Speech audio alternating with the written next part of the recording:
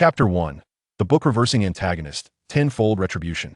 In the northern manor, within the Qingming Sect, one of the 6 veins, the Ziyun Peak, a piercing wail echoed from the main hall of the peak's master. Fragments of words, such as extraterrestrial demons and dream on, could be faintly discerned. Moments later, a figure clad in crimson swept down from the mountainside. Inside the grand hall, a remarkably handsome man lay sprawled beneath the jade throne, blood trickling from the corner of his mouth, his face still etched with terror, as if he had just undergone an exceedingly harrowing experience. Yet, a glimmer of confusion in his eyes suggested that he might have emerged from an alternate reality. His name was Su Yang. Seated comfortably at home, his world shifted dramatically when a colossal truck collided with him, plunging him into darkness. Upon regaining consciousness, he found himself in this unfamiliar place. Before Su Yang could fully comprehend the circumstances, a breathtaking figure burst into the hall, casting a shadow over the light. The woman, adorned in a flowing red gown, possessed an ethereal beauty. Her skin was as smooth as mutton fat, her brows arched like willow leaves, her nose elegantly defined, and her eyes, glistening like dewy peach blossoms, held an enchanting allure. She moved swiftly, her skirt swaying, revealing long legs that resembled fine jade. This was Situ Qingqing, and Su Yang found himself momentarily entranced. As she approached, she crouched down, her already graceful form becoming even more alluring as she bent, her waist resembling a willow, accentuating her curvaceous figure. Concern radiated from her crystal-clear eyes as she gazed at Su Yang. "Master, what has happened to you?" she exclaimed, gripping his hand with urgency. Su Yang blinked in confusion, unable to grasp the situation. He felt her touch, cool and smooth, akin to cherished jade, a sensation unlike any other. Wait? Su Yang sensed a subtle squeeze of his hand, and a fleeting thought crossed his mind. Could she be taking advantage of me? The woman's delicate face flushed with anger. "Master, how could you sustain such grave injuries? Was it the Shaos who ambushed you?" As if through pulse examination, she detected the severe damage to Su Yang's body, his meridian shattered, his dantian destroyed. Is it possible that I am that Shaos? Su Yang, feeling the genuine fury emanating from her, felt increasingly hesitant to speak, fearing that he might reveal his true identity and provoke her ire. "Rest assured, Master, whoever has harmed you, I will ensure they face retribution," she declared fiercely, her teeth gritting in determination. Su Yang felt a chill run down his spine. He dared not utter a word, choosing instead to remain silent and compliant. Seeing Su Yang's silence, she assumed that her master had lost his cultivation and was merely disheartened, as anyone would be after such a calamity. "Master, please forgive your disciple's rudeness," she said, bending down to lift Su Yang into her arms, carrying him towards the inner chamber and onto the bed. As he lay on the expansive bed, Su Yang mused that this seemingly considerate disciple was quite thoughtful. Perhaps his earlier suspicion was indeed unfounded. Yet, just as he began to relax, he was taken aback as she suddenly began to remove his garments. "Master, please remain calm. Your disciple. It is both my responsibility and duty to ascertain the extent of your injuries." The young woman wore a serious expression, her tone earnest, devoid of any hint of jest.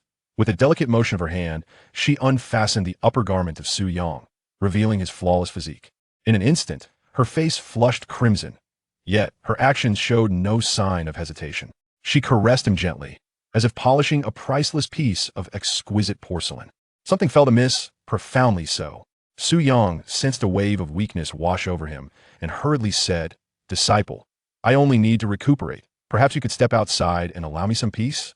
The young woman paused, her movements stilled. After a moment of silence, she suddenly lifted her gaze, her enchanting peach blossom eyes fixed intently on Su Yang's face. "Master, you wouldn't want your loss of cultivation to become known to others, would you? Disciple, you." Realizing the mischievous glint in her eyes, Su Yang understood that this wayward disciple was indeed challenging her master. Yet he found himself powerless, unable to resist her whims. She moved closer, her captivating gaze lingering on his cheek as she traced her finger along his jawline. "Hush, master, call me Qing'er. 2 hours later." Situ Qingqing, her cheeks flushed, left behind a remark, "Master, I shall take good care of you in the future," and then gracefully departed. Su Yang remained, lost in troubled thoughts. "Have I sullied myself?" After a lengthy pause, he managed to utter those words through clenched teeth. During the protracted 2 hours, the rebellious disciple Situ Qingqing had employed every means to torment him. Meanwhile, Su Yang seized the opportunity to comprehend his current predicament that he had traversed realms, entering a world he disparagingly referred to as a eunuch novel, becoming the most unsuccessful antagonist imaginable. Not only was the protagonist a eunuch, but Su Yang's former self was also extraordinary. As the leader of the Ziyun Peak, one of the 6 factions of the Qingming Sect, he wielded immense power. His 7 disciples were all stunningly beautiful, each possessing prodigious talents in cultivation that in the early chapters of the novel. They each held a certain affection for Su Yang. However, Su Yang remained oblivious, fixated solely on his path of cultivation, inadvertently spurning their genuine goodwill.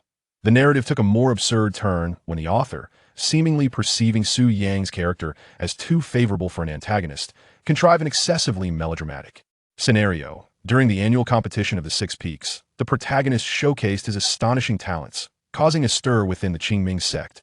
Even the reclusive Grand Elder was roused from his seclusion, humbling himself to request Su Yang to relinquish his grievances, so their legacy might endure. To their astonishment, Su Yang refused, citing the reasoning that this child harbors ill intentions, making him unworthy of discipleship, thus expelling the protagonist from the Qingming Sect. When one of his disciples, who maintained a good rapport with the protagonist, pleaded for leniency, Su Yang retaliated by imprisoning him at the cliff of reflection, forcing him to contemplate for a decade. In the end, Su Yang not only failed to gain any advantages but instead attracted enmity from the protagonist and shattered the hearts of his own disciples. Indeed, Su Yang's judgment possesses a degree of validity. Throughout the narrative, the protagonist harbors malevolent intentions with each new alliance. He seizes power and usurps wives. Even a supporting character, who had extended immense kindness towards him, fell victim to the protagonist's underhanded tactics, ultimately meeting a tragic fate with the lamentable promise, "Upon your death, I shall care for your wife." Such a scenario closely mirrors the treachery of Cao Cao's rebirth. However, Su Yang's misstep lies in his failure to eradicate the threat entirely. As the saying goes, if one does not remove the roots, the grass will regrow with the spring breeze. Fueled by deep-seated animosity, the protagonist ventures forth, encountering numerous fortuitous events, and within a mere 3 years, surpasses Su Yang's own realm. Thus, he returns to exact revenge, overwhelming Su Yang to the point of utter despair, resulting in a rather tragic demise. His disciples, utterly disillusioned with their master, offered no assistance, not even to help retrieve his remains. Fortunately, the plot has yet to unfold. There remains room for maneuver. Su Yang reflected with a hint of relief. Had the 3-year period elapsed, he would have undoubtedly been forced to flee immediately. As for the present, while the protagonist's prowess remains concealed, he may devise a strategy in advance. The strategies are straightforward. Either cultivate goodwill or foster enmity. Su Yang quickly dismissed the notion of befriending the protagonist, for in the narrative, those who attempt such bonds invariably face the direst consequences, often losing their families. Thus, he has no desire to invest effort in nurturing a treacherous wolf. If cultivating goodwill proves futile, then enmity remains the only viable path. The protagonist's status as the central figure arises from the author's whimsical favor, often rendering him extraordinarily formidable. When pursued by antagonists, he regularly transforms peril into fortune, thereby acquiring immense opportunities to enhance his strength and retaliate against foes. Su Yang possesses the self-awareness to recognize that, alone, he cannot vanquish the protagonist. He must rely on external forces, notably his 7 disciples. Each of these disciples is endowed with extraordinary talent, their foundation solid, and their fortunes rivaling that of the protagonist. Thus, as long as he maintains a favorable relationship with his disciples, even if he cannot eliminate the protagonist, his life will remain secure.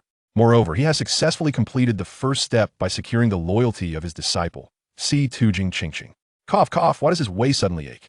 Regrettably, as a transmigrator, I find myself devoid of any golden finger, utterly disgracing the legacy of my predecessors. Su Yang furrowed his brow, massaging his waist. Ding! Upon hearing the host's call, the 10,000-fold return system is now activated. As soon as Su Yang's words fell, a cold, mechanical voice echoed within his mind. Speak of the devil, and he shall appear. Ahem! This phrase carries an ominous connotation.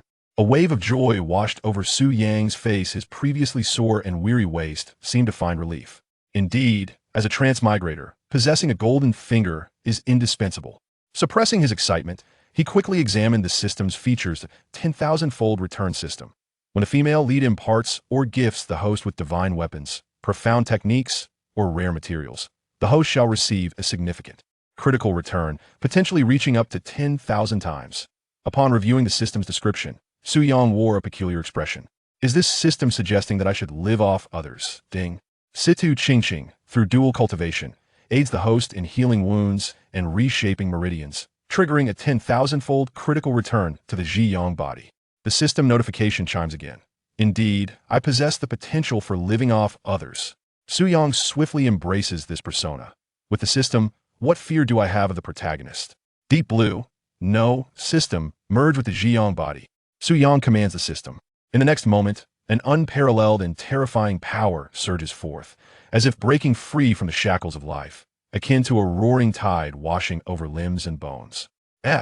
Realm, Qi refinement, foundation establishment, core formation, infant condensation, spirit transformation, void breaking, Mahayana, tribulation crossing. Chapter 2, reshaping muscles and bones, foundation establishment 6th layer.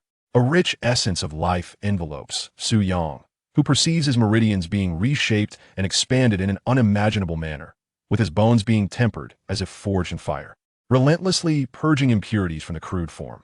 After an hour, all impurities within Su Yang have been expelled, leaving him with an ethereal and transcendent demeanor, his body resembling an unblemished jade, exuding in extraordinary brilliance. Upon introspection, he observes that his blood flows like gold, embodying the utmost strength and purity, radiating a fervent glow. This is the Ziyun body.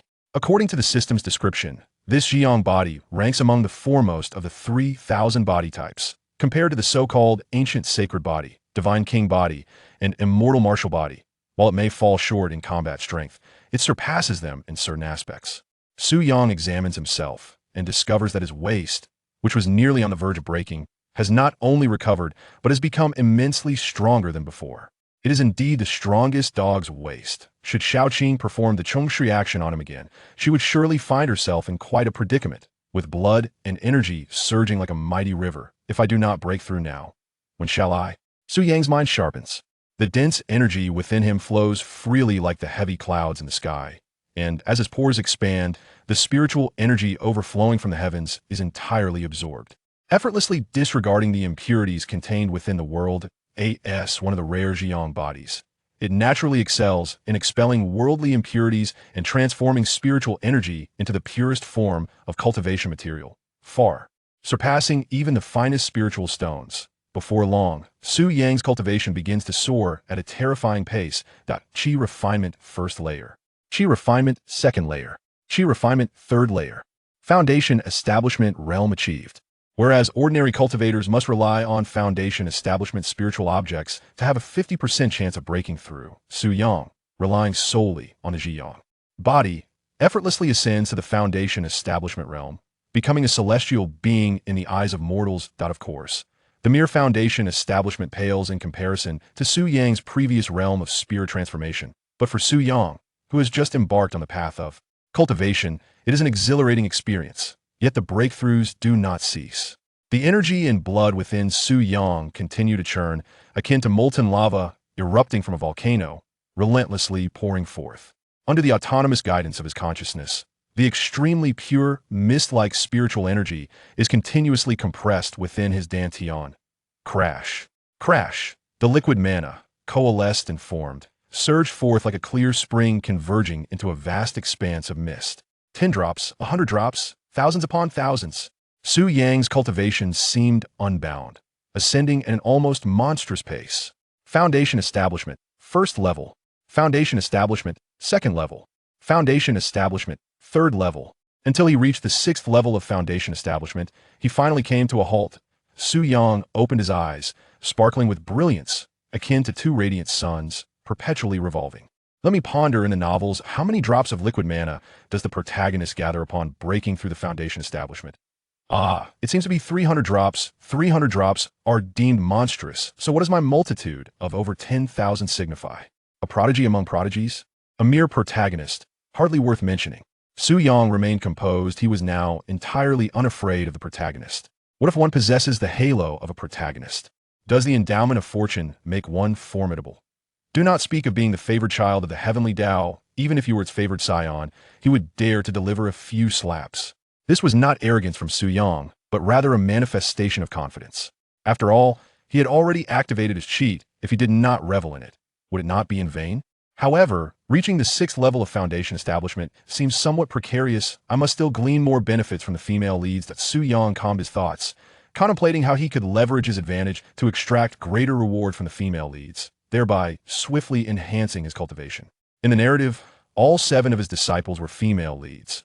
Thus, he merely needed to proceed methodically, extracting the essence from each disciple, and naturally, he would become invincible. Now, which disciples remained on Ziyun Peak? Su Yang searched through the scant memories left by his predecessor. The eldest disciple, Yuan Xian, accepted a task from the Zhuaniage to eliminate the troublesome serpent in the Ingxiu Gorge she set off just 2 days ago. The second disciple, Ruan, ventured into the Qingming secret realm, for training the realm will not open for another half-month. The third disciple, Shui Jinli, due to the sparse population of Ziyun Peak, was dispatched down the mountain to seek quality celestial seedlings. The fifth disciple, Qingming, lively and playful, loves to indulge. She secretly descended to the mortal realm recently and is likely reveling in the delights of earthly cuisine, lost in her own merriment. The sixth disciple, Su Dongying, was brought to the mountain in her youth, having been away from home for several years. She has been granted permission to return for a family visit for half a year. The youngest, Tushan Yao, due to her ancestral bloodline returning to the past, was summoned back by Tushan to receive her inheritance. She may be gone for a few months, or at most a year, before returning to the sect. So, aside from Situ Qingqing, there is no one else left on Ziyun Peak? Su Yang furrowed his brow, somewhat troubled. At Ziyun Peak, within the peach blossom grove, petals fluttered and wafted fragrant aromas, creating a natural path. By the spring, a pavilion stood tall. This moment, inside the pavilion, Situ Qingqing gazed vacantly at her reflection in the mirror, lost in thought for a long while before returning to her senses. A rosy hue spread across her delicate cheeks, and she suddenly covered her flushed face, stammering a few bashful words from her throat. Did I just confess to my master? Merely uttering those few words felt as though she had expended all her strength, causing her to collapse onto the dressing table, her head resting on her arms, unable to lift it. The vivid recollections of the recent scene flooded her mind, making her curl her toes in embarrassment. She had long harbored improper thoughts towards her master, yet due to her master's profound cultivation, as a disciple, she could only bury such sentiments deep within her heart. However, just moments ago, though she remained unaware of what her master had endured, witnessing her master in a state of frailty and dependence was distressing. My master must surely despise me now. Sorrowful regret washed over Situ Qingqing. How could she have lost her composure so abruptly? Moreover, I did not handle the situation well. The image of her master's tightly furrowed brow resurfaced, filling her with profound self-reproach. Had she conducted herself more suitably, perhaps her master would harbor less animosity towards her. What remedy can I pursue now? First and foremost, I must ensure that the senior sister remains unaware. Given her nature, which abhors injustice, if she discovers that I have wronged my master, she would undoubtedly seek to eradicate me from the sect, and I am no match for her. Yet, upon her return, she will surely sense something amiss with our master. If she inquires, and my master divulges the truth to her, there would be no way to conceal it. Thus, I cannot allow my senior sister to return so swiftly. Instead, I shall send a message to her, requesting that she also eliminate the mountain spirit of Fulong Mountain, under the pretext that our esteemed master requires its interdan. My senior sister has always held our master in high regard, dutifully adhering to their words. Surely, she will fall for my ruse. After solidifying her resolve, Situ Qingqing retrieved a pristine jade slip from her waist. With a delicate gesture of her slender fingers, a radiant glow emanated from the slip, swiftly manifesting an image in the void, transitioning from ethereal to tangible. Chapter 3. The First Encounter with Yuan Xian. A shift in offense and defense. Eagle's Cry Gorge, located over 30,000 miles south of the Qingming Sect, is characterized by its swift and profound waters, a haven of natural wonders that has nurtured countless spirits. Such a treasure trove, devoid of formidable demons, has naturally attracted the attention of innumerable creatures. Months prior, a transformed serpent, having taken the form of a flood dragon, appeared from unknown origins and claimed dominion over this gorge. Not only did it reign supreme, rallying demons to its side, but it also regarded passing travelers as prey, even devouring several inner disciples of the Qingming Sect, boasting, one disciple of Qingming, one consumed. This provoked the ire of the sect's higher echelons, prompting the 6 factions to jointly issue a bounty on the serpent, offering substantial rewards, including the treasured sword cultivated over the years by Su Yang's previous incarnation.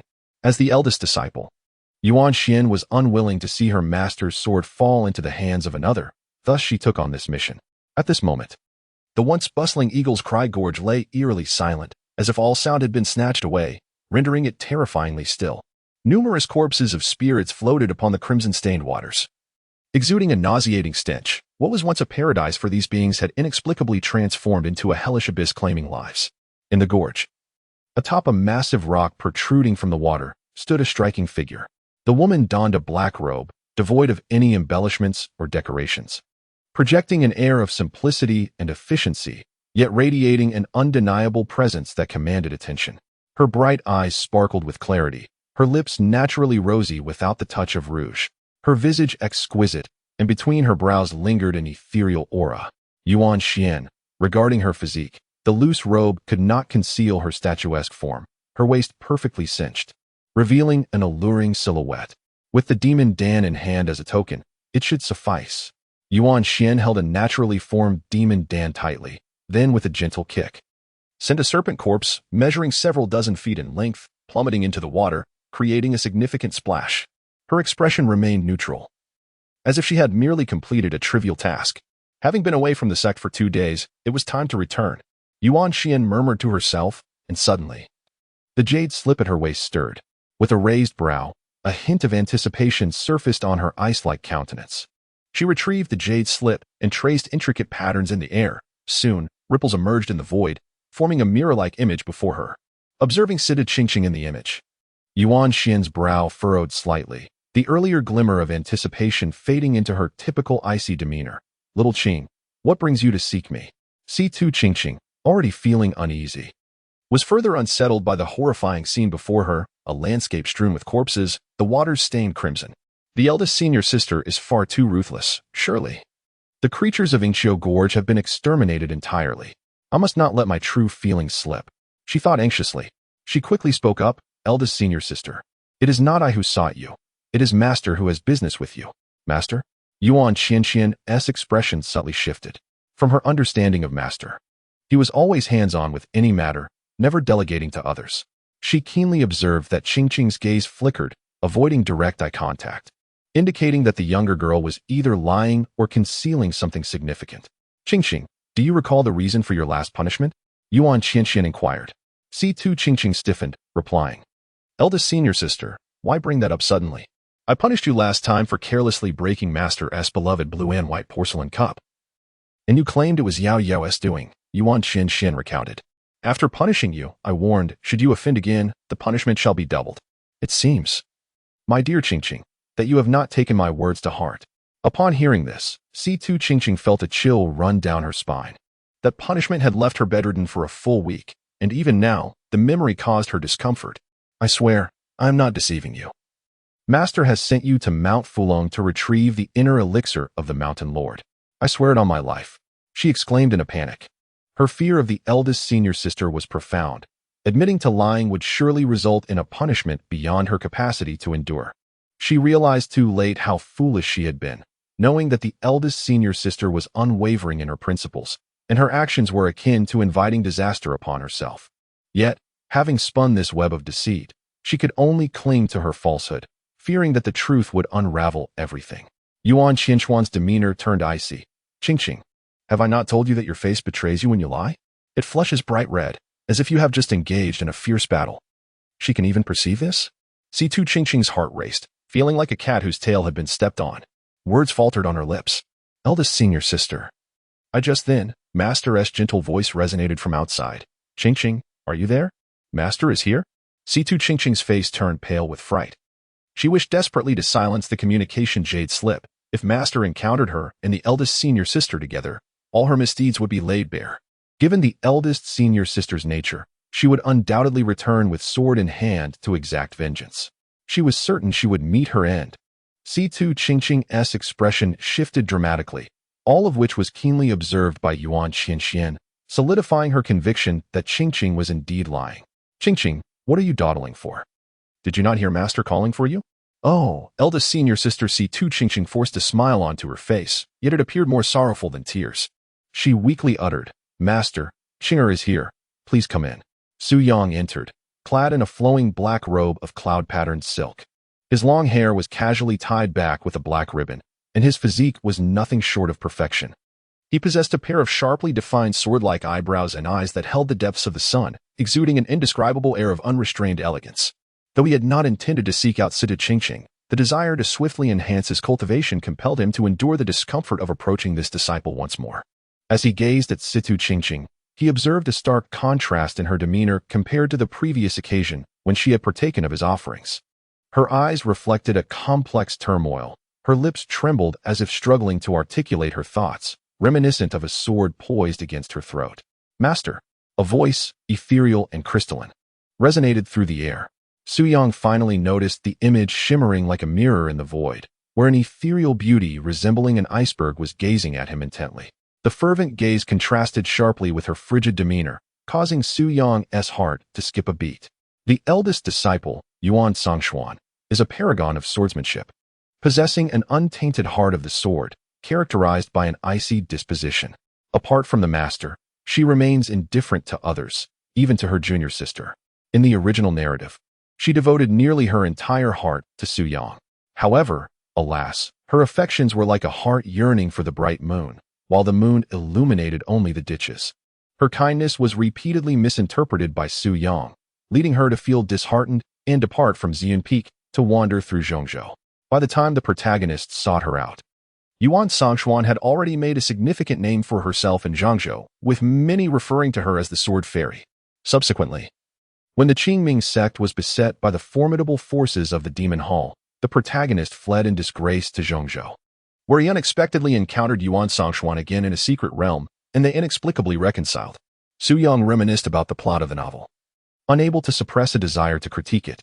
Given Yuan Xian's temperament, if she were to discover that the protagonist had slain her master, she would likely draw her sword in an instant, rather than seek reconciliation. Such a mindless narrative crafted by the author is truly exasperating. After inwardly cursing the wretched author, Su Yang turned his gaze towards Yuan Xuan, adopting a gentle tone. "Xuan, I recall that you were not tasked with eliminating the serpent at Eagle's Cry Gorge. What brings you to communicate with your junior sister, Yujian?" Yuan Xuan was momentarily taken aback. Her master had never before addressed her with such an endearing term. Could it be? Her earlobes flushed a delicate hue as she replied earnestly, replying to Master, "Your disciple has indeed vanquished the malevolent serpent. I was poised to return to the sect when little Qin conveyed your directive, instructing me to also eliminate the mountain lord of Fulong Mountain." Situ Qingqing's face turned ashen, burying her head deep into her chest. Upon hearing Yuan Xuan's words, Su Yang raised an eyebrow and glanced towards Situ Qingqing. This caused her to lower her head even further, appearing timid like a quail, a stark contrast to the defiant disciple she had been previously. Su Yang found the scene amusing, as it mirrored the vivid descriptions found within novels. Situ Qingqing, fearless in all matters, harbored a singular dread for her senior sister, Yuan Jinxian. How delightful this was. "I'm doomed." Situ Qingqing trembled slightly, nervously awaiting the tempest that was sure to come. Being expelled from the sect would be a mild fate. My end would undoubtedly be more tragic than that of the serpent. Flayed and tortured. Oh, how dismal. Yet, contrary to her expectations, the anticipated scene did not unfold. Su Yang chuckled, affirming, "Indeed, it was my directive." Situ Qingqing abruptly lifted her gaze, staring blankly at Su Yang, her eyes reflecting confusion, as if she could not fathom why her master would shield such a wayward disciple. However, this was not the moment for such musings. She turned her attention to Yuan Jinxian, who appeared momentarily taken aback, and with a pout of indignation, she exclaimed, "Senior sister, you heard that, right? It was Master's command. I did not deceive you." Although Yuan Jinxian sensed that there was something amiss, her unwavering respect for her master led her to dismiss any doubts. Upon hearing her master's defense of the young disciple, she took a deep breath and declared, "Since master requires that inner elixir, I shall venture to Fulong Mountain to retrieve it." Upon hearing her senior sister's words, Situ Qingqing maintained an outwardly calm demeanor. Though her heart brimmed with joy, she had not anticipated that, after such twists and turns, her objective would ultimately be realized. However, to her surprise, Su Yang waved his hand dismissively, saying, "There is no need for that. I have discovered that the ancient formula I found is a forgery. Qianer, you should return soon. I have been quite concerned. With that, the spirit stone maintaining the communication through the jade slip was entirely depleted. What had Master just said? That he missed me? Yuan Jinxian sat dazed upon the rock, and as she regained her senses, a delicate blush, reminiscent of early spring blossoms, adorned her fair cheeks, making her all the more enchanting. Within the pavilion, the atmosphere fell into a tranquil silence. After a while, Situ Qingqing felt a tinge of embarrassment. Lowering her gaze and twirling a loose strand of hair with her fingers, she shyly inquired, Master, why do you choose to shield your disciple? Suyang chuckled, a hint of wicked amusement in his expression. Qing'er, I presume you wouldn't want your senior sister to discover your treachery against your master, would you? Situ Qingqing. Chapter 4. Tokens of Affection, Immortal and Indestructible. Suyang glanced at the seemingly asleep Situ Qingqing beside him. She had a strand of dark hair caught between her lips, her ears still tinged with a faint blush. 3 parts of weariness were evident between her brows, making her appear as though she had endured great torment. Utterly lacking in strength. Let us see if you dare to utter such bold words again next time. Suyang extended his hand to warm himself by the gently heated jade bowl before rising from the bed. Situ Qingqing, in a state that oscillated between slumber and wakefulness, let out a soft murmur as the sounds of clothing rustling reached her ears. She waited patiently until silence enveloped the loft. Only then did she timidly open her eyes, her gaze filled with an overwhelming sense of embarrassment. Has my master truly departed? She pondered silently, peering cautiously outside. To her astonishment, her master entered, carrying a teapot. In a flurry of panic, Situ Qingqing attempted to close her eyes and feign sleep once more. Feigning slumber, are we? I have indeed seen you awaken. Suyang leaned closer, setting aside the teapot, and gazed at Situ Qingqing with a teasing smile. Caught in the act, Situ Qingqing could no longer maintain her facade. Yet she dared not meet Suyang's eyes, choosing instead to turn her head away, her eyelashes fluttering gently. Master, she murmured, I was not pretending to be asleep. I truly felt faint. Though it might sound like an unconvincing alibi, her words were, in fact, the honest truth. In his relentless pursuit of exploiting opportunities, Suyang exerted considerable effort. Given Situ Qingqing's inherently delicate constitution, it would indeed be abnormal for her not to feel faint. Regrettably, it appears that this time he did not succeed in reaping any benefits. Suyang harbored doubts regarding the efficacy of his approach, yet he found himself unable to validate his suspicions and could only seek opportunities elsewhere, hoping to grasp even a few elusive advantages. I trust you, my disciple. Observing how hoarse your voice has become, come and have a sip of water. Suyang thoughtfully poured a cup of tea and gently helped Situ Qingqing to her feet. Situ Qingqing, whose body was already delicate, felt even more like a puddle of water upon hearing Suyang remark on her hoarse voice, leaning weakly into his embrace. Master. Observing this, Suyang did not press her further. Instead, he took a sip from the cup and lowered it to her lips to share the warmth. Situ Qingqing's vitality began to revive slightly, yet the blush on her charming face became increasingly captivating. Master, what is it? Suyang inquired, disciple. It seems as though you have transformed into an entirely different person. In the past, you were oblivious to the affairs beyond your window, wholly devoted to your cultivation.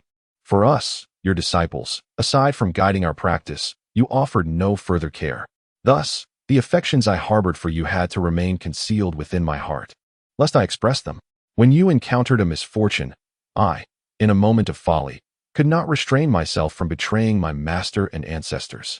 I believed you would surely loathe me for it. Situ Qingqing gently interjected, to my surprise, not only did you shield me from blame, but you also took advantage of the situation? Well, to be precise, it was I who took advantage of you. Master, she murmured, her cheeks flushed. Regardless of who benefited from whom, Suyang said, lowering his head to place a kiss upon her forehead, it is not that I have changed, but rather that after encountering a setback in my cultivation, leading to a loss of my powers, your commotion made me realize something. Despite my singular focus on the Tao and my detachment from worldly affairs, true longevity remains elusive. This was a carefully constructed statement in Suyang's mind, intended to alleviate the confusion of his female disciples. Master, you must not think this way. You are the youngest true monarch of the transformation god in the Qingming Sect. Even the Grand Elder has remarked upon your potential to become a void-breaking sovereign. Situ Qingqing nestled in his embrace, offering comfort. Even if one were to break through to the void and attain sovereignty, it would grant merely a few thousand years of life. What then is the meaning of true longevity? Su Yang let out a long sigh, and then a peculiar glint appeared in his eyes as he teased, Qing'er, could it be that you do not favor your current teacher? If that is the case, then I shall devote myself wholeheartedly to the path. Su Yang pretended to leave. At that moment, Situ Qingqing became anxious and, without knowing where she found the strength, she embraced Su Yang tightly. Su Yang did not anticipate such an unexpected turn of events. He suddenly found himself unsteady, being unexpectedly pinned beneath Situ Qingqing. With a slight furrow in her brow, Situ Qingqing chose to sit astride Su Yang's lap, gently rubbing against him like a koala. Disciple adores the current master, yet remains uncertain if the master reciprocates these feelings for Qing'er. It seems I have not yet been adequately admonished. As a man of action, Su Yang preferred to take decisive measures rather than engage in idle chatter. He supported Situ Qingqing's lower back, preparing to roll over. Startled, Situ Qingqing shivered and exclaimed, "No need, master. Qing'er understands your intentions now. Please, spare me." Her voice trembled with the threat of tears. In her current state, any further commotion could lead to her very structure falling apart. Observing her near tears, Su Yang thought to himself, "It seems I have successfully concealed my intentions. All right, all right." He reassured her, "I was merely teasing you. Why are you crying like a child?" Su Yang gently wiped away the tears at the corner of her eyes, his voice as soothing as jade. After offering comfort for a while, Situ Qingqing remained in a state of sorrow, her face resembling a rain-soaked pear blossom. As she leaned against him, her shoulders trembling with deep sobs. Su Yang had not anticipated that his casual remark would frighten Situ Qingqing to such an extent. Indeed, the reputation of the Yang Dao body is well-deserved. "Qing'er, if you refrain from crying, I shall grant you a request." Su Yang gently patted the fragrant shoulder of Shui and I, akin to soothing a child. "Really?" The sound of weeping abruptly ceased as Situ Qingqing raised her head, her eyes red-rimmed and brimming with anticipation. It truly worked, Su Yang thought in astonishment, turning to Situ Qingqing with an expression of utmost seriousness. "Indeed, speak your desire. I wish for the jade pendant at my master's waist." Situ Qingqing appeared to have been prepared for this moment. It was merely a piece of jade. After inspection, Su Yang found no extraordinary qualities in it. Very well. Su Yang removed the jade pendant from his waist and handed it to Situ Qingqing. "The master truly bestowed this precious jade pendant upon me."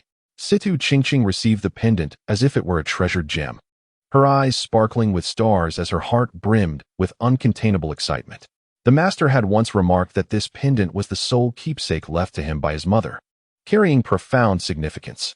The master's gift of this pendant to her must surely imply a token of affection. It must be a token of affection. Oh my, it turns out the master holds such fondness for me. "Master, I shall cherish this jade pendant with all my heart." A blush blossomed on Situ Qingqing's delicate face, quickly spreading to her ears and neck. After carefully concealing the pendant, she produced an ancient, unadorned jade tablet from seemingly nowhere and presented it to Su Yang, stating earnestly, "Master, this is the most precious possession I have, and today I bestow it upon you." Upon finishing her words, Situ Qingqing gazed at Su Yang with wide eyes, a look of concern etched on her face, as though fearing he might decline her heartfelt offering. Naturally, the master would accept Qing'er's sincere gift. As Su Yang received the jade pendant, a prompt resonated in his mind. Ding! Situ Qingqing bestowed upon the host the incomplete celestial-level cultivation technique, the eternal Yang scripture, triggering 100-fold critical return of the undying and unyielding scripture. What an unexpected delight! Su Yang's pupils slightly contracted, and a glimmer of tumult flickered in his gaze. Chapter 5. Seizing Opportunities, Plans Foiled. How could this profound technique have found its way into my hands? Su Yang embraced the delicate and smooth Situ Qingqing, raising an eyebrow as an odd expression crossed his face. In the original narrative, when the protagonist was expelled from the Qingming Sect by Su Yang, Situ Qingqing was deceived by his feigned innocence. Unable to bear seeing such a prodigious talent cast aside, and driven by a desire to make amends for her master, she reluctantly bestowed upon the protagonist a jade slip inscribed with the incomplete sun god technique. The protagonist, possessing the yang-yin battle body, found a remarkable resonance with this technique, and their union unleashed a formidable power that surpassed all expectations. Thus, within the first 500 chapters, The protagonist wielded this fragmented sun god technique to vanquish foes with unmatched prowess, never facing defeat. It can be said that this technique served as the protagonist's primary means of combat in the early stages. Interestingly, even Su Yang ultimately met his demise due to this very art. Now, by a twist of fate, this technique has inexplicably fallen into his hands. Moreover, the system has returned to him a celestial-grade technique known as the undying and unyielding scripture. This scripture also appeared in the original text, albeit mentioned sparingly. However, according to its description, the protagonist's prideful sun god technique was birthed from the observations of a venerable figure named Fire Li, who, upon witnessing someone perform the undying and unyielding scripture on an unnamed stone wall, painstakingly crafted the sun god technique from the faint traces left behind. Tragically, mere months after its creation, Fire Li passed away, lamenting with the words, "After 100 years of enlightenment, I can only glimpse a fragment. Alas, how blind is the heavens!" From this, one can infer the vast disparity between the sun god technique and the undying and unyielding scripture, comparable to the chasm between heaven and earth. Who, then, truly is the protagonist? At this moment, Su Yang was in an exceptionally jubilant mood. Not only had he seized the protagonist's opportunity, but he also managed to bolster his own combat prowess. An exhilarating triumph indeed. Situ Qingqing, resting her head on his shoulder, suddenly furrowed her brow, letting out a soft hum, and gently patted the back of Su Yang's hand. Su Yang glanced down and realized the situation, awkwardly releasing his grip. "Qing'er, I assure you, as long as I am alive, this jade slip will remain." Ba. Master, do not utter such words. It is inauspicious," Situ Qingqing exclaimed, covering Su Yang's mouth with her hand. Ha, Qing'er, you are truly considerate. Please rest for now. I shall return this evening." Su Yang laughed heartily. "Ah, you are coming tonight as well." Situ Qingqing was so frightened that her face lost all color. "Ahem, Qing'er, do not be afraid. This evening, I shall only engage in a candlelit conversation with you, requiring merely your eloquence." Su Yang gently brushed her fragrant shoulder as a gesture of comfort. Situ Qingqing's charming face flushed with a rosy hue, and she murmured, "Master, please go ahead. Qing'er needs to rest now." Su Yang leaned down and pressed a gentle kiss on Situ Qingqing's flushed cheek before turning to leave the loft. Once he departed, Situ Qingqing pulled the blanket over herself, shutting her eyes as her mind began to wander aimlessly. What should I do? By the end of tonight, my voice will surely be rendered completely hoarse. No. I must devise a plan. I've heard that drinking plenty of water can soothe the throat. With this thought in mind, she disregarded her soreness and hurriedly emerged from the blanket, reaching out towards the teapot. A flash of light danced, and the teapot landed in her hands. Without a moment's hesitation, she embraced it and drank fervently. In a desolate mountain range, the daylight was obscured by dense foliage, and silence enveloped the surroundings, save for the faint sounds of creeping insects and small creatures. At this moment, outside a narrow mountain path, an unremarkable young man lay concealed within the thick grass, inquiring of the jade pendant hanging at his breast. "Master, are you certain that the fated person will pass this way?" The pendant emitted a radiant glow, and an elderly voice resonated. "Indeed, in my former life, I calculated the heavens and made no mistakes. Though now only a remnant of my soul remains, and my abilities have diminished, I can still ascertain your fortune with ease. Disciple, not only have I determined that this person is your destined companion, but also your romantic fate. TSK, you truly are blessed in matters of love." This was the jade pendant of Elder Xiaoyi, once a formidable figure in the Central Plains known as the revered Li Hua. "Master, please do not jest. I have yet to avenge my grievances and cannot indulge in romantic entanglements." Xiaoyi responded with utmost seriousness. Had it not been for the glimmer of lust in his eyes, coupled with their long acquaintance that revealed the young man's true nature, perhaps the elder might have been deceived by his seemingly innocent exterior. Yet, he chose not to expose him. After all, as a powerful being, one must possess the lofty aspiration of drunkenly cradling a beauty in one's arms, and upon waking, wielding dominion over the world. "Disciple, I have calculated that if you encounter this destined individual, it will bring you immense fortune.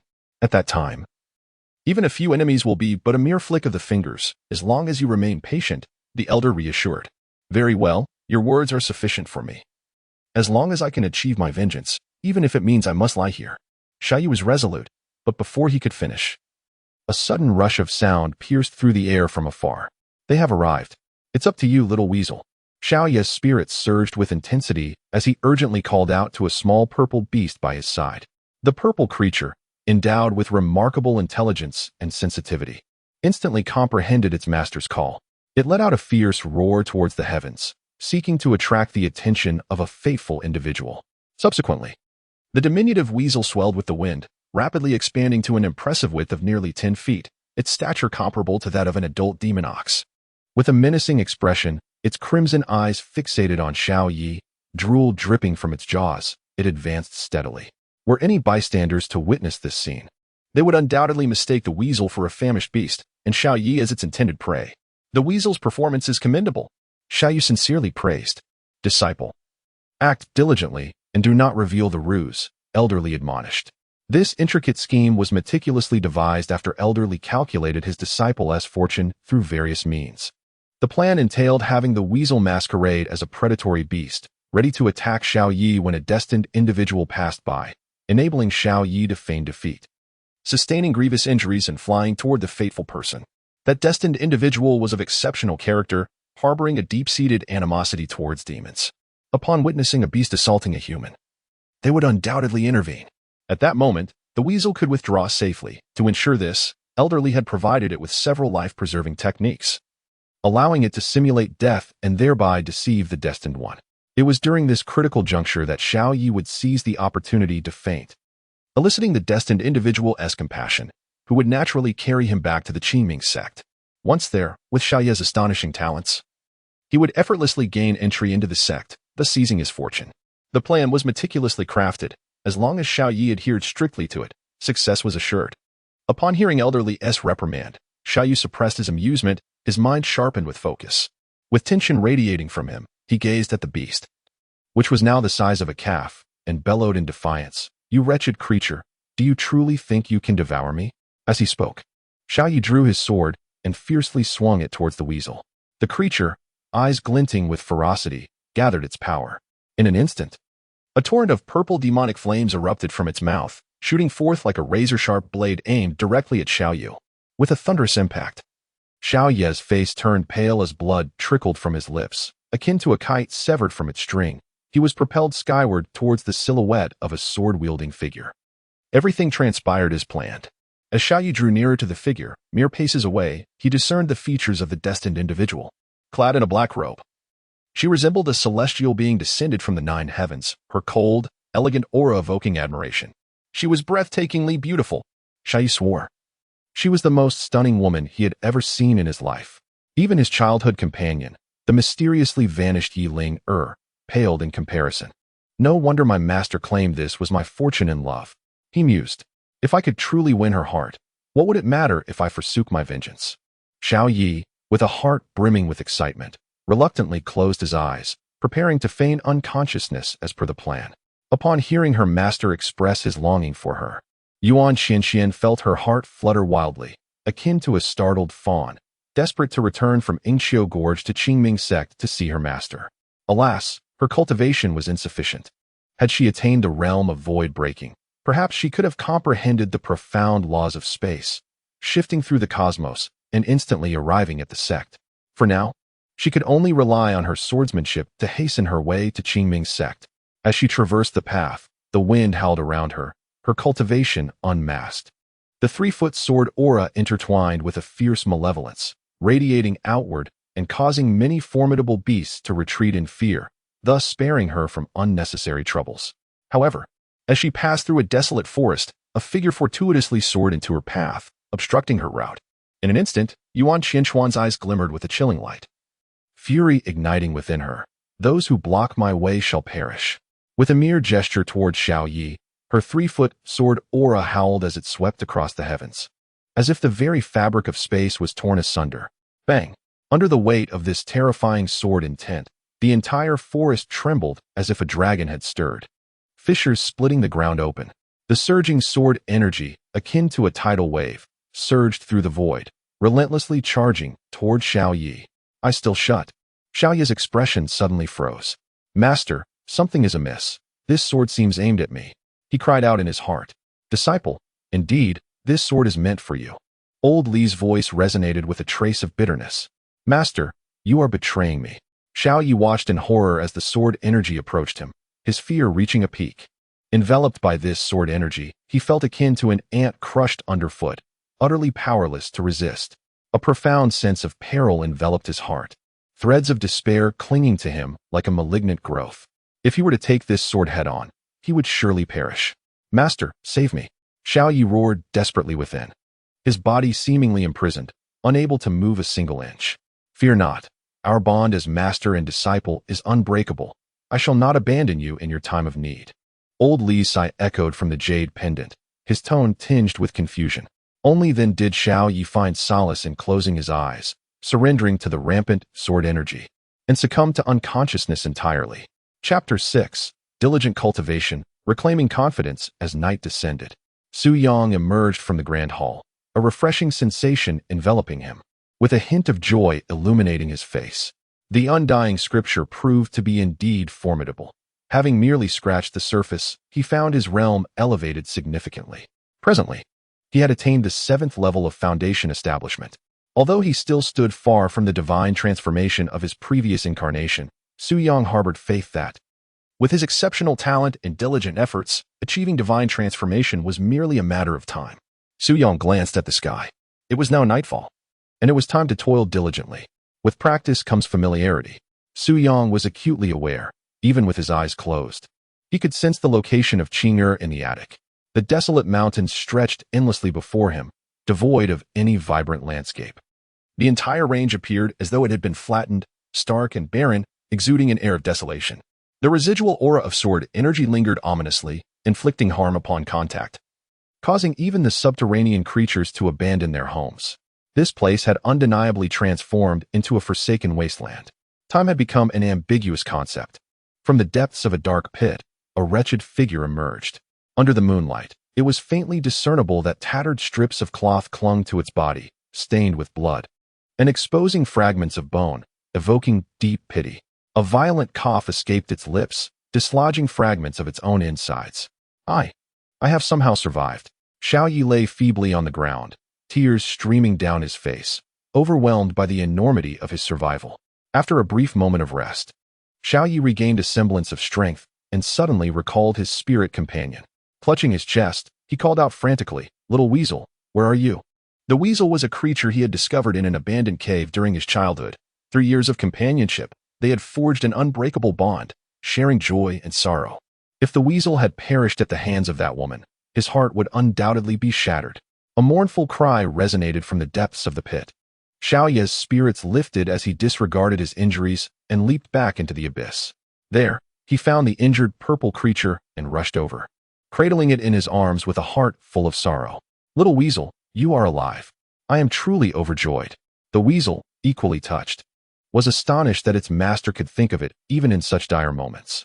The two embraced, weeping together in shared grief. After a long while, they finally calmed down. Xiao Yi gently stroked the weasel's head, murmuring to himself, "The pressing matter at hand is to find a place to heal and perhaps gather some spiritual treasures to nourish our souls and awaken my master." He believed that his master had exhausted all spiritual energy to protect him and was now in a deep slumber. To his astonishment, a frail voice emanated from the jade pendant. "Cough, cough, my disciple. It brings me great comfort that you still think of your master." "Master, you have not succumbed to slumber," Xiao Yi exclaimed, filled with exhilaration. After all, without his master, he would be an entirely ordinary person, utterly incapable of escaping the clutches of his enemies. He had nearly faltered. That young woman possessed astonishing talent in the sword arts, likely earning her a notable place even amidst the prodigies of the central continent. Had it not been for this ring, which mitigated a portion of the sword energy, his master might have truly fallen into an eternal sleep. Elderly, still haunted by the past, found his mind drifting to that enchanting figure, a peculiar thought invading his heart. Though the woman had indiscriminately drawn her sword against him, he felt no urge for revenge. Instead, he contemplated that such a wild and untamed spirit was worthy of his conquest. "Master, did you not say she is my fated companion? Why then did she suddenly strike at me? Has she uncovered our scheme?" Suppressing his inner turmoil, Xiao Yi posed 3 questions in quick succession. "You inquire of me, but whom should I ask?" Elderly was equally perplexed. Everything had seemed to align so perfectly, as if the heavens had indicated thus. How could such an unexpected turn of events arise? Surely, the heavens would not deceive him. Yet faced with his disciples' confusion, he felt compelled to offer an explanation. I surmise it may be that the young lady was in a foul mood? Surmise? Xiaoya's tone rose in disbelief. Ahem, disciple. Do not dwell on such trivialities. Elder Li's face flushed, well aware that using the word surmise tarnished his esteemed identity in the realm of divination. To regain his disciples' trust, he hastily added, My spiritual energy has been partially restored. I can still divine your fortune. Master. Xiaoyu was deeply moved. He had once harbored resentment towards Elder Li for secretly absorbing his cultivation without permission, but through their prolonged companionship, he had come to realize the elder's profound sincerity and lack of selfishness. Although this time, due to Elder Li's miscalculation, he had suffered grievous injuries, he remained willing to place his faith in him. Xiaoyu patiently awaited the elder's further insights. At last, the voice from the jade pendant emerged. Disciple, I have divined it. Your opportunity lies within Qianyuan City. Elder Li's voice grew increasingly feeble, sounding as if it were being drained away. Where is Qianyuan City? Xiaoyu felt invigorated, determined to reclaim what he had lost. Near the Qingming Sect, Elder Li replied. Xiaoyu was taken aback, awkwardly rubbing his nose. Master, why is it again the Qingming Sect? Is that not the vicinity you mentioned? Indeed, is it not near the Qingming Sect? Elder Li responded. However, the very name of Qianyuan City suggested it was under the jurisdiction of the Qingming Sect. Once bitten by a snake, one is always wary, Xiaoyu confessed, still shaken. Disciple, are you truly afraid? Elder Li inquired sternly. Master, I am not, Xiaoyu retorted, somewhat defiantly. Disciple, as a cultivator, you will encounter innumerable life and death tribulations throughout your life. Indeed, the chasm between life and death holds great terror, yet it also presents immense opportunities. If you can traverse this threshold, you shall reap boundless benefits. Just as in this instance, although you are gravely injured, have you not noticed that your meridians have expanded considerably, and your ability to absorb spiritual energy has accelerated? The voice of the elder resonated like a mighty bell, echoing through Xiaoya's heart. Instantly, he examined himself and found that, as the elder had stated, his meridians had indeed been expanded. Once his injuries healed, his combat prowess would undergo a qualitative leap. It appeared that the enchanting woman was truly his destined companion, and his master's predictions had not been in vain. Master, your teachings are invaluable, Xiaoyu replied, regaining his confidence and expressing his sincere willingness to learn. Seeing Xiaoya's shift in mindset, the elder finally breathed a sigh of relief and said earnestly, Disciple, remember this. Only those who have endured the trials of life and death can become true warriors. Otherwise, you will remain a delicately nurtured flower, easily scattered by the slightest breeze. He understood his disciple's nature well, fearful of challenges and adversity. Thus, he knew that he must occasionally provide him with encouragement to spur his diligent practice. The so-called expansion of his meridians was merely a result of being wounded by that woman's sword energy. Master, I have taken your lessons to heart. I shall now set forth on my journey to Qianyuan City. Inspired by the elder's words, Xiaoyu felt invigorated, clenching his fist with determination. Disciple, there is no need to. The elder's sentence was cut short as Xiaoyu interrupted. Master, there is no more to say. As cultivators, we contend with fate. How can we afford to squander our time here? After speaking, Xiaoyu turned his gaze toward the little weasel, the meaning of which was unmistakable. The little weasel, sensing the sorrowful emotions emanating from its companion, made the elder feel somewhat awkward. It seemed that the motivation had perhaps been a tad excessive. Chapter 7. A fear of ruin, mysterious confidence. Night after night, a new day dawned once more. Su Yang, with an imposing demeanor, sat at the edge of the bed and presented the tea he had prepared earlier to Situ Qingqing. Master, your disciple is parched, as if on the verge of igniting. Situ Qingqing remarked, her eyes reflecting exhaustion. Her voice was feeble, almost lifeless, resembling that of someone who had swallowed shards of glass after a night of intimate confessions. It was only natural that she felt drained. I apologize for my negligence, he replied. Su Yang, with a look of regret, promptly offered the teacup to the crimson lips before him. Gulping, Situ Qingqing swallowed the water in the cup in one go, her hoarse voice finally improving.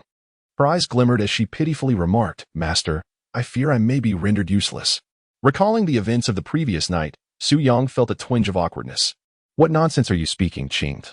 You must first recuperate. I shall be entering seclusion for cultivation tonight. The implication was clear. He would not engage in intimate conversation with her this evening. With that, Su Yang turned and departed, watching her master's retreating figure. Situ Qingqing was left in a state of confusion. Clearly, her master possessed no cultivation, and he had never been a practitioner of physical training. His physique should not be so formidable. Su Yang walked towards the grand hall atop the mountain, his spirits elevated. After all, the previous night had been marked by gentle rain and brisk winds. Yet, it was somewhat regrettable that he would not have the opportunity to engage in discussions about the philosophy of life with Qingyo that evening. Su Yang clicked his tongue. And before he knew it, he had arrived at the grand hall atop the peak. He settled onto the meditation cushion he typically used for his practice, immersing himself in contemplation. In the original narrative, the protagonist must have already encountered his eldest disciple, Yuan Su Xian. It is even possible that they are already en route to the Qingming Sect. Meanwhile, during this interval, he had captured Situ Qingqing, who was intricately linked with the protagonist, and seized her greatest opportunity. If only the protagonist could sense that his fortune had been usurped, how delightful it would be. Just imagining the protagonist's frantic expression brings him joy. Amidst his excitement, Su Yang did not forget to cultivate. After all, when it comes to dealing with the protagonist, one's own strength is paramount. He shut his eyes and swiftly began his training. A blazing sun suddenly surged from within him, causing the temperature of the grand hall to rise dramatically. Another day passed. Xiaoyi, riding his small weasel, finally arrived at Qianyuan City. As one of the 4 major cities under the jurisdiction of the Qingming Sect, the entrance was bustling with activity, teeming with people and vehicles, creating a scene of great congestion, which included numerous cultivators, scholars, monks, Taoists, the elderly, women, and children. Some wielded swords, some piloted spirit boats, while others carried wine gourd or, like him, rode spirit pets. This Qianyuan city is indeed extraordinary. Xiaoyi jumped down from his weasel, gazing at the magnificent city before him, filled with admiration. Just then, not far away, a female cultivator, also riding her spirit pet, approached him with an icy demeanor, offering him a pill before departing. She did not utter a word, merely casting him a peculiar glance as she left. Master, master. Xiaoyi glanced at the pill in his hand, and then sneakily eyed the voluptuous figure of the female cultivator, feeling quite elated. Did you see that? Your disciple does not rely on mere appearance and has still won a woman's favor. This pill is powerful proof. What a foolish disciple. That woman hardly favored you. It was clear she could not bear to witness your spirit pet, exhausted and foaming at the mouth, being mistreated. And thus she came over to offer you a restorative pill for spirit beasts. Did you not notice the expression in her eyes at the end? It was unmistakably one of disdain and pity. The pity was for the small weasel, while the disdain was directed at you. Li Lao felt utterly powerless to comment. His disciple, aside from occasionally exhibiting an inexplicable confidence, was generally acceptable, so he had no intention of discouraging Xiaoyi, gently saying, "Indeed, that woman was quite considerate. Seeing the small weasel faint, she brought you a beast essence pill." What? The small weasel fainted. Xiaoyi hastily glanced back at the little ferret, noticing the froth at its mouth and the weakness in its breath. He quickly fed the beast a medicinal pill, the beast origin pill. Indeed, an essential remedy for beast masters, proved effective in healing spiritual pets.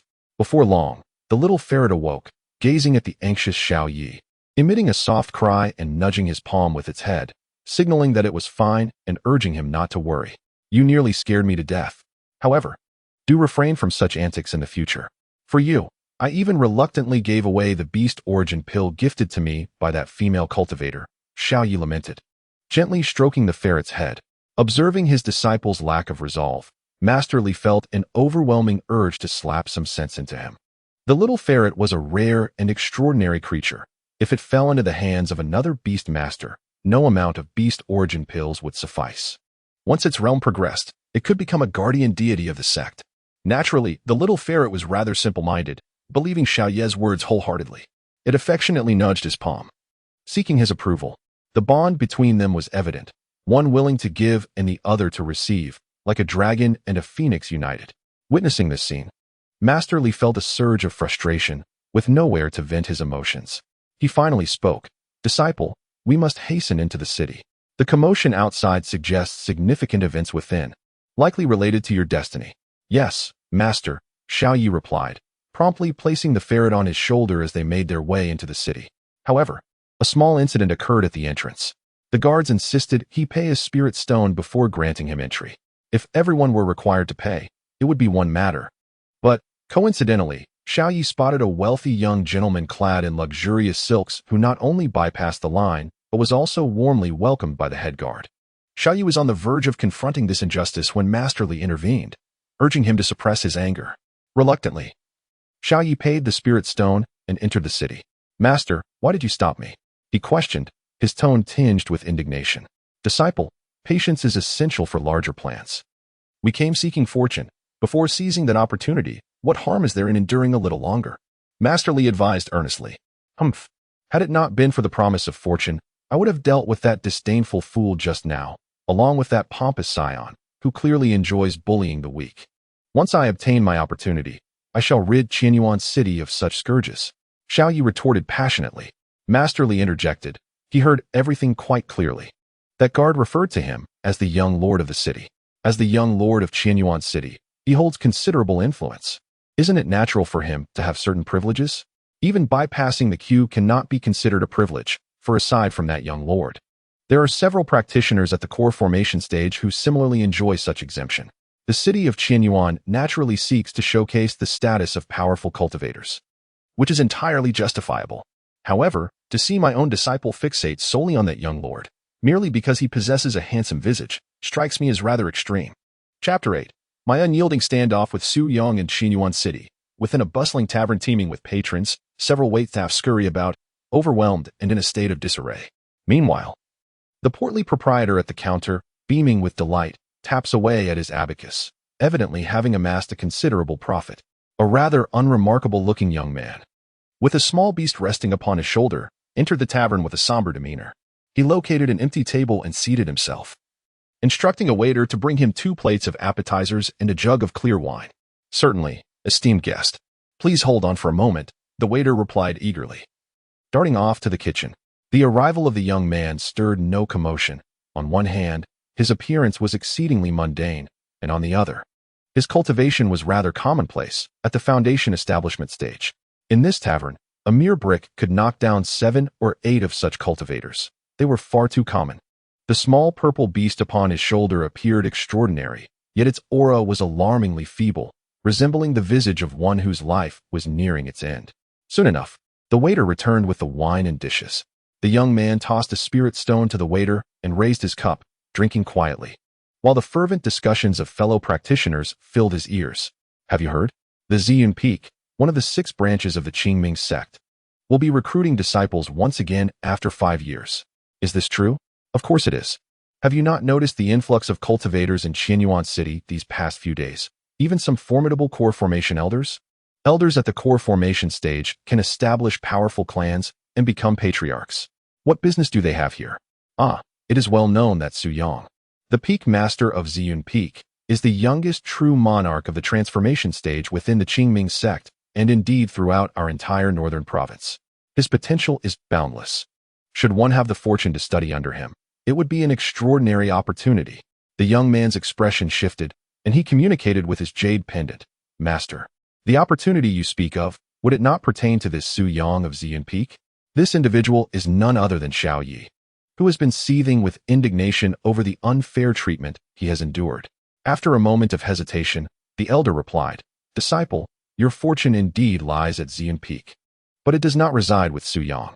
"How could that be?" Xiao Ye's eyes widened in astonishment, filled with uncertainty. "Master, if my fortune is at Ziyun Peak, then I cannot possibly avoid crossing paths with Su Yong. If he is not my destined ally, he would surely not stand idly by as I claim my fortune.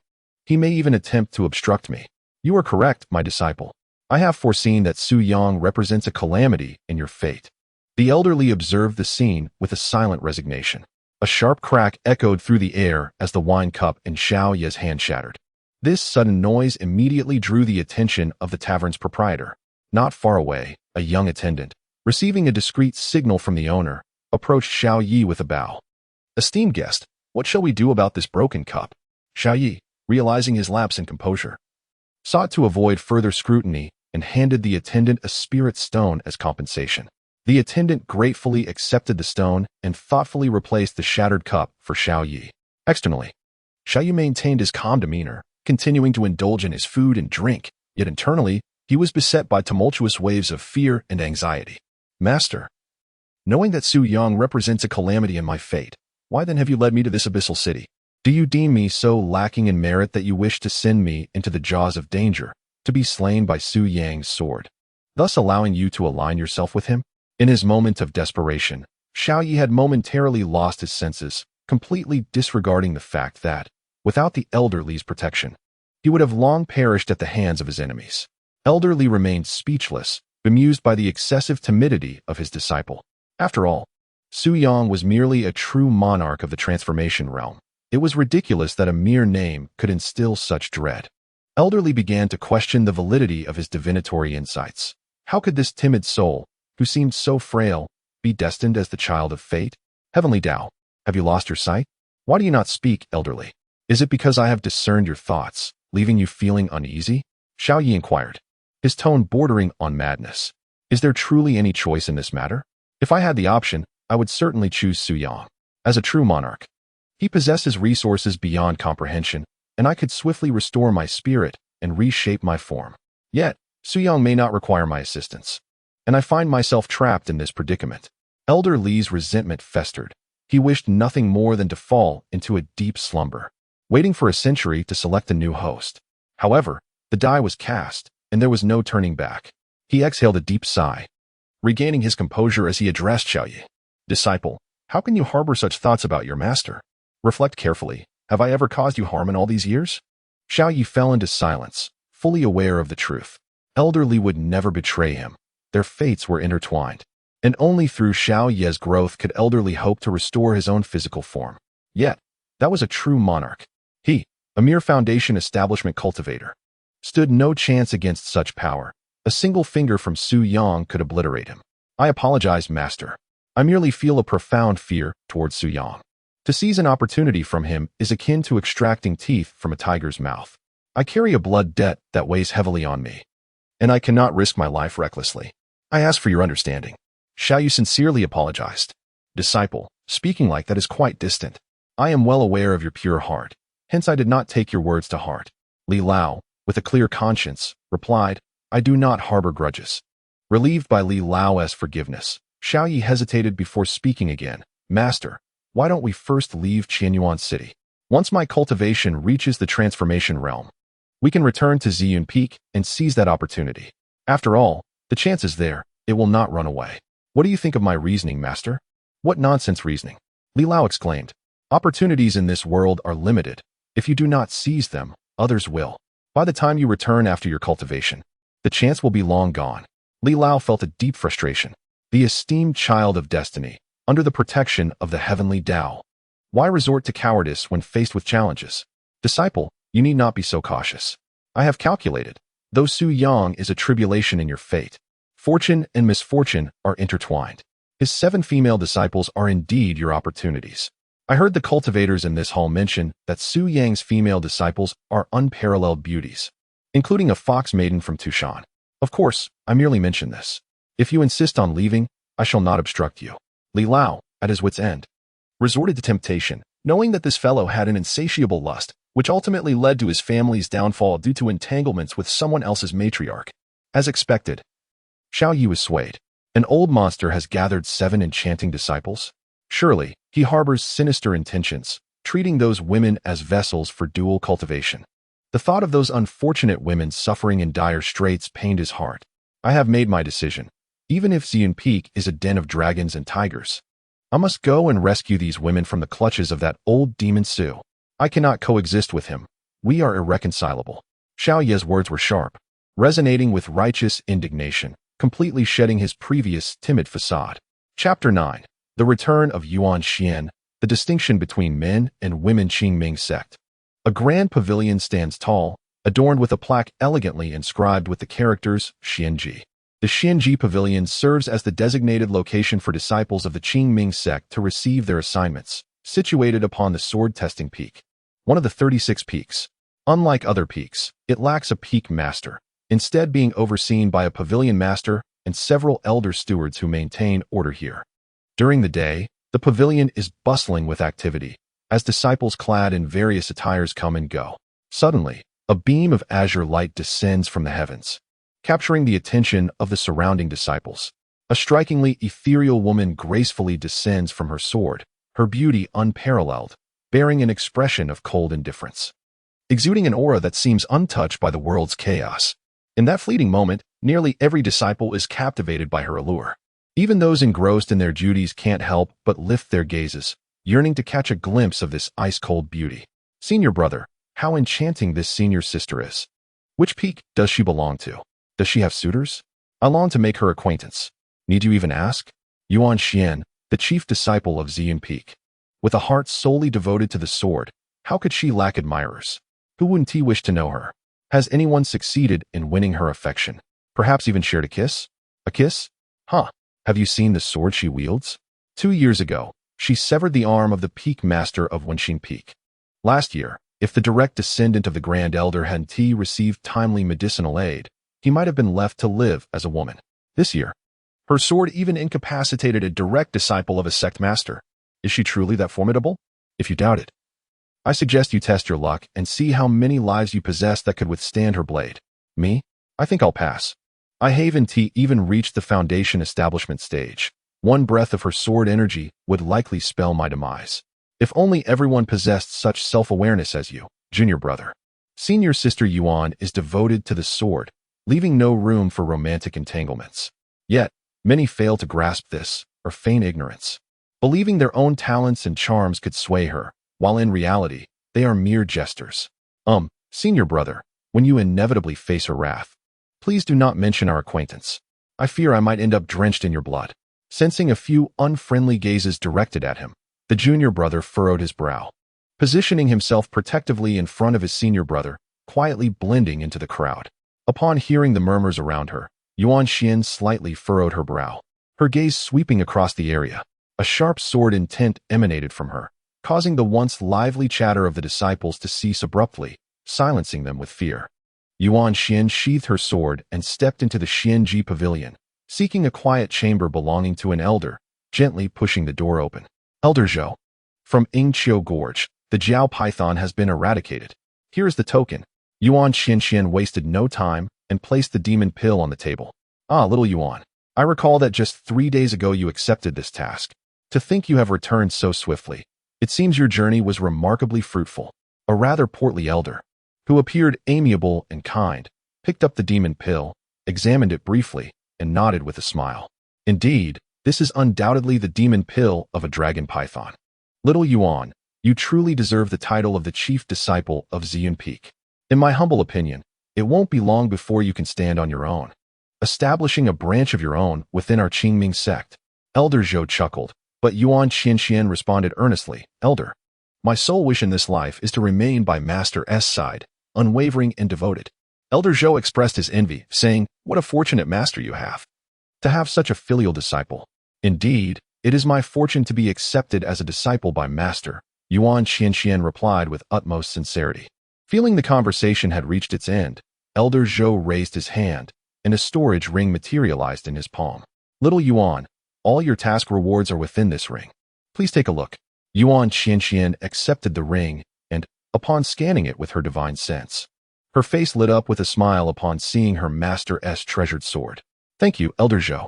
I haven't had the chance to pay my respects to Master since my return, so I want linger. Off you go, Elder Zhou waved his hand dismissively. Yuan quickly rose, offering a slight bow to Elder Zhou before hastily making her exit, her footsteps swift, disappearing in the blink of an eye. Watching Yuan rush off to meet her master, Elder Zhou felt a twinge of jealousy. How disheartening it is to compare my disciples to her. They seem either mediocre or utterly incompetent. Where I once could expect them to live 5 or 6 centuries, they might now lose 200 years just from my frustration. In a foul mood, Elder Zhou decided it was time to take out his grievances on one of his own disciples. With a thought, he vanished from the quiet chamber. Atop Ziyun Peak, in the grand hall, a graceful figure descended swiftly on a sword, landing with urgency before the hall. Master, I have returned. Yuan Qianquan's longing for her master was nearly overwhelming. She leapt from her sword, neglecting to sheath it, clutching the ring tightly as she rushed into the grand hall, her garments fluttering heavily behind her. Had any disciples from other peaks witnessed this scene, they would surely be astonished. After all, Yuan Qinshuan's usual demeanor was that of an ethereal ice maiden, untouched by the mortal realm. Yet now, she appeared as a lovesick girl, eager to see her beloved master. Yuan Qinshan entered the hall with great anticipation but soon realized that her master was nowhere to be found. Could he be in the back hall? Yuan Qinshuan's eyes flickered momentarily. The rear hall served as Su Yang's personal living quarters, a domain of considerable privacy. Throughout the years, Yuan Qinshan had diligently adhered to the decorum of a disciple, never once stepping foot inside. Yet at this moment, as she gazed at the firmly shut door before her, a brief hesitation seized her. Biting her lip, she seemed to resolve herself. I am merely seeking my revered master, not intentionally prying into their private affairs. With a gentle push, the door yielded to her touch. Upon entering, she lowered her head and spoke sweetly. Disciple Qinshan has come to see master. However, before she could finish her greeting, she lifted her gaze and found herself momentarily dazed by the emptiness around her. Where had her master gone?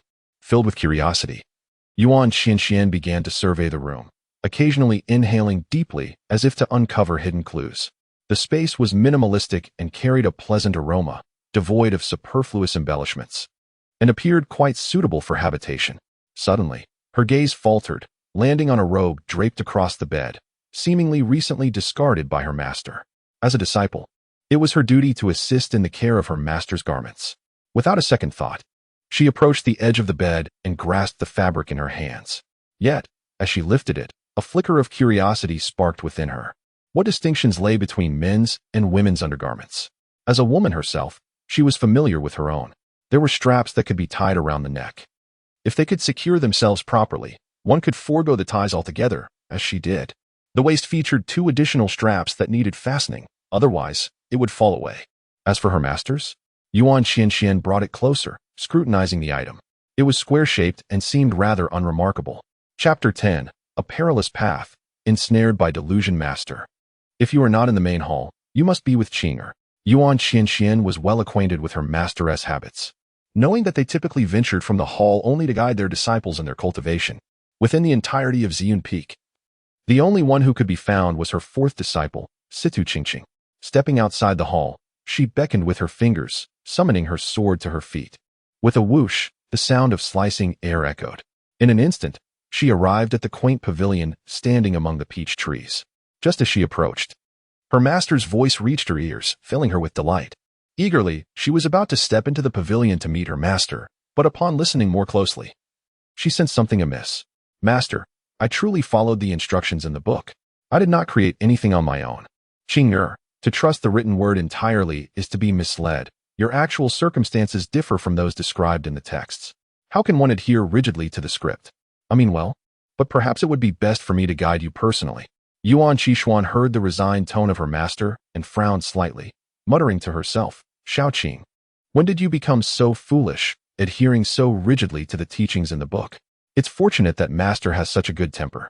Had it been any other peak master, you would have surely faced punishment by now. No sooner had she spoken when a crisp sound echoed from the loft.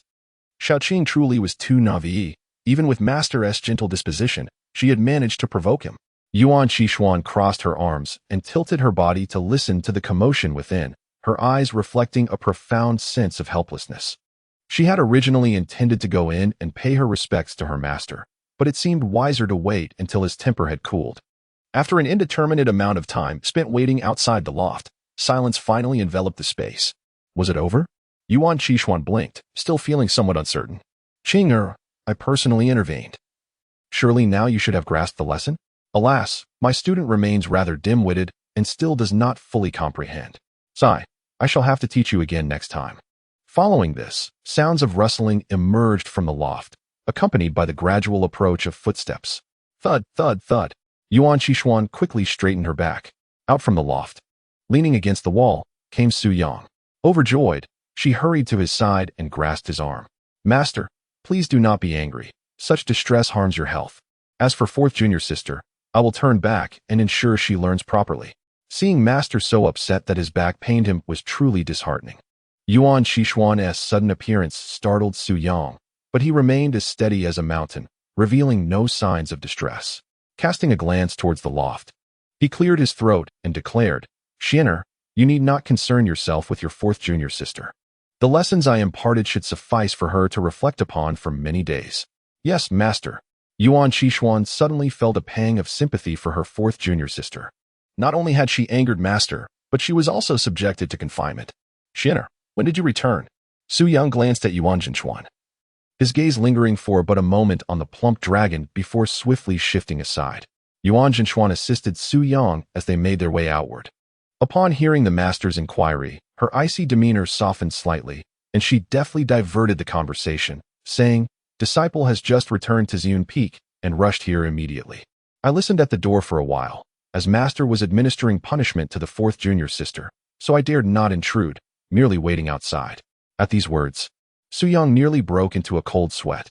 Fortunately, this eldest disciple possessed a pure heart and did not entertain any other thoughts, nor did he utter anything peculiar, thus giving rise to this delightful misunderstanding. A beautiful misunderstanding indeed. "Xianer, it is not convenient to converse here. Please assist your master to the Ziyun Hall." Su Yang spoke. "As you wish, master." Yuan Qianxian responded with her head bowed. "Finally, it's over." Situ Qingqing breathed a sigh of relief, feeling as though she had narrowly escaped a disaster. Upon hearing the voice of her senior sister, she dared not make a sound, fearing that a single misstep might invite her senior sister to check in, which would spell trouble. At that moment, in the attic, Situ Qingqing frowned slightly, pondering over the recent incident that had caused considerable distress. She reached under her pillow to retrieve a book, intending to tear it apart, yet hesitated and ultimately decided to put it away instead. "I shall practice a bit more. Perhaps I possess extraordinary talent after all." In the Ziyun Hall, Yuan Qianxian looked with concern at her master. "Master, what has happened to your cultivation?" Just moments earlier, she had been preparing to summon her sword and had requested her master to proceed slowly. To her surprise, her master had responded with a wry smile, saying, "Xianer, it seems I must trouble you to assist me this time." It was then that she realized her master's cultivation had regressed to the foundation establishment stage. Su Yang had long contemplated the matter, and with a sigh, he remarked, "Alas, I have become ensnared in my own fervor. Were it not for Qing'er's perceptiveness, you might never see your master again." My stern admonition towards Qing'er today was born out of fear that she would follow a perilous path. I can only hope she understands my intentions. Upon learning that it was the fourth junior sister who had rescued her master, Yuan Xian's heart softened. Although Shaoqing often appeared frivolous, she proved invaluable in critical moments. It seemed she deserved more kindness in the future. The fourth junior sister undoubtedly understood that the master acted in her best interest, and there was no need for concern. Yuan Xian looked at Su Yang and comforted him. Truly, as the most considerate disciple of the master in the original narrative, she believed wholeheartedly in his words. A sense of reassurance filled Su Yang's heart as he slowly replied, "This is indeed the best outcome. Master, do not be disheartened. Surviving great tribulations will surely lead to future blessings. I believe you will soon restore your cultivation to the divine transformation realm, and perhaps even seize this opportunity to make a breakthrough and become a venerable sage. At that time, I shall walk unimpeded within the Qingming Sect." Yuan Xian cheerfully encouraged. "You, my dear girl, have a knack for bringing joy to your master." Su Yang gently patted Yuan Qianchuan's head and inquired, "By the way, my dear disciple, did you encounter anything unusual on your journey back?" In the original narrative, the protagonist was guided to Ziyun Peak by this very disciple. However, at present, he found himself unable to detect the protagonist's presence, leading him to surmise that something had undoubtedly gone awry. To be candid, Su Yang was quite eager to see the protagonist at that moment. After all, having the protagonist within close proximity meant that he could swiftly discern any nefarious intentions. Conversely, if the protagonist were left unchecked in the outside world, who could predict how the situation might escalate? Should fortune lead the protagonist to acquire an extraordinarily fortuitous opportunity, it would undoubtedly complicate his efforts to pursue the female lead. Chapter 11. A Fatal Blow. Borrowing flowers to offer Buddha. Yuan Qianxian, like a playful kitten, squinted her eyes in delight, savoring the affection from her master. "Master, I did not encounter any significant events. Oh, but there was a minor setback. As I passed through a mountain ridge, a person suddenly flew before me, blocking my path. And then?" Su Yang inquired anxiously. "The plot remains unchanged. Yet why has the protagonist vanished?" Yuan Qianxian felt her heart race wildly. Her cheeks flushed with a hint of shyness as she replied, "Master, I found him to be an impediment, so I delivered a sword strike. He should be dead by now." Despite the seemingly bashful tone, there was an icy detachment in her voice. It turned out to be the protagonist's corpse, which alleviated Su Yang's concerns. At this moment, he found the situation quite intriguing. For Yuan Qianxian, her eagerness to return and meet him, coupled with her impulsive decision to strike down an obstruction, was in perfect alignment with her character as depicted in the original narrative. He had suspected as much. The author must have employed a ghostwriter in the latter chapters. Otherwise, how could they have pinned such a nonsensical plot where Yuan Qianxian inexplicably reconciled with the protagonist despite past grievances? However, one must consider that the protagonist would not perish so easily, especially with the protective charms of the old man and the ring. He would likely end up in a state of near death. Noticing that his master had suddenly fallen silent, Yuan Qianquan's mind was filled with unease, leading her to ponder. Could that person be acquainted with Master? Or perhaps he was the chosen celestial seed selected by Master. Would my act of slaying him provoke Master's ire? As Yuan Qianquan's thoughts spiraled, Su Yang carefully spoke. "Xianer, after you struck that person, did you deliver a finishing blow?" Yuan Qianxian paused in surprise. Shaking her head, disciple was solely focused on hastening back to present my filial piety to Master and did not deliver a finishing blow. To kill without a finishing blow is akin to spring breezes resurrecting life. Su Yang spoke earnestly, imparting his wisdom. "Xianer, before you take action in the future, remember two crucial points. Eradicate the root and scatter the ashes. Otherwise, it will be a cycle of 30 years in the east of the river and 30 years in the west, and if you deal with the young, the elders will soon follow. How can you find peace in your cultivation?" The disciple earnestly absorbed her master's teachings. Yuan Xian lowered her head, displaying an earnest demeanor as she listened attentively. Though she had been admonished by her master, a flicker of joy danced in her heart. After all, the master's lengthy discourse was all for her to cultivate in tranquility. Simultaneously, she found her master's words to be profoundly insightful. Thus, she resolved that once she departed from the grand hall, she would disseminate that person's likeness to her fellow sisters through their jade slips. Upon sighting it, they must act without hesitation. "Master, I almost forgot something." Yuan Xian suddenly lifted her gaze towards Su Yang, her eyelashes fluttering, vibrant, and elated. "What is it?" Su Yang said, "Disciple, for the time being, do not speak. Please close your eyes, and only when I say to open them may you do so." Yuan Jinshuan's tone carried a hint of playful coaxing. "Very well, I shall comply with your wishes," the master replied. A subtle smile flickered in Su Yang's eyes.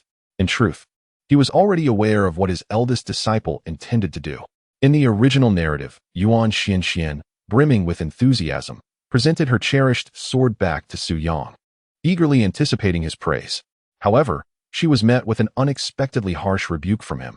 Su Yang reprimanded her for her shamelessness, daring to vie for fame and fortune with disciples from other peaks. This sword was originally intended as a reward for other meritorious disciples within the sect, and now she had taken it back, utterly tarnishing his reputation as a master. After berating her, Su Yang hurled the sword forcefully to the ground and strode away, leaving Yuan Qianxian kneeling in a daze, her face streaked with tears. Su Yang is not a decent person. Indeed, when Su Yang became enraged, he would even scold himself. In his eyes, Yuan Qianxian had done nothing wrong. She had slain the serpent with her own skill, not snatched it from another. And her return of the treasured sword was born of filial piety. It was one thing for Su Yang to withhold praise, but to insult her was utterly unwarranted. She deserved to be taken over by that otherworldly demon. As for Yuan Qianxian, a devoted disciple as pure as an ice mountain snow lotus, he would cherish her deeply. Yet, Yuan Qianxian felt a twinge of anxiety. After all, this task had been accepted without her master's knowledge, only revealed later by a slip of the tongue from Qingqing. She was apprehensive that her master would be displeased, for he had repeatedly forbidden the disciples of Ziyun Peak from undertaking this mission. Nevertheless, she had proceeded, driven by a simple conviction: no one in the Qingming Sect was worthy of wielding her master's treasured sword. If it meant facing his wrath, so be it. A scolding was a small price to pay, after all.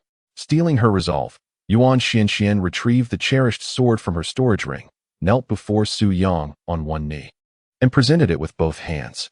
"Master, you may open your eyes now." Hearing the tremor in her voice, Su Yang vowed silently that he would not let her down this time. The perfect performance was about to commence. As Su Yang opened his eyes and beheld the resplendent sword, glimmering with a radiant light, he couldn't help but exhibit an expression of profound astonishment. His throat tightened slightly, and an uncontrollable surge of excitement surged within him. "Qian, what is this?" "Master, the Zixiao is indeed your personal sword. I believe that in the Qingming Sect, no one but you is worthy of wielding this blade," Yuan Xian earnestly declared. "Qianer, your thoughtfulness is truly appreciated." Su Yang took the Zixiao sword, his fingers gently tapping upon its blade. With a crystalline chime, the sword sang its melodious song. Truly, it was a treasured companion cultivated over many years, imbued with a remarkable spirit. Yet, he could not shake the sensation that this spirited flying sword was subtly resisting him, as if reluctant to linger in his grasp even for a fleeting moment. Could it be that it recognized him as an impostor? If so, this flying sword could very well hold the key to his demise. Suddenly, a notification from the system resonated in his ears. "Congratulations. Yuan Xian has bestowed upon the host the Earth-grade sword, Zixiao, triggering a 10,000-fold critical return of Qi. A tumultuous wave surged within Su Yang's heart, overwhelming him with elation. Could it be that every female protagonist's first encounter could trigger such an extraordinary event? If that were the case, it would indeed be nothing short of enchanting. As for the sword, Qi, Su Yang swiftly consulted the system for its description. Although Qi and Zixiao differ by just a single character, they are in no way comparable. Qi, the personal sword of the founding emperor of the Han divine dynasty, has been nourished by the dragon's vein for millennia. Possessing a rank that surpasses even the celestial tier, it is a true divine weapon, endowed with extraordinary sentience, resonating harmoniously with its master's spirit. With Qi in his possession, who would still desire Zixiao? With a flicker of inspiration, Su Yang conceived a plan. He held the Zixiao in his hand. Toying with it for a moment, he realized that the Zixiao had been abandoned by its previous owner, which was why it hesitated to remain in his possession and gather dust. Indeed, the former owner was truly detested by both man and beast. Su Yang offered a candid evaluation in his heart, then turned to Yuan Xian with a feigned expression of regret. "Qianer, I appreciate your heartfelt intentions. Yet I have decided to embark on a new path, forsaking any further delays in my swordsmanship. Should Zixiu continue to accompany me, it would surely gather dust. Therefore, I bequeath Zixiao to you. With your innate sword heart, you will undoubtedly traverse further in the realm of swordsmanship. Only by being with you will it flourish and shine brightly." "You are giving it to your disciple?" Yuan Xian trembled slightly, lifting her gaze, her eyes sparkling with excitement. "What is this? Do you hesitate to accept? If you are unwilling, I shall insist upon bestowing it upon you." With that, Su Yang solemnly placed Zixiao into Yuan Xian's hands. "I willingly accept." Yuan Xian grasped Zixiao tightly, as though holding an unparalleled treasure. Her fair cheeks flushed like a radiant moon, her breath quickening, her eyes shimmering with delight, nearly rendering her speechless. Buzz. The Zixiao sword quivered slightly, conveying a sense of joy. It was pleased with its new master. Chapter 12. The Eccentric Female Thief. Ascension Conference, Ziyun Hall. Su Yang watched as his eldest disciple, cradling his cherished sword, joyfully departed. In Su Yang's heart, there resided but a singular thought. This disciple is truly easy to deceive. I shall surely do so again. But wait, how could this be termed deception? It is, in fact, a benevolent falsehood. By bestowing the Zixiao upon Qianer, she was filled with joy, Zixiao was content, and he himself obtained the Qi. Truly a remarkable gain in one fell swoop. "Draw the sword." Su Yang extended his palm and softly called out. With a resounding dragon's roar that seemed to pierce the very fabric of the void, a 3-foot azure blade materialized in his grasp. The red sky. As soon as it touched his hand, he felt an immediate connection, as if their souls were intertwined and their bloodlines fused. With a flick of his wrist, he wielded the sword with an aimless yet graceful sweep. A fierce sword light erupted forth, its overwhelming might engulfing the surroundings. Akin to a sovereign of swords traversing the heavens and the earth, hundreds of dazzling beams of light cascaded through the vastness, seemingly drowning the entire void. Though I had never practiced the art of the sword, relying solely on instinct, my casual slashes could unleash such formidable power. The red sky truly lives up to its reputation as the sword of emperors. Su Yang gazed at the rift that had been cleaved through the void, unable to suppress his admiration. It was fortunate that protective formations were established within the hall, Otherwise, it would not merely be the void before him that had been torn asunder. The more he beheld the crimson sky, the more he cherished it, wishing fervently for the opportunity to procure a sword manual to study. Yet, upon reflection, he realized he possessed an extraordinary advantage. Rather than seeking out those inconsequential sword manuals, it would be far wiser to await the system to present him with sword techniques. He had unwavering faith that his disciples would not disappoint him. Thus, he returned the crimson sky to the system's space and strode towards the rear hall, preparing to continue his cultivation of the indestructible scripture. Just as he reached the entrance, he noticed the door ajar, and a frown creased his brow. He distinctly remembered closing the door before he left. Why was it open upon his return? Could it be that a thief had entered? Suyong stepped through the doorway, his senses heightened as he scanned the surroundings. Should anything seem amiss, he would not hesitate to call for help. However, after a thorough inspection, he found himself seated on the bed, somewhat bewildered. Everything appeared intact, with the items arranged just as they had been before, showing no signs of having been disturbed. Could it be that I have misremembered? Suyong was engulfed in self-doubt. Suddenly, an idea struck him, and he turned to gaze at the bed, his expression suddenly sharp. Just a few days prior, during a sparring session with the Shaoqing sword, his robe had become soiled, and he had carelessly tossed it onto the bed. To his astonishment, it had now vanished. Had a perverse female thief absconded with his robe? Suyong first eliminated Situ Qingqing, for at that moment, the young girl had been thoroughly subdued by his sword, left utterly defenseless, weeping and pleading for mercy, hardly in a position to venture forth and commit theft. Since it wasn't Situ Qingqing, the ethereal visage of Yuan Xianyun, untouched by the mundane, surfaced in Su Yang's mind. Although he was reluctant to associate such an act with his eldest disciple and found it improbable that she could be the culprit, the nature of mystery novels often reveals that the most unlikely individual may indeed be the hidden perpetrator. Thus, the truth pointed towards a deranged female thief, Xianer. As for how to ascertain this, another principle in mystery tales dictates that culprits frequently return to the scene of their crime. Therefore, it is certain that Xianer will return. Upon the arrival of the evening, Xianyang resolved to remain vigilant during her cultivation. After Yuan Qianxian departed from the Ziyun Palace, she initially contemplated showcasing the Zixiao to Situ Qingqing. However, this thought was promptly dispelled. Shaoqing had just saved their master, who had recently administered punishment upon her. As the senior sister, it was her duty to empathize and care for her junior sister, and she could not afford to provoke her further. Nevertheless, she could share it with the other junior sisters. Yuan Qianxian produced a communication jade slip, sharing the news with the remaining 5 junior sisters, excluding Situ Qingqing. She then awaited their responses in silence. Moments later, a flicker of spiritual light appeared. Yuan Qianxian swiftly opened the jade slip to find, Yuan Yuer has blocked you. Shortly thereafter, multiple lights flashed in succession. Shui Jinli has blocked you. Qin Qiuan has blocked you. Su Dongying has blocked you. Tushan Yaoyao has blocked you. Observing the reactions of her junior sisters, a hint of exhilaration graced Yuan Qianxuan's serene visage. Though they seemed indifferent, their actions spoke volumes. It was evident that after this incident, they would understand that in their master's heart, she, as the senior sister, held the greatest significance. A slight smile curved her lips. Foolish junior sisters, have you forgotten about the group chat? She then retrieved a recording stone and effortlessly etched the likeness of an ordinary-looking young man upon it. With little exertion, the image materialized vividly on the surface. She transmitted the portrait through the recording stone to the communication jade slip, composed a message, and subsequently forwarded it to the group named who reigns at the pinnacle of Immortal path, summoning all members. Upon encountering this individual, eliminate him without hesitation. And remember to ensure he is finished off. Acknowledgement required. Qin Qiuan, acknowledged. Su Dongying, acknowledged. Situ Qingqing, acknowledged. In Qianyuan City, at the Lord's Manor. Beneath an ancient towering tree of indeterminate age, a swing hung delicately. A petite girl clad in a green dress resembled a refreshing and otherworldly green lotus as she sat upon the swing, her bare feet gently swaying. Bathed in the dappled light filtering through the leaves, her fair, unadorned feet appeared as exquisite as translucent jade, each toe an epitome of beauty. The girl's delicate features resembled dew-kissed petals, soft and alluring.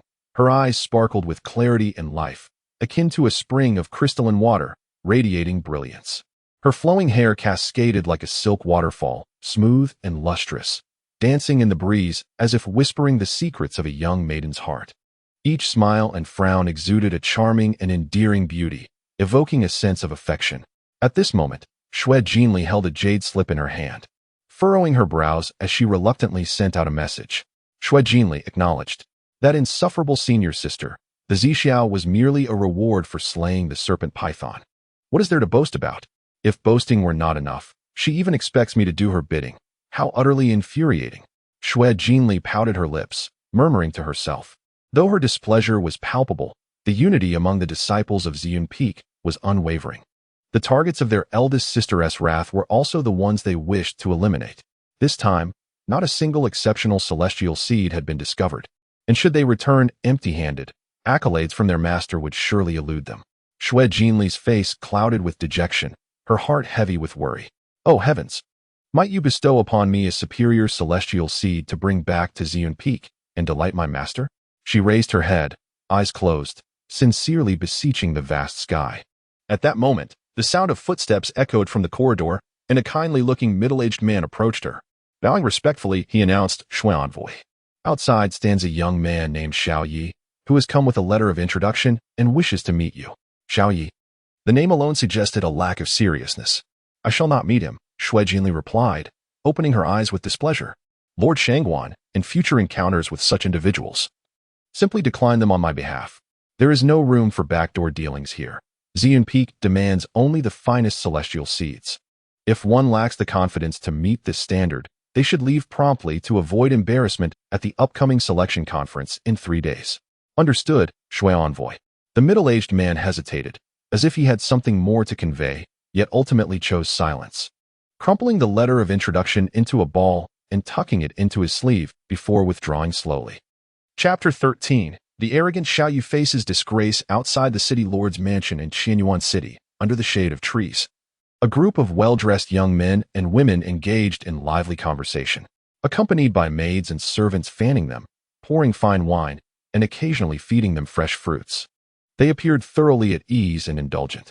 These individuals were the scions of the city's prominent families, gathered here upon hearing that a disciple from the Ziyun Peak, one of the 6 branches of the Qingming Sect, was temporarily residing at the city lord's mansion.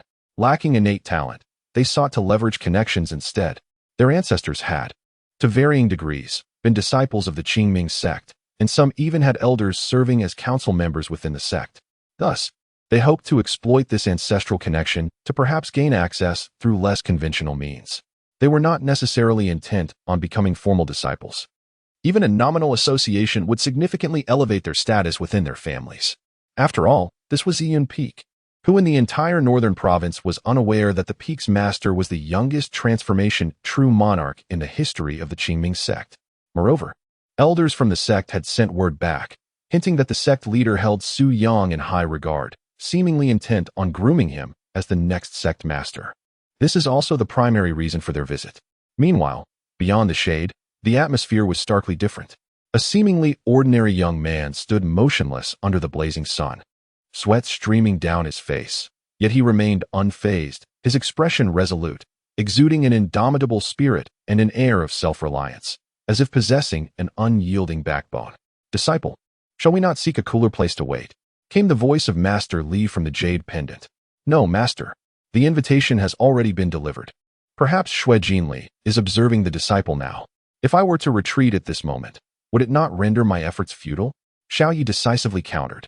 "Disciple, have you considered why only your invitation was accepted?" Master Li felt it necessary to enlighten his student. "Isn't it obvious? The city lord recognizes my exceptional talent and wishes to cultivate a favorable relationship with me, which is why my invitation was accepted," Xiao Yi proclaimed with unwavering confidence. Master Li was at a loss for words. As a sage with profound insight into human nature, he understood that the city lord accepted Xiao Yi's invitation out of uncertainty regarding Shui Jinli's disposition, testing the waters through Xiao Yi. If Shui Jinli accepted it, all would be well. If she did not, it would bear no consequence, as the repercussions would fall solely on Xiao Yi, a mere youth without power or influence, incapable of stirring any significant turmoil. Yet, his disciple remained blissfully unaware, wearing a self-satisfied expression that truly exasperated him. "Master, when I meet Sister Shui, what demeanor should I adopt?" Should I be neither servile nor overbearing, or should I be gentle and considerate? As you mentioned, Sister Shui is my fated companion. If she takes a liking to me at first sight, what should I do? Master, why are you silent? Xiao Yi mused in his mind, feeling a lack of flavor in his fantasies without his master's affirmation. Master Li was somewhat speechless. What could he say? Could he utter? Wishing the newlyweds a century of happiness and early offspring? They had not even met yet, and he was already indulging in daydreams. If they truly met, what chaos might ensue? With Xiao Ye's flirtatious nature, he might very well transform into a wolfman on the spot. Despite his plain demeanor, he seemed to believe that every woman in the world would adore him and revolve around him. It was a mystery where he derived such confidence. Disciple, if you do encounter Shui Jinli, I hope you can perform normally. After all, with your charm, merely displaying 50% of your ability should be sufficient to captivate her. Master Li reluctantly expressed these insincere words. Master, you truly understand me. Xiao Yi was deeply moved. As soon as he spoke, the gate creaked open. A middle-aged man, resembling a steward, emerged and surveyed the surroundings before casually inquiring, "Which one of you is Xiao Yi?" Instantly, Xiao Yi was nearly overwhelmed with excitement. Exclaiming to the jade pendant, "Master, just as you predicted, Shui Jinli truly wishes to meet me. Disciple, remain calm. There are many onlookers." Came the admonishing voice of Li Lao from the pendant. "You must not lose your composure at this moment. It is imperative to make a splendid first impression on senior sister Shui." Xiao Yi promptly agreed. He then suppressed his inner thrill, allowing his gaze to wander over the youths in the shade, disdainfully snorting. After adjusting his robe, he approached the steward with an air of nonchalance. His eyes fierce and his tone haughty. "I am Xiao Yi. I kindly request you to lead the way." "Led where?" The steward flicked his sleeve, and a crumpled invitation struck Xiao Yi's body as he impatiently remarked, "Respond quickly when called. Dragging this out, one might think you are deaf." Xiao Yi was momentarily taken aback, staring blankly at the crumpled invitation on the ground. After delivering his words, the steward bypassed the dazed Xiao Yi and approached the group of elegantly dressed youths in the shade, a sycophantic smile plastered on his face. "I pay my respects to you, young masters and misses. My lord has specifically instructed me to clarify that your invitations were not presented due to the preferences of the esteemed envoy Shui, who dislikes taking shortcuts." "Ah, I see. We are grateful for the lord's consideration." The young lords and ladies in fine garments responded in realization. "Merely my duty. It is of no consequence. My lord also mentioned that in such sweltering heat, you, the esteemed young masters and misses, should not be exposed to the sun for too long and should return home promptly." The steward continued. "Thank you for your concern, Lord Cheng." The group replied. Rising to bow, the steward concluded his business and returned. With a creak, the gates of the lord's residence closed once more. Unrestrained laughter ensued from the shade. "Ha ha. Thanks to that foolish fellow beside us, we managed to scout the way. Otherwise, we would have offended the envoy Shui. Did you notice how that fool looked so smug when the steward called his name? Indeed, he even cast a disdainful glance our way. He probably thought he had won the favor of the envoy Shui. Huh, with his looks? Dream on. Truly, a Navi country bumpkin. Enough of this. It is far too hot today. I must return home quickly to cool off with some ice. Farewell." Amidst a chorus of laughter and joy, the young lords and ladies from various clans departed in their palanquins. Soon, only Xiao Yi remained before the lord's estate, appearing dazed and somewhat bewildered, as if struggling to comprehend the events that had just transpired. When the steward had thrown the invitation at him, he felt an overwhelming embarrassment, wishing for a chasm to swallow him whole. The raucous laughter of those debauched youths only intensified his urge to vanish from the face of the earth. Why had this happened? Since being pursued by his enemies, he had never experienced such humiliation. Throughout his journey, any opportunity or woman he desired had come effortlessly to him. Yet, ever since his entanglement with the Qingming Sect, he had been grievously wounded and now faced such disgrace. It felt as though his dignity was being ground into the dirt. It was difficult not to question his master. "Give me an explanation," Xiao Yi bit out. His teeth clenched. "Disciple, how can you blame your master?" The old manly retorted. "Did you not say that the Qingming Sect was your destined place? And that Shui Jinli was your fated partner? How has it come to this?" Xiao Yi seethed in rage. "Indeed, the heavenly secrets are as such. However, I also told you that your fortune lies in the Immortal Ascension conference 3 days hence. It was you who disregarded my counsel, insisting on presenting the invitation now. And thus you have been met with this slap to the face. How can you lay this blame at my feet?" Li refused to take the fall. Xiaoye's expression suddenly stiffened. In the guest house's chamber, the old man Li, hidden within the jade pendant, was about to speak again when Xiaoye interrupted. Master, there is no need for your counsel. My mind is made up. This Yuan city is no place of fortune, and I must leave at once. As he packed his belongings, the sight of Xiaoye's despondent and heartbroken demeanor incited a fierce anger within Li. A mere setback, and he was ready to give up. Such a lack of perseverance, so easily swayed to abandon his path. Could he truly be the child of destiny? Had he known that his fate would fall into such hands, he would have preferred to self-destruct alongside the jade pendant. Yet, fate was already entwined. They were bound together, unable to separate. Thus, he softened his tone and urged, Disciple, think carefully. This may not be without its silver lining. Master, I have been humiliated to such a degree. And you still consider it a blessing? Xiaoye's tone was harsh. Disciple, ponder this. Shui Jinli must surely have a poor impression of you now, but what if? At the Immortal Ascension Conference in 3 days, you showcase your talents, outshine the masses, and shine like a star? Would not Shui Jinli's regard for you increase manifold? She is a paragon of beauty. Do you not wish to experience her grace? As the old master, Li, observed his disciple, Xiaoye, he noted the latter's eagerness. Aware of his pupil's restlessness, Li decided it was time to stoke the flames of ambition further. Disciple, in order for you to win the heart of a beauty, I shall impart to you a technique known as the Burning Sun Mystique, a low-grade, earth-level skill. This method harmonizes splendidly with your solar flame body, and once mastered, it can amplify your combat prowess several-fold. After a moment's contemplation, Li cast the bait. Several-fold combat power. Xiaoye's face lit up with astonishment. Possessing the ability to challenge opponents beyond his level, should he acquire this Burning Sun technique, his strength would likely ascend to a terrifying echelon, possibly even allowing him to confront the core formation cultivators. With such power, he would undoubtedly capture the attention of Shui Jinli at the upcoming Immortal Ascension Conference in 3 days. Perhaps she would even feel a twinge of guilt, providing him the perfect opportunity to strike. In the past, he had ensnared the matriarch of his enemies, a woman of voluptuous curves, by first kindling her sense of guilt. Though he had intended to intoxicate her, his own tolerance proved insufficient, resulting in both of them inebriated and awakening with their clothes intact on the same bed, only to be discovered by the returning enemy, leading to a relentless pursuit. Xiaoye decisively took the bait. Master, why did you not present this technique sooner? Li sighed.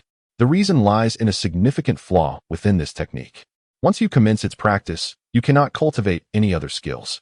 Should you insist on switching paths, you would be left with no choice but to abandon all your cultivation.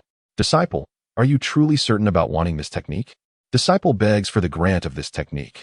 Master, Xiaoye implored earnestly, unable to contain his impatience. In his eyes, the Burning Sun Mystique, as a low-grade earth-level skill, was a rare treasure. Even the North Sovereign, the Qingming Sect, likely possessed few tomes of such high caliber. To reject it would be sheer folly. Very well, I shall bestow this technique upon you, Li instructed, his tone laced with resignation. He had foreseen through his calculations that Xiaoye would encounter an even superior technique during this opportunity with the Qingming Sect. Regrettably, Xiaoye's vision was limited, focused solely on immediate gains. Perhaps this was simply fate. Yes, master, Xiaoye responded, elated. In that moment, a golden light surged forth from the jade pendant, piercing into Xiaoye's brow. Instantly, a profound and enigmatic aura began to rise from him. As the night deepened, the serene atmosphere enveloped the purple cloud palace, where the lanterns within began to dim. A shadowy figure stealthily slipped inside, making no sound as she tiptoed toward the rear hall. Pausing a distance away, she listened intently, detecting no noise save for the faintest breath. Excellent. The master is already asleep. The figure before them was none other than the ethereal beauty, Yuan Su Xian, exuding an icy demeanor. Ever since she pilfered her master's possessions from the rear hall, her heart had been in turmoil. After a fierce internal struggle, Yuan Su Xian resolved to return the stolen items intact while her master remained oblivious. After all, she had already acquired the Zixiao, her master's cherished sword nurtured over the years, whose essence was far more potent than that of the stolen goods.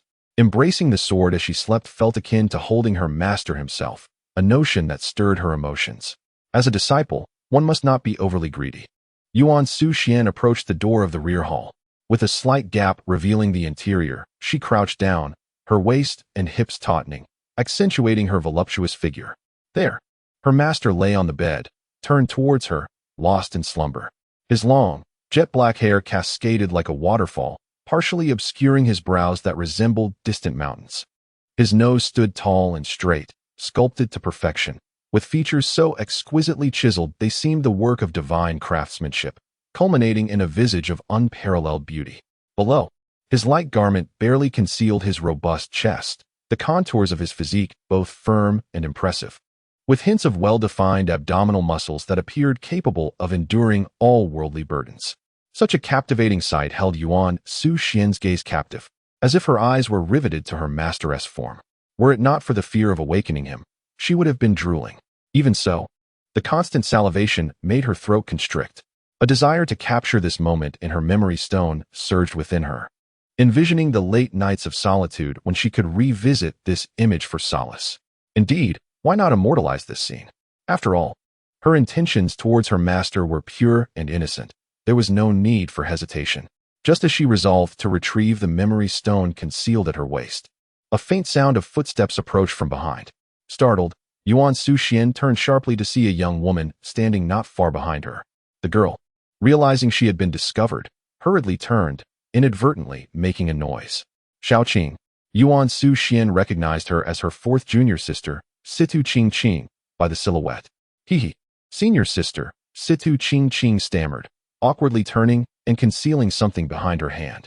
Noticing the gesture, Yuan Su Xian's eyes narrowed, and she was about to inquire when Situ Qingqing, in a flurry of panic, caught sight of the memory stone in Yuan Su Xian's hand and exclaimed, "Senior sister, what are you doing with the memory stone? You aren't planning to capture a secret image of our master, are you? Don't speak nonsense." "I'm not.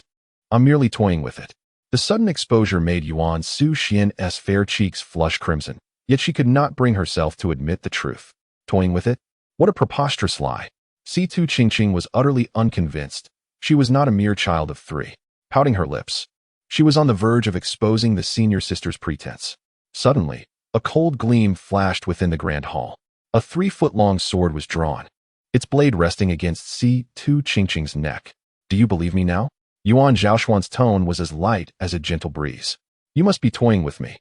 Situ Qingqing nodded vigorously. Chapter 15. Caught red-handed, utterly discombobulated within the Ziyun Hall, Situ Qingqing felt a chill against her neck. She attempted to shift the sword aside, but regardless of her strength, the blade remained immovable. "Senior sister." Situ Qingqing's voice quivered with a hint of tears as she gazed at Yuan Zhaoxian. Yuan Zhaoxian shot her a disdainful glance and sheathed the sword. "What brings you here?" "I came to seek master for training," Situ Qingqing replied, a lingering fear in her heart. "The dual cultivation techniques surely count as training, don't they?" Yuan Zhaoxian remarked approvingly. "It seems Master's teachings during the day have borne fruit." "Then what, pray tell, brings you here at this late hour?" "Senior sister?" Situ Qingqing inquired, her eyes filled with curiosity as she regarded Yuan Zhaoxian. Upon hearing Situ Qingqing's question, Yuan Zhaoshuan's heart fluttered with a hint of panic. She intended to maintain her senior sister demeanor and deflect the inquiry, but her efforts were too excessive. If she drew her sword again, even a fool would discern the underlying issues, especially when Situ Qingqing was sharper than a monkey. Yuan Zhaoxian cleared her throat, adjusting her attire to appear more composed. "I came to inspect the surroundings. Master's cultivation is waned, and I fear unscrupulous individuals may take advantage of this vulnerability. By the way, little Qing, did you notice any suspicious characters upon your arrival?" "Suspicious characters? Not at all. I only saw you, senior sister, peering through the door like a thief. But speaking of which, senior sister, you do have quite a figure, round and firm, akin to a watermelon, rather fitting for the cultivation techniques you practice." "No, everything was normal. You're merely being overly cautious, senior sister. Outsiders are unaware of Master's decline. And besides, our Ziyun Peak is one of the 6 branches of the Qingming Sect, renowned far and wide. 1,000 thieves would not dare to encroach." Situ Qingqing responded. Having successfully navigated the situation, Yuan Zhaoxian breathed a silent sigh of relief. She looked at Situ Qingqing, her gaze flickering. "Master has already retired for the night. It would be best for you to return tomorrow to practice."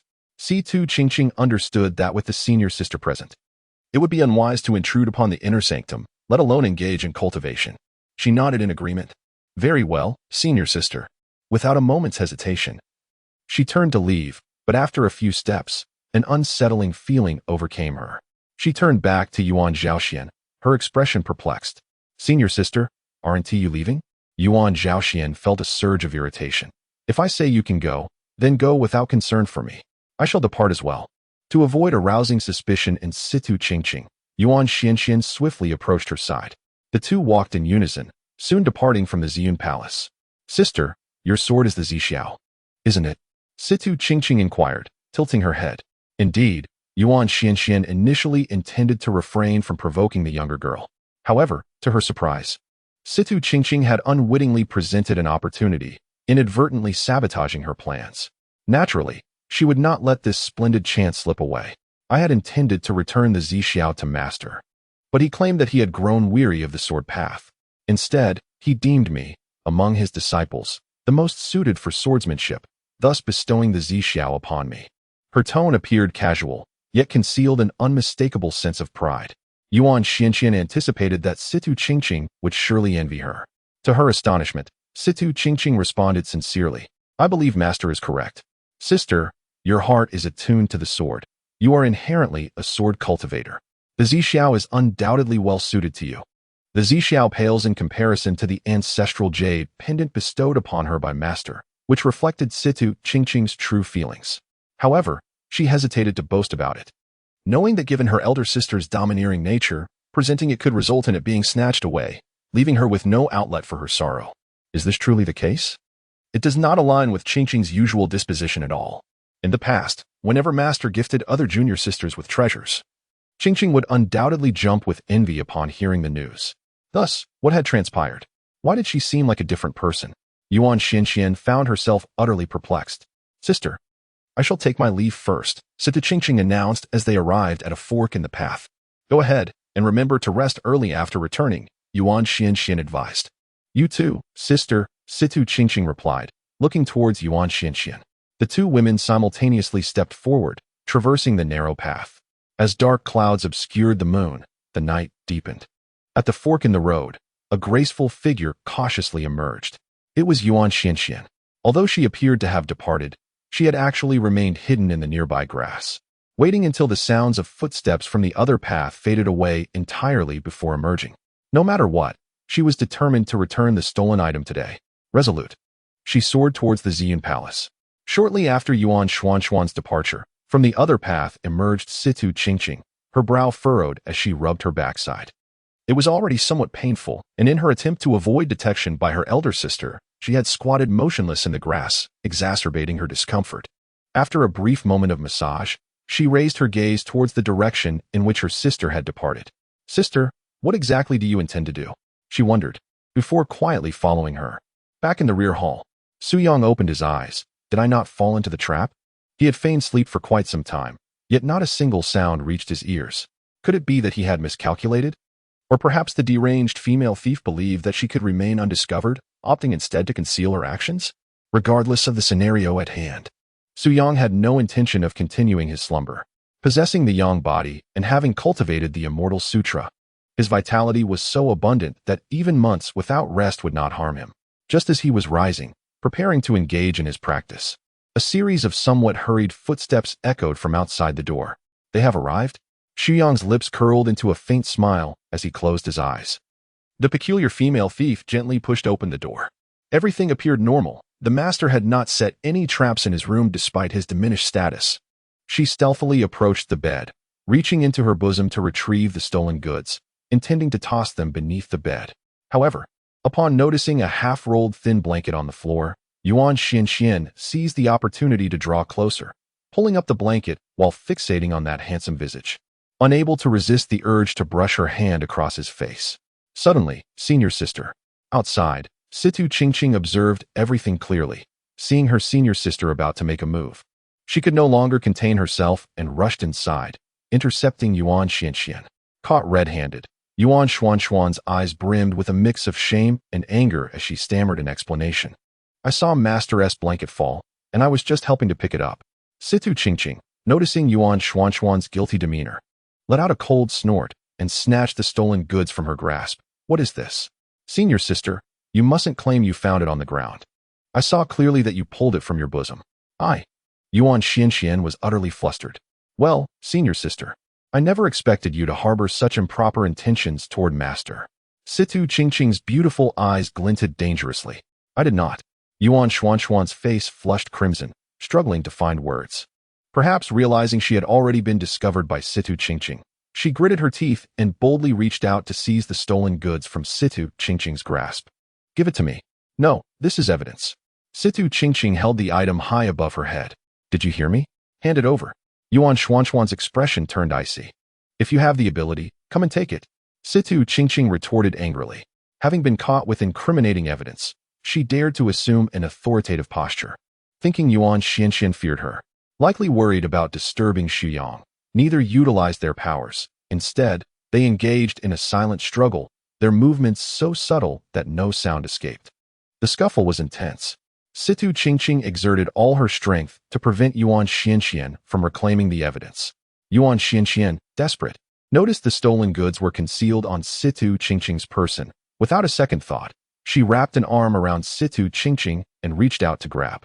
In an unexpected turn, instead of the stolen goods, she grasped a book. Situ Qingqing's expression tightened. Chapter 16. Peaceful Coexistence. The selection begins. Senior sister, could you please return the book to me? I will return this evidence to you, and we can pretend nothing ever happened? Situ Qingqing pleaded desperately, yet was firmly held in place by Yuan Guxuan with a single hand, unable to move, forced to watch as her senior sister perused a book. As she flipped to the first page, a scandalous image leapt into view, causing her face to redden. Yuan Guxuan struggled to avert her gaze. Casting aside those images from her mind, her cheeks still flushed. She tapped Situ Qingqing on the head with the book in hand, saying, Little Qing, is this the technique you wish to practice with our master? Realizing her secret had been exposed, Situ Qingqing adopted an ostrich-like attitude, allowing Yuan Guxuan to chastise her. You accuse me of harboring improper thoughts towards our master, but in my opinion, you are the true wayward disciple. Yuan Guxuan retorted, turning the tables on Situ Qingqing. The latter found herself at a loss for words. As her senior sister's assertions rang true, she was indeed a wayward disciple, and regrettably, she was already a past tense. Senior sister, what must I do to reclaim the book? Situ Qingqing murmured, her hands covering her head. First, return that to me, Yuan Guxuan commanded, fixing her with a stern gaze. Here you go, Situ Qingqing replied, reluctantly handing over the contraband hidden at her waist. After taking the item, Yuan Guxuan swiftly tucked it beneath the bed, exhaling a sigh of relief. With a piercing gaze, she declared, I have confiscated the book. You spend your days neglecting your cultivation, engrossed in such nonsensical literature. It is no wonder our master punished you today. You shall not have the book back until you break through to the infant stage. Oh, senior sister, Situ Qingqing lamented, her head hanging low. What about tonight's events? Yuan Guxuan replied in a flat tone, let us treat it as if it never occurred. Neither of us has ever set foot in the rear hall, understood? Very well. Senior sister, Situ Qingqing responded, unable to hide her delight. Now, let us not disturb our master's rest. With that, Yuan Guxuan grasped Situ Qingqing by the nape and led her away. This time, to prevent Situ Qingqing from returning to the Ziyun Hall, Yuan Guxuan deliberately escorted her back to her quarters. Indeed, the fish had been hooked, but another fish had come along to spoil the catch. Suyang opened his eyes, filled with a sense of regret.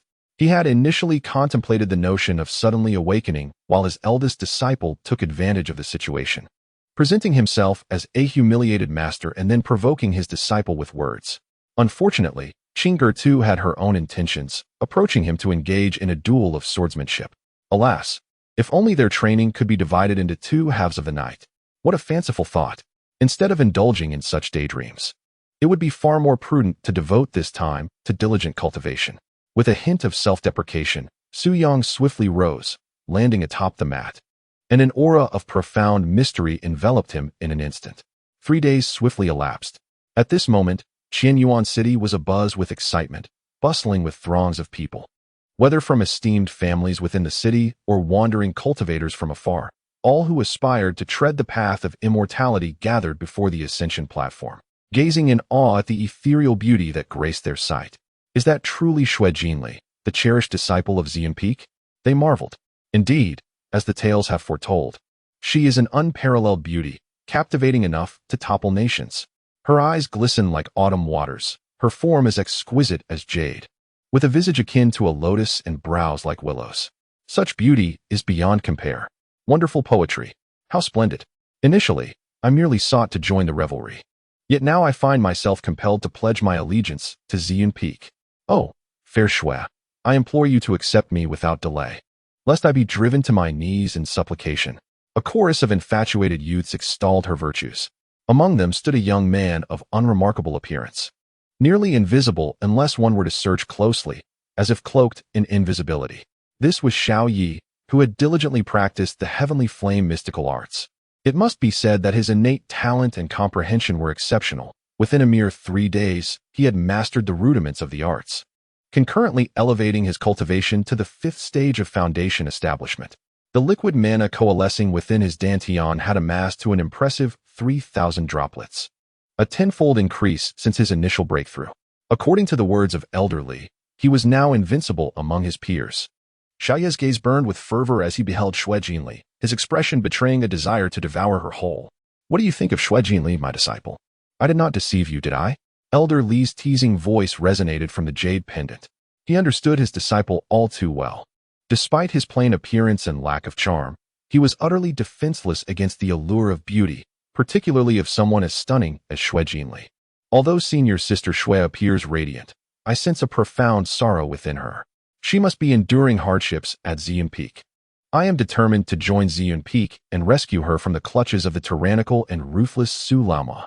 Xiao Yi gazed hungrily at Shui Jinli, licking his lips in anticipation. Elder Li had long grown accustomed to Xiao Yi's declarations. After all, he had once pursued the matriarch of another family with similar rhetoric.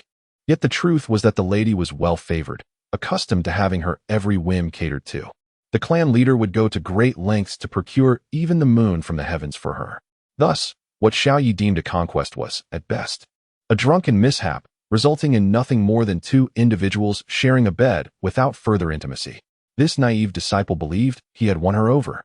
Meanwhile, atop the ascension platform, Shui Jinli cast a glance at the city lord of Yuan City, Shangguan Shu, standing nearby, signaling with her eyes. Shangguan nodded in understanding, stepped forward, cleared his throat, and proclaimed in a resounding voice, "Today, the Qingming Sect Ziyun Peak has come to Yuan City to select potential immortals.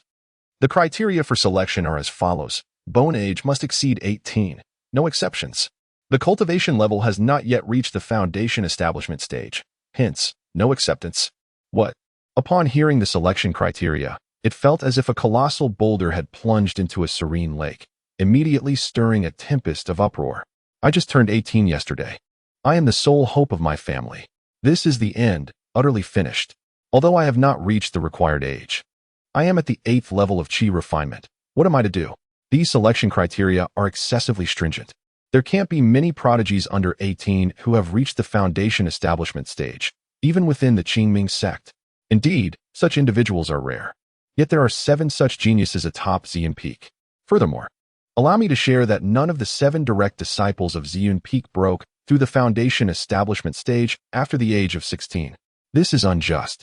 These selection criteria are entirely unfair. As a core formation cultivator, I must express my vehement protest. Precisely, we are core formation cultivators, capable of establishing our own sects and founding our own lineages outside. We traversed countless miles to participate in this selection, merely to seek apprenticeship under the esteemed Su Yuan. Yet now you inform us that we lack even the qualifications to participate? Is this not a mockery? I refuse to accept this. As a dignified core formation cultivator, am I to be overshadowed by mere foundation establishment children? Enough of this nonsense.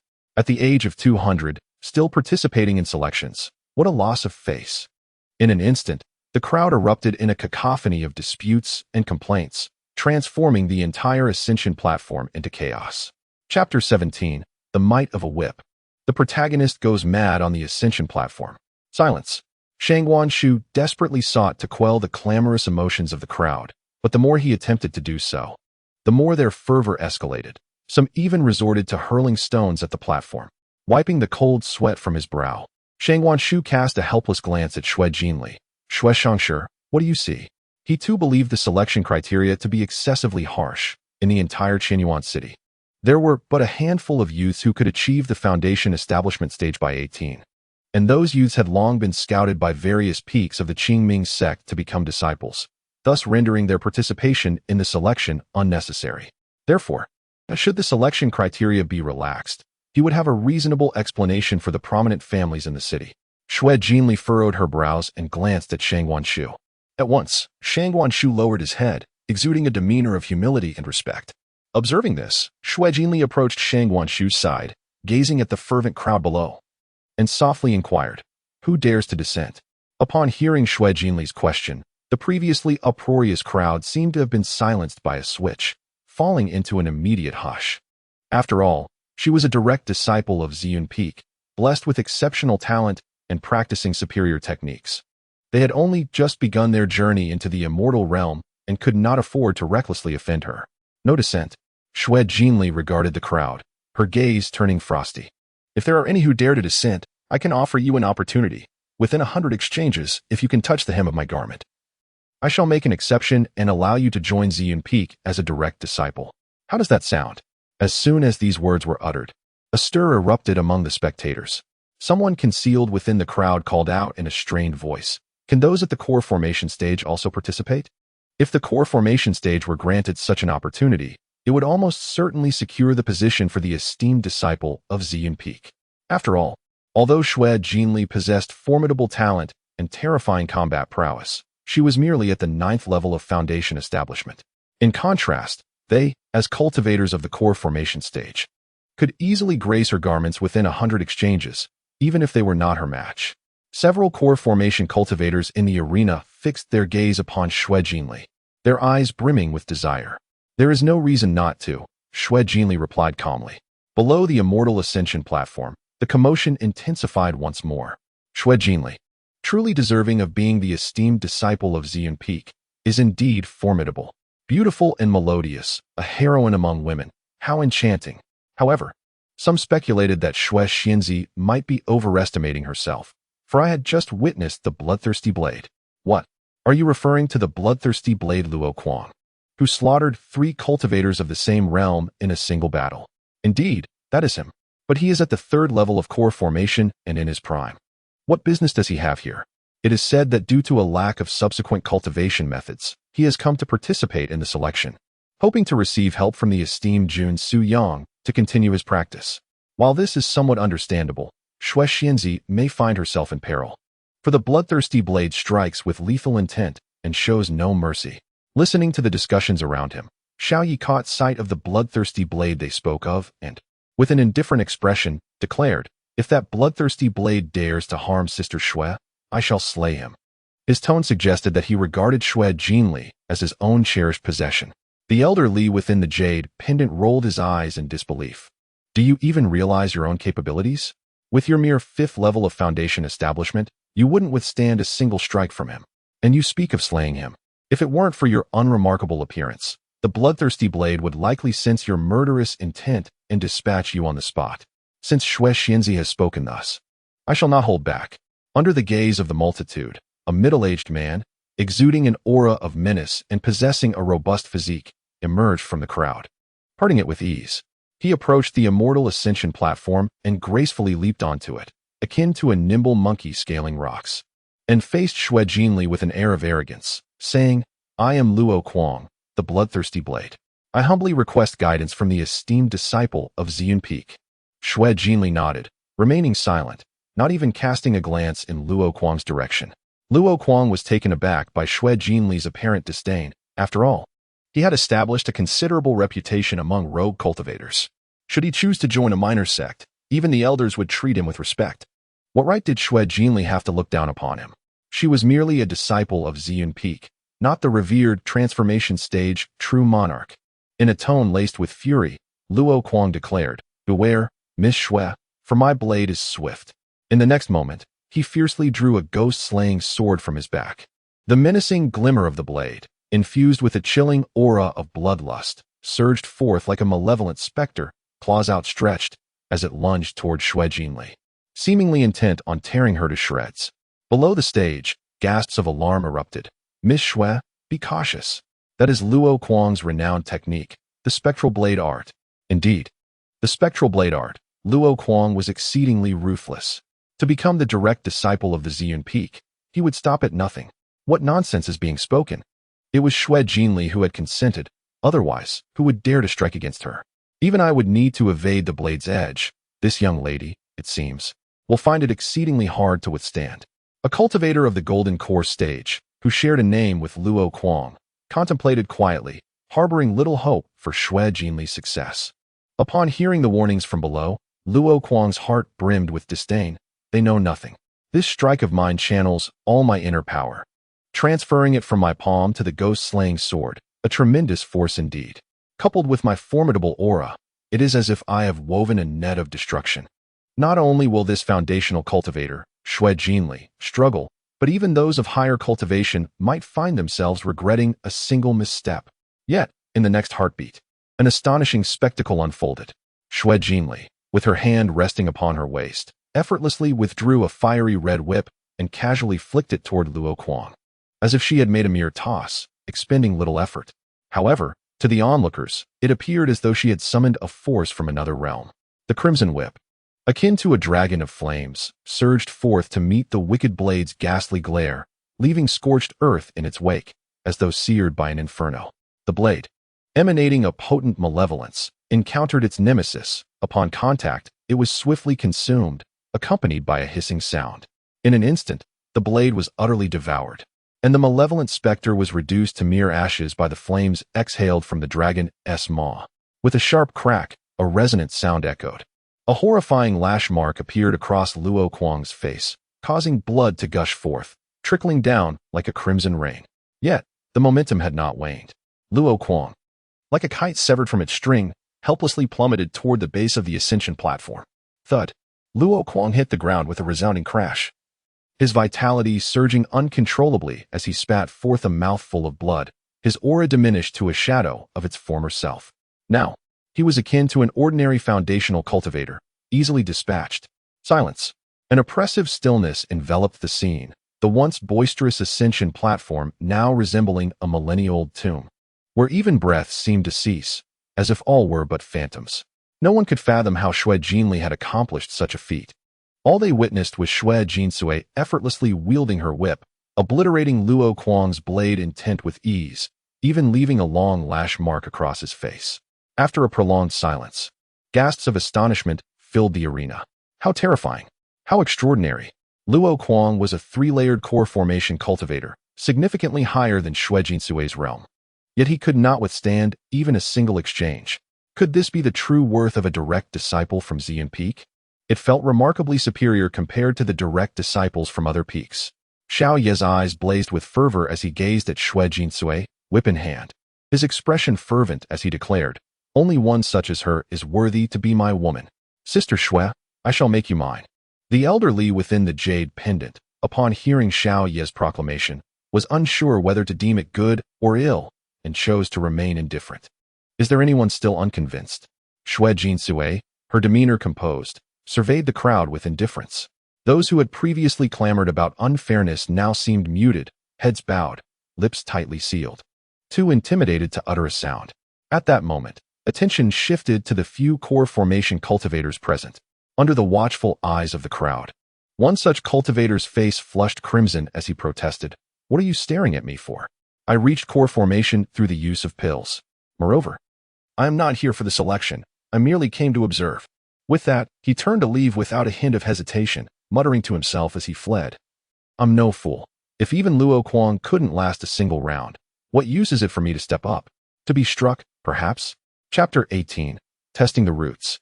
The protagonist appears upon the Immortal Ascension platform. Xue Jinsui cast a casual glance at the City Lord, Shangwan Shu. "City Lord Shangwan, please proceed." After issuing her command, she departed swiftly towards the City Lord's residence. Given the lengthy selection process, as a direct disciple of Ziyun Peak, it was unnecessary for her to involve herself directly. Once the seedlings had undergone rigorous trials and were ultimately selected, she would appear to personally assess them. Shangwan Shu felt a chill run down his spine and lowered his head further, responding respectfully, "Yes, Lady Xue." He sensed that this direct disciple of Ziyun Peak had seen through his intentions. Should he fail to exert himself diligently, he might lose his position as City Lord. Thus, he dared not show any signs of negligence. He addressed the crowd below, pointing to a massive stone tablet beside him, and proclaimed loudly, "Those who meet the selection criteria, please line up in an orderly fashion to test your roots. Those with superior roots will be retained. All others will not be accepted." Now, no one dares to voice discontent with the rules, for the cautionary tale of Luo Kuang stands vividly before them. Not only was he grievously injured by Xue Xianzi's whip, but he also found himself targeted by old enemies. It seems that henceforth, no bloodthirsty madman will emerge among the scattered cultivators. Beneath the ascending immortal platform, the youths who meet the selection criteria line up in an orderly fashion, while those who seek to exploit the situation are dissuaded upon sighting the imposing black stone tablet above. This stone tablet, crafted by the Qingming Sect to better identify potential immortals, possesses the ability to assess both the innate qualities and the cultivation age of the practitioners. In no time, a queue consisting of dozens has formed, much to the astonishment of Shang Guanshu. As the lord of Chuanyuan City, he is well acquainted with the families within, and he anticipated no more than a handful. Yet, here stands a multitude, a testament to the prominence of Ziyun Peak. Had it been any other peak of the Qingming Sect, it is doubtful such a gathering of talents could have been attracted. Shang Guanshu mused internally, then proceeded to arrange for each individual to step forward for assessment. The first to approach was a striking young lady, whom Shang Guanshu recognized as the legitimate daughter of the prominent Li family in the city. He offered her a gentle nod, his gaze softening her initial nervousness. With a deep breath, she placed her hand upon the black stone tablet. In an instant, a brilliant radiance erupted from the stone, followed by several lines of text that materialized upon its surface. Qianyuan Li family, Li Shiwei bone age, 17 cultivation level, foundation establishment. Third layer innate quality, superior, I am of superior quality. Li Shiwei exclaimed with uncontainable joy, nearly leaping in excitement. Indeed, you may proceed to the next round. Please take a seat over there, Shang Guanshu encouraged, directing a guard to escort her to a nearby elevated platform. Next, Shang Guanshu announced. In the queue, Xiao Yi observed the striking Li Shiwei and licked his lips.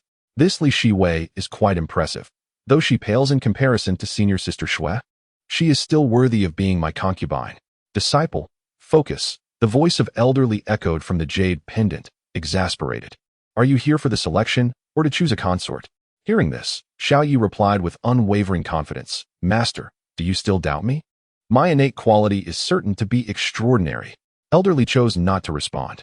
Qianyuan Yin family, Yin Nanxing bone age, 17 cultivation level, foundation establishment. Fourth layer innate quality. Medium A youth clad in splendid garments stared at the words appearing on the stone tablet, his face paling in disbelief. How can this be? My cultivation surpasses that of Li Shiwei. Why is she deemed superior while I am merely of medium quality? Your innate quality is lacking. You may step down, came the decisive response. Shangguan Shudao. Uncle Shangguan, allow me to take the test once more. Something must have gone awry, implored the young man in splendid attire. Upon hearing this, Shang Guanshu's countenance darkened significantly, and he cast a cold glance at the Qianyuan guard beside him. Why are you not swiftly dragging him away?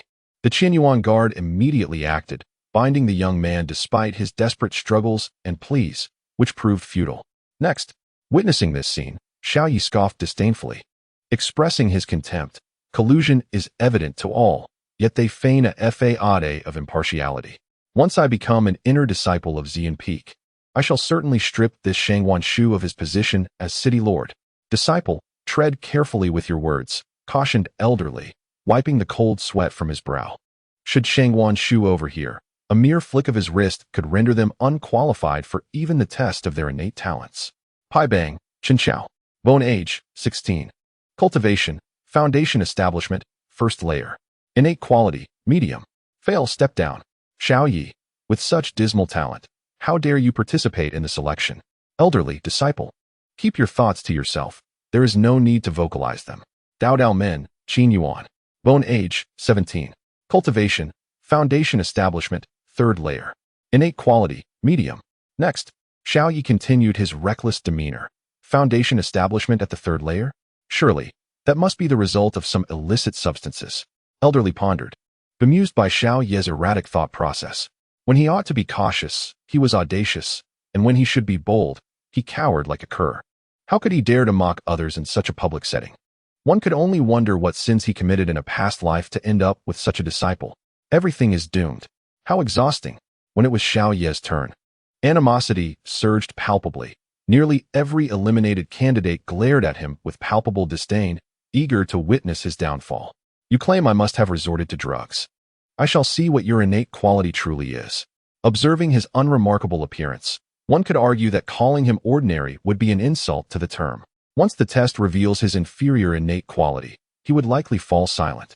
Unfazed, Xiao Yi revealed a defiant demeanor. A troop of jesters, hardly worth my concern. Upon hearing Xiao Ye's words, the eliminated candidates, already simmering with ire, ignited like a gas canister, their eyes ablaze with fury as they glared at him. How arrogant. The innate quality has yet to be tested. One might think you possess extraordinary talent. With your ilk, even if healed, you would still drool. The crowd erupted in a frenzy of curses directed at Xiao Yi, wishing fervently to drown him in their spittle. Among them, a youth with some influence glared with bloodshot eyes at his accompanying guards, commanding, keep an eye on him. If he does not become a direct disciple of Ziyun Peak today, I want him dead. Just as Xiao Yi was about to retort with further sarcasm, the elderly spirit within the jade pendant hastily intervened, urging, disciple, let us first proceed to test your root bones. He feared that if Xiao Yi continued his unrestrained verbal onslaught, he might provoke a fatal mob assault. Relenting for the sake of his master's reputation, Xiao Yi decided to spare them this time. Casting a disdainful glance around, he sauntered up to the ascension platform. Upon the platform, Shangguan Shu watched Xiao Yi strut with his head held high and an air of arrogance, his brows twitching in irritation, wishing he could kick him off the platform. He gritted his teeth and instructed, simply place your hands upon the stone tablet. Yet, Xiao Yi defiantly slammed both hands against the tablet, producing a resounding echo. Shangguan Shu's expression darkened instantly, ready to chastise him. But in the next moment, a dazzling brilliance erupted from the stone tablet. Shangguan Shu instinctively turned to look, and upon seeing the characters emerging on the tablet, he was struck dumb. Xiao family, Xiao Yi bone age, 17 cultivation level, foundation establishment. 5th stage root bone, exceptional in an instant, the crowd erupted into chaos. Exceptional root bone, am I blind? And at the 5th stage of foundation establishment, they marveled at someone who appeared so ordinary yet turned out to be a prodigy. This person is destined to become a direct disciple of Ziyun Peak, they exclaimed. Indeed. If he fails to become a direct disciple, the rest of us might as well perish here. Below the ascension platform, the spectators were left dumbfounded, staring at the spirited Xiao Yi in shock. Those who had previously been mocked by him clenched their fists in rage, glaring at the inscribed words on the tablet. Some even cursing inwardly. The heavens are blind to allow such a talent to exist. Announce it, Xiao Yi declared nonchalantly, his demeanor haughty, regarding the crowd beneath him as mere ants. This is how it should be. Ever since he acquired the jade pendant, he had encountered countless opportunities, and nearly everyone he met looked up to him in awe. He, Xiao Yi, was destined to reign at the pinnacle of the immortal path. Becoming a direct disciple of Ziyun Peak and conquering senior sister Shui would be his first step. Shangguan Shu remained momentarily stupefied, clearly unable to fathom how this individual could possess such extraordinary talent. Yet, disbelief changed nothing. The stone tablet could not lie. Xiao Yi, exceptional root bone, you have passed. Hearing Xiao Yi's almost commanding tone, Shangguan Shu surprisingly felt no anger, responding instead in a cordial manner. Please take a seat over there. Once everyone has completed their tests, we will proceed to the next stage. Xiao Yi responded with a cold nod, offering no warm expression to Shangguan Shu as he strode towards the high platform. Shangguan Shu awkwardly touched his nose, feeling the sting of rejection. This was anticipated. As just days prior, the youth had presented a letter of greeting yet had not even been granted an audience with Master Shui. However, this was hardly his fault, for he could not dictate Master Shui's thoughts. Thus, Shangguan Shu resolved to privately explain matters to Xiao Yi later and perhaps present him with a significant gift in hopes of forging a connection. Even Shangguan Shu believed that Xiao Yi was destined to become a direct disciple of Ziyun Peak. Before long, the bone testing concluded. Among the dozens of youths, only 12 possessed superior bone quality, with Xiao Yi being the sole exception of exceptional caliber. The second round involved a martial arts competition where the top 3 would advance, and those who had just passed were called to draw lots. In front of Shangguan Shu stood a wooden box filled with bamboo slips. Upon hearing that the second round would involve combat, The expressions of the lower-ranked youths darkened instantly, for in the face of similar talents, the disparity in cultivation levels equated to a gap in strength. The higher-ranked youths also struggled to find joy, as looming over them was the presence of Xiao Yi, a cultivator of the 5th level of foundation establishment, already capable of looking down upon his peers, especially given his exceptional bone quality. If one were unfortunate enough to draw against Xiao Yi in the first round, it would mean certain elimination. How can we even compete? A girl lamented. Please, let me avoid drawing Xiao Yi. Another youth clasped his hands in prayer, sincerely hoping for luck. Yet, inevitably, someone would draw the short straw and face Xiao Yi. I have drawn number 1. Who else has drawn number 1? Shouted a boy named Shenlang, raising his bamboo slip triumphantly. Congratulations, you've won the prize, Xiao Yi said, taking the number 1 slip and walking up to Shenlang, patting him on the shoulder with a teasing tone and an expression that radiated superiority. Could you be a bit gentler? Shenlang pleaded, a pained expression on his face. To his surprise, Xiao Ye's demeanor shifted dramatically as he barked, if you're afraid, then get off the stage and do not tarnish the Immortal ascension platform. His words were deliberately harsh. Had senior sister Shui been present, she would have surely taken a liking to him. Upon hearing this, Shenlang's expression fluctuated between anger and humiliation. His initial intention had been to draw closer to Xiao Yi, but he had not expected such cruel treatment in front of so many witnesses. Clenching his teeth, he retorted, though you are of the 5th level of foundation establishment, I am not afraid of you. We shall see. Huh, just you? Xiao Yi scoffed, dismissing Shenlang entirely. The spectators overheard their exchange, and some disapproved, saying, Xiao Yi is far too arrogant. Others are showing humility, yet he continues to press on. You don't understand. The strong must humiliate the weak. I support Xiao Yi in this. Do you not find it intriguing that Xiao Ye's actions bear a striking resemblance to those of Fairy Shui? Resemblance, my foot. How can he even be mentioned in the same breath as Fairy Shui? Enough of the bickering. As far as I am aware, Shenlang has reached the 4th level of foundation establishment, and his mastery of the Qifeng sword technique has attained a significant level of perfection. It is entirely possible that he may not yield to Xiao Yi. Speaking of which, have you ever heard of the name Xiao Yi? The crowd shook their heads in unison, for within their knowledge of the Xiao family, there was no figure by that name. However, there was indeed someone known for their prowess with fire, who had gained a modicum of fame in Chiuan city. The ascension platform itself is composed of several arenas. With a press of a mechanism, the ground trembled as if a dragon was stirring beneath, and 6 arenas gradually rose from the earth. Once they reached a height of 3 feet, the mechanism ceased its operation. Ladies and gentlemen, please take to the platform according to the results of the draw, announced Shang Wanshu as he explained the rules. The young participants, upon hearing this, promptly complied. When all 12 youths had taken their positions on the platforms, 6 highly skilled Yuan guards ascended to officiate the contest. On the first arena, Xiao Yi beckoned Shenlang with a disdainful smile, as if he were gazing upon an insignificant insect. Xiao Yi, do not be so arrogant. Shenlang gritted his teeth, letting out a furious roar as he brandished his sword and lunged at Xiao Yi. His footsteps were as light as a gentle breeze, swift and agile. In the blink of an eye, he was before Xiao Yi, delivering a powerful slash. Qingfeng sword technique. This profound low-grade sword technique was one that Shenlang had begun practicing at the age of 7, achieving a modicum of success by 10 and mastering it by 15. Coupled with the Qingfeng step, Shenlang was confident that he could strike with the wind's caress, eliminating foes without a trace. As Shenlang executed his strike, the sword's momentum appeared as gentle as a breeze, yet it concealed the ferocity of a tempest, brimming with lethal intent. Below the ascension platform, the onlookers felt the oppressive force of Shenlang's strike, their faces paling as they instinctively took several steps back. Indeed, the Qingming Sect's signature sword technique was extraordinary.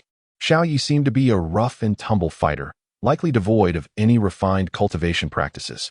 Shenlang's strike was one that even a practitioner at the 6th level of foundation establishment would hesitate to confront. Xiao Yi was in peril. What a pity. I had held some hope for him. The spectators shook their heads in unison, convinced that Xiao Yi was destined to lose. For he was relatively unknown and likely hailing from a humble family, with access to techniques of no higher than superior yellow grade. How could he possibly compare to the low-grade profound Qingfeng sword technique? Huh, Xiao Yi scoffed disdainfully. And just as the sword was about to descend upon him, he carelessly extended 2 fingers. In the next moment, Shenlang's pupils dilated in shock. his mind blank as if confronted by the incomprehensible. Clang. The sound echoed like metal striking stone in the astonished gazes of the onlookers. Xiao Yi effortlessly shattered the sword in Shun Lang's hand with merely 2 fingers. Chapter 20. Self-deception. What? My Qingfeng sword. Shun Lang, overwhelmed by anger, felt a surge of blood rising within him, and a mouthful of crimson erupted from his throat like an arrow. The Qingfeng sword, nurtured with his vital essence over many years, was intimately connected to him. Now, having been effortlessly shattered by Xiao Yi, he sustained considerable injury. The onlookers below gaped in disbelief, exclaiming in astonishment at the prodigy before them. To break a flying sword with bare hands, surely. This individual must be a beast in human form. The Qingfeng sword was a high-grade artifact. It was incredulous, unfathomable. The extraordinary roots indeed defied the heavens. Those who had previously declared Xiao Yi would surely lose. Where are you now? Some even began to shout, demanding retribution against those who had doubted Xiao Yi. With bloodshot eyes, Shun Lang gazed at the defiant Xiao Yi before him. He had intended to fight to the death, but his practice relied solely on the Qingfeng sword technique. Without his beloved sword, his combat prowess was severely diminished. How could he possibly contend with this person? After much inner turmoil, Shun Lang sighed and looked at Xiao Yi, clasping his fists in a gesture of respect, yet he had yet to utter the words of concession. However, Xiao Yi, with a playful glint in his eyes, declared, having received your sword strike, it is only fair that you endure my punch in return. In an instant, Xiao Yi swung his fist, unleashing a tempest of liquid mana that spiraled rapidly within his dantian, the ferocious wind barreling towards Shun Lang's face. You! Shun Lang cried out in horror. He had not anticipated Xiao Yi's ruthless nature, refusing to allow him to concede, intent on rendering him utterly incapacitated. He hastily summoned his mana, but it was too late. The force of the punch was upon him before he could react. Bang! The fist collided squarely with Shun Lang's face. Crack! The sound of bones fracturing echoed. A wave of terror washed over him, and darkness engulfed his vision as a chilling scream escaped his lips, and he collapsed into unconsciousness. Waste. Xiao Yi's gaze was cold as he spat at Shun Lang, who lay motionless like a dead dog on the ground. He then turned to Yuan Wei, the official presiding over the arena, and instructed casually, announced the result. Yuan Wei longed to question Xiao Yi, as Shun Lang had clearly conceded. Yet the city lord had instructed him to overlook any actions by Xiao Yi as long as they were not excessively cruel. With no choice, he approached the battered Shun Lang, checked for a pulse, and upon confirming he was still alive, he sighed in relief and announced, on Arena 1, Xiao Yi wins. Xiao Yi leaped off the stage and surveyed the other 5 arenas, noticing the fierce battles still unfolding. He touched his nose and remarked indifferently, a bunch of lowly chickens and tiles. As his words echoed, the crowd below exchanged glances, and once Xiao Yi ascended to the high platform, the murmurings erupted in fervor. This Xiao Yi truly was insufferably arrogant. If you possessed his abilities, you would undoubtedly put on an even grander display. However, that Shun Lang has already conceded defeat. Perhaps Xiao Yi did not hear? His strike was exceedingly fierce, and his prowess is undoubtedly unparalleled. Those who encounter him subsequently will find themselves in dire straits. I perceive a demonic aura emanating from Xiao Yi. Upon the elevated platform, while Xiao Yi appeared to be meditating with closed eyes, he was, in fact, engaged in conversation with elderly. Master, how did I perform? Did I bring you any shame? Xiao Yi's lips curled into a smug smile, filled with pride. Disciple, your approach was excessively heavy-handed, elderly replied with a hint of exasperation. He could sense the murderous intent rising from several cultivators at the foot of the stage after Xiao Yi had rendered Shun Lang unconscious. These were formidable individuals, all at the core formation stage. It was evident that they were Shun Lang's elders. If Xiao Yi failed to become a direct disciple of Ziyun Peak today, how would he contend with such numerous enemies?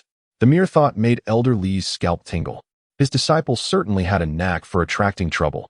Master, you don't understand. I am merely following in Senior Sister Shue's footsteps. Besides, my actions serve to deter others. It is a lesson well learned. Xiao Yi boasted. He took great pride in this strategic move, which not only endeared him to Xue Jinli, but also intimidated others, achieving a dual purpose. Elderly had no retort. He could only hope that Xiao Yi would successfully become a direct disciple of Ziyun Peak, and that no mishaps would occur in the interim. Before long, the first round of battles concluded. The remaining 6 competitors, aside from Xiao Yi, wore expressions of fatigue, clearly having faced considerable challenges from their opponents. The second round commenced with a drawing of lots. Xiao Yi drew the number 2, and, upon seeing his opponent, his eyes sparkled with excitement. Akin to a hunter spotting prey. On the second arena, he declared, "Do not fear, fair maiden. I shall grant you a head start of 3, no, 10 moves." With his hands clasped behind his back, he regarded Li Shiwei with the demeanor of a chivalrous knight, his tone markedly softer than before. Li Shiwei, witnessing Xiao Ye's self-satisfied display, felt a wave of revulsion wash over her. It was akin to Dong Shi mimicking the graceful beauty. His gentle words fell upon her ears like a cacophony, utterly grating. Without hesitation, she turned to the referee, Qin Yanwei, and proclaimed, "I concede. Wait, dear lady. I assure you, I will not harm you. Let us engage in a friendly exchange." Xiao Yi implored anxiously. Among all present, Li Shiwei was truly a vision of beauty, and Xiao Yi was eager to win her favor. He had hoped that through their combat, he could create an opportunity for physical contact, and perhaps, if she were moved, he might take the fair maiden into his embrace. However, after Li Shiwei finished speaking, she leaped down from the stage without the slightest hesitation. Her innate talent was commendable. Even if she could not join the Ziyun Peak, there were undoubtedly opportunities among the other 5 branches of the Qingming Sect, making it unnecessary for her to stubbornly persist. Most importantly, the gaze of this individual named Xiao Yi was truly distasteful, as if he intended to strip her bare right there, evoking a sense of nausea within her. On the second arena, Xiao Yi emerged victorious. The expressionless Yuan Wei announced. Xiao Yi's hand remained suspended in midair, his face a portrait of embarrassment as he watched Li Shiwei depart. Observing Xiao Yi's demeanor, reminiscent of a man who had never encountered a woman before, a chorus of disdain erupted from the spectators below the Immortal ascension platform. What was Xiao Yi doing? He was ruthless toward Xinlang, yet transformed into a gentleman when it came to Li Shiwei. Gentleman? More like a hypocrite. His countenance was lecherous. "I truly feel like retching. I believe he is not aiming for Ziyun Peak's true inheritance, but rather for Fairy Shui. Can someone stop him? I do not wish to witness him ruin Fairy Shui." Those who initially supported Xiao Yi now felt as though they had been blinded. He was clearly not a strong man aspiring to the path of immortality, but rather a lecherous fiend who had never laid eyes on a woman. On the high platform, the elderly inquired, "Disciple, what were you doing just now?"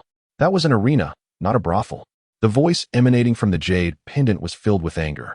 He had not anticipated that his disciple could be so foolish, utterly ensnared by desires. Had this incident not occurred, Xiao Ye's previous behaviors might have been concealed under a veneer of aloofness. But now it was all ruined. Those enemies provoked by Xiao Yi would undoubtedly realize that he had acted with intent. "Master, I believe I have done nothing wrong," Xiao Yi asserted confidently. "A graceful lady is indeed a fitting match for a gentleman. Furthermore, did you not say that as a strong individual, one should embrace all the beauties of the world?"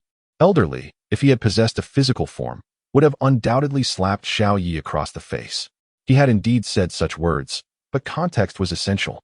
"Disciple, what purpose does your action serve? That young lady did not accept your goodwill." "No, master, you are mistaken. I have just realized. Shiwei indeed accepted my goodwill. Hence she chose to concede. She must not have wanted me to face any censure." "Yes, that must be it. I never expected that after a mere encounter, Shiwei would harbor feelings for me and sacrifice her chance to become the true disciple of Ziyun Peak for my sake. The Qinyuanli family, is it? Shiwei, wait for me.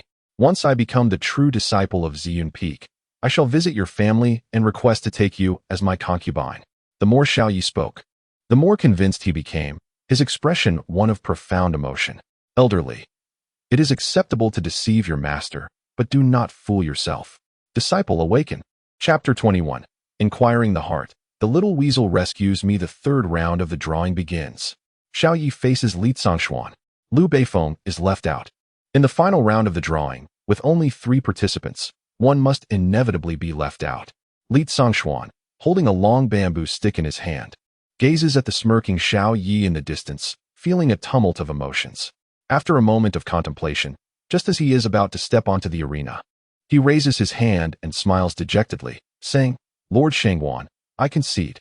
Earlier, while competing against others, he had been distractedly observing the other arenas and had witnessed Xiao Yi deliver a devastating blow to Xinlang, leaving him utterly unrecognizable. The sight had startled him. almost causing him to be ambushed by his opponent and sent tumbling off the stage. His fear stemmed from a prior private match with Shen Lang, which he had lost. If even Shen Lang could not withstand a single blow from Xiao Yi, Li Zongxuan felt he was even less capable and would certainly falter under Xiao Ye's might. Thus, rather than suffer the same fate as Shen Lang and be rendered unconscious, it was far more dignified to concede before stepping into the arena. Lord Shangwan was unsurprised. After all, Xiao Ye's combat prowess was indeed extraordinary, even beyond his comprehension. He nodded and declared, "Xiao Yi is victorious." Now it was Liu Beifeng's turn. "Wait, Lord Shangwan. I also concede," Liu Beifeng hurriedly exclaimed. He wished to avoid facing Xiao Yi, harboring certain secrets he preferred to keep hidden for the time being. "Very well. I announce that Xiao Yi is the champion of this round," Lord Shangwan declared without troubling Liu Beifeng, addressing the crowd below the stage. The onlookers, initially eager for entertainment, erupted in a chorus of boos. "TSK, what cowards! Why the fear? Xiao Yi is not a god. I refuse to believe he cannot be defeated. Liu Beifeng, you are one of the 8 heroes of Qinyuan City. Do not bring shame upon yourself. Step up if you dare." Liu brother is no woman. Facing Xiao Yi, he would surely be crushed. Alas, with Xiao Yi as the victor, this devil of lust truly is destined to become a direct disciple of Ziyun Peak. "My dear Shui Xianzi, do not panic. There is still one round to go." What round could possibly hinder Xiao Yu? Many admirers of Shui genuinely expressed their concerns for Shui Xianzi's predicament. Although the first place had been determined, the second and third places still required contention. Lord Shangwan informed Li Zongxuan and Liu Beifeng of this matter, and both agreed without hesitation, even cracking their knuckles as they exchanged fierce words, vowing to leave the other battered and bruised, unable to find their way home. Seeing the spirited demeanor of the two, the onlookers couldn't help but feel a twinge of sarcasm. Why couldn't they muster such enthusiasm in the presence of Xiao Yi? As the duel between Li Zongxuan and Liu Beifeng unfolded with intensity and excitement, the audience felt a lingering dissatisfaction. They longed to witness Xiao Yi receive a thorough beating. After approximately the time it takes for a stick of incense to burn, the two contenders determined the victor. Li Zongxuan lost to Liu Beifeng by a mere move. In the second round, the rankings of the arena competition were announced. First place went to Xiao Yi, second to Liu Beifeng, and third to Li Zongxuan. This outcome was, in truth, preordained when Xiao Yi shattered Shen Lang's dreams of becoming a sword cultivator, a result that surprised no one. Upon ascending the Immortal platform, Shangwan Shu regarded the 3 individuals before him with a grave expression and declared, "The third round is the path of hard inquiry. Only those who successfully navigate this challenge may become the direct disciples of Ziyun Peak. I must caution you that this round is perilous. Directly confronting one's innermost thoughts may lead to madness. If any of you feel fearful, you may withdraw now. Those who choose to forfeit will be treated accordingly." Li Zongxuan and Liu Beifeng exchanged glances and nodded in unison, stating, "City Lord Shangwan, we have come this far. How could we possibly forfeit? Humph. Such a weak display of strength, yet such grandiose words." Xiao Yi scoffed habitually, then turned to Shangwan Shu, urging, "Do not waste time. Let us commence." Shangwan Shu furrowed his brow, but said nothing further. Instead, he commanded the arrival of a massive stone platform, placing it between Xiao Yi and the other two. This stone platform, known as the Hard Inquiry Platform, functioned similarly to the bone-measuring stone tablet. One merely needed to rest their hand upon it gently. As the hard inquiry began, those who awakened within the time it takes for a stick of incense to burn would possess an exceptional temperament, while those who did so within half an hour would have a superior temperament. Only those with a superior temperament could qualify as direct disciples of Ziyun Peak. All others would not be accepted. Shangwan Shu recited the criteria for passing as per usual. Li Zongxuan and Liu Beifeng felt a surge of tension, after all. They stood at the threshold of becoming direct disciples of Ziyun Peak, and failure in this round would leave them with profound regrets. In stark contrast, Xiao Yi appeared utterly unperturbed, as though he were entirely confident in his ability to surpass this test. Elderly, residing within the jade pendant, observed Xiao Ye's air of superiority and deemed it necessary to offer a word of caution. "Disciple, do not be careless. The Heart Inquiry Platform reveals the 7 emotions and 6 desires hidden within one's heart and conjures the very things one most desires or fears. Should you become ensnared within, you may never awaken again. For this challenge, I cannot be of assistance." "What?" Xiao Ye's countenance shifted dramatically. His previous indifference stemmed from the knowledge that his master would always come to his aid in times of peril, transforming misfortune into fortune. But now, the realization that his master could not assist him sent a wave of panic through him. What if he failed to pass the test? Master, what should I do? Xiaoyu asked anxiously. Elder Li responded, Disciple, do not panic. Simply remember that everything you witness is but an illusion. Safeguard your true heart. Understood, Master. But what? Pray tell, is my true heart?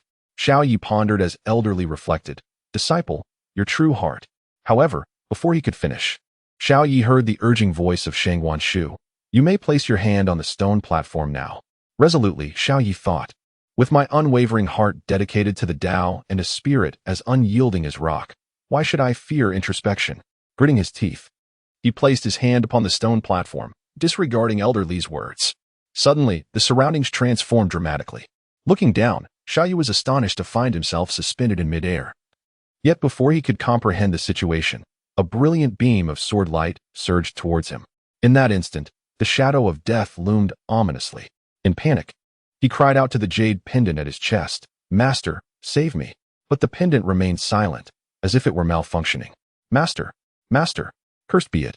You have drained so much of my soul power, yet at this crucial moment, you are of no use.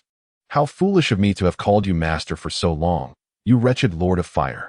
If you refuse to appear, I shall shatter you. In a fit of rage, he yanked the pendant from his chest, but before he could throw it, his vision plunged into darkness.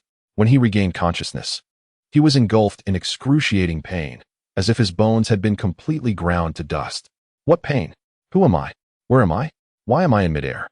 Xiaoye's face was a mask of horror. Concurrently, a piercing sword light sliced through the void, aimed directly at him. Xiaoye felt as though he faced not merely a sword, but a mountain of blades, pressing down upon him relentlessly. Despite his frantic struggles, he found himself utterly immobilized, teetering on the brink of demise. Little weasel, save me, he cried in sheer terror, directing his pleas to the purple beast beside him. Yet the creature, seemingly indifferent, cast a cold glance in his direction before soaring away without a backward glance. Why? Were we not good brothers? When you were on the brink of death, I saved you. He lamented. Beast, how blind I was. The sword light pierced through him, and Xiaoye's vision dimmed rapidly, leading to his untimely demise. In the aftermath of countless deaths, Xiaoye's consciousness had become utterly blurred, his entire being feeling as if it had been pierced by blades numerous times, then crudely stitched back together. Am I to perish? Xiaoye's voice was hoarse, his throat filled with the taste of blood with each word he uttered. As the sword light approached once more, he suddenly lifted his head to gaze at the swordsman, whose presence was as cold and luminous as the full moon, as ethereal as a celestial maiden of the moon palace. Her figure swayed gracefully like willows by the riverside, her skin as fair as exquisite jade, radiating an otherworldly aura that spoke of purity untouched by earthly filth. How could such a divine being wield a sword against him? Reflecting on Xiaoye's journey, it seems that regardless of the women he encounters, even the wild foxes of the mountains, they all gaze upon him with an insatiable desire, yearning to whisk him away into their lairs for endless revelry. Surely, this must be an illusion. Xiaoye let out a boisterous laugh, recalling that he was merely at the heart-questioning platform, and he faced the terrifying sword light with unwavering composure. Indeed, the sword light was but a mirage, shattering before it could reach him. Such a trifling heart-questioning platform dares to ensnare me, daring to persist in its daydreams. In this third trial, I am undoubtedly still first. With unwavering confidence, Xiaoye prepared to awaken, ready to embrace the admiration of the onlookers. Yet, in the next instant, the scene around him transformed. He found himself in an antiquated room, where a fragrance reminiscent of orchids wafted through the air. Beside him, a voluptuous beauty lay drunkenly on the table, softly gasping, her delicate face flushed like a ripe peach. Xiaoye's throat tightened, his gaze burning with fervor as he reached out, cautiously caressing the smooth curve of the woman's back. Madame Yuan, are you well? The enchanting beauty, known as Madame Yuan, turned her head, her eyes glazed with intoxication, her rosy lips alluring. Husband, our child has grown. Do you not wish for another? Of course I do, Xiaoye exclaimed eagerly, like a ravenous wolf pouncing upon the beauty. Meanwhile, in the outside world, beneath the Immortal ascension platform, whispers arose. Look quickly, did Liu Beifeng's eyelids just flutter? It seems so. Could he truly be awakening? It has barely been a single incense stick's time. Does he possess such remarkable fortitude? You underestimate Liu Beifeng. He has been trained by the Liu family since childhood, enduring rigorous trials. After turning 10, he was sent to the Yunfu mountain range for months. His character is surely extraordinary. Heaven forbid, Liu Beifeng must not awaken. I wagered 100 mid-grade spirit stones on Xiaoyi. You only wagered 100? I staked a full 500 spirit stones. Then it appears you may lose, for look at Xiaoyi. His face is pale. His brows furrowed. He is clearly on the verge of faltering in this trial. Don't speak nonsense. Xiaoyi possesses exceptional talent. How could his fortitude be so lacking? A gambler, having staked his entire fortune, shouted vehemently, yet his bravado belied in inner turmoil. After all, Xiaoyi's pallid visage and furrowed brow indicated he was momentarily at a loss. Unable to awaken from this predicament, Elderly, residing within the Jade Pendant, was equally concerned for Xiaoyi. As his mentor, he understood him all too well. Since his emergence into the world, Xiaoyi had scarcely encountered any formidable challenges. The gravest peril he faced was the last sword strike. Fortunately, with all his soul energy expended to shield Xiaoyi, and the little weasel bracing against his back to absorb most of the impact, Xiaoyi had never truly confronted a life-and-death crisis. A cultivator who has not undergone the trials of mortality cannot possess a heart stronger than those who tread the fine line between life and death. Moreover, Xiaoyi bore a significant flaw, his extreme lechery. Whether it be lawless, mature women, or even married ladies and widows, any woman of beauty would ensnare his attention. This was the very concern that weighed heavily on Elderly's mind. He had intended to caution Xiaoyi against being ensnared by the allure of beauty. Yet the urgency of Shangwanshu's insistence had precluded him from uttering those words. Elderly watched Xiaoyi intently, his worry palpable. Suddenly, he noticed that Xiaoyi's pale complexion had transformed to a healthy hue, and his breath had steadied, becoming long and robust. A glimmer of hope surged within Elderly, and a resounding cheer erupted from beneath the ascendant's platform. Liu Beifeng had awakened. Although it surpassed the burning of a single incense stick, he had done so within half an hour, achieving a commendable state of mind. He had succeeded. And he was the first. To be second in martial prowess and first in mental fortitude, could this not mean he stood a greater chance than Xiaoyi of becoming a direct disciple of Ziyun Peak? Laughter erupted. Those who had wagered on Xiaoyi would surely be lining up to leap from the city tower tonight. But enough of that, should one continue to speak. The gamblers might just drag you along with them. Liu Beifeng opened his eyes, revealing a blood-red gaze, brimming with a chilling killing intent that had yet to dissipate. The vision he encountered was reminiscent of his 10th year, when his family had sent him to the Yunfu Mountains, where he faced an assault from 3 demonic wolves. In a moment of carelessness, he nearly had his throat severed, a memory that haunted him in dreams, waking him in a cold sweat.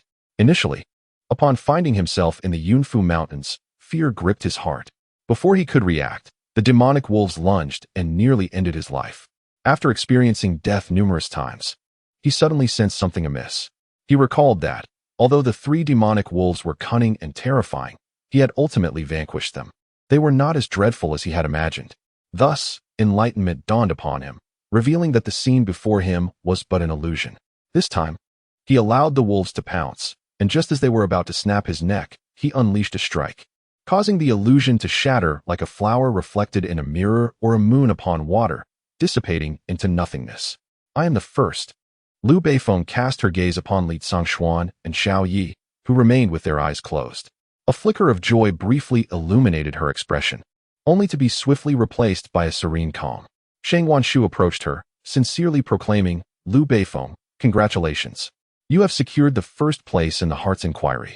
Next, the test that awaits you is from Shueshangshi. As the city lord, I genuinely hope you can unleash your full potential and earn the favor of Shueshangshi." Through her brief interactions with Xiaoyi, Shangwanshu had come to understand that he was a vengeful individual. Should he become a direct disciple of Ziyun Peak, Shangwanshu would undoubtedly face retribution. Rather than resigning to fate, it was wiser to cultivate a friendship with Liu Beifeng.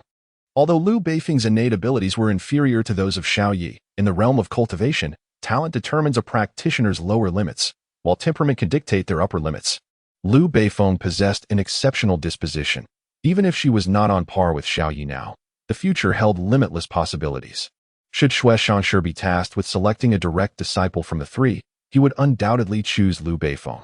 Having concluded his words, Shang Wanshu silently pressed a storage ring into Liu Beifeng's hand and gently patted her shoulder. Liu Beifeng, feeling somewhat uneasy from the gesture, glanced at the ring in her hand, gritted her teeth, seemingly resolved. City Lord Shangwan, becoming a direct disciple of Ziyun Peak is indeed my goal. Please keep this. As Shangwan Shu watched the storage ring return to her possession, he was momentarily taken aback, forcing a smile. Very well, I wish you all your aspirations come to fruition. Chapter 23. Inferior Temperament. The protagonist goes mad as half an hour approached. Li Zongxuan suddenly spat out a mouthful of fresh blood, his eyes snapping open as he looked at Shangwan Shu, urgently asking, City Lord Shangwan, have I passed? Shangwan Shu glanced at the time and chuckled. Had you awakened any later, you would have been eliminated. Li Zongxuan was initially stunned, then erupted with joy. Ha! I never anticipated my temperament would be of the superior kind. The vision he encountered in the Heart's Inquiry was a recollection from when he was 6 years old, where an old beggar had accosted him, insisting on selling him a technique. When he refused, the beggar assaulted him, leaving him bruised and battered until he tearfully accepted the technique. That technique, as it turned out, was a deception. He had attempted to cultivate it several times, all ending in failure, and this incident became the most dreadful memory of his past. Initially, upon seeing the old beggar, he had fled, but after a short distance, he looked up to find the old beggar standing before him, grinning with the technique in hand. He remained unyielding, provoking the beggar's fury, who then beat him mercilessly, berating him for his lack of discernment. After being beaten to the brink of unconsciousness, Li Zongxuan could no longer endure and reluctantly purchased the technique. He was subsequently beaten several more times, until finally, with gritted teeth, he resolved never to buy again. The old beggar sighed deeply, gazing at Li Zongxuan with a mix of pity and disappointment. Child, it seems we are truly fated to be apart. The illusion dissipated. Li Zongxuan awakened, smiling for a moment, only to be suddenly engulfed by a profound emptiness, as if something of immense significance had vanished from his life. Yet he could not discern what it was. After pondering fruitlessly for some time, he furrowed his brow and turned to Shangwan Shu, inquiring, Lord Shangwan, I cannot possibly be in third place, can I? You are in second place. Xiao Yi is yet to awaken, Shangwan Shu replied nonchalantly, though inwardly he reveled in delight. The time had passed, and even with Xiao Yi's exceptional talents and unparalleled combat prowess, he could never ascend to be a direct disciple of Ziyun Peak. Thus, he felt no trepidation about any potential retaliation from him. Upon hearing this, Li Zongxuan stared in shock at Xiao Yi, astonished that this seemingly arrogant individual lacked even average innate qualities. A sudden urge to laugh washed over him. Elderly, residing within the jade pendant, observed the breathless and flushed Xiao Yi and couldn't help but feel a twinge of bitterness. His disciple appeared hopelessly ensnared in the throes of desire. This was utterly disastrous. Meanwhile, below the ascension platform, the crowd erupted in a cacophony of laughter and derision. Goodness, Xiao Yi is still unconscious. Half an hour has passed, and he has lost any chance of becoming a direct disciple of Ziyun Peak. What if he possesses exceptional innate qualities? What if his combat abilities are unmatched? He is no different than us. Cast aside. How dare he mock me? Without the protection of Ziyun Peak's status, I shall ensure that you meet your demise in Qinyuan City today. Brother Yin, take me along. Me too. My father has dispatched 2 core formation elders to ensure he has no chance of escape. Those who had been wronged by Xiao Yi had evidently formed a vengeful alliance, intent on transforming Qinyuan City into Xiao Yi's grave. Listening to the murmurs from the crowd, Elder Li's expression grew increasingly grim. Even with his formidable abilities, he could not possibly extricate Xiao Yi from such a siege. Moreover, his soul energy had yet to recover, and the injured little weasel remained behind at the inn to recuperate. Was Xiao Yi truly doomed? For some inexplicable reason, Elder Li suddenly felt a flicker of relief. At that moment, Xiao Yi remained ensnared in the illusion. Husband, come play. All right, husband. No need for further words, my dear. This exchange repeated countless times. The voluptuous beauty leaned provocatively toward Xiao Yi. With clarity in his gaze, he swatted her hand aside, disdainfully declaring, a mere illusion seeks to ensnare me? Break. The illusion shattered in response to Xiao Yi's resolute gaze. An hour passed. Xiao Yi opened his eyes, transformed into a sage who seemed to have glimpsed the essence of the world. With an air of arrogance, he proclaimed, Humph. How could the heart's barrier possibly impede me? He then turned to Shangwan Shu with an imperious attitude. I must be in first place, am I not? Beside them, Liu Beifeng and Li Zhongshuan exchanged puzzled glances. Shangguan Shu maintained a stoic expression. Xiao Yi, you have only just awakened after an hour. Your disposition is evidently lacking. I regret to inform you that you have not passed the heart's trial. You may leave. How could this be? I, Xiao Yi, am inferior to neither of them. He retorted, indignation flaring within him. You must have employed underhanded tactics. I knew you would not allow me to ascend as a direct disciple of the Ziyun Peak. With a sudden surge of energy, Xiao Yi stood, his eyes ablaze with fury, glaring at Shangguan Shu. Elderly had once told him that he was the chosen one, destined to become an unparalleled powerhouse. So how could his temperament be inferior to others? Shangguan Shu's countenance darkened. Xiao Yi, as the lord of this city, I shall preside over this ascension conference with impartiality, and all present are witnesses. Should you continue to spout nonsense, do not blame me for my lack of mercy. Upon hearing Shangguan Shu's words, the crowd gathered below the ascension platform voiced their support. Xiao Yi, we have witnessed the Lord's every action. He even delayed his own advancement for your sake, ensuring you would not succumb to madness. To lack skill is one thing, but to engage in such baseless arguments is truly repugnant. How could fate be so blind as to grant such a person exceptional talent? Begone, spare us the embarrassment. Your presence is nauseating. As the crowd chastised him, instead of reflecting on his actions, Xiao Yi clenched his fists, his teeth grinding audibly. Seething, how foolish you all are to be deceived by this man. I demand to see Sister Xue. Surely she will see through this charade and deliver justice on my behalf. Elderly, the jade pendant murmured, I see this group has conspired against my disciple. Once I become the direct disciple of Ziyun Peak, I shall first eliminate Shangguan Shu, the instigator, and then deal with the rest. Xiao Yi's frenzied declaration sent shivers through Elderly. How could this happen? This Xiao Yi has suddenly lost his senses, though previously timid and lustful. He could maintain clarity in crises, but now could it be that I have miscalculated the heavenly signs? Is it possible that the Qingming Sect is not Xiao Yi's destined place of opportunity, but rather a harbinger of doom? What makes you think you deserve to meet someone of Xue's stature? You shamelessly call for her, while knowing you have forfeited your eligibility as a direct disciple of Ziyun Peak. If I were you, I would have long since slinked away in disgrace. Take my advice, leave now while you still have a chance to survive. Delay further, and your demise is certain. Just as the crowd continued to denounce Xiao Yi, a figure in a flowing azure dress descended gracefully from the heavens. Fairy Xue is here. Oh my! She appears even more beautiful than before. Silence, for Fairy Xue holds a celestial place in my heart, akin to the unwavering moon in the sky.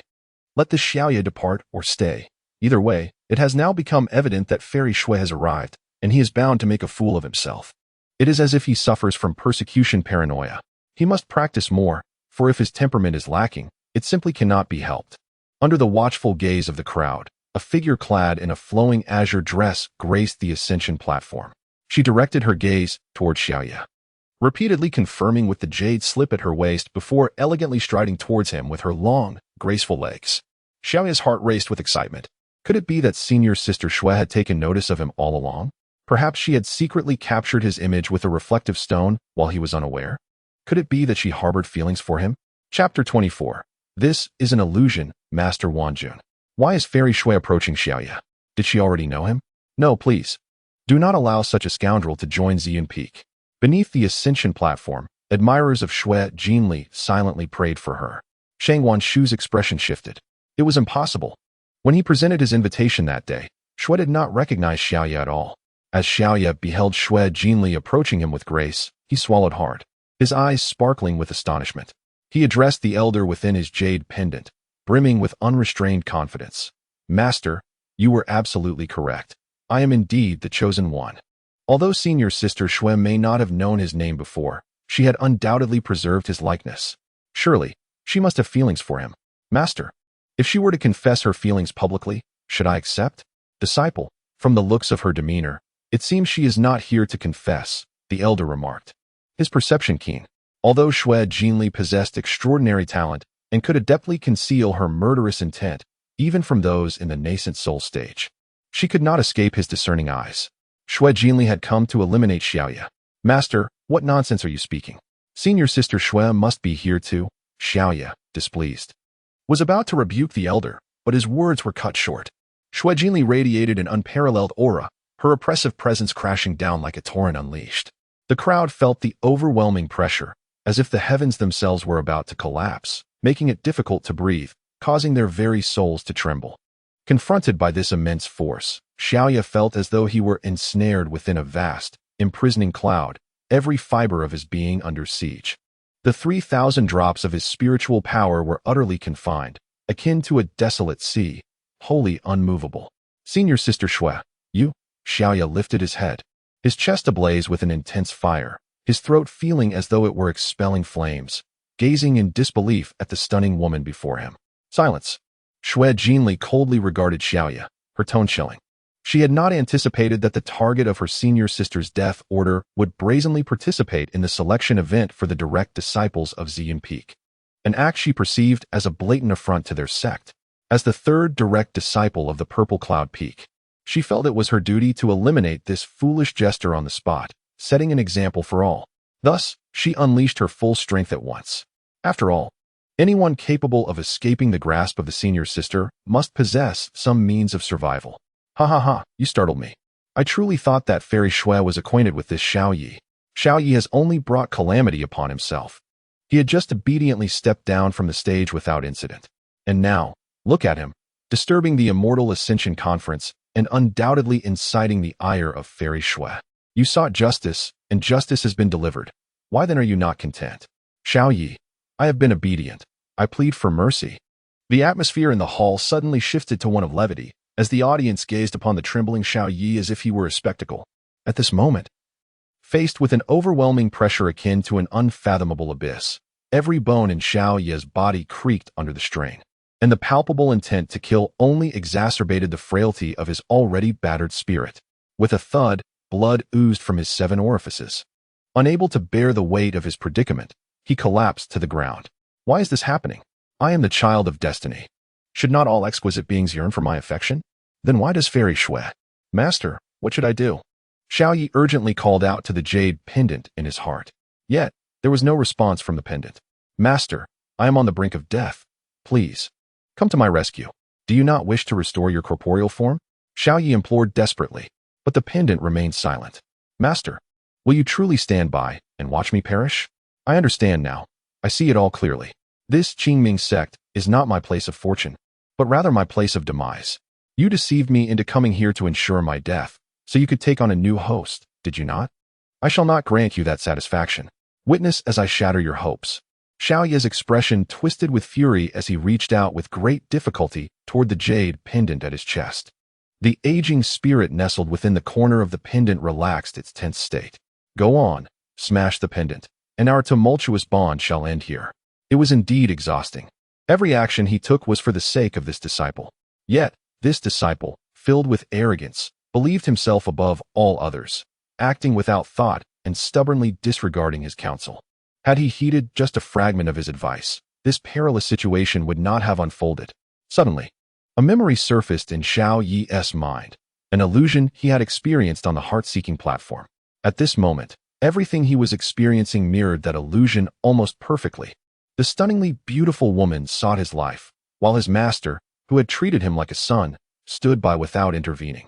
Thus, Xiao Yi lowered his head, his hands suspended in midair, his expression shifting as a sinister and chilling laughter erupted from his lips.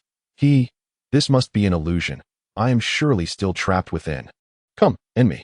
Xiao Yi's smile became increasingly twisted, as if possessed by a malevolent spirit.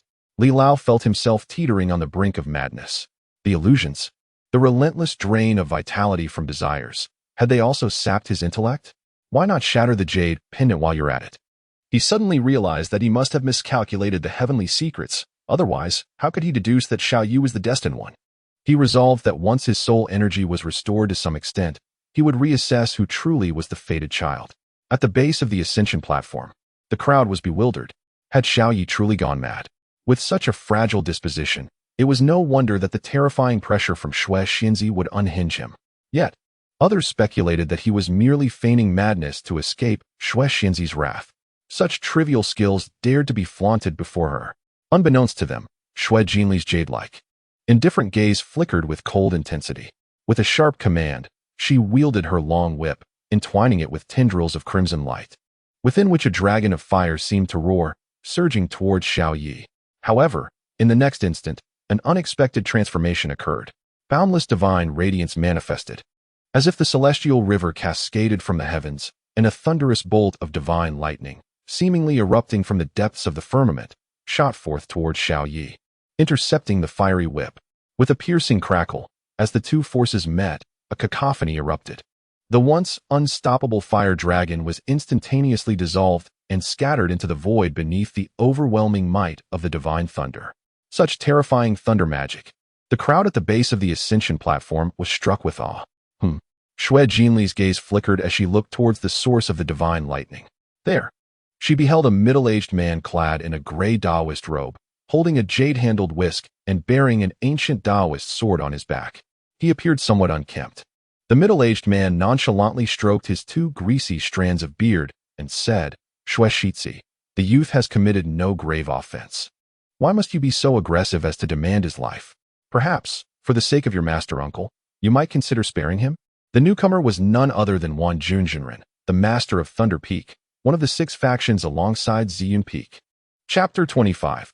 An interruption by a mediocre talent. The appearance of Wan Junjinren caused a tremendous uproar. "I know him. He is Wan Junjinren, the master of Thunder Peak." Thunder Peak? Is that not one of the 6 factions? Why would he intervene to stop Xue Xianzi? Could there be a conflict between Ziyun Peak and Thunder Peak? It seemed the matter was more complex than mere conflict. It appeared that Xiao Yi might be Wan Junjinren's illegitimate child. Wow, now that you mention it, I sense a resemblance. Aside from those greasy strands of beard, they nearly look identical. At the base of the ascension platform, discussions erupted, with many believing that Xiao Yi and Wan Junjinren surely shared some ambiguous connection. "Master Wan, you intend to obstruct me?" Xue Jinli's eyes were deep and enigmatic, her grip on the whip tightening imperceptibly. "What? Do you, Master Xue's nephew, wish to engage in a friendly spar with me?" Master Wanjun squinted, a jovial smile gracing his lips. "Master Wanjun, your unmatched lightning techniques leave no one in the Qingming Sect capable of standing beside you. Even if you were to grant me 1,000 additional courage, I would not dare to contend with you." Since Master Wanjun insisted on sparing this individual, Jinli felt it inappropriate to contradict her elder. Xue Jinli's luminous eyes flickered, revealing a gentle smile, and she promptly tucked her whip away at her waist. Approaching Lu Beifeng and Li Xiangshuan, she softly inquired, "Did you two succeed in the selection?" With a somewhat apprehensive demeanor, both Lu Beifeng and Li Xiangshuan nodded in unison. "Would you be willing to join my Ziyun Peak?" Xue Jinli asked tenderly. Both Lu Beifeng and Li Xiangshuan's expressions brightened with excitement. After all, if they did not wish to join Ziyun Peak, why would they have participated in the so-called selection? Just as they were about to nod in agreement, they heard Master Wanjuan's indifferent voice from below. "You two youngsters should consider carefully. Joining Ziyun Peak does not guarantee becoming a direct disciple. My younger brother is rather discerning. Otherwise, Ziyun Peak would not have only 7 direct disciples. However, the situation is different at Tianlai Peak. I assure you, should you both choose to join, I will immediately accept you as my direct disciples." Upon hearing this, the crowd sensed a hint of tension. It seemed that Xiao Yi might indeed be Master Wanjuan's illegitimate son. Otherwise, why would Master Wanjun compete with Fairy Xue for disciples at this juncture? This must be an act of retaliation for Xiao Yi. Master Wanjuan's words ring true. "My master, the esteemed Su Yang, the youngest transformation master in the northern region, would never accept mediocre talents as direct disciples. Unlike the Tianlai Peak, which indiscriminately accepts all, regardless of their capabilities, so long as they are willing to join. I recall during the last 6 Peaks Grand Competition, the chief direct disciple of Tianlai Peak faced my 7th junior sister in the first round and was defeated in fewer than 10 exchanges. I seem to have forgotten.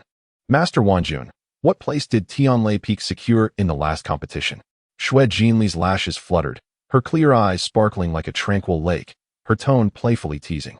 Master Wanjuan's hand, which had been stroking his beard, froze momentarily.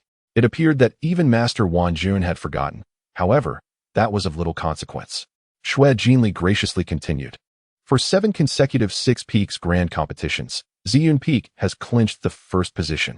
If you wish to join us, you must possess the confidence to secure victory for Ziyun Peak in the upcoming competition. If you lack that confidence, I would advise you to join Tianlai Peak. Where losing matters little, as Master Wanjun is indifferent to such outcomes. It seems the rumors hold true among the 7 direct disciples of Ziyun Peak.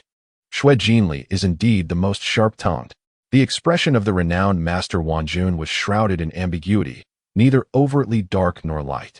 Thank you for your commendation, esteemed Master Wanjun. However, at your Thunder Peak, it appears there isn't even a sharp-tongued individual among you. After each great competition of the 6 peaks, it's as if a curse has been cast, not a word is uttered.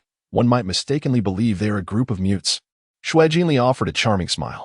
Upon descending from the Immortal platform, the crowd was nearly silenced by her remarks. After all, Xue Jinli was on the verge of bluntly declaring that the entirety of Thunder Peak was filled with inept individuals, while Master Wanjun possessed a thick skin comparable to that of fortifications. The audacity to speak so boldly to her elder was truly commendable. Yet, her courage to insult Master Wanjun stemmed from her confidence, bolstered by her affiliation with Ziyun Peak and the backing of the venerable Jun Xinyang.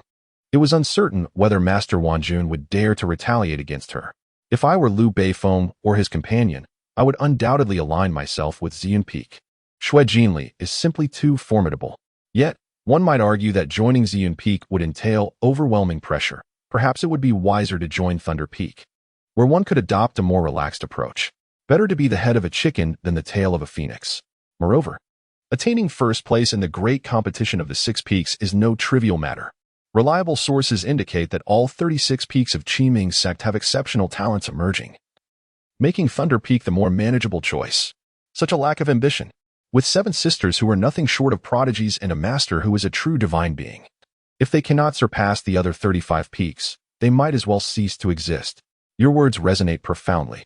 Ziyun Peak offers abundant opportunities, while Thunder Peak has scarce resources. Those with aspirations for the pinnacle of immortality would unhesitatingly choose Ziyun Peak. As the spectators below the Immortal platform engaged in fervent debate, Master Wanjun's expression grew somewhat grim upon hearing the murmurs. Have you made your decision? Inquired Xue Jinli. I have resolved to join Ziyun Peak, exclaimed Liu Beifeng, without a hint of hesitation, his words full of conviction. Very well, Xue Jinli nodded slightly. My apologies, esteemed Xue Jinli, but I prefer to join Thunder Peak. Li Zongxuan hesitated for a time before ultimately opting against joining Ziyun Peak. He felt his talents were insufficient. Should he join Ziyun Peak, he would undoubtedly be unable to lead them to victory in the next great competition of the 6 peaks. It was far better to join Thunder Peak and become a direct disciple of Master Wanjun. Master Wanjun's demeanor softened slightly as he laughed heartily. From this day forth, you shall be my direct disciple. Disciple Li Zongxuan pays respects to the master. Li Zongxuan bowed deeply to Master Wanjun. Ha ha ha, my good disciple, rise, rise. With a mere gesture from Master Wanjun, he effortlessly summoned Li Zongxuan to his side from several paces away. This remarkable display elicited gasps from the onlookers.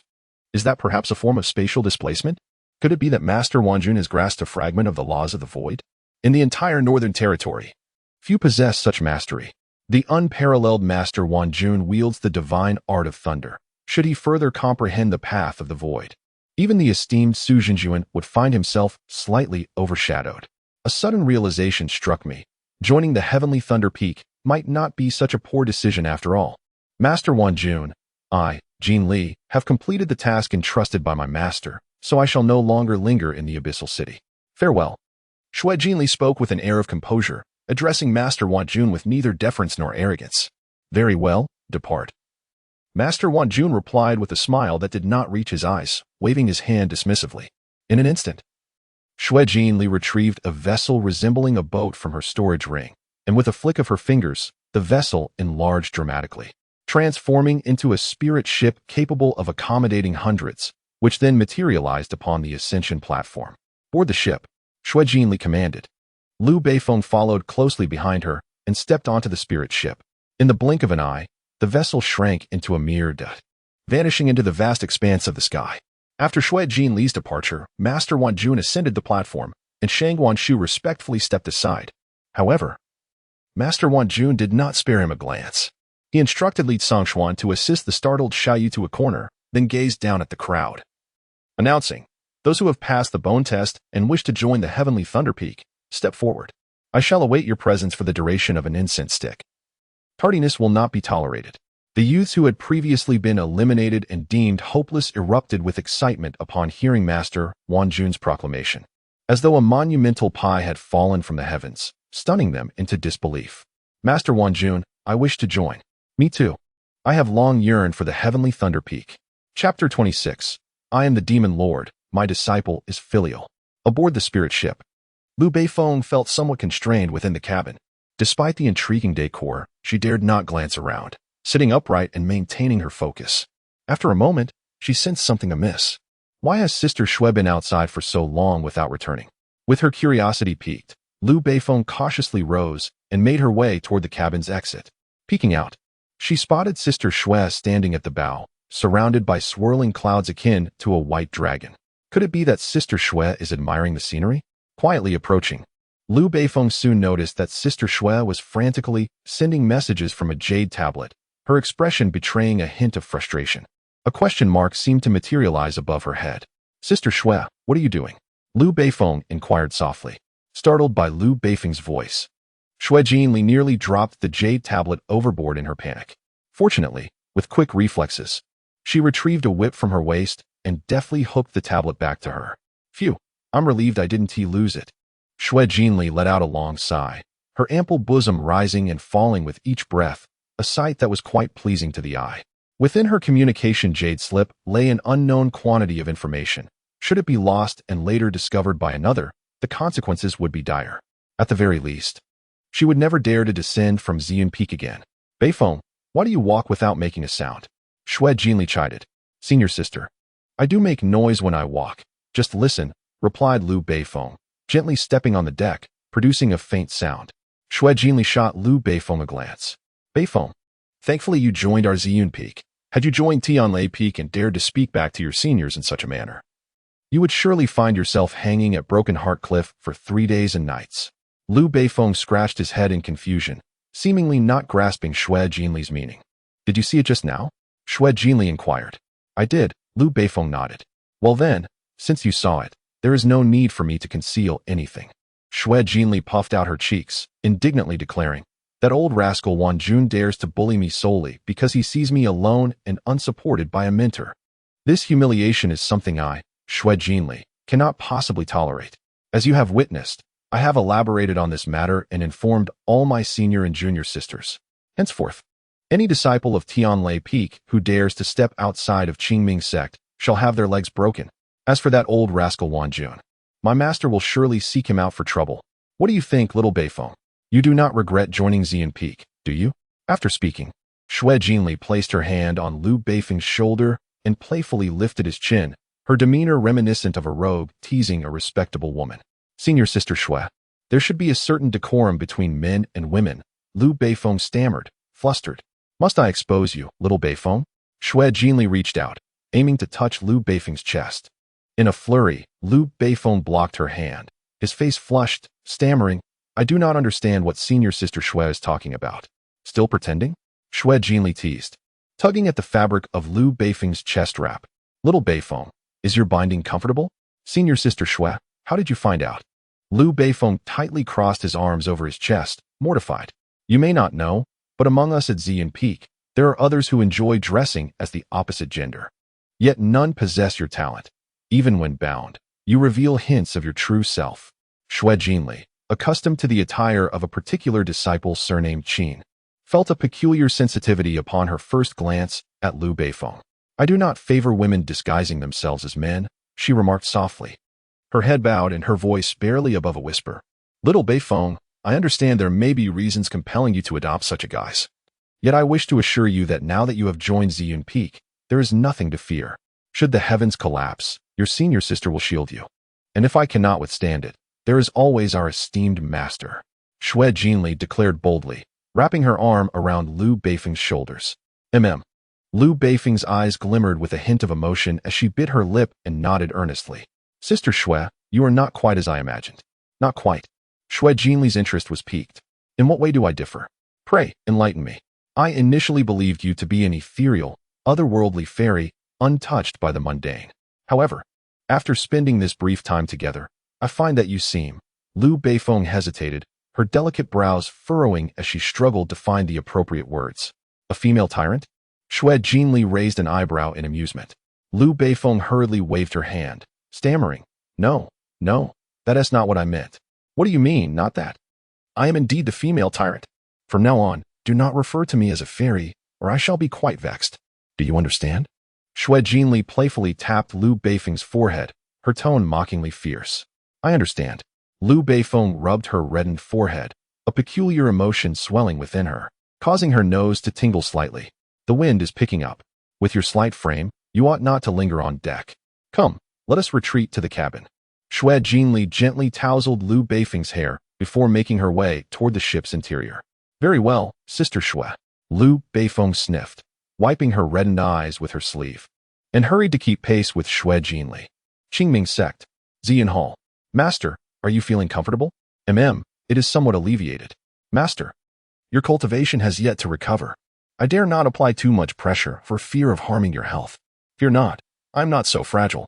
On the bed, Su Yang turned his head to glance at Yuan Xiuquan, who was diligently massaging his back, speaking in a casual tone with his son body. It was improbable that he could be easily harmed by his eldest disciple. "Very well, then I shall continue." Yuan Xiuquan steadied herself on Su Yang's shoulders as she gradually rose from his waist. Su Yang was about to turn his head and continue to relish the filial piety bestowed upon him by his eldest disciple. Yet his gaze was irresistibly captivated by Yuan Xiuquan's upward movement. Su Yang's gaze was momentarily stunned, and after a brief pause, he forcefully averted his eyes, turning his head and clearing his throat. "Disciple, please continue." Yuan Xiuquan had been observing Su Yang closely. How could she fail to notice the dazed expression in her master's eyes? A faint blush graced her cheeks as she gently remarked, "Master, do not hold your body so rigidly. Relax a little." Su Yang, his health is remarkable. Is this something he can truly control? Chapter 27. Innocent and exhausted, Shaoqing. Ahem, my disciple, perhaps it would be prudent to take a brief respite. After such an extended period of exertion, I am certain you must be fatigued as well. Su Yang was not afraid of injury. His sole concern was that if his eldest disciple were to stomp down, it would inevitably create a gaping hole in the bed, resulting in an awkward predicament. For the sake of his master, a disciple would never feel weary. Yuan Xuanyuan's voice was clear and lively, yet it carried an alluring and beguiling charm. Su Yang found the atmosphere to be rather tense, likening his current predicament to that of the monk Tang Sung, with his first disciple resembling a mischievous sprite, constantly tempted by his allure, yet hesitating to take action. He pondered what fears held the little demon back. Despite his role as the master appearing soft and vulnerable, even when pinned down, he would merely feign the demeanor of a humiliated master. "Master, why have you suddenly fallen silent?" "Indeed, I am at a loss for words," replied the master. "What did you say?" Yuan Xiuquan inquired with curiosity, her beautiful eyes blinking softly. "My chest feels rather tense." "My disciple, perhaps you could give it a gentle press?" To alleviate the awkwardness, Su Yang turned over, closed his eyes, and sprawled out, allowing Yuan Xiuquan to explore at her leisure. "Very well, master." Yuan Xiuquan bit her cherry lips lightly, her gaze fixed intently on her dignified master, her gem-like eyes sparkling with a hint of rosy glow. She began to knead gently. Even through the fabric, the exquisite smoothness akin to fine jade was still palpable. Even with his eyes closed, Su Yang could detect a faint, delicate fragrance lingering at the tip of his nose, refusing to dissipate. This compelled him to adjust his posture. However, as he shifted his body, his eldest disciple inadvertently stepped into thin air, causing him to tumble backwards. A piercing scream escaped his lips. Su Yang abruptly opened his eyes, witnessing his eldest disciple collapsing. He swiftly sprang to his feet, extending his hand in an attempt to grasp her arm and halt her descent. However, he failed to seize her arm and instead clutched the edge of her skirt. With a sharp rip, the fabric tore apart, leaving Yuan Xiuquan perched on Su Yang's lap in a rather undignified manner. Su Yang instinctively glanced at his disciple. To his astonishment, Yuan Xiuquan had unexpectedly fallen, leaving her momentarily startled. As she regained her composure, she noticed the remnants of her skirt clutched in her master's hand, accompanied by the intensity of his gaze. Instantly, her delicate earlobes flushed a rosy hue, and her face burned with embarrassment. Overcome with shyness, she instinctively covered her face with her hands. Yet, upon reflection, she realized that this gesture could hardly conceal her feelings. In a flurry of desperation, she extended her arms and enveloped her master in a tight embrace. Yang was initially somewhat at ease. However, as Yuan Qianqian approached him with intent, the two found themselves uncomfortably close. The atmosphere began to shift ominously. Suddenly, the sound of footsteps echoed from outside the hall, followed by a melodious voice. Master? Yuan Qianquan's delicate form stiffened, and in a flurry of panic, she glanced at her tattered garments, her expression filled with dismay. What should I do? Master, I have nothing to wear. Yang was taken aback by Qingming's unexpected arrival, feeling a twinge of guilt akin to a cat caught in the act of mischief. He hastily adjusted his attire and retrieved a black robe from the wardrobe, presenting it to his eldest disciple, Xin'er. Do not panic. Nothing untoward has transpired between us. We are innocent. First, don my robe, and once you are dressed, I shall go and intercept your fourth junior sister. With that, Yang swiftly rose and stepped out of the rear hall. Innocent? Master, if we were truly innocent, why this unease? Why should we both feel this way? Yuan Xian felt her heart race, as if a multitude of fawns were rampaging within her chest. Shaking her head, she endeavored to dismiss the peculiar sensation and quickly donned the black robe gifted by her master, inspecting herself in its drape. To her surprise, the robe fit her exquisitely, as though it had been tailored specifically for her. Now, her fourth junior sister should find no flaws. With a slight sense of relief, Yuan Xian exited the rear hall. In the front hall of Ziyun, Situ Qingqing was adorned in a delicate pink palace dress, cinched at the waist with a simple satin ribbon and adorned with a jade hairpin, embellished with fine silver threads and beaded tassels. Resembling an elegant maiden from a scholarly family. Due to pressing matters, she had intended to head directly to the rear hall. However, before she could reach the door, Yang emerged. Glancing around and noticing the absence of her senior sister, she was eager to rush into her master's embrace, yearning to share the tribulations of the past few days. Her senior sister had been excessively overbearing. To prevent her from harboring any inappropriate thoughts toward their master, she had meticulously monitored her movements. At the slightest indication of change, her senior sister would appear like a specter, blocking her path. Now, she had finally seized an opportunity. Free from her senior sister's watchful gaze, to mischievously approach her master. Master! Situ Qingqing approached Yang, ready to dive into his arms, inhaling the delightful scent that enveloped him. Just then, a voice, reminiscent of a nightmare, pierced through her anticipation. Shaoqing, what brings you to seek your master? The joy on Situ Qingqing's face evaporated instantly, replaced by a look of dismay as she cast a pleading glance at Yang. Turning her gaze towards the robed Yuan Xian, she sighed wearily. Senior sister, did you not receive the message from our third junior sister? She is nearly beside herself with anger. Jinli, what has happened to her? In order to preserve their secluded world, Yuan Xian had deliberately left the communication jade slip behind.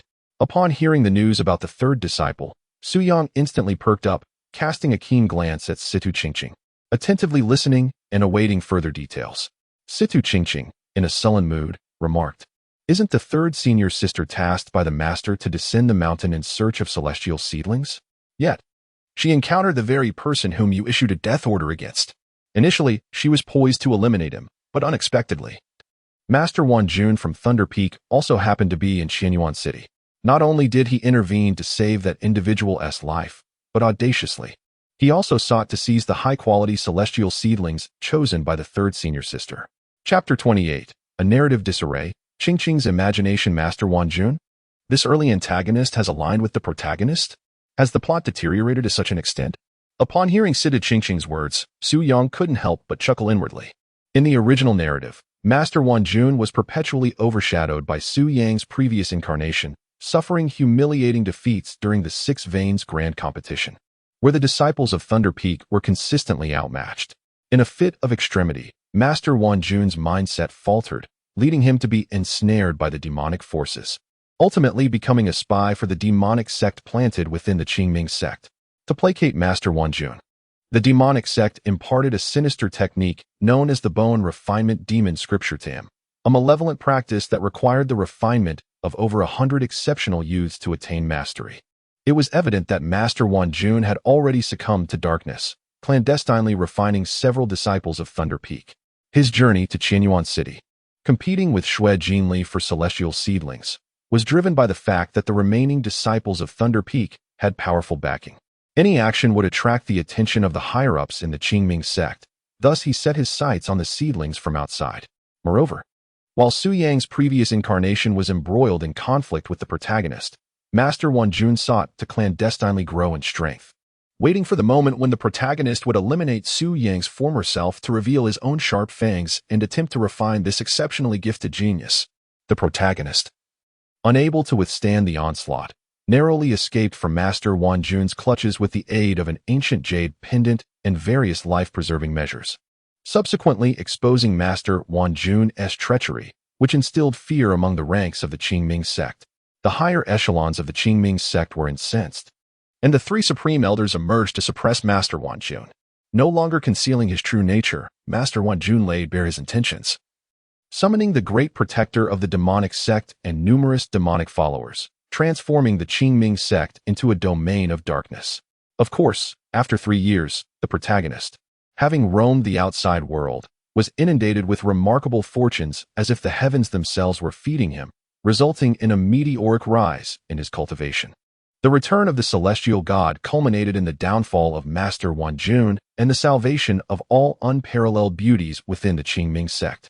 Consequently, the protagonist incurred the wrath of the demonic forces, and with each new allegiance, that faction was obliterated by the demonic sect, leaving only the protagonist to escape unscathed. It was akin to a nested doll. In regard to such a narrative, Su Yang finds himself perplexed by his past life. Yet he is inexplicably captivated by the unfolding tale.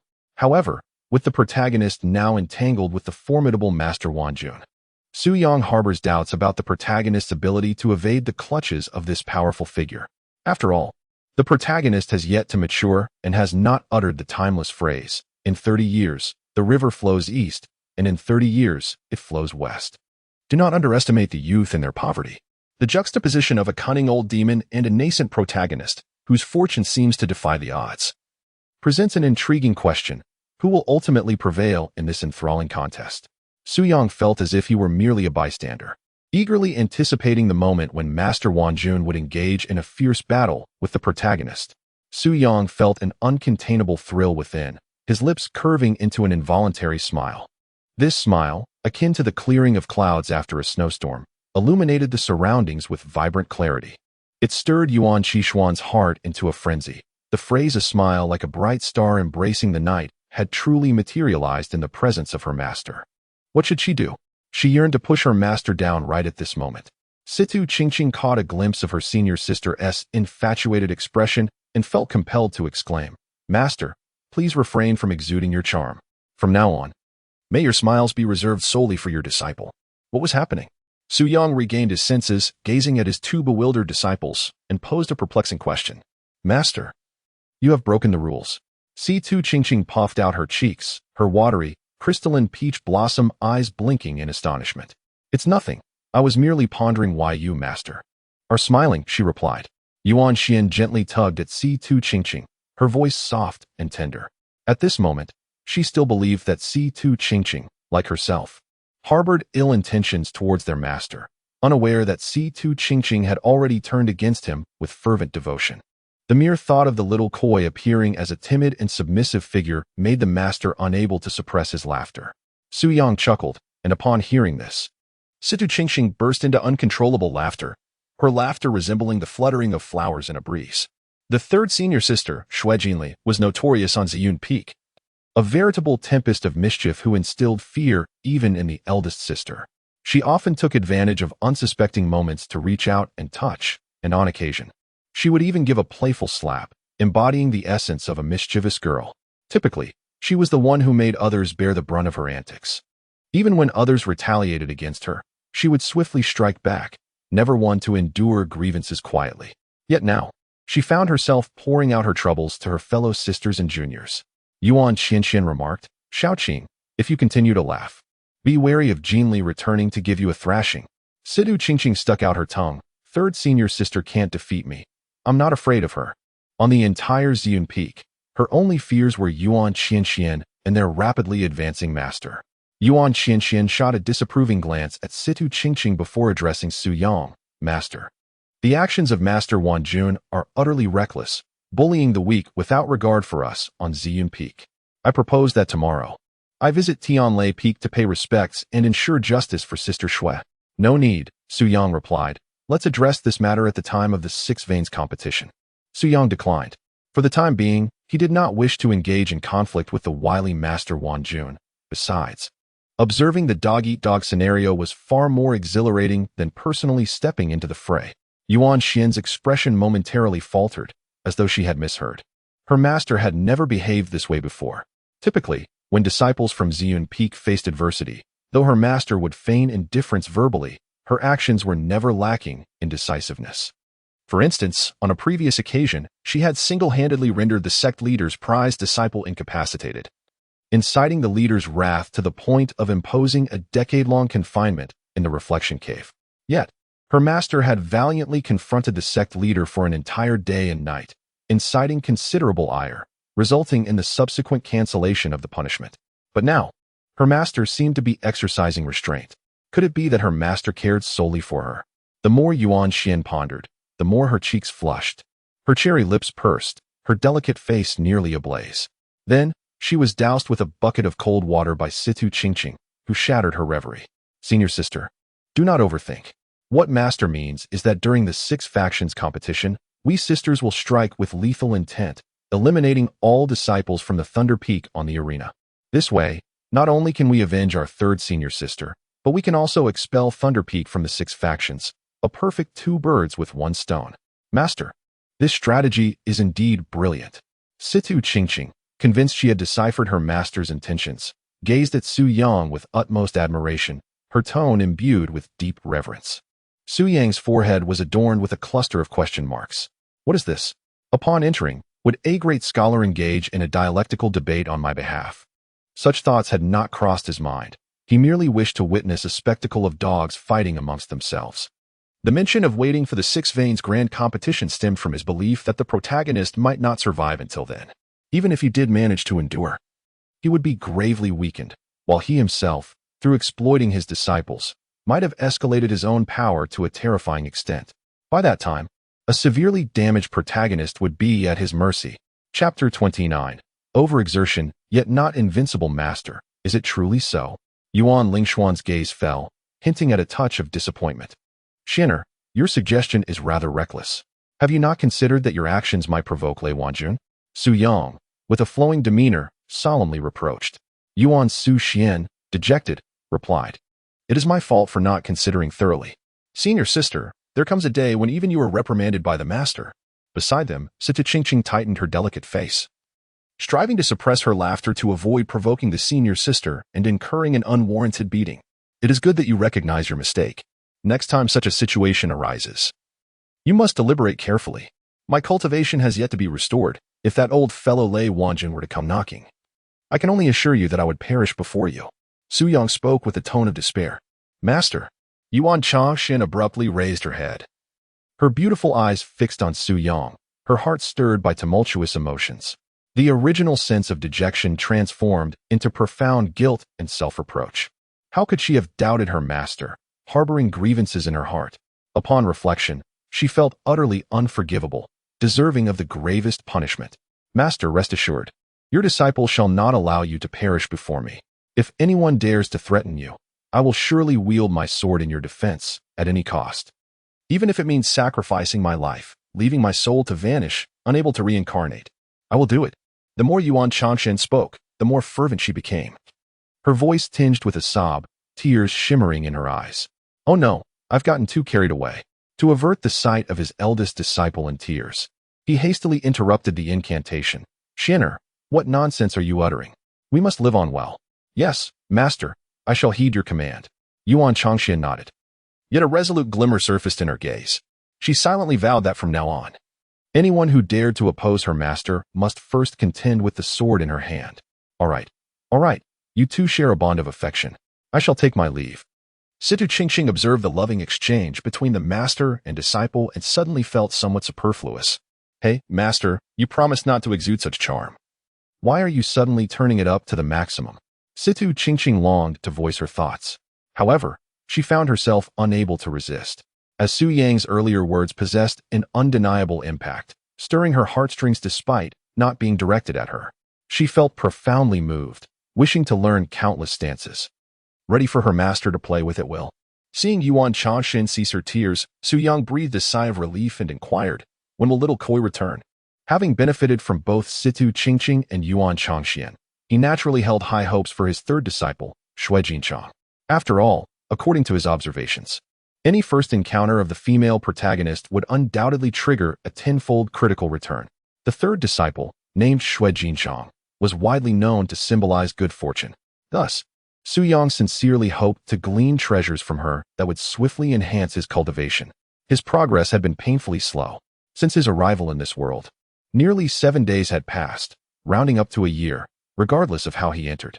He could not help but wonder, after a year, why was he still not invincible? This was evidently unreasonable.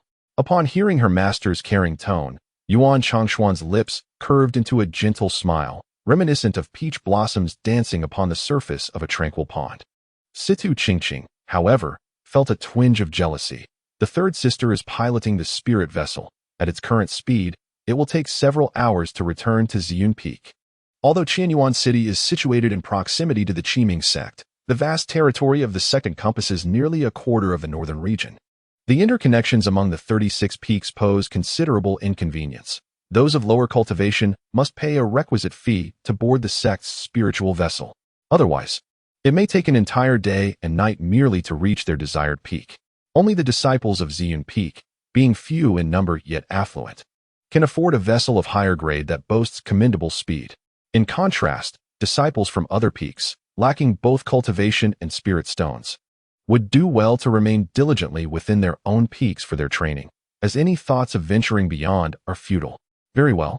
Let us discuss matters further upon the return of the little Koi. If you have no pressing matters, you may take your leave, for I must devote myself to cultivation. Su Yang feigned ignorance towards the eagerly awaiting Situ Qingqing, speaking in a low tone.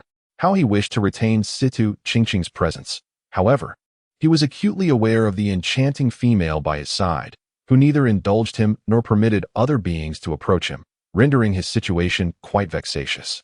Thus, he opted for the path of least resistance, dismissing both of them from his sight. With no woman occupying his thoughts, he could devote himself to his cultivation with unwavering focus. He sensed, deep within, that within a day at most, he would break through to the foundation establishment realm and ascend to the status of a core formation master. "As you command, master." Yuan Yuxuan nodded lightly, offering a respectful bow to Su Yang before rising and urging Situ Qingqing to depart. Having just experienced an awkward encounter, she felt that remaining alone with her master would lead to unbearable embarrassment. Situ Qingqing, feeling thwarted, pouted and crossed her arms, looking particularly aggrieved as she was drawn out of the Ziyun Hall by Yuan Yuxuan step by step. Once the two disciples had left, Su Yang turned back to the inner hall, his gaze falling upon the scattered fragments of a skirt on the bed. Blinking in surprise, he approached, gathering the pieces together. And as he felt the silky texture akin to flowing clouds, he couldn't help but bring his hand to his nose for a delicate sniff. A subtle, enchanting fragrance wafted into his senses. To prevent any unusual reactions in his body, he resolutely placed the skirt into the wardrobe and locked it away. After securing the lock, Su Yang's previously rapid breaths calmed significantly. He sat at the edge of the bed, supporting himself with his hands, leaning back with a sigh of relief. Thankfully, it was all manageable. Su Yang exhaled a breath of frustration, a momentary look of relief gracing his features, only to be abruptly replaced by a profound stillness as he sprang to his feet, casting his gaze towards the bed. In the peach blossom grove, Yuan Jinchuan dutifully escorted Situ Qingqing to the bamboo pavilion. Just as she was about to take her leave, "Senior sister," Situ Qingqing called out to her. Yuan Jinchuan turned around, her expression icy as she regarded Situ Qingqing. Indeed, once separated from the master, the senior sister becomes as frigid as a block of ice. Situ Qingqing silently mused, her gaze fixed intently on Yuan Jinchuan, her tone accusatory. "Why are you wearing master's clothes?" Yuan Jinchuan's pupils contracted, evidently taken aback that her attire, so closely fitted, had been discerned by little Qing. She attempted to maintain her composure, responding with a nonchalant air, "I borrowed them." "Can you not remain silent?" Jiang is quite anxious. Chapter 30. The failed theft and the retaliation. Situ Qingqing did not expect her senior sister to be so brazen. Stealing master's belongings was one thing, as they were small and easily overlooked, but this robe embroidered with dark clouds was unmistakably master's. How could she dare to steal this? She glared at the frostily composed Yuan Jinshuan, indignant. Senior sister, how can you behave this way? If you dare to pilfer master's clothes now, will you also steal from master in the future? I shall report this to master. Report it? The clothes were given to me by master. Yuan Jinshuan replied with an even greater calmness, her azure eyes sweeping over Situ Qingqing with an air of indifference. Little Qing, I acquired this robe through my own skill. If you choose to inform master, I shall not hinder you, but should master punish me, you will share in the consequences. Yuan Jinshuan, however, preferred that little Qing refrain from disturbing master, as master was currently in the midst of a crucial period of recuperation. Senior sister, you are being unreasonable. Situ Qingqing trembled slightly, her emotions a tumult of anger and fear as she regarded Yuan Jinshuan. Oh, Yuan Jinshuan's response was dismissive. Situ Qingqing clenched her soft fists, her eyes aflame with indignation. How had her senior sister transformed into someone so audacious? No, after being subdued repeatedly, this time she must rise up. Resolutely. She abandoned the notion of reporting to master. After all, her senior sister was formidable, and if she did report, she would ultimately bear the brunt of the consequences. Gritting her teeth, she withdrew a jade pendant concealed within her bosom, waving it before Yuan Jinshuan. Senior sister, do you see what this is? Yuan Jinshuan cast a glance, her expression darkening instantly, her voice sharp. Little Qing, how dare you steal master's jade pendant? Do you not realize this is the only keepsake left to him by master? Give it to me. I shall return it to master. This jade pendant has occupied her thoughts for quite some time. However, due to its profound significance to her master, she had never contemplated requesting it. To her astonishment, Xiaoqing displayed audacity beyond measure, daring to steal the very pendant. Clearly, mischief was afoot. As she observed her senior sister reaching out to snatch it, Situ Qingqing swiftly anticipated this move, clutching the pendant tightly and turning sideways, her gaze filled with wariness. Senior sister, I am not like you. This jade pendant was bestowed upon me by our master. Yuan Jinshuan furrowed her delicate brows, skepticism evident in her expression. Xiaoqing, do you think I would believe you? If you doubt my words, I am prepared to confront you before our master. Situ Qingqing remained unfazed. Yuan Jinshuan's beautiful eyes narrowed. Master, why did he gift the pendant to you? Possessing a keen intuition, she could discern truth from falsehood in the other's tone. Given Xiaoqing's unwavering confidence, it was highly likely that her claim was genuine, though Yuan Jinshuan felt a twinge of bitterness. Very much so. Of course, it is because I admire this pendant. And after I saved our master, he presented it to me. Situ Qingqing nearly revealed too much, but fortunately, she reacted quickly, refraining from uttering that the pendant was a token of their affection. After all, her intention was merely to provoke her senior sister a little, not to court disaster. If her cultivation were not inferior to Yuan Jinshuan's, she would have long since moved into the Ziyun Hall. Yuan Jinshuan could naturally sense that Situ Qingqing was concealing something. Yet, it was in keeping with their master's character to reward life-saving deeds with gifts. If she had known this beforehand, it would have been wiser to decline the task from the Xuanji Pavilion, for no one dared contest her. Yuan Jinshuan felt a pang of regret. Yet the die was cast. Xiaoqing, how have I treated you as your senior sister? Yuan Jinshuan's gaze softened as she regarded Situ Qingqing. Situ Qingqing's pupils constricted, a chill running down her spine. Something was amiss. It is well known that as a swordsman, Yuan Jinshuan would resort to her formidable sword at the slightest disagreement, never adhering to reason. But if she began to appeal to emotions, it signified that her intentions were far-reaching and warranted caution. Thus, Situ Qingqing not only maintained her guard, but also intensified her vigilance towards Yuan Jinshuan. Should her senior sister make any sudden moves, she would swiftly conceal the pendant in her skirt. While this might not prevent her from being robbed, it would at least afford her some delay. Senior sister, you have always treated me well. It would be even better if there were fewer punishments. Yuan Jinshuan did not relent in light of Situ Qingqing's attitude. She pressed on with gentle insistence. Very well, I shall refrain from punishing you henceforth. As your senior sister, I have a small request. Would you lend me this pendant for 3 days? After 3 days, I shall return it to you. What say you? Lend it to you for 3 days? I am not a child easily swayed by such words. If I were to truly lend the pendant to you, it would likely be a case of borrowing with no return. Situ Qingqing resolutely shook her head. I will not lend it. Yuan Qianxian gazed at the wary Sima Qingqing, her silence lingering for a moment before she spoke with a frosty tone. If you refuse to lend it, so be it. It is merely a jade pendant. After all, I possess my master's formidable sword. Sima Qingqing understood that Yuan Xianxian was merely expressing sour grapes in response to her inability to obtain what she desired. A mischievous thought suddenly flickered in her mind. Senior sister, should you be willing to pawn the Zishu with me, I would lend you the jade pendant for 3 days. What say you? Absolutely not. Little Qing, should you ever dare to utter such words again, beware of the consequences. Yuan Xianxian retorted, for the jade pendant was coveted. Yet she would never relinquish the Zixiao. As a sword cultivator, the Zixiu held even greater significance than the jade pendant to her. After all, it was her master's treasured sword, nurtured over many years, imbued with her master's essence. Realizing the gravity of her earlier jest, Sima Qingqing hastily replied, Senior sister, I was merely jesting. Yuan Xianxian nodded slightly, issuing a warning. Your master is in deep meditation. Do not disturb him. Only officials are permitted to set fires. The common folk must not light lamps, Sima Qingqing muttered defiantly under her breath, her voice barely audible. Focus on your cultivation. In a few days, I shall assess your progress. With that, Yuan Xianxian soared away on her sword. An act of personal vengeance. This must be an act of personal vengeance. Once Yuan Xianxian's figure had completely vanished, Sima Qingqing clenched her fists and stomped her feet in frustration, her tone reflecting her ire. If she were a balloon, she would have surely burst by now.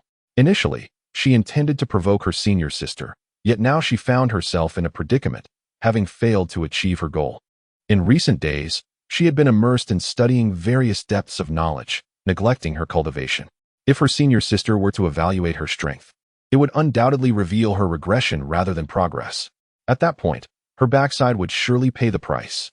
Setting aside her studies for the moment, she thought, since my senior sister is keeping a close watch, and I haven't had the opportunity to consult my master, I must first pass this hurdle with my senior sister. A few days should suffice for my breakthrough.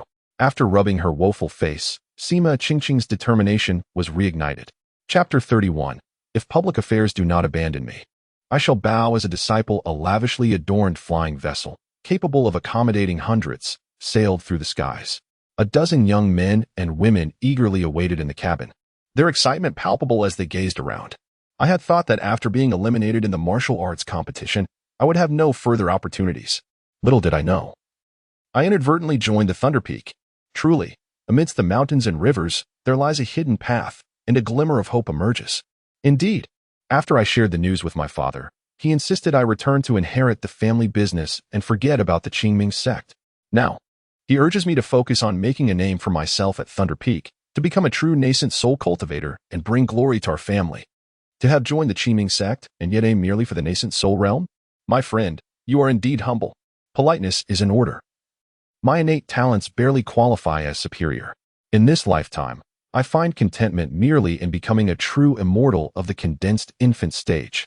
That said, is it true that our heavenly Thunder Peak is truly the lowest among the 6 veins? One youth inquired. Not at all. The previous generation's position at the bottom was due to our esteemed senior encountering the formidable Tu Shan Yao Yao from the Purple Cloud Peak in the first round.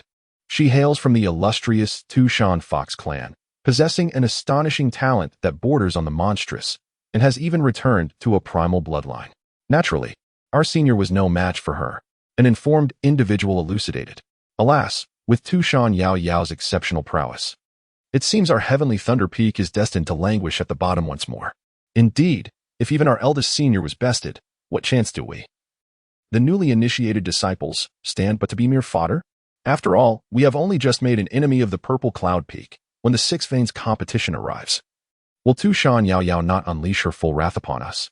The crowd's expressions turned frantic, their earlier excitement swiftly dissipating. Fear not. A youth well-versed in the dynamics of the Qingming Sect reassured the assembly. The Purple Cloud Peak adheres to an unwritten rule. In each 6 veins competition, they dispatch only one disciple, typically the youngest. Thus, the representative for the next competition will likely be Liu Beifeng. You nearly terrified me. Should it be Tu Shan Yao Yao, I would not dare to participate in the next 6 veins competition. Do not underestimate Liu Beifeng. He secured 2nd place in the martial arts selection and 1st in the hearts inquiry. He is certainly no ordinary contender. What is there to fear? We still have brotherly. The group turned their gaze towards Li Zongxian, who sat apart. Sensing their attention, Li Zongxian managed a wry smile. I fear I may not suffice, though I lost to Liu Beifeng by but a single move in the contest. I sensed he holds further cards close to his chest. Among us, only Xiao Yi possesses a true opportunity. Upon hearing Li Zongxian mention Xiao Yi, the crowd fell silent, for the majority had been humiliated by him in the past. Moreover, the esteemed one Jun Zhenren saved Xiao Yi from Shui Xianzi, clearly holding high hopes for him, wishing to take him as a direct disciple. The thought of having to share a peak and brotherhood with such a person as Xiao Yi in the future left them feeling quite ill at ease. Nonetheless, they had to begrudgingly admit that he was the only one among them capable of contending with Liu Beifeng. Brotherly, why should you belittle yourself? Xiao Yi may not even join Heavenly Thunder Peak. At that time, you shall be our leader, and the stability of our lives within Heavenly Thunder Peak will depend upon you. Indeed, in light of our shared participation in the Ascension Conference, should Brotherly ascend to the divine transformation stage, do not forget to uplift your junior disciples. Brotherly, let us meet in a secluded place tonight. I have matters of significance to discuss with you. The crowd showered compliments upon Li Zongxuan, with several young maidens subtly hinting at their admiration. In contrast to the unremarkable yet arrogant Xiao Yi, their affections leaned decidedly towards Li Zongxuan. Xiao Yi graciously accepted their praises, though his smile appeared somewhat strained. Please, spare me. I have yet to reach the pinnacle and bask in the company of 3,000 beauties. A horrific scream pierced the air. Xiao Yi awoke, his face pale and weary, gasping for breath as if he had just emerged from drowning, drenched in sweat. Dear friend, did you have a nightmare? A gentle voice emerged from behind him. Xiao Yi turned swiftly to find a middle-aged man sporting a prominent mustache, smiling warmly at him. Who are you suddenly? A searing pain shot through Xiao Yi's head as memories surged violently into his consciousness. In an instant, he recognized the identity of the man before him. It was no mere illusion. Junior Xiao Yi, I am eternally grateful for the life-saving grace of Master Wanjun. He endured the throbbing headache and bowed deeply to Master Wanjun. Do not be overly formal. Master Wanjun raised a hand dismissively, chuckling. Do you know why I would risk offending Ziyun Peak to save you? Xiao Yi's thoughts raced, and he quickly comprehended everything. Kneeling respectfully, he proclaimed earnestly, having wandered alone and struggled to survive, if Master does not abandon me, I am willing to take you as my teacher. He realized that relying solely on his current master could not guarantee his survival in perilous times. Thus, he sought another mentor. Master Wanjun, the leader of Tianlai Peak, surely possessed strength comparable to the treacherous Su Yang of Ziyun Peak, and could provide him with protection and opportunities. Master Wanjun nodded in satisfaction. Excellent. You are indeed a teachable child. Your comprehension is no less than your innate talent. Henceforth, you shall be my 108th direct disciple. 108th? Isn't that a rather excessive number of direct disciples? Xiao Yi pondered, feeling a wave of concern. Would this mean scarce resources for his cultivation, as he would have to wait for the preceding 107 disciples to be accommodated before receiving his share? Lowering his head, he murmured to himself, Disciple, are you worried about your standing within the sect? Master Wanjun seemed to perceive his thoughts. Disciple would not dare, Xiao Yi replied, unable to admit his fears. After all, the greatest concern within a sect is the discord that arises among brothers vying for power and influence. With a master possessing as many as 108 direct disciples, the potential for discord within Tianlai Peak was indeed worrisome. Is it fear or reluctance? Master Wanjun inquired with a smile. Xiao Yi remained silent. Disciple, the first lesson I wish to impart today is to always express your innermost thoughts in the presence of your master. Speak your mind without reservation. I shall not hold it against you. Master Wanjun's tone grew serious as he instructed.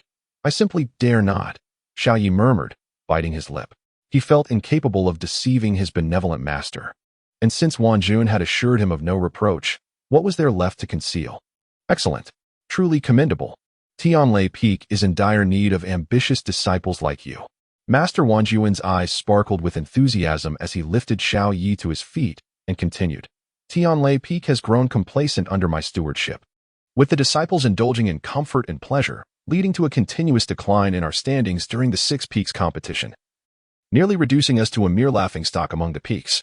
I hope you can revitalize this stagnant pond and restore the illustrious reputation of Tianlai Peak. What does the master mean? Xiao Yi hesitated, questioning. Master Wanjun replied, challenge the direct disciples. It matters not if you injure or defeat them, with me backing you, as long as you triumph. All cultivation resources shall belong to you. Disciples shall abide by the master's command.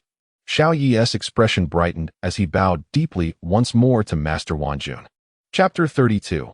Master and disciple turn against each other, kneeling again within the cabin of the flying vessel. Disciple, your jade pendant just received a message from elderly. Xiaoyi interjected. Master, I understand your reservations about my taking another as my teacher, but it is an unavoidable circumstance. Under someone else's roof, one must bow their head. Moreover, Master Wanjun has saved me from the hands of Sister Shui.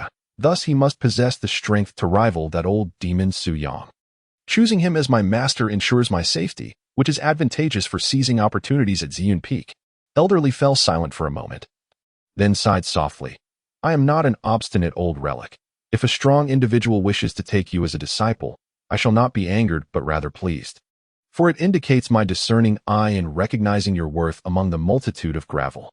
However, Ziyun Peak may not be the place for your fortunes. It would be wise to depart swiftly. The world is vast, and opportunities abound. I am aware of a cave where a venerable being once perished, yet remains undiscovered to this day. Wait, Master, you previously stated that Ziyun Peak was where my fortunes lay. I even orchestrated a chance encounter outside that desolate mountain range, only to be nearly slain by that female sword cultivator. Then you claimed that Qinyuan City was my destined opportunity, which led to a near-fatal experience at the Ascension Assembly.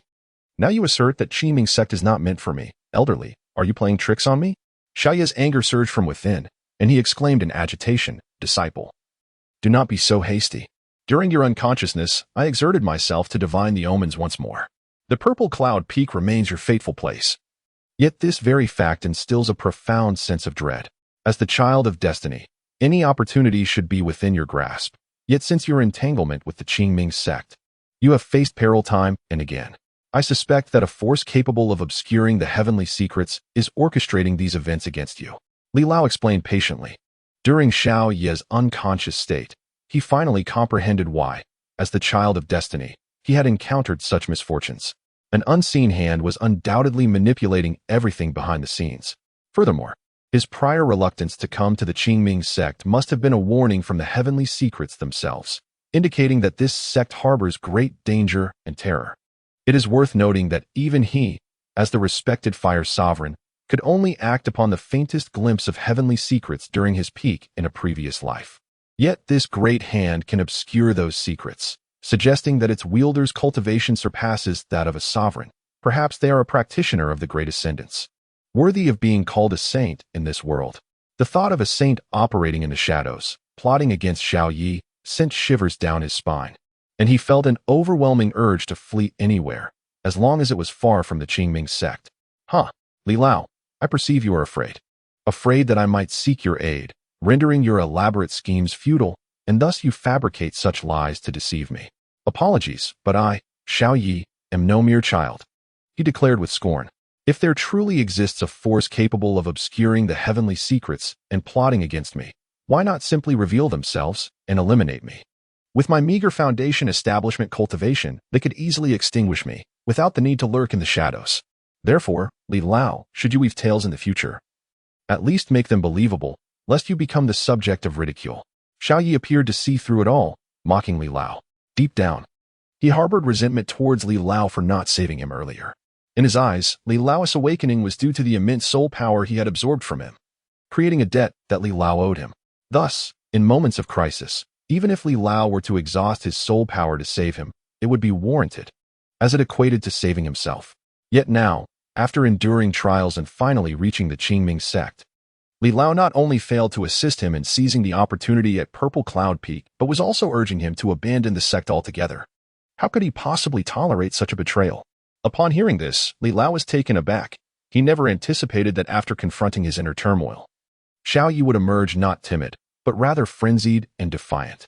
However, as a remnant soul within the Jade Pendant, he shared a symbiotic fate with Xiaoyi, success and failure intertwined. He could not stand idly by as Xiaoyi marched towards the abyss, and thus he gently urged, Disciple, I understand your grievances, but I could never bring you harm. You could never harm me, for you still rely on my soul power to restore your corporeal form. Xiaoyi retorted coldly. Thus, you wish for me to flee the Qingming Sect, allowing you to absorb my soul power without incurring any risk. But where in this world do such perfect scenarios exist? You have chosen me, therefore, you must share in the risks. Otherwise, why should I allow you to exploit my fortune without consequence? Xiao Ye's fervor intensified, his expression contorting into a grotesque semblance akin to a frenzied beast. His eyes blazed crimson, and his tone was frigid and piercing. Rest assured, given our many years together, despite your lack of merit, you shall remain my esteemed master. However, I implore you to remember this. Do not obstruct my path. As the destined child, any opportunity one covet must be mine. The 7 exquisite beings of Ziyun Peak, including Shuijinli, shall undoubtedly be mine. Su Yang, the old demon, must perish. Even the revered cannot save him. Mark my words. The searing fire within Xiao Ye's eyes was both sickly and mad. Upon hearing his words, the old sage Li sighed helplessly from the jade pendant. It is difficult to dissuade a fool destined for ruin. He initially wished to express his concerns regarding the potential issues with the renowned Master Wan Jun, but feared that such revelations might provoke Xiao Ye's ire further, as he might misconstrue it as an attempt at sowing discord. It was evident that Xiao Ye's temperament had shifted drastically, likely due to his survival of 2 calamities, leading him to believe he could recklessly court death under the guise of being the destined child, dismissing any machinations at play behind the scenes. Unbeknownst to him, ancient sages had devised methods to devour fate itself to evade impending doom. Yet, sharing this wisdom would only invite skepticism from Xiao Yi. Thus, he resolved to proceed cautiously, hoping to counsel him when his emotions had stabilized. Several hours later, a voice resonated from outside the cabin. Brother Xiao, we have arrived at Qingming Sect. Although Xiao Yi had joined Tianlai Peak as a direct disciple, those he had offended still wished to maintain their distance. Thus the burden of informing him fell upon Li Zongchuan. Understood, Xiao Yi replied, his eyes opening, radiating an aura as profound as the abyss. After several hours of cultivation, his vitality had fully returned. Upon hearing Li Zongchuan's report, he responded nonchalantly, then reigned in his presence and exited the cabin. The ancient trees stood tall, silver waterfalls cascaded, and divine mountains towered, with jade palaces reaching towards the heavens. The scene was nothing short of magnificent, reminiscent of a celestial realm. Qingming Sect truly lived up to its reputation as the foremost sect of the northern province, for the spiritual energy here was remarkably dense. I could feel my realm beginning to shift. Oh, how I longed to cultivate here immediately. Ha ha, I share your sentiments. Yet, would such eagerness betray our lack of worldly experience? Wait, wasn't it said that Qingming Sect comprises only 36 peaks? Why do I see at least hundreds? The 36 peaks of Qingming refer to those with inherited traditions. The rest are unclaimed. Oh, I see. I was indeed ignorant. If I were to become a transformation god, would I be able to establish a peak of my own? Certainly. By then, once you attain the status of transformation god, do not forget to grant me the title of elder. A group of youthful individuals was engaged in animated discussions, filled with excitement and splendid aspirations for the future. You lot. Huh. Struggling to even be disciples, and yet you dare to aspire to be peak masters? How laughable. A discordant voice emanated from the flying vessel. There stood Xiao Yi, who leapt down from the craft, casting a disdainful glance around. The crowd, chastised, wore expressions of fury, yet, intimidated by Xiao Yi's prowess, they could only seethe in silence. This Qingming Sect is indeed remarkable. Had I commenced my training here earlier, I would have likely already transcended to the core formation realm. Xiao Yi marveled at the magnificent scenery before him, while inwardly lamenting his master, Li Lao. This was undoubtedly his coveted territory. What a foolish escape. Suddenly, Xiao Yi's gaze faltered. In the distant sky, a breathtaking figure descended, her legs slender and graceful. With features akin to a painting, her skin was fair and delicate, radiating an ethereal elegance, reminiscent of the celestial maiden from a scroll. Exquisite. The word flashed through Xiao Yi's mind. Which peak does this enchanting fairy belong to? She is undeniably more beautiful than even Shuixianzi. It seems she is approaching us. Could she be a senior sister from the Thunder Peak? If that were the case, it would be splendid. With proximity to the source of beauty, I implore my fellow disciples not to vie for her attention. The youngsters were instantly smitten, some even preparing to approach her, only to be shoved back by Xiao Yi with a forceful push. The unfortunate lad stumbled and fell, clutching his face. His eyes toward Xiao Yi filled with shock and anger. Xiao Yi, utterly oblivious to the hatred emanating from the fallen youth, confidently strode forward, gazing at the approaching beauty with a smile, already devising ways to win her heart. However, in the next moment, a resounding cry echoed as a phantom, amethyst-hued phoenix soared through the air. Its overwhelming presence descended upon them, exerting an unyielding pressure that rendered the onlookers breathless. Xiaoyi, standing at the forefront, felt an icy chill creep down his spine, his scalp tingling, and his entire being grew weak. Thud! Xiaoyi fell to his knees once more. Chapter 33. A harmonious exchange, yet no rabbit in sight beneath the terrifying pressure. Xiaoyi felt as though he were a mere stone plunging into volcanic lava. Every part of him ablaze with unbearable pain, compelling him to howl in agony. Why do the women of the Qingming Sect seem intent on his demise? The anguish in his heart eclipsed that of his body. In his confusion, he had no time to ponder. Master, save me. This plea escaped his lips almost instinctively. Of course, this was not directed at Li Lao, but rather at his newly acknowledged master, the venerable Wanjun Jinren. In an instant, a brilliant figure burst forth from the flying vessel, an overwhelming aura sweeping across the surroundings, dissolving all oppressive forces like spring rain. Cousin Situ, are you intent on slaying my newly recruited disciple from Chiuan City? The expression of Master Wanjun darkened as he gazed at the figure in the void. Ah, so it is a disciple from Thunder Peak. I noticed they were not clad in the uniform of the Qingming Sect, and assumed them to be foes attacking us. In a bid to protect our sect, I acted without a second thought. I sincerely apologize, Master Wanjun. Situ Qingqing retracted the summoned purple phoenix avatar, her demeanor apologetic as she looked earnestly at Master Wanjun. Ah, so they weren't targeting me, they merely mistook us for invading enemies. The kneeling Xiaoyi exhaled in relief upon hearing this, the terror etched on his face dissipating like mist. As the destined child, even if I cannot capture a maiden's heart, I should not be reduced to a mere target for scorn. Humph.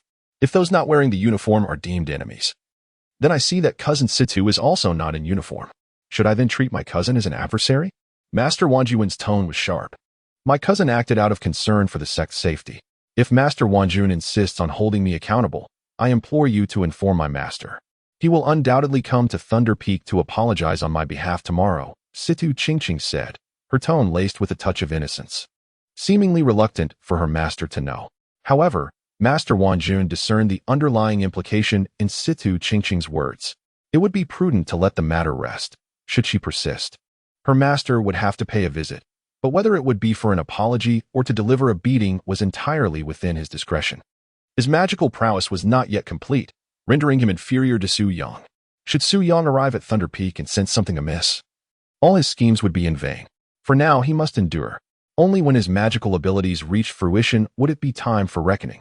Master Wanjun's aged and unseemly visage twisted slightly, forcing out a reluctant statement. Ignorance is no fault. Given that Cousin Situ acted for the safety of our sect, I shall not be overly harsh, but let this be the last occurrence. Thank you for your understanding, Master. I will not inform my master, Situ Qingqing replied obediently. At that moment, another flying vessel descended. It was the vessel of Shui Jinli.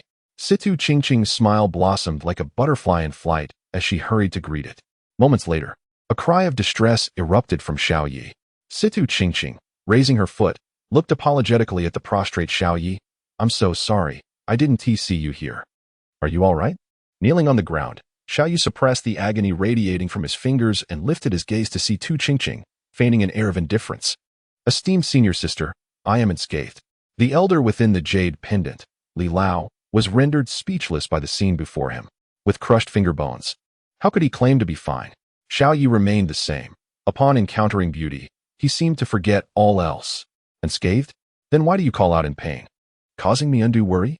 Situ Qingqing shot him an annoyed glare, then turned her attention to the descending Shui Jinli, a smile gracing her lips. Third senior sister, you have finally returned. Xiaoyi was taken aback. Upon seeing Shui Jinli emerge from the flying vessel, he was stunned. This enchanting beauty, Situ Qingqing, referred to Shui Jinli as third senior sister. This revelation left him astounded. Although he was infatuated, he was not foolish. All the pieces fell into place, and he instantly comprehended the intent behind it all. It was undoubtedly deliberate. Yet, he could not fathom why the women of Ziyun Peak were so eager to see him undone. Could it be true, as Li Lao had suggested, that there existed a concealed force orchestrating his downfall? Shui Jinli descended with Liu Beifeng and, upon noticing the kneeling crowd, understood the situation. She approached Situ Qingqing with a smile. Xiaoqing, how did you arrive so swiftly? I rushed over as soon as I received your message, almost misunderstanding Master Wanjun. Situ Qingqing replied. Oh, what misunderstanding? Shui Jinli inquired. I assumed these individuals were foes since they were not dressed in sect attire and acted accordingly. Only to discover they were Master Wanjuan's newly accepted disciples, Situ Qingqing explained. Shaoqing, how could you act so recklessly? You cannot distinguish friend from foe, and yet strike at Master Wanjun. This is a blatant affront. Shuejinli scolded Situ Qingqing, her gaze turning cold as she addressed Master Wanjun. Rest assured, Master Wanjun, I shall report this matter to our master, ensuring that Shaoqing receives a fitting reprimand and justice is served. Upon hearing this, Master Wanjuan's expression twitched. Not again. The sisters were conspiring to use Su Yang as leverage against him. Did they truly believe he was made of clay? Shueshit Cizi, it was all a misunderstanding. I had already forgiven Situ Shit Cizi before your arrival. It is best to leave Su Shitty undisturbed in his pursuit of cultivation, Master Wanjun replied with a forced smile. Since Master Wanjun has spoken, I must acquiesce, Xue Jinli conceded reluctantly, before departing with Liu Beifeng and Situ Qingqing. On the journey to Ziyun Peak, Xue Jinli, with a fierce expression, playfully swatted Situ Qingqing's behind. Shaoqing, why did you subtly indicate that I should acquiesce to the old rascal Wanjun? Are you unaware of the frustration I endured in Chanyuan City? The disciplinary measures of the master possess a certain severity. Situ Qingqing's expression remained unchanged as she looked at Xue Jinli with a hint of helplessness, saying, I cannot explain now. You shall understand when we meet the master. Xue Jinli furrowed her brow slightly but refrained from speaking further. Instead, she introduced the person beside her, Liu Beifeng, saying, This is Liu Beifeng's, the finest talent from Qianyuan City. Have you met my senior sister? Liu Beifeng shyly bowed. No need for excessive formalities. I am Situ Qingqing, ranked 4th on Ziyun Peak. You may call me Sister Situ or 4th Sister. Either is fine with me. Situ Qingqing spoke casually, then suddenly glanced at Liu Beifeng's chest and chuckled. Sister Liu, does that tightness not cause you discomfort? Liu Beifeng's face flushed, and she hesitantly replied, I am accustomed to it. Getting used to it is good. But don't let it be a habit. Prolonged tightness can lead to deformation, and it becomes uncomfortable to handle. Situ Qingqing instinctively recounted words her master had once shared with her. Xue Jinli, keenly sensing something amiss, reached out to attack Situ Qingqing's soft spot. As the impending grasp approached, Situ Qingqing quickly crossed her arms over her chest, exclaiming, Third sister, what madness is this? Just let me check. Once it's done, you'll know if there's any deformation. I have not done so. I won't believe it unless you let me check. It's different. Yours is considerably larger.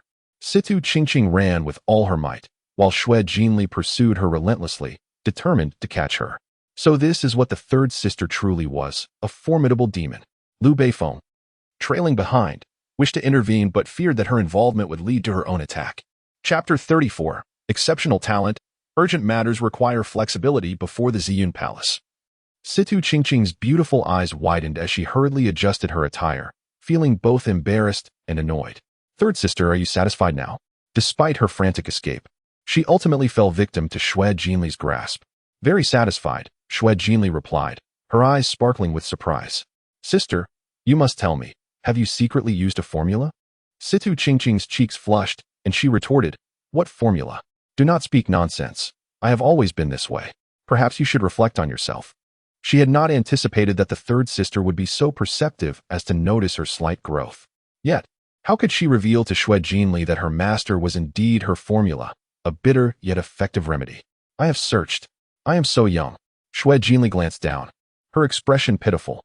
Please, for the sake of sisterhood, share the formula with me. I implore you. Despite being half-siblings, the bond through their shared master could indeed be considered sisterly. Situ Qingqing merely pouted, rather than begging me. Why not seek Sister Liu instead? Indeed. Xue Jinli's gaze swept toward Liu Beifeng, and she silently remarked, Even when bandaged, it's evident that you possess remarkable talents. How am I to compete? Liu Beifeng, taken aback, thought, why has the conversation turned to me? Perhaps it is best to remain silent to avoid unnecessary trouble. I too am gifted. Sister Situ Qingqing, with an air of pride, straightened her posture, seemingly wishing to prevent Xue Jinli from lingering on the topic. She turned her attention to the Ziyun Hall and instructed, Third sister, do not wander here. I shall enter first to report to our master. Xue Jinli felt an inexplicable sense of being taken advantage of. Something felt amiss. Yet she could not articulate it. She asked, Why can't I accompany you? You have been ineffective in your tasks, and do you not fear our master, Esrath? Therefore, I shall enter first to plead your case. Situ Qingqing provided a rather clever excuse. How have I been ineffective? Did I not acquire a celestial seed? Shui Jinli muttered quietly, her eyes narrowing. Sister, what did you say? Situ Qingqing turned back to inquire. Oh, nothing of consequence. I merely urged you to make haste. Remember, if our master appears displeased, you must soothe her. Should she fly into a rage, you must signal me to flee. Shui Jinli smiled lightly, raising her hand in a gesture reminiscent of a beckoning fortune cat. Once Situ Qingqing entered the Ziyun Hall, Liu Beifeng hesitated and asked, Sister Shui, is our master truly that fearsome? Shui Jinli blinked and earnestly explained, our master's ferocity is certainly lesser than yours, but greater than mine. If given the chance, I could allow you to test it, but remember to flee immediately afterward. If, by unfortunate chance, you are caught, simply. Liu Beifeng was taken aback, not expecting her sister to be so irreverent. In the back hall of Ziyun, Situ Qingqing tiptoed inside. Upon entering, she beheld her long-anticipated master, bare-chested and with his back turned to her, his hands forming intricate seals that radiated resplendent light. Upon witnessing this, Situ Qingqing's expression turned peculiar. Thank heavens I did not bring third sister along. Otherwise, our master's illustrious reputation would be tarnished. Most importantly, she would see this. Master, I shall keep this secret for you for a lifetime. Situ Qingqing quietly approached her master, gently placing her hand on Su Yang's shoulder, ready to speak softly. Master. A startled cry erupted as Su Yang, upon hearing her voice, swiftly executed a shoulder throw, though he managed to catch her waist just in time, preventing her from truly falling. Even so, the sudden motion left Situ Qingqing quite startled. Su Yang held Situ Qingqing, perplexed, and inquired, Qinger, what brings you here? Has your master's sister ceased her surveillance over you? Situ Qingqing's cheeks flushed, and she replied with a slight huff. No, it's because the third master sister has returned. I came in to inform you. What were you doing just now, master? The master responded, I was, of course, practicing my skills. You must remember this in the future. Understood? You were truly practicing. Situ Qingqing felt a tinge of disappointment and said, Master, the third master sister is waiting outside. Su Yang gradually regained consciousness. Master feels somewhat dizzy. Situ Qingqing inquired with concern, Master, are you feeling unwell? Su Yang spoke calmly, it is acceptable. Due to the nature of the cultivation techniques I have mastered, you may rise. Once I have regained my composure, I shall go to meet your senior sister. After Su Yang spoke, he helped Situ Qingqing to her feet. A short while later, outside the Ziyun Hall, Shui Jinli and others grew increasingly anxious. What could be taking Xiaoqing so long? Why had the master not summoned her inside yet? Never mind, waiting is futile. Whether she lives or dies is of no consequence now. Xiao Beifeng, you shall accompany your senior sister into the hall to meet the master. Shui Jinli grasped Liu Beifeng's hand, steeling herself to barge into the Ziyun Hall. However, just as they reached the entrance, an unusual sound halted them in their tracks. Xiao Beifeng, perhaps we should wait a little longer? Shui Jinli suggested with hesitation. Liu Beifeng readily agreed. Indeed, senior sister Shui, I shall heed your counsel. Shui Jinli cast a guilty glance towards the Ziyun Hall and earnestly advised Liu Beifeng. Xiao Beifeng, your senior sister Situ has endured this beating on our behalf. You must remember to repay her in the future and never disrespect her authority. Chapter 35. Reincarnation and the Spiritual Seal of the Sea of Consciousness once again. After a brief moment, a figure of frosty elegance, with a silhouette perfectly proportioned to an extraordinary degree, descended gracefully before the Ziyun Hall on her sword. It was Yuan Xianxian. Absorbed in her own cultivation, she had overlooked the message from Shui Jinli in the jade slip. Senior sister, Shui Jinli exclaimed with delight, rushing forward. But she was met with the sword sheath held firmly against her outstretched hand by Yuan Xianxian. Has half an hour not passed? Why have you not yet entered to meet the master? Yuan Xianxian's eyes remained devoid of emotion as she spoke coldly, listening to her frigid tone. Shui Jinli reluctantly diverted her gaze from the large watermelon in front of Yuan Xianxian, a sheepish expression overtaking her face as she confessed. I feared I would be reprimanded by the master for my ineptitude, so I sent Xiaoqing in to scout the way for me. Alas, she was met with a beating, making me even more reluctant to enter. It was indeed awkward for her as a senior sister to let her junior sister suffer on her behalf. Beaten? Yuan Xianxian raised an eyebrow. Yes, it was quite severe. Even from this distance, I could hear her cries. Xiaoqing has truly endured much for my sake, Shui Jinli lamented. Since you are aware, then temper your lazy disposition and diligently cultivate. The master will not send you out on errands. After all, you are the third direct disciple of Ziyun Peak. Yet your cultivation remains at the 9th level of foundation establishment, without even reaching the core formation stage. What a shame it would be if that were to become public knowledge. Yuan Xianchen scolded. Senior sister, is it not due to my special constitution? Shui Jinli replied awkwardly. Spare me the excuses. Yuan Xianchen clearly was not swayed by Shui Jinli's reasoning. After reprimanding her, her gaze shifted to Liu Beifeng. Is this the celestial seed you recruited from Qianyuan City? Senior sister, her name is Liu Beifeng, and she possesses the highest talent within Qianyuan City.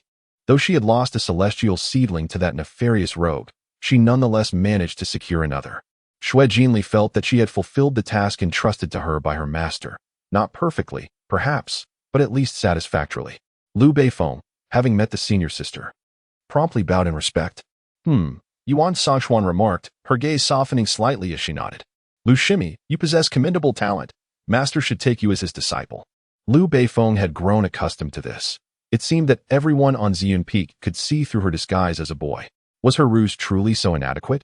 Xiaoqing, how long have you been inside? Yuan Songchuan inquired. Half an hour, came the reply. Panic surged within Yuan Songchuan upon hearing this. Half an hour had already elapsed, and the treacherous disciple, Xiaoqing, might be up to no good with master. With that thought, she swiftly strode toward the Ziyun Hall. Shui Jinli, unsure of what was amiss, pondered whether the senior sister feared that master would punish Xiaoqing severely. After a moment's deliberation, she decided to hasten after Yuan Songchuan, dragging Liu Beifeng along. Upon entering the Ziyun Hall, they were greeted by the sight of master seated leisurely in the main seat, his attire impeccably tidy, showing no signs of disturbance. Meanwhile, Situ Qingqing stood at the side, her dress bearing visible tears, her face flushed, and her lips tinged red. Could it be that Xiaoqing had been beaten to the point of spitting blood by master? Shui Jinli's attention was drawn to the corner of Situ Qingqing's mouth, and she shuddered in alarm. How did you all come in? I was just about to call for you, Situ Qingqing said, covering her backside, a slight frown on her brow. Hearing her hoarse voice, Shui Jinli felt a pang of guilt. It seemed master had truly rendered her voice hoarse. Master, Yuan Songchuan began, scrutinizing Situ Qingqing for a moment, but finding nothing amiss, before greeting Su Yang. Master, Shui Jinli echoed, following suit. In truth, Su Yang had been observing Shui Jinli since her entrance, and she bore little resemblance to the troublesome demon described in the original text. Her countenance was strikingly beautiful and lively, exuding a youthful innocence akin to budding lotus flowers. She was tall and slender, her legs elegantly straight, a terrifying embodiment of legs that could rival the years. However, as one gazed upward, there was a slight imperfection. She could barely be grasped in a delicate hold. Indeed, she is my niece, Su Yang thought, retracting his gaze. His tone inscrutable. Xiao Jinli, I have heard that you have mishandled matters. Shui Jinli lowered her head, mumbling, it's not entirely a disaster, after all. I did bring back a celestial seedling. Upon hearing the words, Su Yang was immediately incensed. This was a demand from Situ Qingqing, as she feared that any deviation might reveal vulnerabilities. However, before he could utter a single word, he was met with the furious rebuke of his senior disciple. Yuan Xian, what the master says is absolute. How dare you defy him? Chastened by Yuan Xian's stern admonition, Shui Jinli drooped his head, biting his lip, appearing exceedingly aggrieved. Su Yang was evidently unprepared for the task that was rightfully his to undertake, now being shouldered by his eldest disciple. So what is he to do? In a household, if the mother assumes the role of the stern figure, the father must play the part of the softer one. Otherwise, familial bonds may easily fray. Thus, very well, Xianer. Your junior sister is not merely being obstinate. She is simply feeling a sense of injustice within her heart. As your master, I do not hold any blame against her. Su Yang spoke gently, offering his counsel. Shui Jinli was momentarily taken aback, as if he were experiencing an auditory illusion. The typically stern master's voice was unexpectedly tender, a delightful melody akin to celestial harmonies. Look how graciously your master treats you. Should you not express your gratitude for his leniency? Yuan Xian's tone turned frosty. Disciple thanks master. A noble person does not dwell on minor grievances, and a statesman's heart can accommodate a great vessel. Prompted by his senior sister's reminder, Shui Jinli lifted his gaze and hastily performed a respectful bow. Su Yang casually waved his hand and inquired, little coy, is this the celestial seed you brought back from the city of Hidden Abyss? Shui Jinli nodded respectfully, replying, Master, her name is Liu Beifeng. She possesses exceptional roots and ranked second in the martial arts competition. At the Dao Knocking Heart examination, she secured the top position. Her temperament is also of high quality.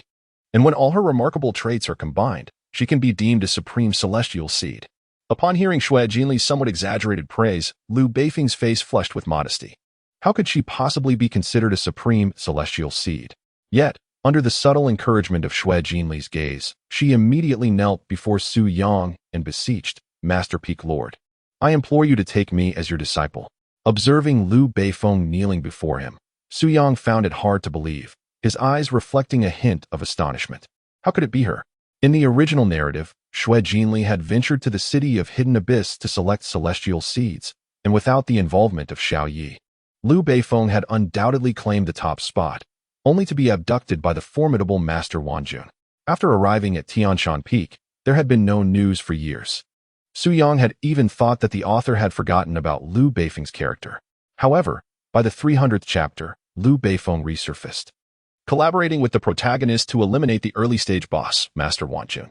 The reason Master Wanjun did not refine Liu Beifeng was that she was suspected of being a reincarnated soul, possessing a spiritual seal within her consciousness.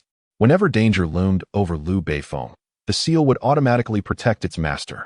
Master Wanjun intended to gradually wear down the seal, but unfortunately, the protagonist's rapid growth left him without the opportunity to do so. As for how Liu Beifeng came to know Xiao Yi, the original text did not elaborate, leaving their acquaintance somewhat mysterious. Subsequently, as the protagonist embarked on quests across the realms, Liu Beifeng emerged as the most powerful ally. Undeniably the female lead with the most significant presence in the latter half of the story. Thus, one must ponder why Master Wanjun did not abduct Liu Beifeng this time. Could it be that the appearance of the protagonist in the city of Hidden Abyss captivated Master Wanjun's attention, causing him to overlook this true gem? This unexpected turn of events led Liu Beifeng to be brought to Ziyun Peak by Little Koi, seeking to become his disciple. How remarkable this twist is! Su Yang was overwhelmed with emotion, struggling to maintain his composure. Although the protagonist was favored by fortune, what good was divine protection without tangible strength? In this world, one must rely on prowess and connections. Early assistance and later reinforcements were all his disciples. What could the protagonist possibly use to contend against him? Chapter 36, 10,000-fold Return, True Dragon Dao Fruit, Purple Cloud Palace. Are you truly willing to take me as your master? Su Yang's gaze fell upon Liu Beifeng, his tone imbued with an amiable warmth. Beifeng is willing. Without a moment's hesitation, Liu Beifeng bowed deeply. However, before we proceed with the apprenticeship, I must clarify a matter. A few days ago, I encountered a mishap in my cultivation, resulting in the complete loss of my prowess. I am now starting anew, barely reaching the 9th level of foundation establishment. If you deem me unworthy, you may still withdraw from Ziyun Peak without consequence. Yet, once you choose to take me as your master, it shall be a bond of a teacher for a day, a father for a lifetime. Should you ever defy me, the entire Ziyun Peak shall rise against you. Such a grave matter requires your careful consideration. Do not act rashly or thoughtlessly. Su Yang's expression turned solemn. Upon hearing that her master had lost all his cultivation, Shui Jinli's beautiful eyes widened in shock. She discreetly turned her gaze towards Situ Qingqing, who was not far from her side, and communicated mentally, Shaoqing, how could you not inform me of such a significant matter regarding our master's complete loss of power? I was too preoccupied with deceiving him at the time to have the opportunity to tell you. Situ Qingqing shrugged, replying, Master instructed me not to mention it, fearing it would cause you all unnecessary worry, especially Yao Yao, who is currently undergoing the clan's inheritance and must not face any disturbances. Although Master had never explicitly said such words to her, she could persuade him to keep secrets, accepting the possibility of enduring another scolding from him. But you cannot keep everything from me, Shui Jinli exclaimed in frustration. Did I not reveal anything? Just now, when you descended from the flying vessel, did I not subtly hint to you to avoid entangling with that old rogue, Wanjun? Shui Jinli was momentarily speechless, her anger boiling. Wait a moment, Master. You are at the 9th level of foundation establishment. How could you have been so severely beaten by him for a whole half hour? Shui Jinli furrowed her brows, sensing something amiss. Take another look. Is Master's 9th level of foundation establishment genuine? Situ Qingqing replied with a tone of resignation. whose foundation establishment could resemble a true dragon raising its head. Even she, a divine phoenix, could not hope to subdue it, only able to beg for mercy. Upon hearing this, Xue Jinli raised her gaze and was immediately struck speechless, her mind a blank, buzzing. His aura was as profound as an abyss, his vitality like a dragon, and his momentum unfathomable. Was this truly the 9th level of foundation establishment? Why did it feel as though I were a frog at the bottom of a well, gazing up at the bright moon? Xue Jinli was utterly astonished, nearly gasping in disbelief. Why does it seem that Master has become even more terrifying after losing his cultivation? Senior Sister Xue, you are still at the foundation establishment stage. When you eventually reach the core formation stage, encountering Master will feel like a mere mayfly facing the vast sky.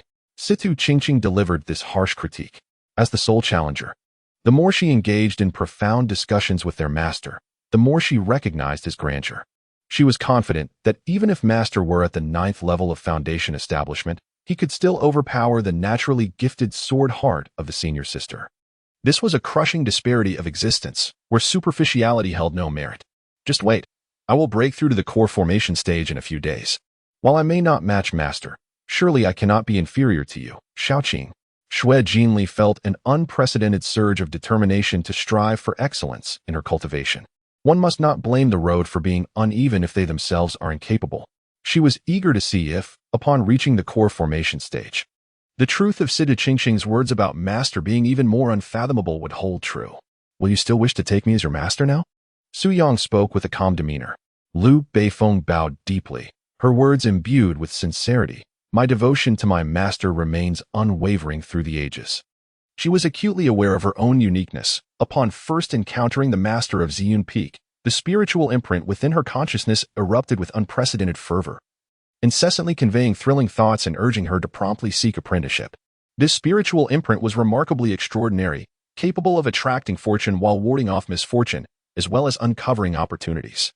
Yet, even when she had previously retrieved a millennium-old treasure from a cave of demonic beasts, the imprint had never exhibited such fervent excitement. Thus, Liu Beifeng was convinced that should she become a disciple of Ziyun Peak, she would undoubtedly reap boundless benefits. Very well, from this day forth, you shall be the 8th direct disciple of Ziyun Peak. Su Yang's gaze was profound, akin to the autumn waters that harbor the passage of time, shimmering with a serene brilliance and endless tranquility. Disciple by Feng, I pay my respects to Master, exclaimed Liu Beifeng, unable to contain his joy. Rise. You have knelt for quite a while. It must be quite exhausting. Su Yang smiled gently, his soothing voice akin to a refreshing breeze, warm and comforting, resembling leisurely clouds drifting on water. This elicited a subtle stir within the heart of the demon lord, Xue Jinli. Master, have you changed so dramatically after losing your cultivation? Xue Jinli inquired through telepathy. The master replied that he had been so focused on seeking eternal life that he had neglected his disciples. After a moment of painful reflection, he aspired to become a kind and gentle mentor. Situ Qingqing recounted the abridged narrative to Xue Jinli. Does that mean I could dance upon the muscles of Master? Xue Jinli's joy nearly overflowed from her heart. A few years prior, she had been punished severely for a mere pinch, leaving her bedridden for 2 days. Ahem, Xue sister. Master spoke of being kind and gentle, but he never claimed to refrain from discipline. Just moments ago, junior sister endured a beating for you. Have you forgotten so soon? Situ Qingqing interjected, noticing Xue Jinli's mischievous thoughts resurfacing. No worries, my skin is tough, and I shall test Master's limits. I won't perish, Xue Jinli declared boldly. After all, even delicate Qingqing had only suffered a sore backside after half an hour of punishment, indicating that Master's strength had diminished. She was determined to seize this opportunity, as she had long coveted the sight of Master's well-defined physique. Liu Beifeng rose, gazing at the elegant and refined Master seated at the head. After a brief hesitation, he retrieved a spirit herb resembling a dragon from his storage ring, bowing his head in respect, and said, Esteemed Master, I chanced upon this millennium-old treasure from a beast's lair and wish to present it to you as a token of my apprenticeship. Upon hearing this, Yuan Situ Qingqing, and Xue Jinli stood frozen, as if they had heard something utterly inconceivable. Oh, let me take a look, Master said. Su Yang reached out and grasped the spirit herb, his eyes instantly gleaming with brilliance. Though he appeared calm, internally he was like thunder crashing into a tranquil lake, stirring up cascading white waves. This was spurred by the sound of the system's notification echoing in his ears. Ding! Liu Beifeng bestowed upon the host the 1,000-year earthly spirit herb, the blood herb of the flood dragon, triggering a 10,000-fold critical return of the eternal dragon's Tao fruit. The blood herb of the flood dragon was, at most, merely a weed that had absorbed a trace of dragon blood, evolving from a common plant into a spirit herb. It was not particularly rare, indeed. Many beast-taming sects could rely on bleeding their domesticated flood dragons to mass-produce such so-called blood herbs. However, the specimen in Su Yang's possession was somewhat unique. The flood dragon it had drawn blood from was on the verge of transformation, possessing an exceptionally pure bloodline and boasting an impressive age of 1,200 years, making it a rather extraordinary spirit herb. Yet, in comparison to the true dragon's Tao fruit, it paled in significance, akin to the disparity between pebbles and mountains. Even a newly formed Tao fruit could not be compared to the flood dragon's blood herb. The true dragon's Tao fruit, nurtured by the blood of a genuine dragon, was a creation of heaven and earth. Every millennium, it faced a heavenly tribulation, and each time it successfully weathered one. A portion of its form would evolve into that of a true dragon. The 10,000-year true dragon's Tao fruit had withstood 10 tribulations, its shape likely resembling that of a true dragon, truly a miraculous elixir. Once consumed, it would transform the bones, cleanse the marrow, and significantly enhance physical prowess, bestowing upon the user the extraordinary ability to resurrect the dead, and perhaps even enabling their transformation into a true dragon. Of course, Su Yang possessed the supreme Yangdao body, which, in terms of rank, even surpassed the true dragon's divine body. Thus, while consuming this true dragon's Tao fruit would not lead to his transformation into a dragon, it would aid him in achieving perfect core formation and greatly bolster his physical constitution, nourishing the young and replenishing the kidneys.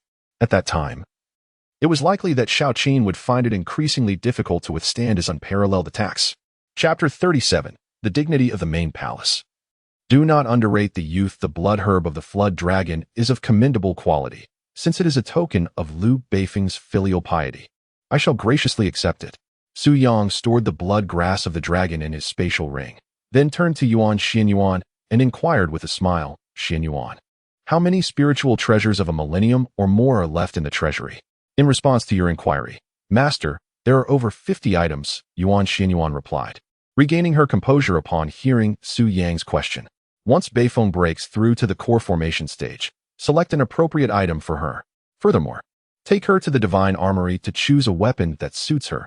It need not be of a high grade. A low-grade earth weapon will suffice. As for the resources required for her monthly cultivation, take as much as necessary without the need for frugality. There is one more matter. After collecting the cultivation resources, lead Beifeng to seek out a cave abode rich in spiritual energy. Su Yang spoke in an exceedingly casual tone, as if discussing a trivial matter. Yet, when it reached Liu Beifeng's ears, it was laden with significance. More than 50 precious spiritual resources from the heavens and earth. The earthly weapons were not particularly impressive. There was no need to be frugal with cultivation resources. Was this truly human speech? No, it was the melodious and refined language of the celestial beings. In the entire realm of cultivation, nearly all wandering cultivators spend their lives engaged in a single pursuit, vying for resources. If they are not competing for resources, they are on the path to acquire them. Even esteemed sects can only provide their disciples with the basic resources necessary for daily cultivation, once a breakthrough is sought. Disciples must undertake tasks for the sect or venture into the world in search of fortune to amass sufficient resources for advancement. It is utterly implausible to possess wealth like that of Ziyun Peak. Liu Beifeng blinked her beautiful eyes and parted her lips, wishing to express something. Yet she found herself at a loss for words. She felt as if she were a naive girl who had never seen the world, even experiencing an urge to pinch herself to ascertain whether she was dreaming. Xue Jinli observed Liu Beifeng's foolish expression and covered her mouth to suppress laughter, saying, Little Beifeng, there is no need for astonishment. Our Ziyun Peak is just like this. Suddenly, Liu Beifeng felt a wave of embarrassment wash over her. How foolish she was. She had even contemplated presenting the celestial resources to her master, hoping to aid her master in breaking through to the core formation stage. But Ziyun Peak certainly lacked for celestial resources. There were over 50 resources older than 1,000 years, and those under 1,000 years were likely countless. It was no wonder that her 3 senior sisters had looked at her incredulously upon hearing that she intended to offer her master a single Jiao dragon blood herb. How shameful! Situ Qingqing, noticing Liu Beifeng's flushed cheeks, compassionately interjected, "Senior sister Shui, even the new junior sister has brought gifts for our master. Have you not discovered any treasures during your time away? How could you, Situ Qingqing, betray your senior sister for a new junior sister?" Shui Jinli, known for her quick wit, countered, "Not at all. In my eyes, junior sister Liu is the finest gift I could present to our master. And what of you, little Qing? While you remain at Ziyun Peak, how have you failed to care for our master properly? There is a distinction to be made. Taking a beating for her was one thing, but provoking her ire was another. Since little Qing had chosen to divert the blame, she certainly would retaliate. Otherwise, where would the dignity of the senior sister reside? Upon hearing this, Situ Qingqing felt somewhat cowed. I did care for her. I rushed to the Ziyun Hall the moment there was an issue with our master's cultivation, attending to her for a full 2 hours. If you don't believe me, ask our master, Su Yang. For 2 whole hours, how could you dare to utter such words? You nearly broke his waist. Naturally, when confronted with the quarrel between the 2 disciples, the most prudent approach for the master is to refrain from intervening, allowing them to contend without assistance. Once one side emerges defeated, a discreet consolation can follow. Master, your silence suggests that what you said, Shaoqing, may not be entirely truthful. Shui Jinli initiated the offensive. Master, please speak up. Situ Qingqing's tone carried a hint of grievance. A question mark appeared on Su Yang's forehead. Is this directed at me? Just as Su Yang found himself in a dilemma, Yuan Juxian timely interjected, "Enough of the commotion. Jinli has found the 8th direct disciple for Ziyun Peak, Shaoqing, who has diligently cared for the master, and they all deserve recognition." At her words, Shui Jinli and Situ Qingqing instantly fell silent. Only Xian could quell the 2 disciples. Su Yang quietly sighed in relief, his heart brimming with pride as he gazed at Yuan Juxian, thinking, "My dear Xian indeed embodies the grace of a rightful consort. Xian, take Bei Feng with you to select weapons. As for Qing and Jinli, assist Bei Feng in finding a suitable cave dwelling for her cultivation. I must now seclude myself for meditation, to prevent a recurrence of the earlier situation." Su Yang began to usher them away. "As you command, master," replied Yuan Juxian. "Master, please rest well," Shui Jinli added. "Master, do remember to balance work and rest, and take care of your health," Situ Qingqing cautioned. "Thank you, master," said Liu Beifeng.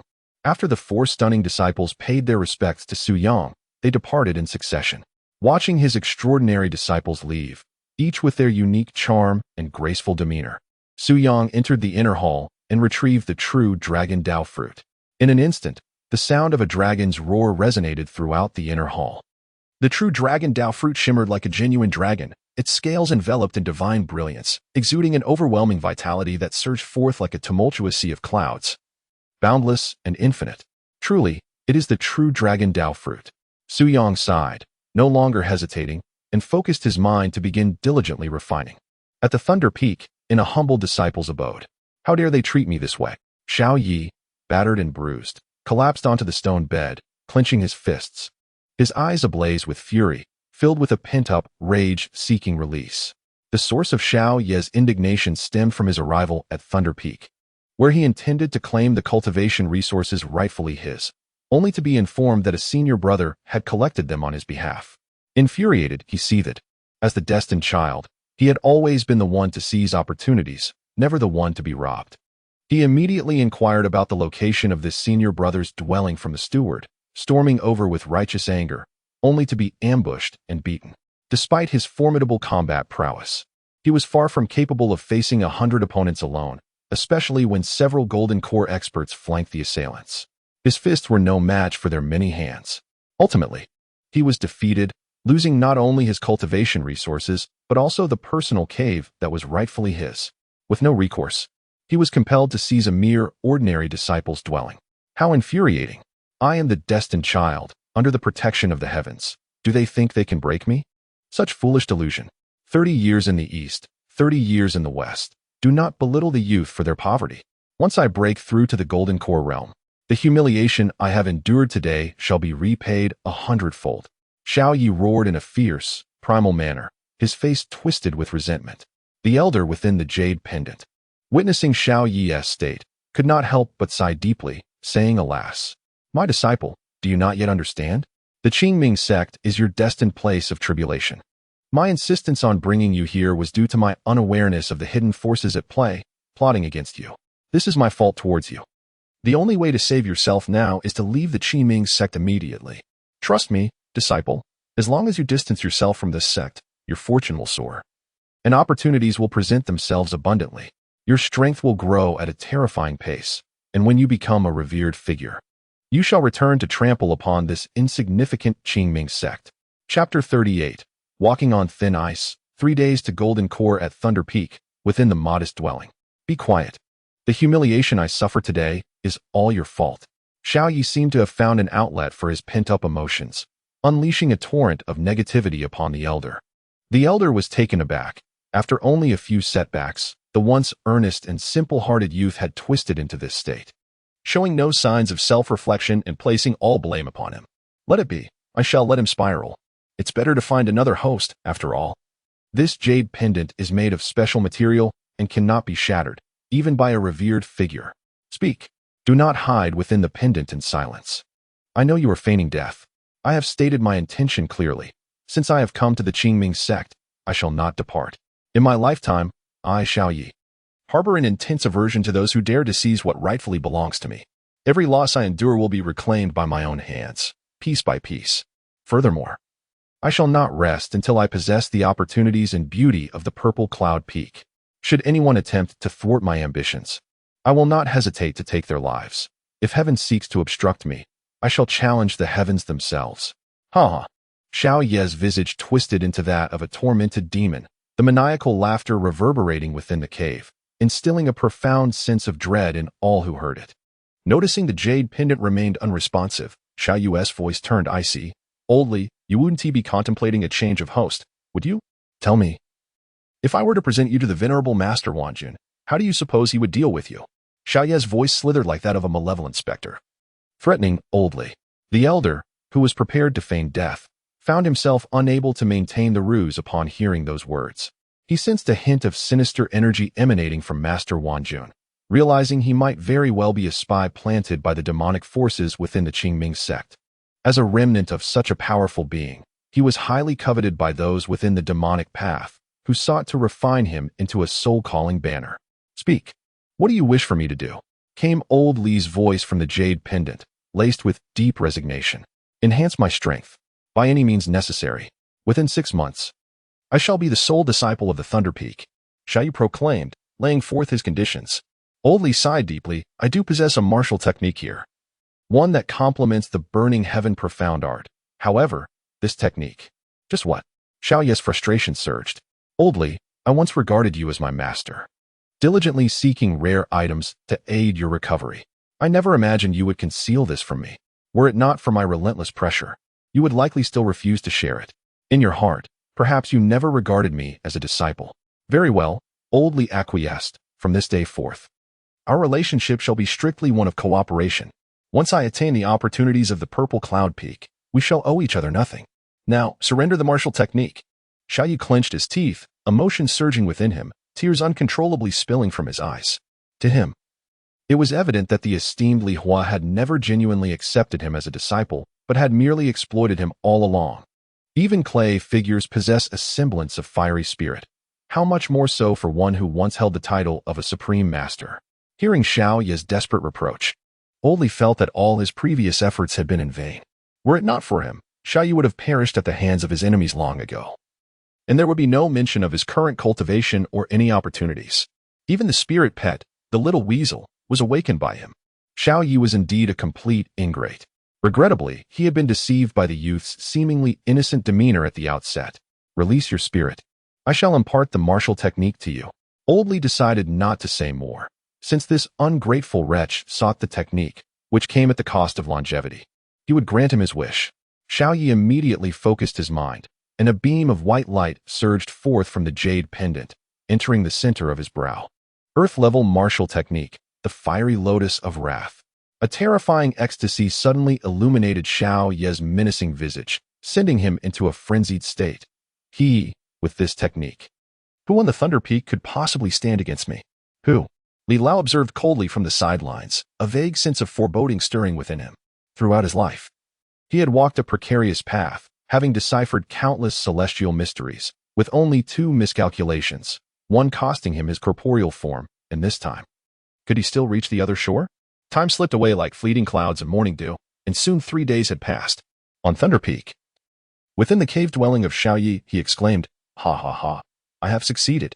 As he opened his eyes, he flipped his wrist, and 2 flaming lotuses materialized in his palms. Ablaze as if the ethereal fire birthed by the heavens had set the surrounding void rippling with heat. After 3 days of arduous cultivation, he had finally mastered the fiery lotus of wrath. His cultivation level had ascended from the 5th to the 6th layer of foundation establishment. In merely 3 days, he had achieved a minor breakthrough, something even the strongest direct disciples of the Qingming Sect could not accomplish. Emerging from seclusion, he was filled with determination. Although he had only risen 1 level, his combat prowess had seen a significant enhancement, with an additional 800 drops of liquid mana now coalescing within him. With a total of 3,800 drops of liquid mana, he was more than capable of challenging early-stage core formation disciples, and perhaps even hold his ground against those in mid-stage core formation. Xiaoyi resolved to not only reclaim his cave dwelling, but also to exact vengeance on all those who had bullied him. Just as he was preparing to leave his abode, a gentle voice called out from outside, "Disciple, may I enter?" Wan Jun, the master? A surge of resentment welled up within Xiaoyi. This opportunistic master had chosen to appear only after he had endured humiliation at the hands of a group of beasts. Waiting until he had recovered to approach him, surely with ulterior motives. One cannot expect to have the horse run while also demanding it not eat grass. Such is the folly of the world. He silently resolved that should Wan Jun require him to undertake any task, he would not acquiesce unless offered sufficient benefits. "Come in, master," Xiaoyi replied with a feeble voice, feigning an injured state as he lay upon the bed. "Disciple, it is my fault," Wan Jun lamented as he entered. Stepping forward to sit beside Xiaoyi, his face etched with regret. "These past few days, I was preoccupied with managing the affairs accumulated at Thunder Peak and neglected to advise your fellow disciples not to treat you harshly, which led to your injuries. But rest assured, I have ordered those several disciples who attacked you to reflect upon their actions for 10 years at the Wall of Regret. Seeing you in pain truly wounds my heart." As he spoke, Master Wan Jun produced a jade vial from his bosom and placed it into Xiaoyi's hands. This elixir is known as the Qingming pill, comprising a total of 10 pieces. It not only aids in healing your wounds, but also enhances your cultivation. I hope this can somewhat compensate for your troubles. Holding the jade vial, Xiaoyi's gaze towards Master Wan Jun transformed, his heart swelling with gratitude. "Thank you, Master, for your profound kindness. My injuries are nearly healed." The Qingming pill, crafted from several rare spiritual herbs characterized by their yang properties, may not hold significant value for ordinary practitioners. However, for one endowed with the yang-yin battle body like him, it offers immense benefits. Capable of awakening the potential of his battle physique and advancing his cultivation, truly a treasure. Master Wan Jun must have recognized his unique constitution to specifically select the Qingming pill for him. Such sincerity is remarkable. This is no mere mentor. He is akin to a biological father, far superior to that elderly who merely offered grand promises while occasionally siphoning his soul power. Nevertheless, this Qingming pill is intended for your cultivation enhancement. Are you prepared to make a grand effort on the heavenly Thunder Peak? Master Wan Jun inquired with a smile. Of course, I have already advanced to the 6th level of foundation establishment, approaching the core formation stage, Xiaoyi replied confidently as he sat up from the bed. However, before he could finish his words, a deafening roar erupted from the distant horizon. An unparalleled and terrifying aura surged forth from Ziyun Peak, instantly enveloping the entire Qingming Sect. Countless disciples paused to gaze into the distance, eager to discern the cause of such a tremendous commotion emanating from Ziyun Peak. At that moment, an elder voiced his uncertainty. "It seems someone is breaking through to the core formation stage. Yet, this formidable surge of magical energy resembles that of a nascent soul. Could it be that Xue Jinli, with his unique constitution on Ziyun Peak, is making a breakthrough? Rather than indulging in conjecture, it would be prudent to set off immediately for Ziyun Peak to witness the event firsthand, which would clarify everything. Perhaps we should reconsider. The temperament of the Peak Master at Ziyun Peak is notoriously difficult. Anyone daring to step onto Ziyun Peak without permission may find themselves at the mercy of his sword." The Zixio. Wasn't the Zixio presented to the sect? Indeed, it was awarded as a reward for the mission of slaying the eagle-chasing river serpent, subsequently taken by the sect's first direct disciple, Yuan Fengxian. Surely, no one genuinely believes that Peak Master Su is selfless and solely devoted to the sect? Chapter 39. The True Dragon Phenomenon. A Spectacle of Wonders, Ziyun Peak. Under the overwhelming pressure of terror, the surrounding void rippled dramatically, resembling a placid lake disturbed by a thunderous strike. Disciples closer to Ziyun Peak felt an insufferable suffocation, as though their heads were gripped firmly and forced into a quagmire. Their mouths and noses obstructed, on the verge of losing consciousness. Fortunately, an elder specializing in the nascent soul intervened, dissipating this unconscious pressure. In the next instant, boundless clouds surged upwards, enveloping the entire Ziyun Peak in a mystical shroud. Within the ethereal mist, it appeared as though a legendary creature, thought to exist only in myth, was nurturing itself. Witnessing this scene, countless disciples felt an inexplicable fear rising within them. Even the elders at the Qingming realm changed countenance, their eyes wide with shock as they gazed at the dragon frolicking amidst the clouds. A true dragon? How could this be? Wasn't he the true dragon supposed to have perished in ancient times?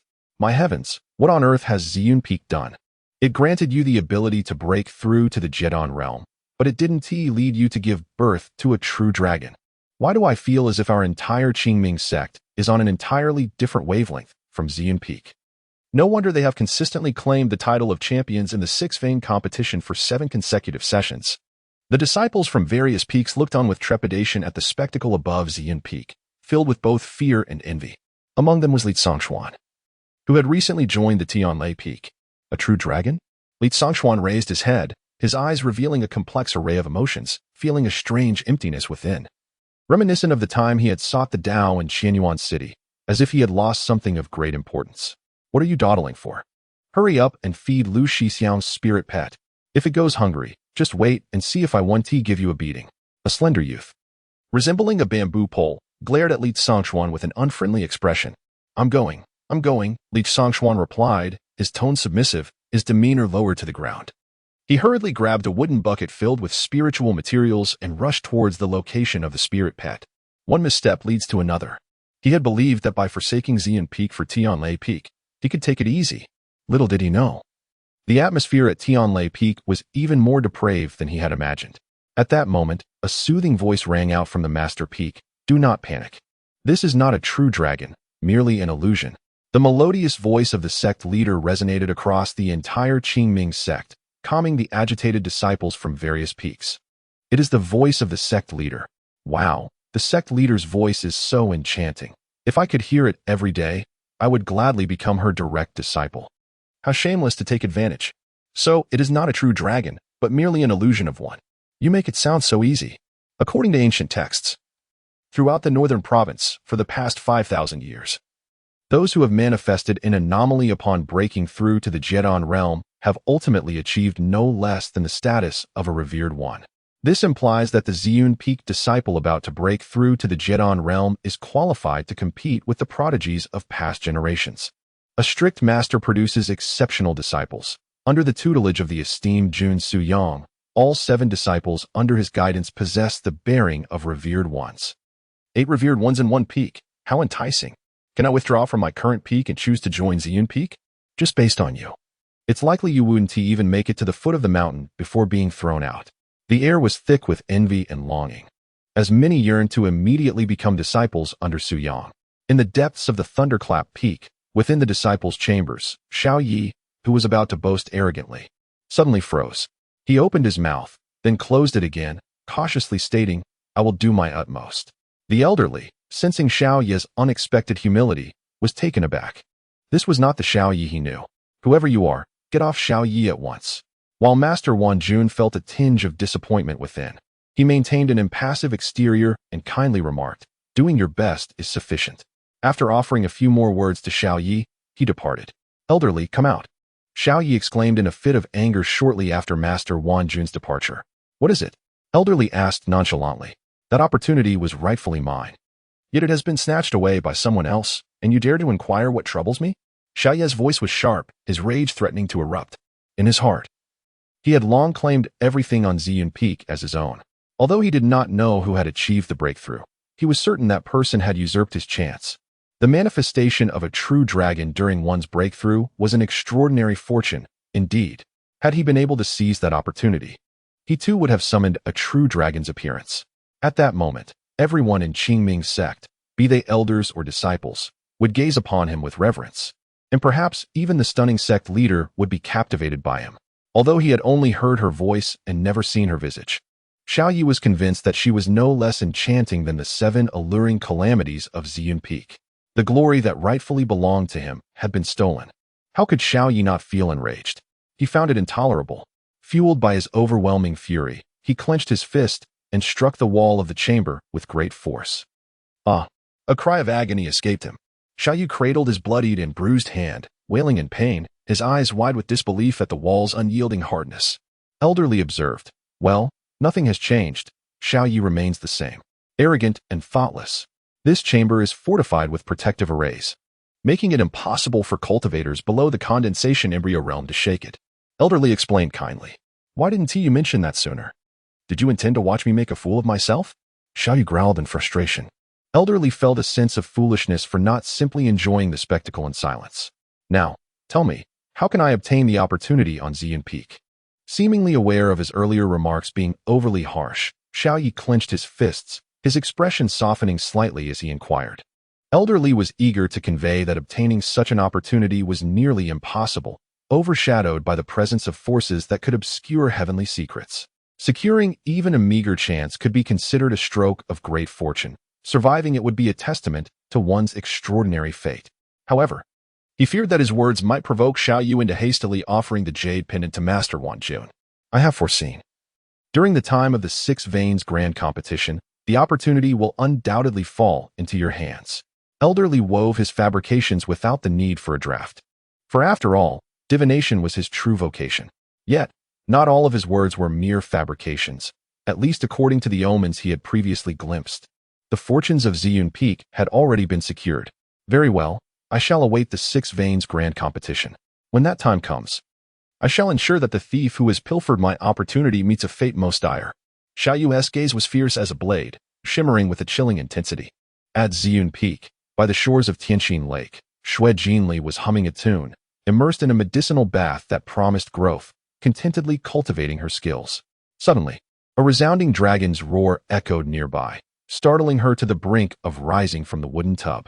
Dumbfounded, she gazed towards the direction of the Ziyun Palace, exclaiming, "Master, is this a breakthrough into the core formation realm? Oh no, Master is even faster in her recultivation than I am. How can I ever remain idle now?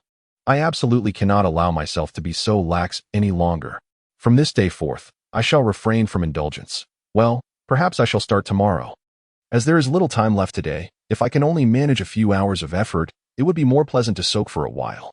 With a gentle motion, Shui Jinli performed a half-hearted sit-up before returning to her tub, transforming once more into a koi that delighted in blowing bubbles. In the peach blossom grove, within the loft, Situ Qingqing was entirely buried beneath her blankets, crouched and intensely focused on studying martial arts manuals. She hoped that by the next time she sparred with her master, she would not so quickly be reduced to tears, striving to endure at least the duration of an incense stick. Suddenly, an overwhelming pressure descended upon her, pinning Situ Qingqing down. This pressure? Has my master made a breakthrough? This book is now of no use. Situ Qingqing bit her crimson lips, emerging from her cocoon of blankets, her profound gaze fixed upon the manual in her hands. Resignedly setting it aside, her exquisite cheeks flushed with a hint of rose. In the face of absolute power, all techniques seemed mere frivolities. Chapter 40. Su Yang's Poisoning. Yuan Xuanqing's devotion in the sword-testing pavilion. Yuan Xiansheng, draped in a flowing white gown, lowered her head, her delicate fingers grasping a brush as she immersed herself in her artwork. A subtle blush adorned her cheeks, reminiscent of a flower gracefully unfurling in the gentle breeze. The text described her thus, and whether it be true or not, one could only surmise based on experience. Regrettably, her master remained in seclusion, otherwise, she would have sought his guidance. Abruptly halting her strokes, Yuan Xiansheng lifted her gaze, her almond-shaped eyes shimmering with an unusual light. Her master was about to emerge from his retreat. Clutching the zixiao in her hand, she summoned her sword. The 3-foot blade glinting and soared towards the Ziyun Palace. Su Yang sat cross-legged, exuding a terrifying aura reminiscent of a primordial furnace. His eyes were tightly shut. And above him, a crimson dragon writhed and roared fiercely. Moments later, his heart resonated with a deep, thunderous sound, akin to the low growls of ancient beasts, as he voraciously absorbed the essence of the true dragon Dao fruit. The manifestation of the dragon soon dissipated. Within his dantian, thousands of droplets of liquid mana gathered and compressed like ants constructing a nest, forming a resplendent golden dan. This dan spun with astonishing speed, creating violent fluctuations that stirred endless ripples, causing the vital energy coursing through his limbs to surge like a boiling river, relentlessly battering against its banks. The sheer volume of liquid mana he possessed, numbering in the tens of thousands, was unparalleled even among the most illustrious talents of past generations. Thus, the time required for him to form the Dan far exceeded that of ordinary cultivators. Waves of mana rippled across his body. Had he been an ordinary practitioner, his form would have cracked, potentially shattering his dantian and rendering him utterly incapacitated. The peril of such a breakthrough was immense. However, endowed with the supreme yang body, cultivated to perfection, his physical resilience rivaled that of divine golden meteorites. Consequently, the lethal remnants of mana did not inflict any harm upon him. Instead, they were absorbed entirely by his meridians and flesh. Time became an indistinct concept. After countless collisions among the crimson droplets of liquid mana, a vividly red golden dan began to solidify within Su Yang's dantian. The formation of the dan was achieved. Moreover, his realm continued to ascend. First heaven of dan formation, second heaven of dan formation, third heaven of dan formation, fourth heaven of dan formation, until finally reaching the eighth heaven of dan formation. The trend of breakthroughs began to wane. The true dragon Dao fruit was indeed extraordinary. Su Yang opened his eyes, and his formidable aura suddenly retracted, rendering his gaze tranquil and unperturbed. He delved into his dantian, where he beheld a flawless golden elixir radiating a brilliant crimson light, smooth and perfectly rounded. Though the size of the golden elixir was comparable to that of an ordinary cultivator, its potency was beyond comparison. To put it succinctly, he could effortlessly overpower 20 Situ Qingqings with one hand, and still have the strength to deal with 10 Yuan emotions. As for Shui Jinli, at the 9th level of foundation establishment, he could hardly be bothered to elaborate. This was not mere arrogance. With the support of the Ziyun Dao body, the indestructible sutra, and the true dragon Dao fruit, each minor elevation in his realm would lead to a terrifying enhancement in combat prowess. He possessed the confidence that he could contend with those legendary young emperors chronicled in ancient texts and would not face defeat. Furthermore, his spiritual awareness had expanded manifold. If he were to project it outward, it would not merely encompass the entirety of the Qingming Sect, but a significant portion thereof. The Golden Core realm was still too feeble. He aspired to break through to the infant condensation realm within 10 days and restore his previous cultivation level within a month. At that time, as Su Yang contemplated deeply, an unusual sensation coursed through his body. Am I poisoned? I had not heard of any such side effects from consuming the true dragon Dao fruit. Meanwhile, Yuan Xianyun swiftly arrived at the Ziyun Palace. Glancing around and realizing that she was the only disciple present, relieved, she gracefully stepped into the palace. Master?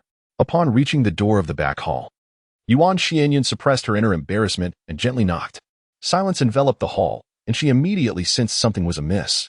After all, the unusual phenomenon had dissipated, and logically, her master should have concluded their cultivation session by now. Master, please do not blame your disciple. I am simply concerned for your safety. With a determined heart, Yuan Xianyun pushed the door open, revealing a disheveled scene before her. Torn fragments of clothing lay scattered across the floor. Her master sat bare-chested on a mat, one hand resting on their forehead while the other rubbed their eyes, seemingly striving to see clearly. Yuan Xianyun hurriedly approached, her voice laced with urgency and her eyes reflecting profound worry. Master, has something gone awry in your cultivation? Previously, her master had faced a setback that stripped them of their cultivation, necessitating a complete restart. Such resilience was indeed remarkable. Had it been an ordinary cultivator, they might have succumbed to despair long ago. Yet, she feared that should her master suffer another loss of power, they might not endure it. My dear Xianyun, how curious it is that you are dressed differently. Why do I feel as though I am experiencing some sort of illusion? Su Yang murmured softly. Illusion? Does that mean even in my master's illusions, I exist? Yuan Xian's fair face flushed with a delicate crimson, her enchanting eyes filled with shyness as she replied gently, Master, I am not an illusion. I am real. Ha ha ha, he laughed. In my illusion, Xian'er can even speak. Let me see what other extraordinary qualities you possess beyond mere words. Su Yang gazed at his disciple, the phantom, adorned in a flowing white gown, and could not help but reach out, gently pinching her delicate cheek.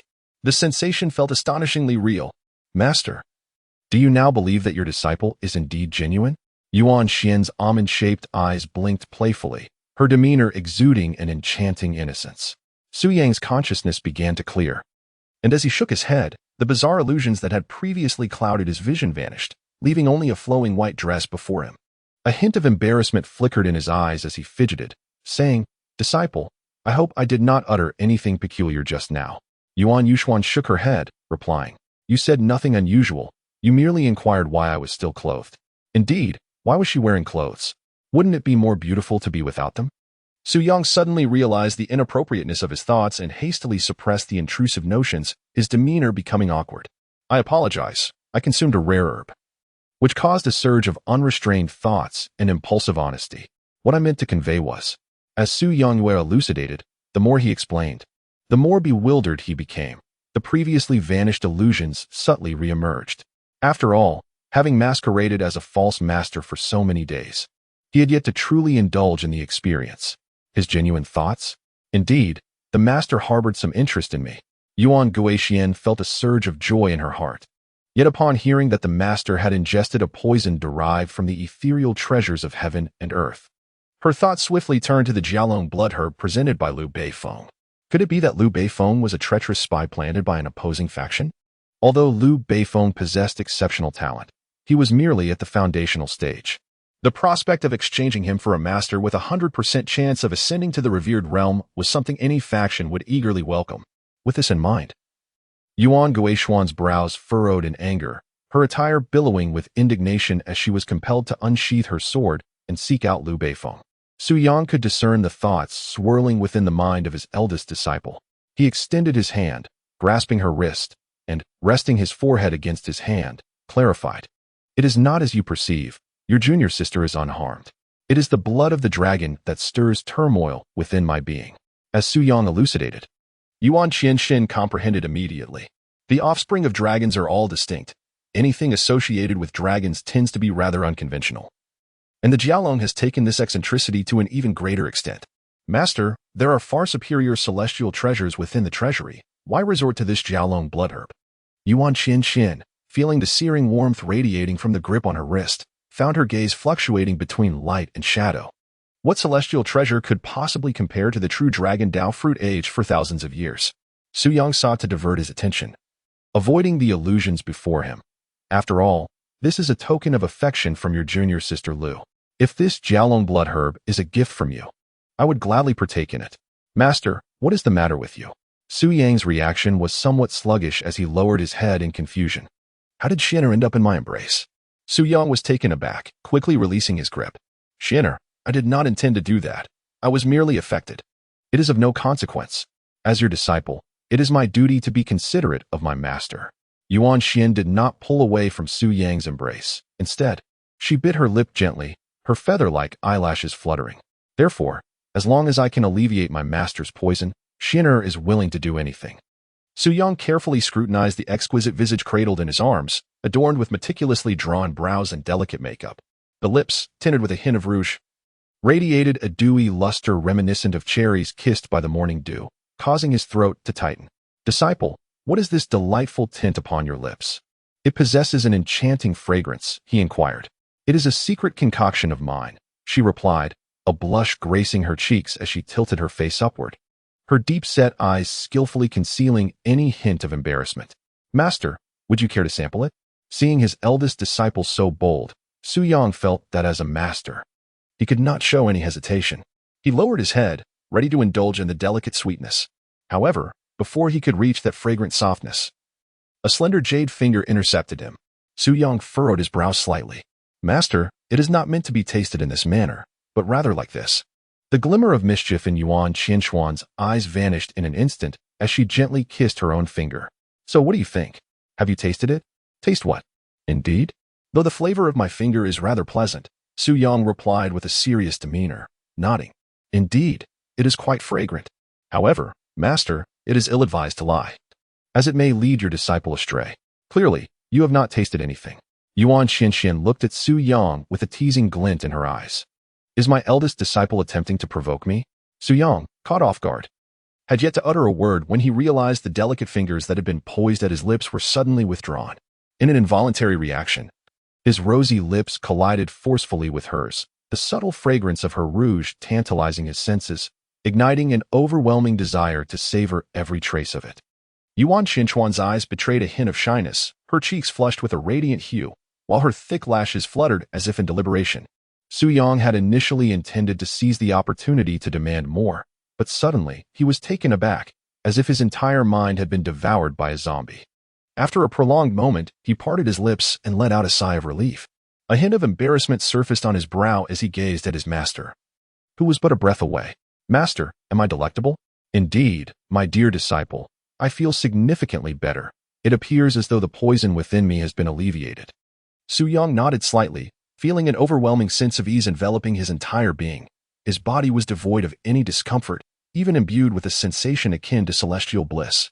Master, your disciple dares to suggest that your affliction seems to deepen, Yuan Xianxian remarked with a disdainful huff. Su Yang. Yuan Qixuan's voice was soft and melodious as she said, Master, this situation cannot continue. We must devise a method to eradicate the malevolent poison completely. That sounds reasonable.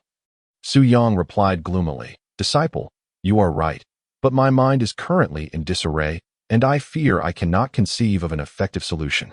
Do not worry, Master. I have already formulated a plan. You need only to cooperate with me. Yuan Qixuan's expression was earnest, devoid of any personal sentiment, yet her fleeting gaze betrayed her true feelings. She then retrieved a jade vial from her storage ring and began her preparations with great diligence. Soon, Yuan Qixuan completed her tasks. Her demeanor resembled that of a caring nurse, as she gently reassured, Master, please do not be anxious. It is imperative to remain relaxed, otherwise, it may adversely affect the efficacy of the treatment. Su Yang, embracing the flow of goodness, closed his eyes and allowed Nurse Yuan to cleanse him of toxins. It felt quite refreshing, akin to applying cooling balm to his temples. Master, may I inquire who among all your disciples is your favorite? Yuan Xian gazed intently at the closed eyes of Su Yang. Su Yang's thoughts drifted aimlessly. Upon hearing the inquiry from his eldest disciple, he was about to respond casually but quickly realized that it was a matter of great consequence. A poor answer might lead to Yuan, the nurse, resigning in discontent. He pondered earnestly. It is difficult to pinpoint a favorite among his disciples, as each one was meticulously chosen for their potential, each possessing their unique brilliance. Take Xiao Jikai. For instance, though her actions may appear careless and reckless, she actually possesses a methodical approach, balancing boldness with discretion. Then there is Qing'er, who may seem lethargic in her cultivation, yet secretly exerts herself more than anyone, ranking fourth among the disciples, her prowess only surpassed by yours. Moreover, her quirky charm is endearing to all. Yuan Xiaoshuan's eyes betrayed her disappointment. She had envisioned countless responses, each one culminating in Master proclaiming her as his favorite. Yet, the answer rendered was disappointingly impartial. No, it was not even equitable. All 8 disciples received praise, including the newly arrived Lu Shimi, but she was overlooked. This left her feeling somewhat despondent. Was her performance as the eldest disciple truly so dismal that she failed to win the Master's favor? With her head bowed, her eyes brimmed with unshed tears. And what of that disciple? Yuan Xiaoshuan asked quietly, her voice laced with reluctance. Xin'er, he replied gently, in comparison to your other sisters. My feelings towards you are imbued with more tenderness and guilt. Su Yang's expression appeared somewhat grave. Yuan Xian raised her gaze, glistening tears trapped in her eyelids. Yet she valiantly suppressed them from cascading down. Her voice, tinged with a quivering sorrow, inquired, Master, why do you say such things? Su Yang rose to his feet, gently ruffling Yuan Su Xian's hair, lost in reminiscence. Xin'er, you are the first disciple I took on after establishing Ziyun Peak. Yet, the time I have devoted to guiding you pales in comparison to that spent with my other students. Furthermore, during my seclusion for cultivation, the entire affairs of Ziyun Peak rested solely on your shoulders. You have also undertaken the responsibility of mentoring your junior sisters in their cultivation. Whenever urgent matters arise within the sect, it is you, the chief disciple of Ziyun Peak, who steps forward to resolve them, despite the multitude of burdens you bear. You have never neglected your own cultivation. Oh, Xin'er, Among all my disciples, you alone carry the heaviest load, never causing me concern. Yet you are the most diligent and filial." Upon hearing her master's heartfelt words, the tears that had gathered in Yuan Su Xian's eyes dissipated like mist in the wind, her heart leaping joyfully within her chest. "So, everything I have done has not gone unnoticed by my master." Su Yang continued, "As your master, I often ponder whether your life would have been less burdensome, your countenance adorned with more smiles, had I not taken you under my wing. However, upon reflection, I realize that a disciple as exceptional and understanding as you, Xianer, not being embraced into my fold would leave me with a lingering regret for a lifetime. I might even arise from slumber to chastise myself. Therefore, Xianer, regardless of the burden I may place upon you, you must remain by my side, unwavering for eternity, understood? Eternally unwavering? Is my master confessing his feelings to me?" Yuan Xian's cheeks flushed crimson, her shyness nearly palpable. She bit her lip and nodded fervently, "Yes. I shall remain by your side for a lifetime, devoted till our hair turns white." As she spoke the last words, her voice dwindled to a whisper, almost inaudible. "What did you say, my disciple?" Su Yang inquired with a hint of perplexity. "It's nothing," Yuan Su Xian replied, her cheeks flushed, hesitating as if reluctant for her master to delve deeper. Suddenly, her expression shifted, returning to that of a composed nurse, with a serious demeanor and an austere tone. She declared, "Master, the first treatment has concluded. It is time for the second course." Chapter 42, The Red Yuan Fairy, Chiuan Cave Mansion. In the rear hall of Ziyun, at dusk, Su Yang sat on the meditation cushion, his mind swirling with countless thoughts during this time. Su Yang had once harbored concerns that Qing'er might recklessly intrude. He had even prepared to utter the phrase, "Qing'er, your arrival is most timely," to navigate the impending awkwardness. However, Qing'er did not come, not even a shadow of her was in sight. Su Yang surmised that Qing'er must be feeling frightened. As he expected, Qing'er was either contemplating a new martial arts manual or striving to enhance her defenses. With this thought in mind, Su Yang's gaze fell upon his eldest disciple lying on the bed. Su Yang withdrew his gaze and sat cross-legged upon the mat, taking a moment to assess his cultivation. Remarkably, due to his fusion with his eldest disciple's essence, his cultivation had surged from the 8th to the 9th level of the foundation establishment stage. He was merely a step away from the nascent soul realm. "It appears I truly possess an extraordinary talent for relying on the fortunes of others." Su Yang pondered with a calm demeanor, yet his heart remained unperturbed. However, if he envisioned relying on his disciple as an automatic juicer to enhance his own cultivation, he was clearly indulging in a fanciful daydream. After all, he had but a limited number of disciples, unless... Su Yang recalled a uniquely significant figure from the original text, the esteemed leader of the Qingming Sect, Yuan. She was a peerless beauty endowed with the rare Xian body, and one of only 2 void-breaking venerables within the sect. The Xian body complemented his Yang body, resonating with the profound principles of yin and yang. If they could engage in dual cultivation daily, his realm could steadily ascend before he attained the status of a venerable. However, according to the scant memories left by his predecessor, their relationship had been severely strained. Upon the predecessor's initial entry into the Qingming Sect, Yuan, recognizing his considerable talent, sought to take him as her disciple. Yet, he callously rebuffed her, asserting, "Your talent pales in comparison to mine. How could you possibly be my master?" Subsequently, the predecessor chose not to take any mentors, relying solely on himself to become the youngest transformation god-true monarch in the northern region, even establishing his own peak and serving as the master of Ziyun Peak. Such remarkable accomplishments inevitably drew Yuan's attention, who had harbored a grudge against him. In fact, Yuan had privately hinted that, setting aside past grievances, she would be willing to cultivate him as the next leader of the Qingming Sect without requiring him to formally take her as his teacher. Yet, the predecessor remained indifferent, obstinately following his own path, and occasionally even opposing Yuan, simply because he could not abide the notion of a woman leading the Qingming Sect. In summary, it could be encapsulated in one phrase: a steadfastly unyielding man, whose demise would be of little consequence. In the original narrative, I recall Yuan's first appearance occurring after the opening of the Chiuan Venerable's cave dwelling. A conflict erupted between the sect's disciples over opportunities, drawing the ire of an elder from a rival sect, who in turn summoned their sect leader, escalating the situation dramatically. Ultimately, Yuan single-handedly subdued multiple sect leaders, including one from a premier sect in Dongwang, thus solidifying her reputation as the fairy of Yuan throughout the vast realms. Su Yang reminisced about the original plot. The catalyst for this conflict was none other than the protagonist, Yu. This fellow, relying on the suppression of cultivators' abilities within the Chiuan cave, could only reach the pinnacle of foundation establishment. Coupled with his ancestral jade pendant and a unique spirit pet, a little weasel, he brazenly proclaimed, "This item is fated to be mine, regardless of whether it was within the secret realm or part of his own collection." Any treasure that caught the protagonist's fancy was swiftly seized. However, he eventually encountered a formidable opponent, a scion from a top sect in the eastern wilderness, who was there to undergo training at the northern mansion. Despite Xiaoya's utmost efforts, he could not match the prowess of this eastern prodigy and was forced to retreat in humiliation. Yet, as the child of destiny, how could he endure such indignity? After his escape, he immediately sought out the leading disciple of the Qingming Sect, twisting the truth to claim that his fortune had been stolen, and added that he had been grievously beaten by the eastern disciple. Enraged, the leading disciple rallied a considerable number of Qingming Sect disciples to confront the eastern prodigy. The eastern prodigy, however, was no pushover. He managed to unite nearly all the disciples from the other sects, challenging the Qingming Sect within the Chiuan cave. Although the disciples of the Qingming Sect were generally stronger, their numbers were few, while the other sects, though weaker, outnumbered them significantly. With the formidable eastern prodigy on their side, the two factions found themselves at a stalemate. At this critical juncture, the second disciple of Ziyun Peak, Yuan, made her entrance.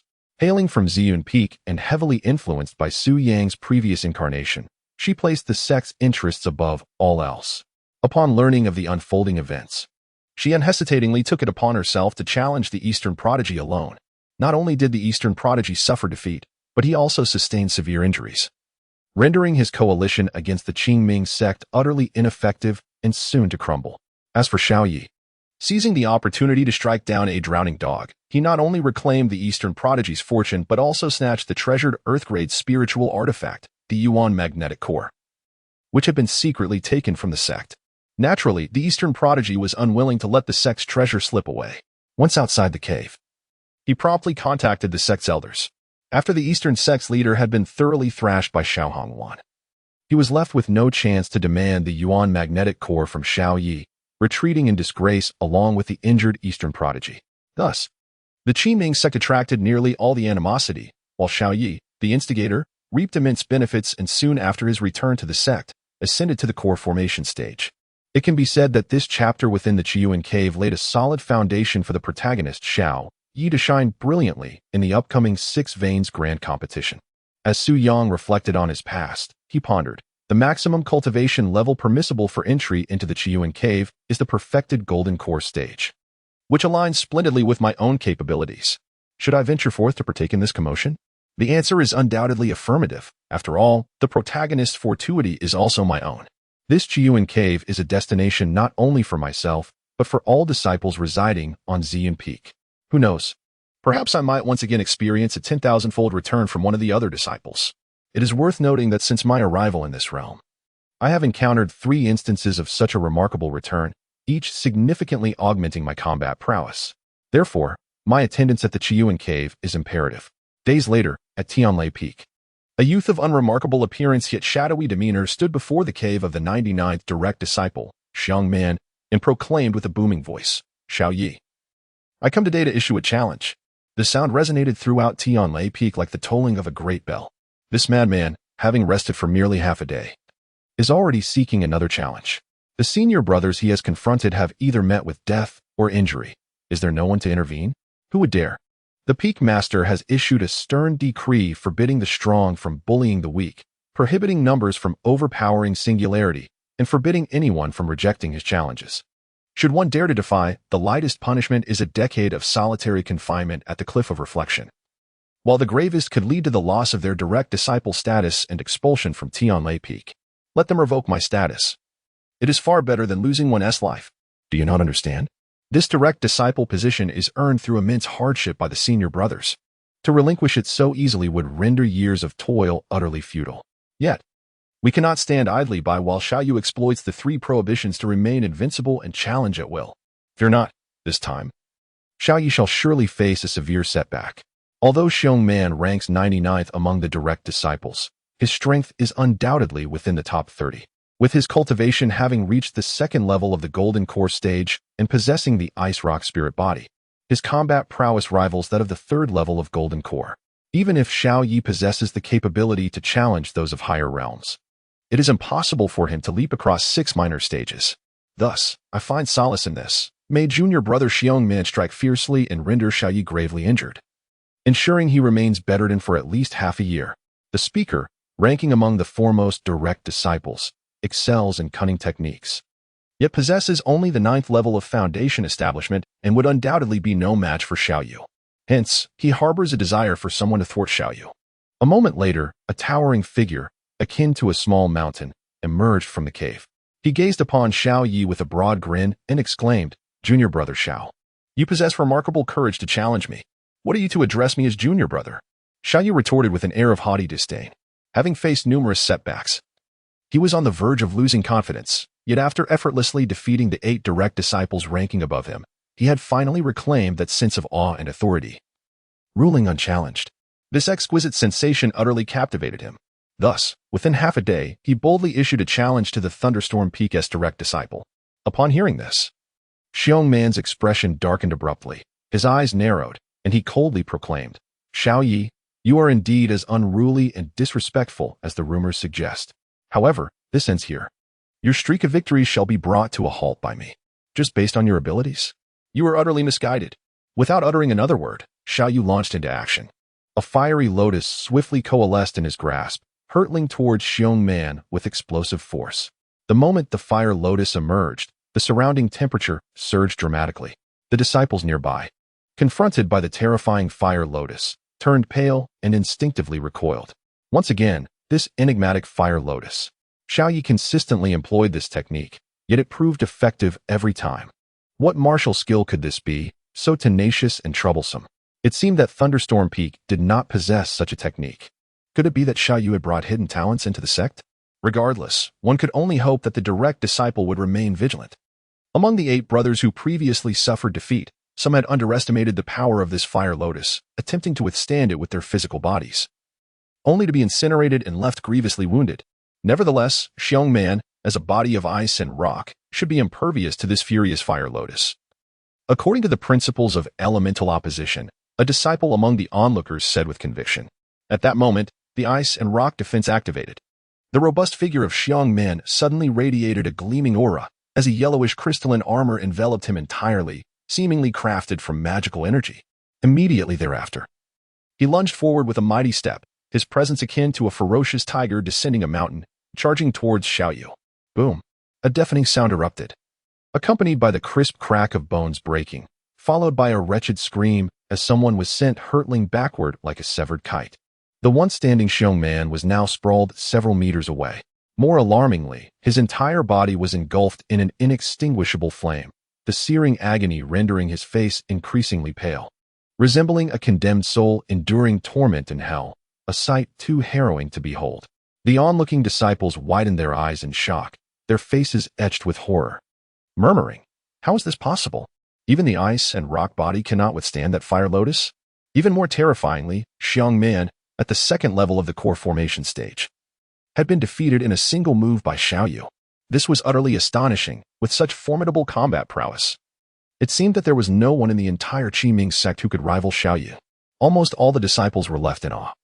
Considering that Xiongman was no ordinary opponent, yet had been incapacitated in a single strike. This is utterly shocking and incomprehensible. Indefensible. Xiao Yi touched his nose, his expression one of indifference. After uttering these words, he disregarded the desperate cries for help from Xiongman and turned away, leaving behind an impression of nonchalance that he deemed stylish. Once Xiao Yi departed, the onlookers felt emboldened to discuss aloud.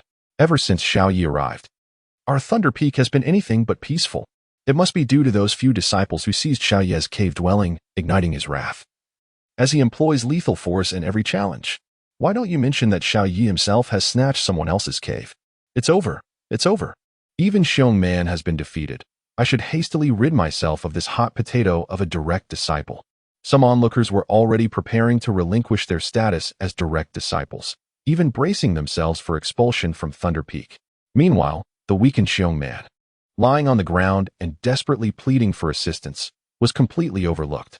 It wasn't that they were unwilling to help.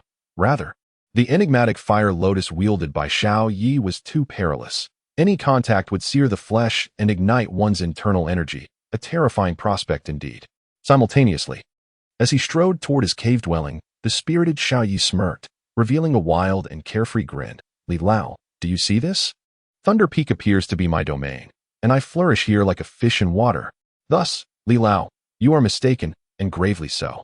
If there truly exists a force that conceals the heavenly mechanisms, how could it allow me to ascend in power so recklessly without placing obstacles in my path?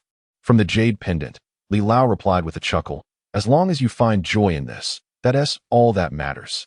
Just be sure not to drag me down when you seek your own demise. No, this fellow is already courting disaster. Each challenge he issues employs the spell of Demon Rage Fire Lotus, and he has become addicted to it, unaware that each use diminishes his lifespan and strains his potential. At Ziyun Peak, in the rear hall, Su Yang had been engrossed in his cultivation almost every day. Master, how is my strength? Yuan Chuxian inquired softly. Standing upon Su Yang's sturdy back, Su Yang lay on the pillow, his eyes closed, and spoke softly. The pressure is just right. Xiana, are you not tired? Would you like me to? No, master, I am not tired at all. Yuan Songxian's face flushed slightly, her eyes reflecting a hint of indescribable shyness. For the past 2 days, her master had inquired with the same words, and each time she had foolishly acquiesced. Of course, Yuan Songxian cherished these moments. They signified her master's affection for her. However, her constitution did not permit her to consume 16 cups of water in a day to maintain equilibrium. At that moment, a voice echoed from outside the hall. Master, there is an urgent message from second senior sister. Master, what should we do? Xiao Qing has arrived. Yuan Songxian flustered, her expression anxious, even considering hurrying into the wardrobe to hide. Xianer, you are dressed. What is there to fear? Besides, you are the senior sister. You must maintain your composure. Cough. Do not be afraid, for I am here. Su Yang almost inadvertently revealed his innermost thoughts, but quickly adjusted his tone to comfort Yuan Songxian. Yes, indeed, I am dressed. What is there to fear? She echoed. Even if I were not, what of it? My feelings are well known to all. Upon seeing no response from within, Situ Qingqing, donned in a pale yellow palace gown, peered inside. To her surprise, she beheld the senior sister in a white dress, barefoot upon her master's broad back. Situ Qingqing wished to be indignant, yet the senior sister's gown remained unblemished, and her master was merely bare-chested, appearing as though nothing untoward had transpired. Yet, an unsettling feeling lingered. Seeing Situ Qingqing, Yuan Songxian's voice turned cold. Xiao Qing, why are you lurking at the door? Senior sister, I was not lurking. I had just announced my presence, Situ Qingqing retorted softly. She had initially intended to discern what was amiss, but, after being preempted by the senior sister, she found herself at a loss. Qinger, what did Yua say in her message? Su Yang inquired. Respected master.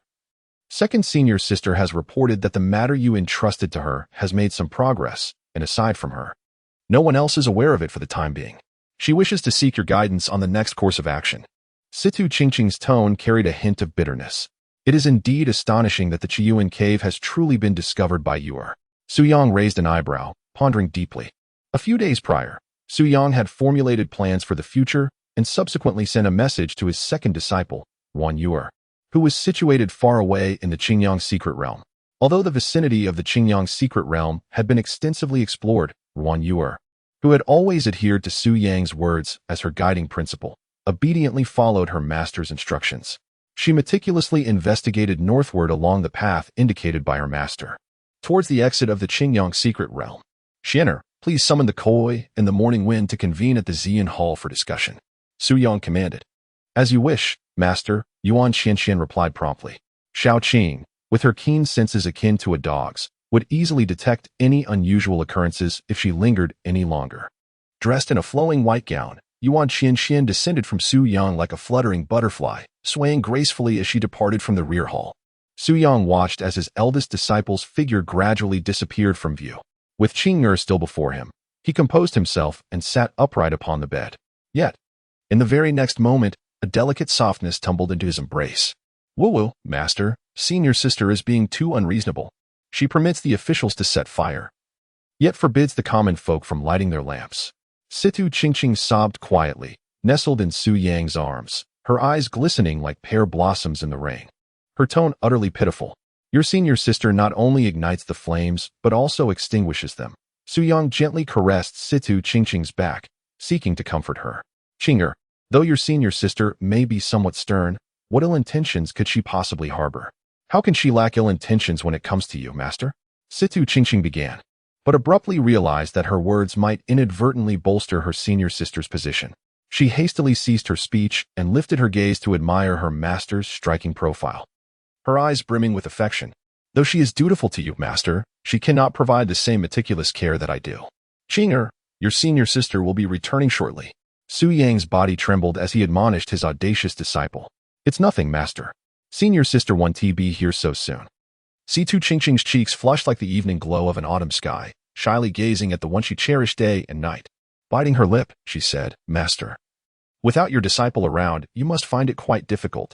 Rest assured, I will certainly find a way to evade senior sister's watchful eye. It is not insurmountable. Su Yang nodded solemnly. Qing'er, I appreciate your heartfelt intentions, and I am well aware of them. However, do not push yourself too hard. I am capable of enduring. Master, you are truly kind to me. Situ Qingqing gazed at her beloved master with eyes as captivating as autumn waters, her tone filled with emotion. In such circumstances, it was remarkable that master could still be so considerate of her. With a flutter of her eyelashes, she asked, Master, do you wish for some form of recompense? Su Yang chuckled. All right, I am not a lecherous fiend, so hurry out. Considering the time, your senior sister must have notified everyone by now. You may not be, master. But I certainly am, replied Situ Qingqing as she adjusted her rumpled dress and rose to approach the wardrobe, intending to fetch a robe for Su Yang. It was nothing of great consequence, yet Su Yang suddenly recalled there was something in his cabinet that, if seen by Qingqing, would be quite problematic. With 100,000 words written, today will determine life or death. Additionally, I humbly beseech the esteemed readers to generously bestow a few tokens of appreciation. Thank you. Chapter 44. The inauspicious nature of the heavenly sovereign of tomb raiding. A king meets a king. Su Yang's heart sank, suddenly realizing the gravity of the situation. Although he had mentally prepared himself, he had not anticipated that this day would arrive so swiftly. The mere thought of the impending trials he was about to confront filled him with trepidation. Su Yang felt overwhelmed.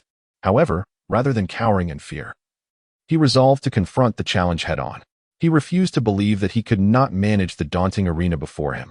Su Yang steeled himself internally. Yet, the anticipated scenario failed to materialize. Situ Qingqing opened the wardrobe, retrieved a black robe, and closed the cabinet without a flicker of emotion on her face. Master, here you go, Situ Qingqing said with a radiant smile. A question mark appeared on Su Yang's forehead. He took the robe and donned it, his heart filled with disbelief. Could it be that the garments in the cabinet have been moved by Qing'er? Little did he know, Situ Qingqing was already seething with rage within Ziyun Palace. Su Yang sat majestically in the principal seat, draped in a black robe that exuded an air of elegance and nonchalance. His ethereal demeanor and graceful movements radiated an extraordinary charisma. Within the hall, his four disciples gazed upon their master with a myriad of thoughts swirling in their minds. Yuan Xianyan lowered her lashes, concealing her affectionate admiration. Beyond my master, all other men in this world seem utterly mundane. Shuejinli, somewhat infatuated, licked her lips. Master appears even more handsome today. Oh, how I long to touch him. Situ Qingqing puffed her cheeks, biting her lip. No one is allowed to look. He belongs to me. Liu Beifeng, captivated, seemed momentarily lost, with such unparalleled brilliance. I wonder if there exists a woman worthy of standing beside him. Disciples, we pay our respects to our master. Under Yuan Xuanyan's guidance, the four disciples bowed in unison to Su Yang. There is no need for excessive formality. Su Yang raised his hand slightly and turned his gaze towards the four disciples in the hall, his face adorned with a gentle smile. The reason I have asked Qing'er to summon you is due to your discovering the cave dwelling of a revered master. At present, apart from her, no one else is aware of its existence. The owner of this cave is known as Chiuan, a name you all should be familiar with. What?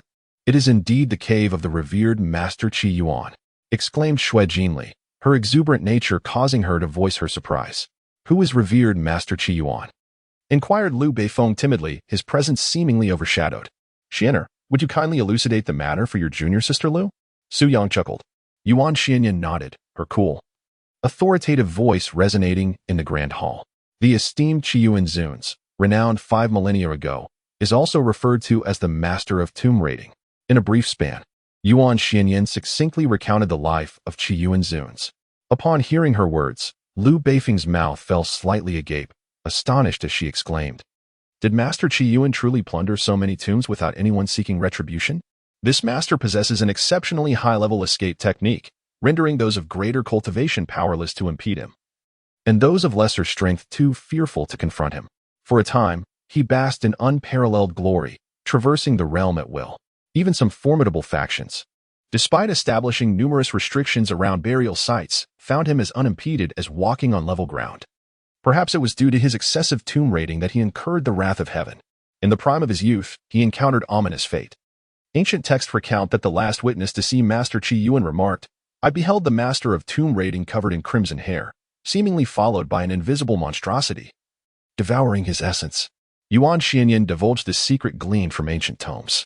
Ominous fate? Upon hearing this term, Liu Beifeng's brow quivered slightly, conveying a sense of trepidation that rendered her expression mournful. Su Yang observed that Liu Beifeng's expression was amiss, realizing that her spiritual mark on her forehead was in turmoil. He spoke soothingly, "Beifeng, the reason why ominousness is deemed ominous is that those who are tainted by it usually meet with death. Even those who survive are often reduced to mindless monsters, which instills fear in cultivators who dread any association with it. No one dares to study it. However, what I wish to convey to you is that the essence of ominousness is, in truth, a curse. A curse is merely an application of the laws, albeit in a more mysterious and unconventional manner. Thus, as long as you possess a profound understanding of your own path, there is no need to fear any curse. Moreover, you have me by your side."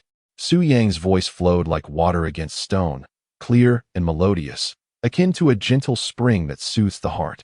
"Sister Liu, fear not. Your cultivation is still in its infancy, and you shall undoubtedly encounter no ill fortune. Even should you face adversity, Master would never abandon you," he assured. Shui Jinli spoke in a boisterous manner, seemingly to alleviate Liu Beifeng's anxiety, and playfully patted her on the back. The crisp sound echoed throughout the grand hall. Liu Beifeng, whose complexion had turned pale, was suddenly graced with a blush. Shui Jinli cast a peculiar glance at her own hand. "Third sister, how dare you act so recklessly in front of Master?" reprimanded Yuan Shunxian, the senior sister, unable to tolerate her junior's frivolity. "Master sister, I recognize my mistake and will refrain from such antics in front of Master next time," Shui Jinli responded earnestly, accepting her fault. The sensation was indeed delightful. She silently vowed to engage in such mischief behind Master's back next time. "Third sister, you utter those words each time, yet you invariably repeat your mistakes. In my opinion, Master must impose a punishment, perhaps confining her to Ziyun Peak and forbidding her from visiting the Chiuan cave," suggested Situ Qingqing, glancing at her master with fervent insistence. Upon hearing this, Shui Jinli grew anxious and pleaded, "Master, do not heed Shaoqing's folly. You may punish me in any manner, but please do not bar me from the Chiuan cave." She was quite the little treasure seeker. The mere sight of precious artifacts would render her unable to resist. Upon hearing Master mention that the second senior sister had discovered the location of the Chiuan cave, her thoughts immediately turned to volunteering, for the esteemed Chiuan had excavated graves his entire life, and the cave would undoubtedly contain numerous treasures, techniques, and scriptures from various factions. Just the thought made her mouth water. Yet, she had patiently awaited Master's guidance. Thus, Shaoqing's suggestion had indeed struck at her very core. Indeed, those who understand her best can inflict the deepest wounds. With a pitiful gaze, Shui Jinli looked towards Su Yang, hoping that her master would refrain from such a cruel decision. "Anything is permissible?" Su Yang cast a glance at Shui Jinli and then averted his gaze. Speaking slowly, "Although Jinli has committed a transgression, her intentions are pure. Thus, I shall refrain from punishing her this time. However, let this serve as a warning. Should she err again, Xin'er, you are to administer 100 strikes to her rear right here in the Ziyun Hall. If she so much as utters a sound, another 100 shall follow." "Understood, Master," replied Yuan Chongxian. Chapter 45. The Best Candidate. Halfway through cultivation 100 strikes? She was indifferent to Shui Jinli's relief, her chin slightly raised as she cast a furtive glare at Situ Qingqing, her expression seemingly declaring, "Just wait, privately. I shall show you how to discipline." Yet, Situ Qingqing remained unfazed, interjecting again, "Master, I believe that third senior sister is rather unreliable." Sending her alone to the Chiuan cave might lead to disaster, so I proposed that first senior sister accompany her. Indeed, having first senior sister accompany her was Situ Qingqing's true intention. In that scenario, only she, the master, and a somewhat daft Lu Shimi would remain on Ziyun Peak, a veritable world for two. With first senior sister's constraints removed, she could once again engage in delightful and peculiar studies with her master. Yuan Changxian furrowed her beautiful brows, contemplating a rebuttal. However, entrusting the capricious third senior sister to venture alone to the Chiuan cave did leave her somewhat unsettled.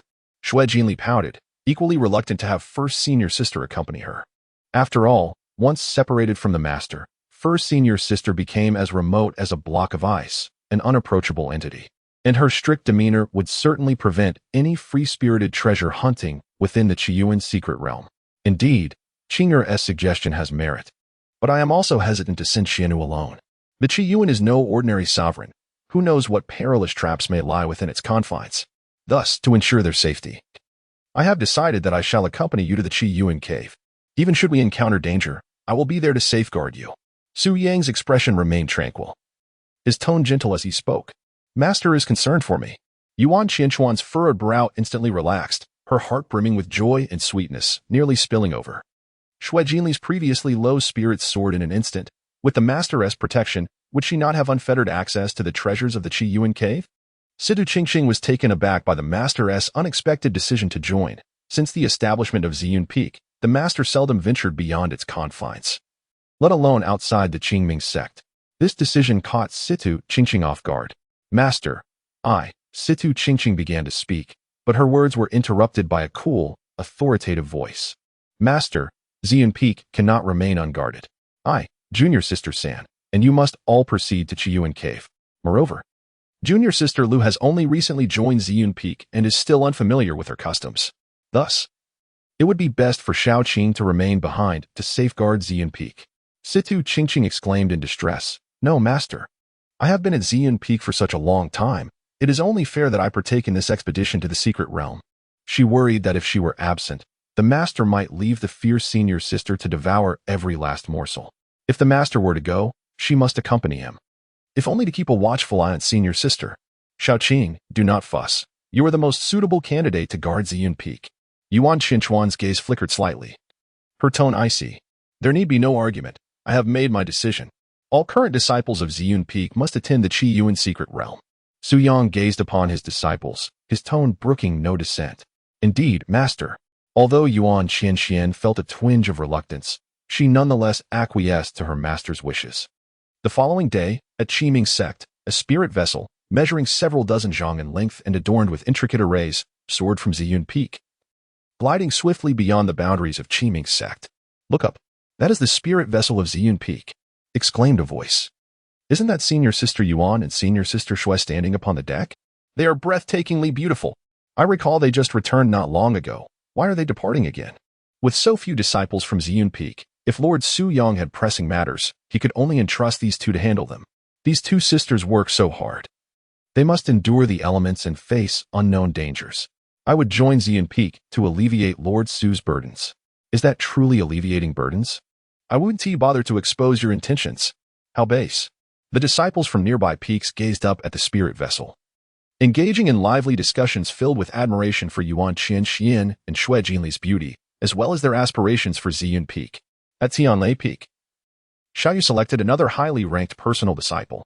With the same technique, the fiery lotus of wrath, he effortlessly carried his opponent away. Yet this time, as he unleashed the fire lotus, an unusual fatigue washed over him. He felt as if he were being weighed down, his vision periodically dimming, golden stars flickering before his eyes, and his eyelids heavy as if burdened by 1,000 pounds. His legs seemed rooted to the ground, making movement a challenge. Were it not for his indomitable will, he might have collapsed on the spot. Suddenly, a thunderous roar erupted, startling Xiao Yi awake. He jerked his head up, his gaze fierce as he scowled at the flying vessel above him. But upon recognizing the two graceful figures aboard, his expression shifted dramatically. Xiao Yi's throat constricted. It is them, indeed a pair of enchanting beauties. Yet abruptly, his demeanor darkened, his expression clouded with anger. Fists clenched so tightly that his knuckles turned white. Curse Su, the old fiend. How could he not cherish such delicate flowers? instead wielding them like mere beasts. This cannot stand. The day I achieve transcendence will be the day this wretched fiend faces retribution. Having initially planned to rest, Xiaoyi altered his resolve. He recognized his current weakness. Only through relentless challenges and seizing cultivation resources from those idle disciples could he rapidly elevate his prowess. In just a few short days, he sensed that the barriers of his realm had loosened considerably, as if a breakthrough were imminent. Such rapid progress would surely leave the old fiend Su Yang in his dust. Xiaoyi even envisioned a delightful scene. Upon his ascension to transcendence and the rank of true lord, the once proud Su would kneel before him, trembling, pleading for mercy. The jade pendant housed within, elderly, remarked that such a scenario was indeed difficult to evaluate. Xiaoyi repeatedly refers to Su Laoma, unaware that Su Yang, the youngest true monarch of transformation in the Northern Mansion, is not yet 30 years old. By the time Xiaoyi attains the status of a true monarch of transformation, Su Yang may well have ascended to a higher realm. Seeking his demise would be akin to courting death. Nevertheless, from an elder's perspective, Xiaoyi's reckless squandering of his lifespan and the degradation of his potential may very well lead to his untimely demise before fully realizing his cultivation. Firstly, Jiang is quite incompetent when it comes to naming, and many readers expressed dissatisfaction with the names he has chosen. Therefore, he has decided to open the floor for suggestions. If you have any charming names, feel free to share them in the book circle. If they resonate with him, he may adopt them.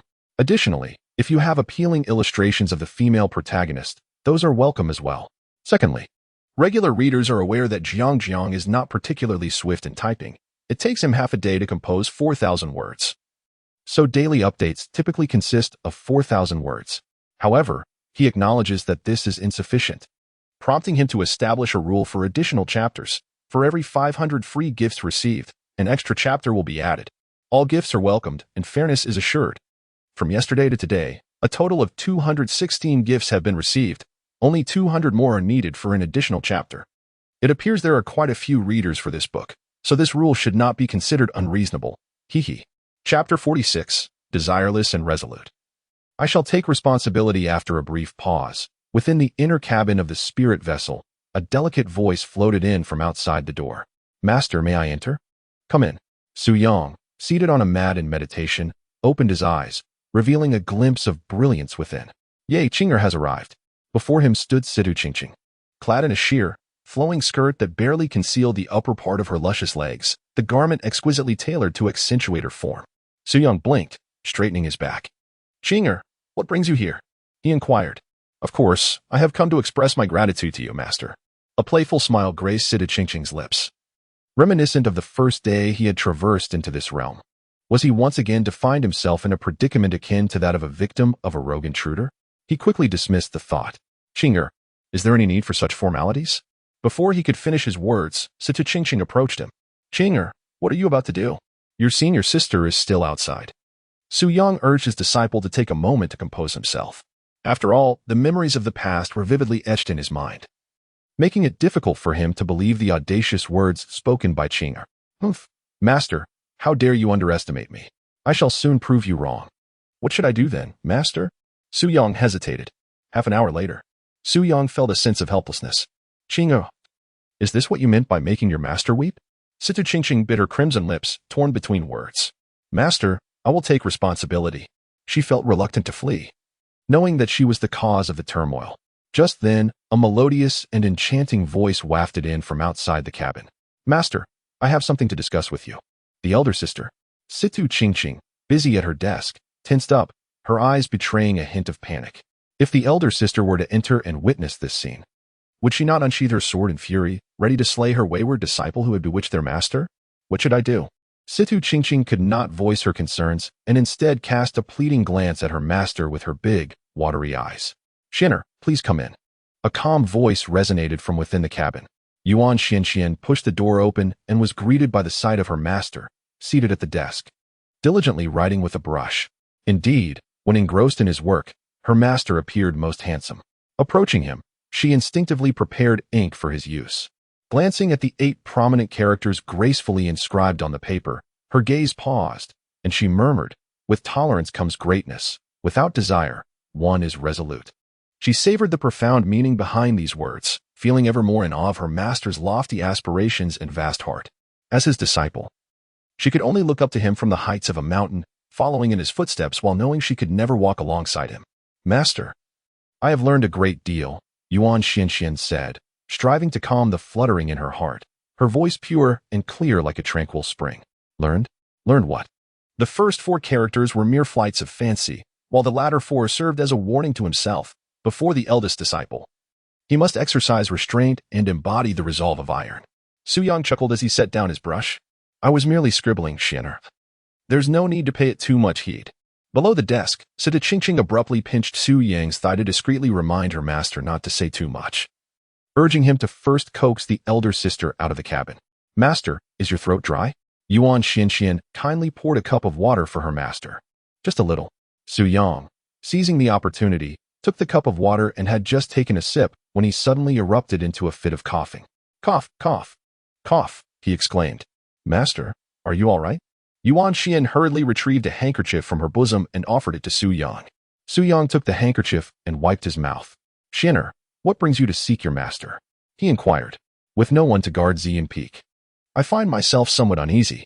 It would be prudent to have Qingqing return while the spirit vessel has yet to soar too far. It will not take much time. Yuan Mingxian expressed her concerns. After all, the treasure trove at Ziyun Peak is replete with riches painstakingly accumulated by our esteemed master. What if it were to be stolen? Senior sister, I knew you harbored ill intentions, coming to whisper in the master's ear behind my back. Alas, no matter how fervently you blow the winds, it could never rival my own. Situ Qingqing responded with a hint of playful arrogance. Su Yang straightened his back and casually remarked, it matters not. Others are unaware of my departure from Ziyun Peak. Even if there are intruders, the formations laid out upon Ziyun Peak would surely make them regret their intrusion. Is there anything else, Xiana? Yuan Xian pondered for a moment. Should we inform the sect about the matter of Chiuan Cave? After all, although our master previously held disdain for Ji Hongwan, he has always prioritized the sect above all else. Were it not for this, he would not have so generously bestowed his cherished sword as a reward for a task. Yes, but not at this moment. Su Yang had his own plans regarding this matter. Although he had previously instructed his second disciple, Wan Yuer, to locate the Chiuan Cave mansion, it did not imply that he could claim it solely for himself. In the original narrative, the Chiuan Cave mansion emerged into the world with a tremendous force, causing violent tremors that collapsed hundreds of mountains and affected several major cities, making it nearly impossible to go unnoticed. Therefore, Su Yang resolved to send a message to Ji Hongwan, the leader of the Qingming Sect, before the Chiuan Cave mansion was to manifest. This served a dual purpose, to take credit for the discovery and to see if he could salvage some semblance of a favorable image in Ji Hongwan's eyes. Observing that her master had other arrangements, Yuan Chiuan refrained from further inquiries. Her gaze flickered with a hint of disappointment. The other 2 matters were trivial, but her primary concern was whether her master required assistance in dispelling poison. However, sensing the steady and composed aura of her master, with no signs of poisoning, she hesitated to broach the topic, fearing that her master might misconstrue her intentions as frivolous. Moreover, given that the spirit vessel was not discreet, she could only suppress this thought quietly. After the eldest disciple had departed, Su Yang softly called out, your elder sister has left. Situ Qingqing did not respond. Su Yang felt a twinge of embarrassment as he lifted her from beneath the desk, gently pressing a kiss upon her forehead. Qing'er, you have worked hard. Situ Qingqing did not express any resentment. Instead, she replied with a sense of guilt, it is all my fault. Su Yang reached out and gently pinched Situ Qingqing's cheek, reassuring her, it's all right, Qing, you are already remarkable. No, master, I have not yet done enough. I must return to my cultivation, Situ Qingqing declared with determination, her garments billowing with fervor. She had grown weary of living in secrecy. She was resolute in her efforts to surpass her senior sister, so that she might openly challenge her master, even before her senior's very eyes. Chapter 47. The Path of the Master. The Thunderfire Eagle flocked 2 days later. The spirit vessel glided over a range of mountains. As they drew closer to the Qingyang secret realm, the beasts they encountered became increasingly formidable. Just recently, a nascent stage azure falcon beast had suddenly swooped down from the clouds in search of food, only to be decapitated by Yuan Jushuan with a single stroke of her sword. At that moment, within the cabin, Master, I find myself somewhat perplexed, Liu Beifeng murmured, his head bowed. What is it that confounds you? Su Yang sat calmly on the mat, expressing her uncertainty. I am unsure where my path truly lies. Despite the presence of the spiritual seal facilitating her rapid cultivation, she found herself unable to attain the pinnacle of her abilities, leading to a sense of confusion. This feeling was exacerbated after witnessing her senior sister effortlessly slay a beast in the condensation realm with a single stroke of her sword. A twinge of inferiority crept into her heart, for without the aid of the spiritual seal, she might not even be able to defeat Xiaoyu. Su Yang gazed upon the somewhat pitiable expression of Liu Beifeng and suddenly recalled that in the original narrative, Liu Beifeng, upon emerging from the Thunder Peak, embarked on a path of relentless destruction, slaying anyone who stood in his way, be they man or deity. For 3 days and nights, he traversed from east to west and then from south to north, scarcely affording a moment to ponder, let alone to feel lost. With a touch of contrasting humor, Su Yang remarked, Beifeng, where the heart yearns is where the path lies. Where is your heart? Where is mine? Liu Beifeng hesitated for a considerable time, failing to conjure a response. For instance, my heart resides on Ziyun Peak, among you and the other 7 disciples, within the Qingming Sect. I wish to protect them, even at the cost of my life. Is the path of my master one of guardianship? Liu Beifeng's gaze sharpened, his expression momentarily frozen. Perhaps it is. Su Yang nodded. Just as constructing a towering edifice necessitates a solid foundation, Ziyun Peak serves as his bedrock, which must be diligently safeguarded. And what of you, my disciple? Su Yang retorted. Instantly, memories from the past flooded Liu Beifeng's mind, including moments from her childhood when she practiced diligently until her hands and feet swelled, or when she was punished and hung on a tree for an entire day and night during her training. Sister Shui would occasionally sneak in to ambush her, bringing delicious treats and secretly roasting the spirit fish from Tianqin Lake to share. Though seemingly aloof, the elder sister was warm-hearted. Whenever Liu Beifeng faced confusion in her cultivation, the elder sister would patiently provide guidance. Sister Situ was equally kind, fearing for her solitude and gifting her the beloved pillow, always standing up to protect her when Sister Shui bullied her, though they ultimately ended up being bullied together. As for their master, he seemed less like a mentor and more like an elder brother a few years her senior, eager to listen to the troubles of his disciples, never growing weary even after hours of conversation. His meticulous care for his students was unwavering, and she had never witnessed him lose his temper, unlike that petty old thief from Tianlei Peak, who would sulk at the slightest provocation. Master, you hold my heart. Liu Beifeng's eyes sparkled. It felt as though she had discovered her true calling. Yet, before she could articulate her thoughts, a sudden and violent tremor interrupted her. Not good. It's a swarm of thunderfire eagles, came Sister Situ Qingqing's alarmed voice from outside the cabin. The thunderfire eagle is a rare and formidable beast, naturally capable of wielding thunder and fire, ranking among the apex predators of the demon realm. Even more terrifying was the fact that these creatures were not solitary hunters like other top predators. They thrived in packs and excelled in coordination. Once they set their sights on prey, escape from their fate of being devoured was nearly impossible. Thus, even the elders of the sect preferred to avoid them, choosing to navigate around rather than confront them directly. On the deck, sister, the situation appears dire. I just observed briefly, and among this group of thunderfire eagles, at least 8 are in the nascent soul stage, with one reaching the 7th level of nascent soul, likely the leader of the pack. Sister Situ Qingqing's expression bore a hint of gravity. Indeed, it is somewhat grim. Yuan Xian dispatched several thunderfire eagles that lunged at them, her beautiful eyes fixated on the 7th level leader. Breaking through the encirclement was, in theory, quite simple. They merely needed to slay the leader. Without it, the remaining thunderfire eagles would be like headless flies, posing no threat. However, this particular thunderfire eagle was exceptionally cunning, seemingly aware of who on the deck posed the greatest threat to it.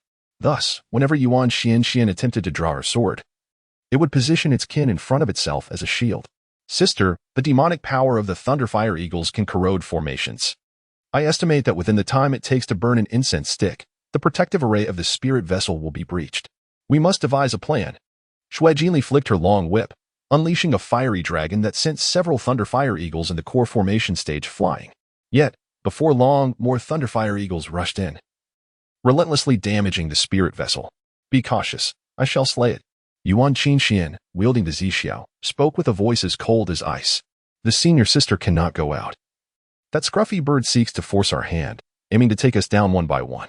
Situ Qingqing discerned the intentions of the thunderfire eagle leader. Indeed, senior sister. Should you venture out, you will undoubtedly be besieged by several thunderfire eagles of the condensation realm, and we may become entangled, unable to come to your aid. Shui Jinli refuted. Yet, Yuan Qingqian tightened her grip on the Zishu if she did not swiftly eliminate the leader of the Thunderfire Eagles. The spiritual vessel would soon be rendered useless. Without the protection of the vessel, they would all be plunged into peril under the relentless assault of the Thunderfire Eagles. Just as Yuan Qingqian hesitated, a sudden sword cry resonated within the cabin. A brilliant and resplendent sword light surged forth, sweeping through the air with a force reminiscent of a raging flood, heading straight for the Thunderfire Eagle leader. Under this blinding sword light, a human-like terror surged in the sharp gaze of the Thunderfire Eagle leader. It had not anticipated the presence of such a formidable entity within the spiritual vessel. In a frenzy, it summoned more of its kin to shield itself, but it was too late. The sword light, imbued with overwhelming momentum, cleaved through all in its path, reducing everything to fragments with an unstoppable force, as if a mountain torrent were crashing down. The Thunderfire Eagles that rushed to rescue their leader met a fate akin to moths drawn to a flame, easily sliced into countless pieces by the sword light. The Thunderfire Eagle leader, eyes wide with horror, flapped its wings and prepared to flee without hesitation, though it was a beast of legend. It understood that this sword would claim its life. With no options left, it sought to escape. But the swiftness of the sword light transcended imagination. With a piercing cry, the crimson sword light enveloped it, and in an instant, it transformed into a mist of blood, dissipating into the air. This scene was truly harrowing. Yuan Qingqian, Shui Jinli, and Situ Qingqing stood with mouths agape and eyes wide, unable to fathom the spectacle before them. They knew their master's prowess was far beyond what met the eye. Yet they had not anticipated such a defiance of fate. Chapter 48, One Sword Slash, within 3 paces. That was a beast of the 7th tier in the condensation realm, protected by several others of the same realm, and yet their master had effortlessly dispatched it? It felt akin to a mortal realm where 2 nations clashed, and a lone warrior cut down the enemy general amidst a sea of soldiers. Yuan Qingqian exclaimed, Master, did you not say you had forsaken the sword path? Shui Jinli questioned, could this truly be the strength of the core formation realm? Situ Qingqing marveled, with a master so terrifying, I managed to endure for half an hour. I truly am remarkable. In the distance, several passing cultivators gaped at the scene, their eyes nearly popping from their sockets. Good heavens. A single sword strike to fell a 7th-tier Thunderfire Eagle. If it were human, I would devour it whole. Incredible! Beneath that radiant sword light, the Thunderfire Eagle appeared as fragile as mere parchment. Within that ethereal vessel, could there possibly be a divine transformation sovereign in attendance? Even if not a sovereign of divine transformation, one would at least expect a perfected nascent soul, otherwise it simply does not add up. What could such a formidable being be doing in this desolate region? Perhaps seeking the Qingming secret realm. But hasn't the Qingming secret realm already been sealed? Inside the cabin, Lu Beifeng's gaze was somewhat vacant, pondering what had just transpired. How did the master suddenly produce a magnificent sword and slay the nascent soul leader of the Thunderfire Eagles? Wasn't the master only recently at the core formation stage? Su Yang sheathed his sword and instructed, Xianer, the rest shall be entrusted to your capable hands. Yes, master. Yuan Xian replied. Su Yang then turned to Lu Beifeng and said calmly, Disciple, continue. Continue what? Lu Beifeng asked, bewildered. Ah, disciple. Are you not still perplexed by your own path? I was just assisting you in discovering your own way, have you forgotten? Su Yang chuckled. Ah, I remember now. My heart is with you. Lu Beifeng suddenly found it somewhat difficult to articulate her thoughts. She too wished to protect Ziyun Peak, to safeguard her beloved senior sisters, and to honor her esteemed master. Yet, does such a master truly require her protection? Su Yang, in what? At Ziyun Peak, with senior sister and master. Lu Beifeng's voice was barely audible, akin to the sound of a mosquito. Little Beifeng, speak up, do not be afraid, no matter where your heart lies. Your master shall assist you in achieving it. Su Yang encouraged. Since the master has spoken thus, Lu Beifeng steeled his resolve, clenched his fists, and proclaimed with utmost fervor. Master, I wish to protect you. Su Yang's eardrums reverberated with a dull thrum. Outside, Yuan Qingqian and her companions were engaged in a fierce struggle against the Thunderfire Eagle. Upon hearing the commotion from within the cabin, their expressions shifted dramatically. Yuan Qingqian exclaimed, What audacity! Situ Qingqing retorted, Another who dares to vie for my master's affections. Shui Jinli questioned, Little Beifeng, do you possess such courage? Yet, despite the waning conviction in Lu Beifeng's voice, it remained resolute and resonant. As for my senior sisters, I am determined to protect all that belongs to Ziyun Peak. Su Yang let out a sigh of relief. He had nearly feared that this newly accepted disciple was contemplating despair, seeking a path to self-destruction. Now, the misunderstanding had been dispelled. Master, am I truly capable of safeguarding? Liu Beifeng inquired cautiously. Why should you doubt? Su Yang replied, his gaze warm and his smile gentle. Disciple, do you perhaps believe that with me present at Ziyun Peak, along with your esteemed senior sisters, the responsibility of protection does not fall upon you? Liu Beifeng lowered his head, concealing his expression. Su Yang gently caressed Liu Beifeng's head and spoke in a solemn tone. Disciple, there is no need to overthink. Focus solely on one matter. When Ziyun Peak is besieged by formidable foes, what will you do? The disciple replied without hesitation, I would exert every ounce of my strength to protect Ziyun Peak. Even if it means perishing alongside the enemy, I would not hesitate. In contrast to the rigid rules of the Liu family, Ziyun Peak felt more like a home, a warm and cherished sanctuary. She would not permit anyone to tarnish it. To do so, they would have to step over her lifeless body. Disciple, this is your path. Remember, the way of guardianship must never be shackled by fame, lured by profit, swayed by strength, or intimidated by death. Even when faced with thorns and hardships, fraught with danger, one must remain undaunted, draw forth the sword from within, sever the chains, and safeguard all that is dear. Su Yang imparted his teachings earnestly. He harbored a keen curiosity about Liu Beifeng. Known in the original text as the blood fiend sorceress, he pondered how her future might unfold had she chosen a path entirely divergent from the one she originally tread. A tremor coursed through Liu Beifeng's delicate form, as if she had finally discovered her own path. Master, I comprehend, she exclaimed, raising her gaze. Her eyes now devoid of confusion, instead radiating with resplendent brilliance. What do you understand? He inquired. I understand the path of guardianship, Liu Beifeng replied, her eyes shimmering with vibrant hues. Then allow me to pose a question. If your great blade never strikes the young or the old, yet your adversaries are indeed the young, the old, and the vulnerable, what will you do? Master, there is no need for a large blade. I shall wield a firearm instead. Within 3 paces, my aim is both true and swift, Liu Beifeng affirmed, patting the cosmos pouch at her waist, which contained her fateful spiritual gun. A promising pupil indeed. Go forth. Su Yang waved his hand, expelling Liu Beifeng from the cabin. The Tianji Mountains, notorious for their rampant demonic beasts, are fraught with danger, housing formidable creatures of the true monarch level, rendering them a veritable forbidden zone for life. At this moment, within a secluded valley, a figure clad in white, adorned with a hood, perched upon a branch, surveyed the young man in black robes below with a tone laced with displeasure. Young lady, what do you mean by such words? The road is wide, and we can each go our separate ways. Your accusations of my following you, without any evidence, seem rather unreasonable, the young man in black retorted, a flicker of embarrassment crossing his eyes, yet he maintained his bravado. He was the scion of the Qingming Sect in the eastern wilderness, who, having encountered a bottleneck in his cultivation, sought fortune in the northern prefecture, hoping to discover suitable opportunities to aid his breakthrough into the embryonic stage. His pursuit of the woman above was rooted in a treasure he had fortuitously acquired in his youth, which allowed him to perceive the aura of opportunity surrounding others. When he inadvertently illuminated the woman while using this treasure, the brilliance of her fortune nearly blinded him, prompting his realization that she harbored a significant secret. He had stealthily followed her, only to be discovered sooner than he anticipated. The woman in white remained silent, her sleeve sweeping elegantly as a jade slip shot forth towards the young man in black with a fierce momentum. Though perplexed, he raised his hand to catch the slip, subtly channeling his power to neutralize its force before probing within. To his astonishment, he discovered it was a recording stone that had captured the entire sequence of his pursuit. I have been confined, uncertain of when I shall be released, or if I will even be able to write again. Alas, dear readers, could you perhaps bestow a few tokens of comfort upon my tender spirit? Chapter 49. Those who lack shame are doomed to perish. Young lady, this hardly serves as proof, merely indicating that our paths coincidentally align. The young man in black argued with an unflinching demeanor, even in the face of damning evidence. The fortune she possessed was immense. Should he acquire it, he would undoubtedly shatter his bottleneck and gain unprecedented advantages.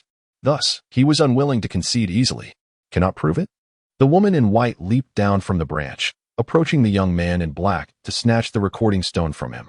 Her voice was calm and indifferent. Then you may proceed first. I shall head in the opposite direction, ensuring our paths do not cross. Very well.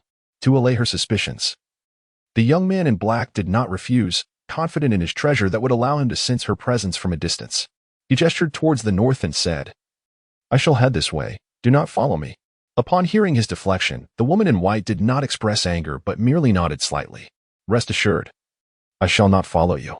"That is good." The young man clad in black bore a smile on his face as he clasped his hands in greeting to the woman in white. Just as he turned to depart towards the north, he felt an icy chill envelop his neck, as if a sinister intent pierced through him. In that critical moment, a glimmer of white light flickered beneath his feet, and he transformed into a shadow, vanishing from his original position. This was a profound technique from the Qingming Sect, designed to aid one in escaping perilous situations. When the black-clad youth reappeared, he found himself at a considerable distance from the woman in white. Although he had evaded the assassination, he was still wounded, blood streaming from his shoulder. His expression darkened as he glared at the woman before him. "Miss, you have gone too far," he exclaimed. He had not anticipated that this seemingly gentle-tempered woman would resort to lethal force at the slightest provocation. The woman in white gazed at the bloody blade in her hand, her expression filled with regret. "My master once taught me that before taking action, one must think thrice. I must have miscalculated. It's disappointing that I failed to end your life. If my master were to learn of this, he would surely be very disappointed." "Hey, are you even listening to me?" the black-clad youth retorted, his voice rising in anger. To be inexplicably attacked was one thing, but to be ignored was utterly intolerable. "I apologize. It was unintentional," the woman replied, lifting her gaze with a tone imbued with sincerity. She stepped towards the youth, her voice filled with concern. "Allow me to examine your wound. Is it serious?" Her voice was as gentle as a melodious tune, sweet and soft like the whispers of the Wunong dialect. Had it not been for the glaringly bloody blade in her grasp, the black-clad youth might have genuinely believed her intentions were benign. "Don't come any closer. I know you are formidable, but I am not defenseless either. If you insist on attacking me, I may falter, but you will surely perish," he warned, retreating repeatedly, his tone resolute. As the son of the Qingming Sect, he believed that an ordinary cultivator at the core formation stage would struggle to even graze him, let alone draw blood. Yet, this woman had managed to wound him, and had she been a fraction more precise, his head would have surely been severed. It was evident that her combat prowess was not beneath his own, and without relying on any secret arts that would overextend his potential. He felt it exceedingly difficult to overcome her. "I will die." The woman clad in white arched her brows, and within her already disdainful gaze, a chilling intent to kill surged forth. Her master had once imparted that should anyone threaten one's life, regardless of right or wrong, the appropriate response was to eliminate that threat without hesitation. Sensing the murderous aura emanating from the woman, the young man in black felt a shiver run down his spine, as if he had been singled out by a ferocious primeval beast. His expression shifted dramatically. Disregarding his shoulder wound, he turned and fled without a moment's hesitation. In an instant, he had utilized his footwork to its utmost, appearing several dozen paces away. After all, he had merely come to the northern mansion in search of opportunities, not to engage in a life-and-death struggle with this woman. Yet unexpectedly, a flash of white steel glimmered in the woman's hand, slicing through the air to aim for the young man's legs. With a keen sense of danger, he swiftly lifted a leg, much like a nimble monkey, narrowly evading the strike aimed at his limb. Before he could take a breath of relief, a gust of malevolent wind swept through. The woman had somehow positioned herself behind him, thrusting the white blade towards his back as if to pierce through with a clean cut. The young man was seized by fear, goosebumps prickling his skin. In that instant, an overwhelming aura surged forth, as if a radiant jade disk had materialized behind him, casting an ethereal glow that enveloped him like a thick layer of jade armor. "My lady, I confess my error in following you. However, you have already struck me once. Consider it even. It is better to resolve grievances than to deepen them. From this day forth, you shall walk your own path, and I shall tread mine, without interference." As he offered his apologies, he hastily retreated. "Even if your combat prowess is unparalleled, I possess a jade body." He intended to proclaim that his jade body was impervious to blades and arrows. Yet the woman thrust her blade forward, infused with a peculiar magical force, easily shattering the jade armor he had manifested and brutally plunging into his abdomen. This strange power stirred within him, causing his blood and energy to spiral into disarray, rendering him speechless. How could this be? The previous blow to his shoulder could be attributed to his lack of vigilance. But how could he explain this wound to his belly? He had employed his jade body as defenses to their fullest. Had he misjudged the woman's strength? However, now was not the time for reflection. As the blade pierced his abdomen, the young man bore the excruciating pain and retaliated with a fierce kick, striking towards the woman's chest with the force of thunder, akin to a cannonball. Her eyes flashed with intent as she drew her blade to parry. But unbeknownst to her, this played right into the young man's design. With a powerful step upon the blade, he seemed to harness its momentum, transforming into a fleeting shadow that vanished into the valley in an instant, leaving behind a resonant declaration in the air. I am Wangtung of the Qiuan Sect. The enmity of this day shall surely be repaid in the future. Humph. Today you shall undoubtedly meet your end. The woman clad in white let out a cold snort. The blade that had pierced her abdomen moments ago was imbued with her own magical essence, ensuring that her opponent would not escape unharmed. Subsequently, she sensed the direction in which the young man in black was fleeing and, with a swift motion, she took off in pursuit. Chapter 50. Wangting. Unyielding in death, the young man from the east wilderness could not find peace even in death. Outside the valley, the figure of the young man in black slowly materialized. His expression was grim, clutching his abdomen, his vitality waning, which severely diminished his combat prowess. I will remember you. Wangting cast a deep gaze back at the valley, then retrieved a substantial number of medicinal pills from his storage ring. Whether for healing or replenishing his vitality, he consumed them all without hesitation. Fearing that the woman in white would catch up to him, he refrained from healing on the spot and instead fled swiftly toward the east wilderness. He ran frantically for a considerable distance, believing he had achieved safety. However, when he glanced back, a horrifying scene met his eyes. The woman in white, wielding a gleaming blade, was relentless in her pursuit, closing the distance between them. In that moment of complacency, she seized the opportunity, effortlessly raising her blade. A dazzling arc of light coalesced in Wangtung's vision, radiating a terrifying force as it arced towards him. At that instant, a profound sense of crisis welled up within him, causing his pupils to constrict and his heart to race with dread. His body felt paralyzed, as if electrified. With no time for contemplation, he thrust his hands skyward, and a grand seal materialized above him. As it appeared, it summoned the winds and clouds of the heavens, drawing in the forces of nature itself. The earth heart of the primordial magnet, a treasured artifact of the Qiuan Sect. According to legend, this artifact was forged by the sect's founding ancestor using the heart of the Earth's inner fire, refined over several years with the rare primordial magnet ore, and subsequently inscribed with high-level formations by a master arrayist. Its might was indeed extraordinary. The reason Wangtung had refrained from using it earlier was twofold. Firstly, he had secretly smuggled this artifact out of the sect, and its use would immediately alert the sect's higher-ups. Secondly, only the sect's leaders could fully master its power, while others, despite great effort, could only harness a fraction of its capabilities. Although Wangting was a sect heir, he could not fully unleash its potential. Yet, at this critical juncture, he had no choice but to wield this treasure. With a thunderous clash, the blade met the grand seal, creating an earth-shattering sound. The chaotic aftermath surged forth like a landslide or tidal wave, shattering towering mountains and sending debris flying. Countless concealed beasts caught in the tumult could only bow their heads in trepidation, trembling like ants, struggling in vain. Wangting spat out a mouthful of fresh blood, his complexion growing increasingly pale, his breath reduced to a mere whisper. This was the price of invoking the primal magnetic core, requiring the expenditure of the vast majority of his magical energy for a single use. After enduring the blade's onslaught, he swiftly retracted the great seal hovering above him and fled desperately into the distance without a moment's pause. Treasure.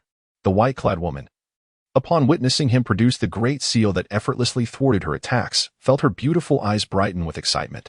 In an instant, she dashed forward, relentlessly pursuing the young man in black robes.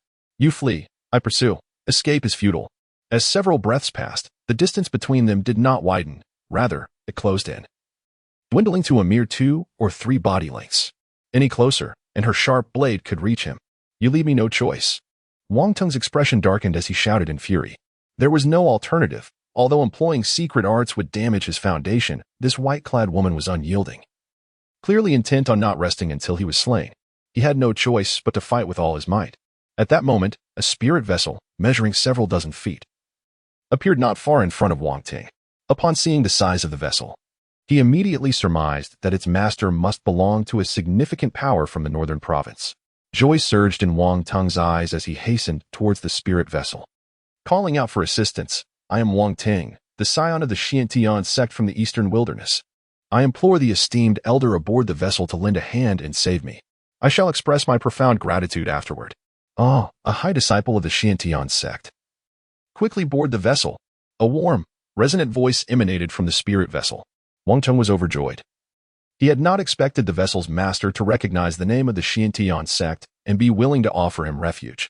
Truly, there is a glimmer of hope in dire times.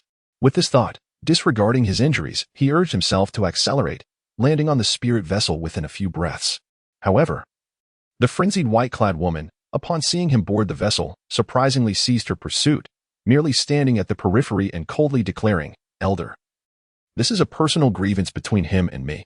I ask you not to intervene rashly, regardless of any enmity, as long as he stands upon this vessel.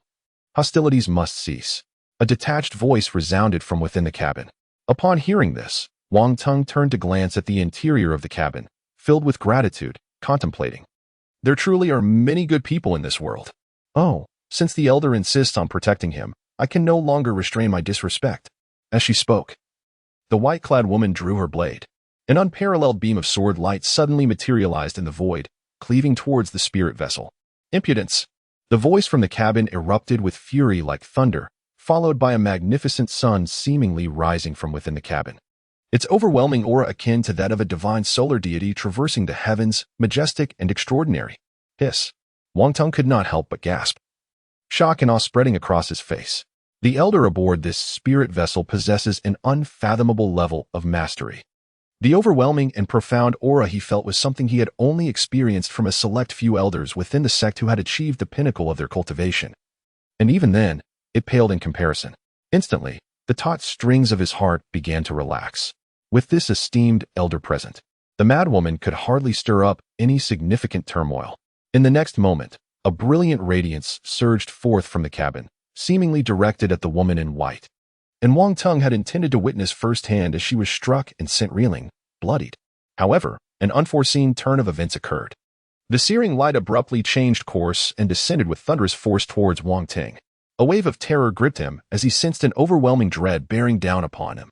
In a desperate attempt to summon his great seal for defense, he found himself immobilized, as if bound by the vast forces of heaven and earth, helplessly watching as the brilliance consumed him.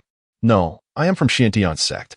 Wang Teng's eyes widened in shock, an unfathomable pressure descending upon him. Soon after, a searing agony enveloped his entire being, shattering his flesh and bones, his very soul reduced to ashes. In an instant, darkness enveloped him, threatening to engulf him entirely. "Master, I have performed commendably, have I not?" At that moment, with his consciousness fading, Wang Teng heard the soft, mellifluous voice of the woman in white. "To kill and to torment the heart. Such malice." Wang Teng silently cursed, yet it did nothing to alter his impending fate of annihilation. Chapter 51. Weakened Fortune. The Great One approaches aboard the spirit vessel. The woman in white removed her veil, revealing a face as pure and luminous as snow. Her features were delicate, with ruby lips and pearly teeth, complemented by elegantly arched brows, akin to a masterful ink painting. Her eyes sparkled with the clarity of the spring waters of Jiangnan, exuding a pristine radiance reminiscent of blooming lotus flowers. Her neck was long and fair, akin to the delicate snow resting upon branches. As for her figure, it bore resemblance to that of Yuan Xian, possessing ample curves that were accentuated by her flowing white attire, which perfectly delineated her exquisite silhouette. She radiated an undeniable allure, embodying the essence of beauty that could sink fish and frighten birds, causing flowers to shy away and the moon to dim. No wonder the original text describes this second direct disciple of Ziyun Peak as a refined beauty. Su Yang stepped out of the cabin, his gaze falling upon the woman in white, a flicker of astonishment glimmering in his eyes. "Master, did you perform well?" The woman's voice was soft and syrupy, akin to melted ice and sugar, sweetly enticing. "Indeed, come in and let us converse." Su Yang led Ruan Yue into the cabin. Senior sister, third junior sister, fourth junior sister, and also junior sister Liu. Upon entering the cabin, Ruan Yue was greeted by her fellow sisters, Yuan Xian and others, and she respectfully bowed to each of them. Although she was not well acquainted with Liu Beifeng, she recognized her due to the prior introduction made by Shui Jinli through the communication jade pendant. Yuan Xian offered a slight nod. "Sister Yue," Shui Jinli said warmly. Second sister, Situ Qingqing spoke gently. Sister Ruan, Liu Beifeng appeared even more reserved than Ruan Yue. "Please, take a seat." Su Yang poured a cup of tea and handed it to Ruan Yue, inquiring, "Yue, why are you pursuing the son of the Ziyun Qingqing?" Wang Teng? In the original narrative, Wang Ting plays a significant role as one of the few antagonists who repeatedly meets his demise in front of the protagonist. He is even known for his memorable lines, such as "I, Wang Teng, possess the demeanor of an immortal," which have been widely circulated among readers. Yuan received the teacup with both hands, sitting down in surprise, and replied softly, "In response to my esteemed master, I am tasked with seeking the Chiuan secret realm." However, as soon as I stepped out of the Qingyang secret realm, this rogue fixated on me. Initially, I could scarcely believe it, but recalling my master's instruction to capture thieves along with their loot, I discreetly kept an eye out and concealed the mirror of retrospection at my waist. In a situation where both the person and the evidence were present, this knave not only refused to admit his guilt, but also turned against me, provoking my ire, which led me to strike him. He then proclaimed that I would surely die. At this point, Yuan's tone became imbued with indignation as she recounted, "My esteemed master has imparted wisdom when venturing outside. If one incurs enmity, do not even entertain thoughts of reconciliation. If you can defeat them, eliminate them on the spot, leaving no future troubles. It is for this reason that I pursued him relentlessly until I encountered my master." Yuan Xian's eyes flickered, reflecting an inner contemplation. Every word from her master resonated clearly with little Yu, who adhered strictly to her master's directives. In comparison, she felt she had much to improve upon. Shuejinli gazed at her second senior sister with admiration, thinking to herself, "Indeed, Where is no ordinary disciple. She confronts even the son of Zuaniangang without a moment's hesitation." Situ Qingqing observed with a sense of caution, elevating Yuan's threat level to align with that of the elder sister. In this world, who would not cherish a second senior sister as obedient and compliant as her? Whatever is requested, she fulfills without question, and her attributes are most impressive. Surely, she can meet the requirements of our master. Su Yang fell into a moment of silence. He did not anticipate that Wang Teng would bring about his own demise.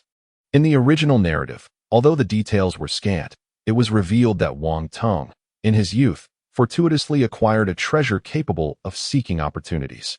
With this artifact, he seized numerous chances, thereby enhancing his previously mediocre talents, which ultimately qualified him to become the heir of the Qingming Sect. In a different tale, Wang Teng would undoubtedly have been cast as the protagonist. Regrettably, in this unique novel, he is relegated to the role of a stepping stone for the true hero. Used whenever it suits the plot, Wang Teng also serves as a reliable harbinger of fortune, invariably presenting one or two treasures to the protagonist upon their encounters.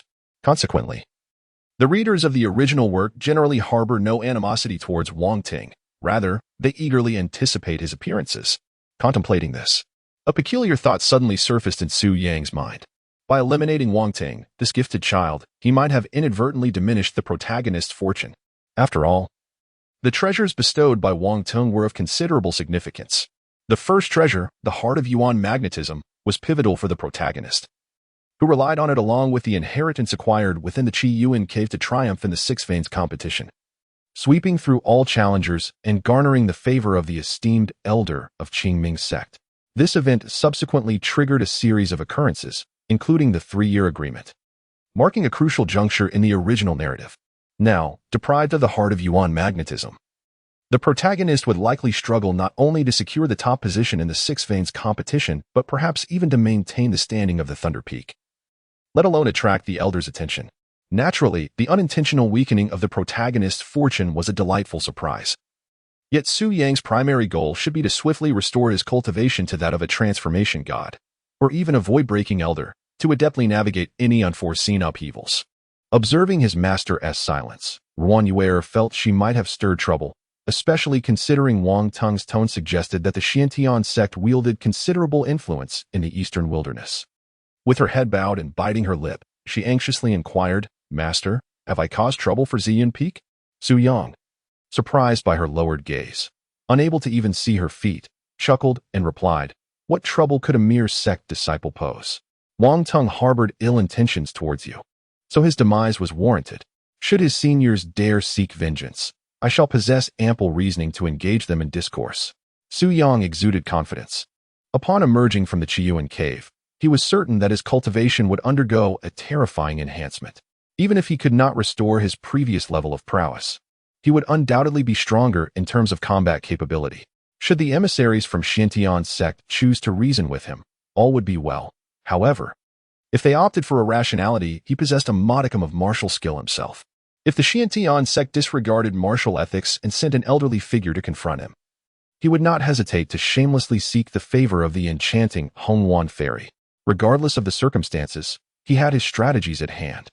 Upon hearing her master's unwavering support, Yuan's eyes shimmered with a myriad of emotions, as if hearts were swirling in her gaze. Gazing upon her master's handsome visage, she seemed to be lost in a reverie. She initially intended to express her gratitude, but suddenly an idea struck her, and she sprang to her feet. "Master, please wait a moment. I shall return shortly." With that, Yuan dashed out of the cabin in a flurry. The four disciples, Yuan, Qian, and the others, were left bewildered, unsure of her sudden departure. Could it be that Sister Wei urgently needed to relieve herself? Such was the whimsical and unconventional thought of Qingming. Conversely, Su Yang, as her master, sensed a delightful premonition stirring within him. It seemed that something significant was on the horizon. Chapter 52. Where presents a treasure, the celestial ruins. After a brief span of moments, Yuan re-entered the cabin, cradling a small seal in her hands. "Master, this treasure once shielded me from Wang Ting's blade. During that encounter, I keenly observed that Wang Tung was unable to fully harness its power. Otherwise, I might not have triumphed over him. Thus, I am convinced of its extraordinary origins." As she spoke, Yuan reverently presented the small seal to Su Yang with both hands, exclaiming, "Although I did not acquire any significant fortunes in the Qingming secret realm, I can only offer this treasure as a token of my respect to you, master." At that moment, Situ Qingqing's gaze fell pointedly upon Qingming's blushing face, which was evidently flushed with embarrassment. Among the 5 disciples, she had contributed nothing. Perhaps it would be prudent for her to find an opportunity to present something as well. In an attempt to mask her unease, she returned Situ Qingqing's look with a glare. Situ Qingqing said nothing, merely allowing a smile to grace her lips. Enjoying the moment, Yuan had truly shown her thoughtfulness. The moment Su Yang picked up the small seal, a notification sound resonated in his ears. Ding! Yuan bestowed upon the host the Earth-tier spirit artifact, the primordial core of the Earth, triggering a 10,000-fold critical return of the Celestial Ruins Pagoda.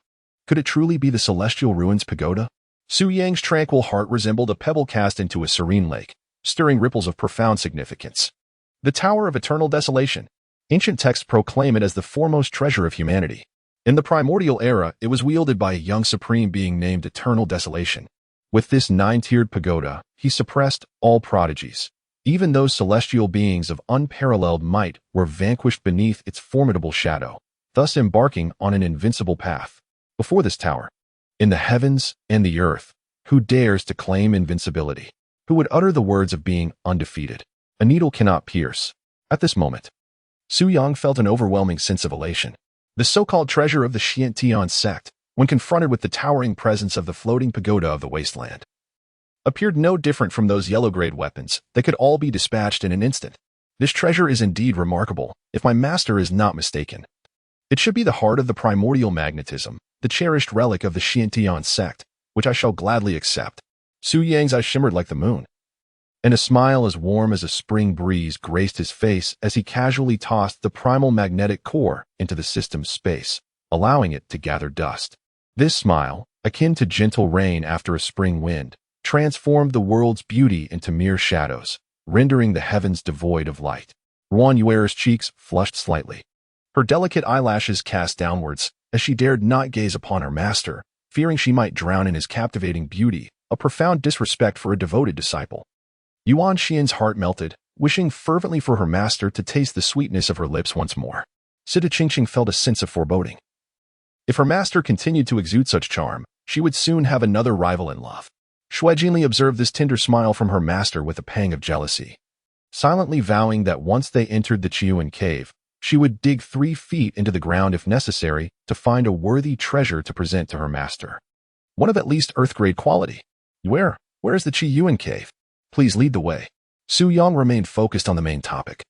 Compared to the bestowed treasure of the young master Wang Ting, the Chiuan cave was truly the centerpiece of the event, something he had eagerly anticipated for quite some time.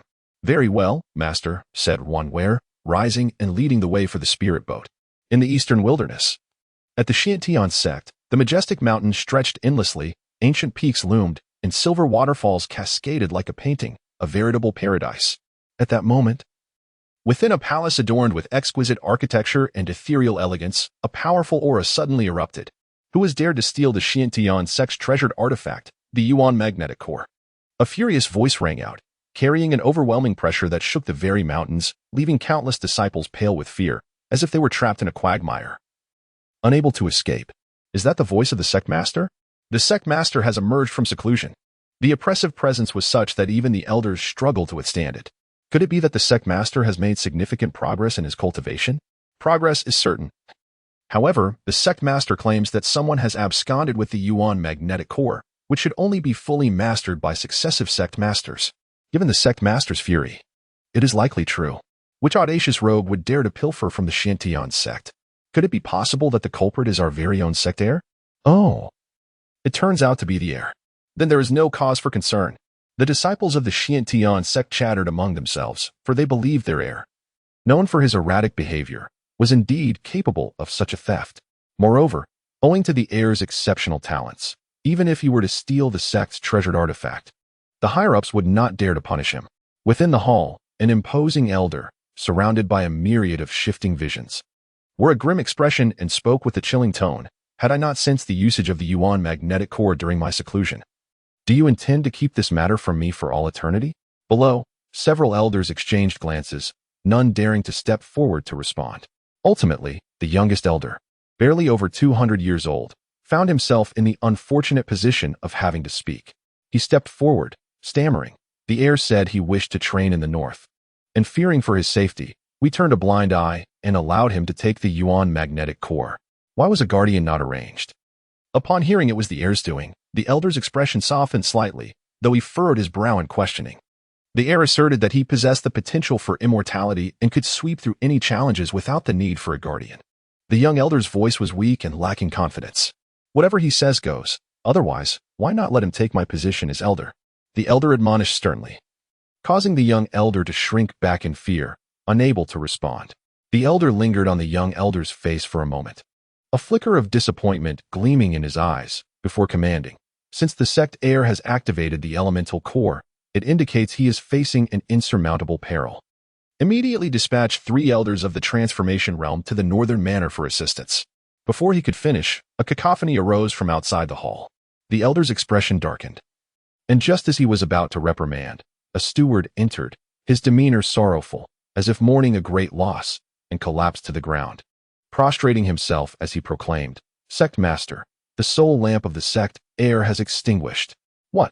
The elder sprang to his feet, his face flushed with rage, eyes bulging like a frenzied beast. A terrifying aura swept through the grand hall, akin to molten lava erupting from the earth, coalescing into a palpable wrath that left the elders present gasping for breath, nearly suffocating.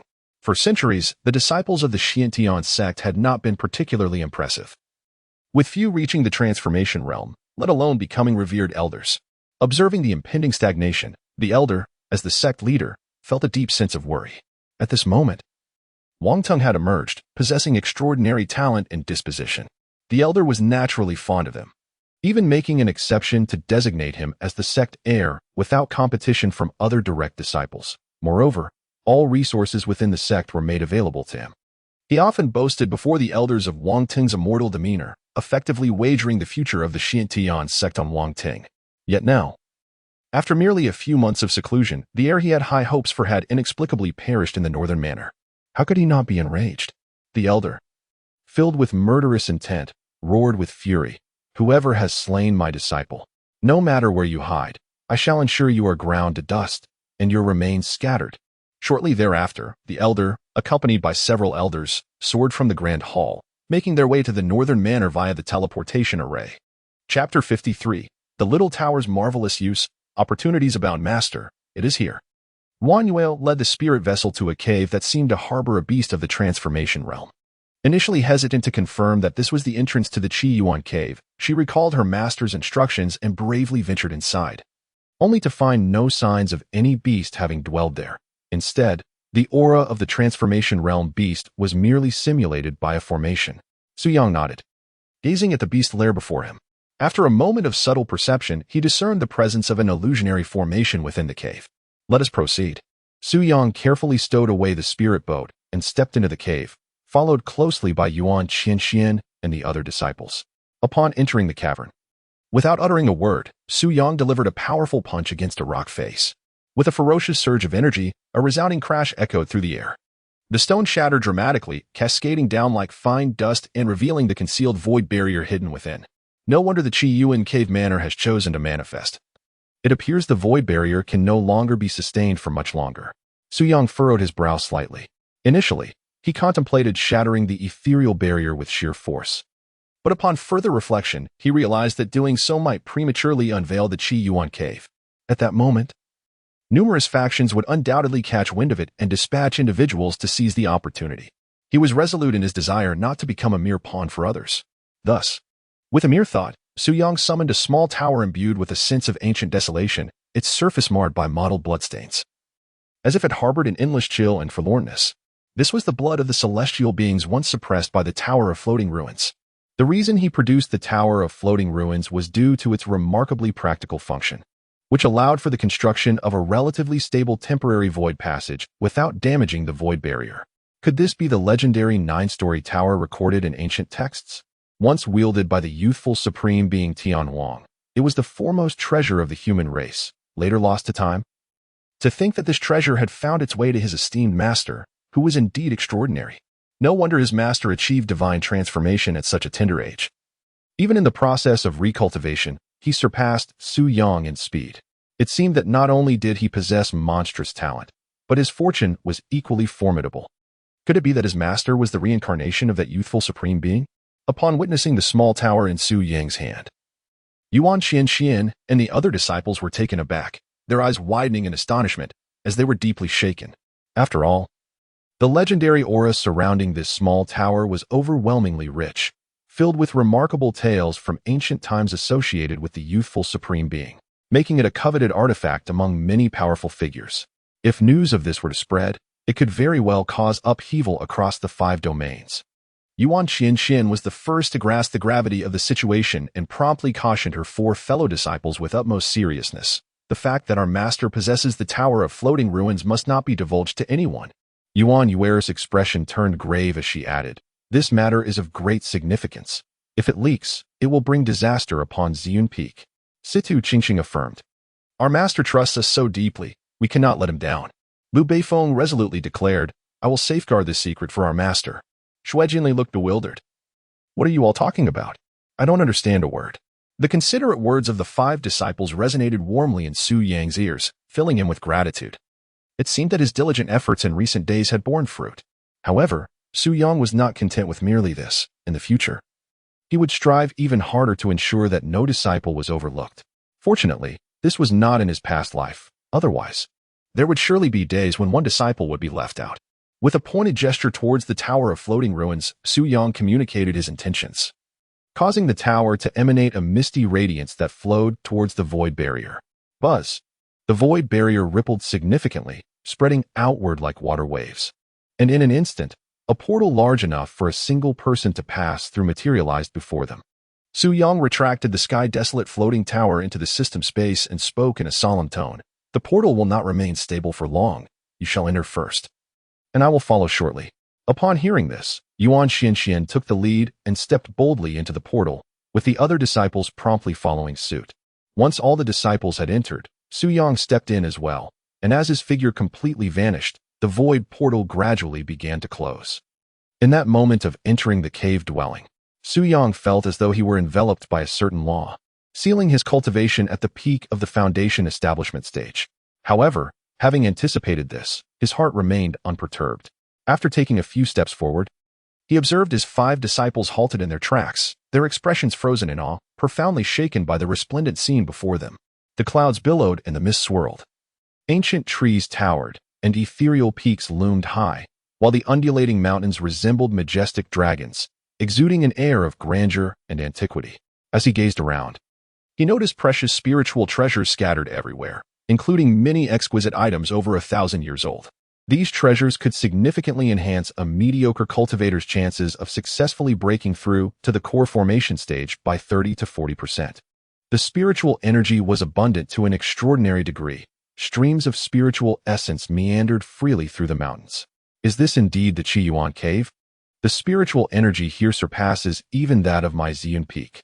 If I were to cultivate here for just a day, it would be equivalent to several days of arduous practice in the outside world. The 800-year-old Ziyang Snow Lotus, the 900-year-old Xianwang Ginseng, and the 1200-year-old Gui Yuan Jade Bamboo Shoots, all of these are mine. If only I could transport this Chiuan cave to my Ziyun Peak.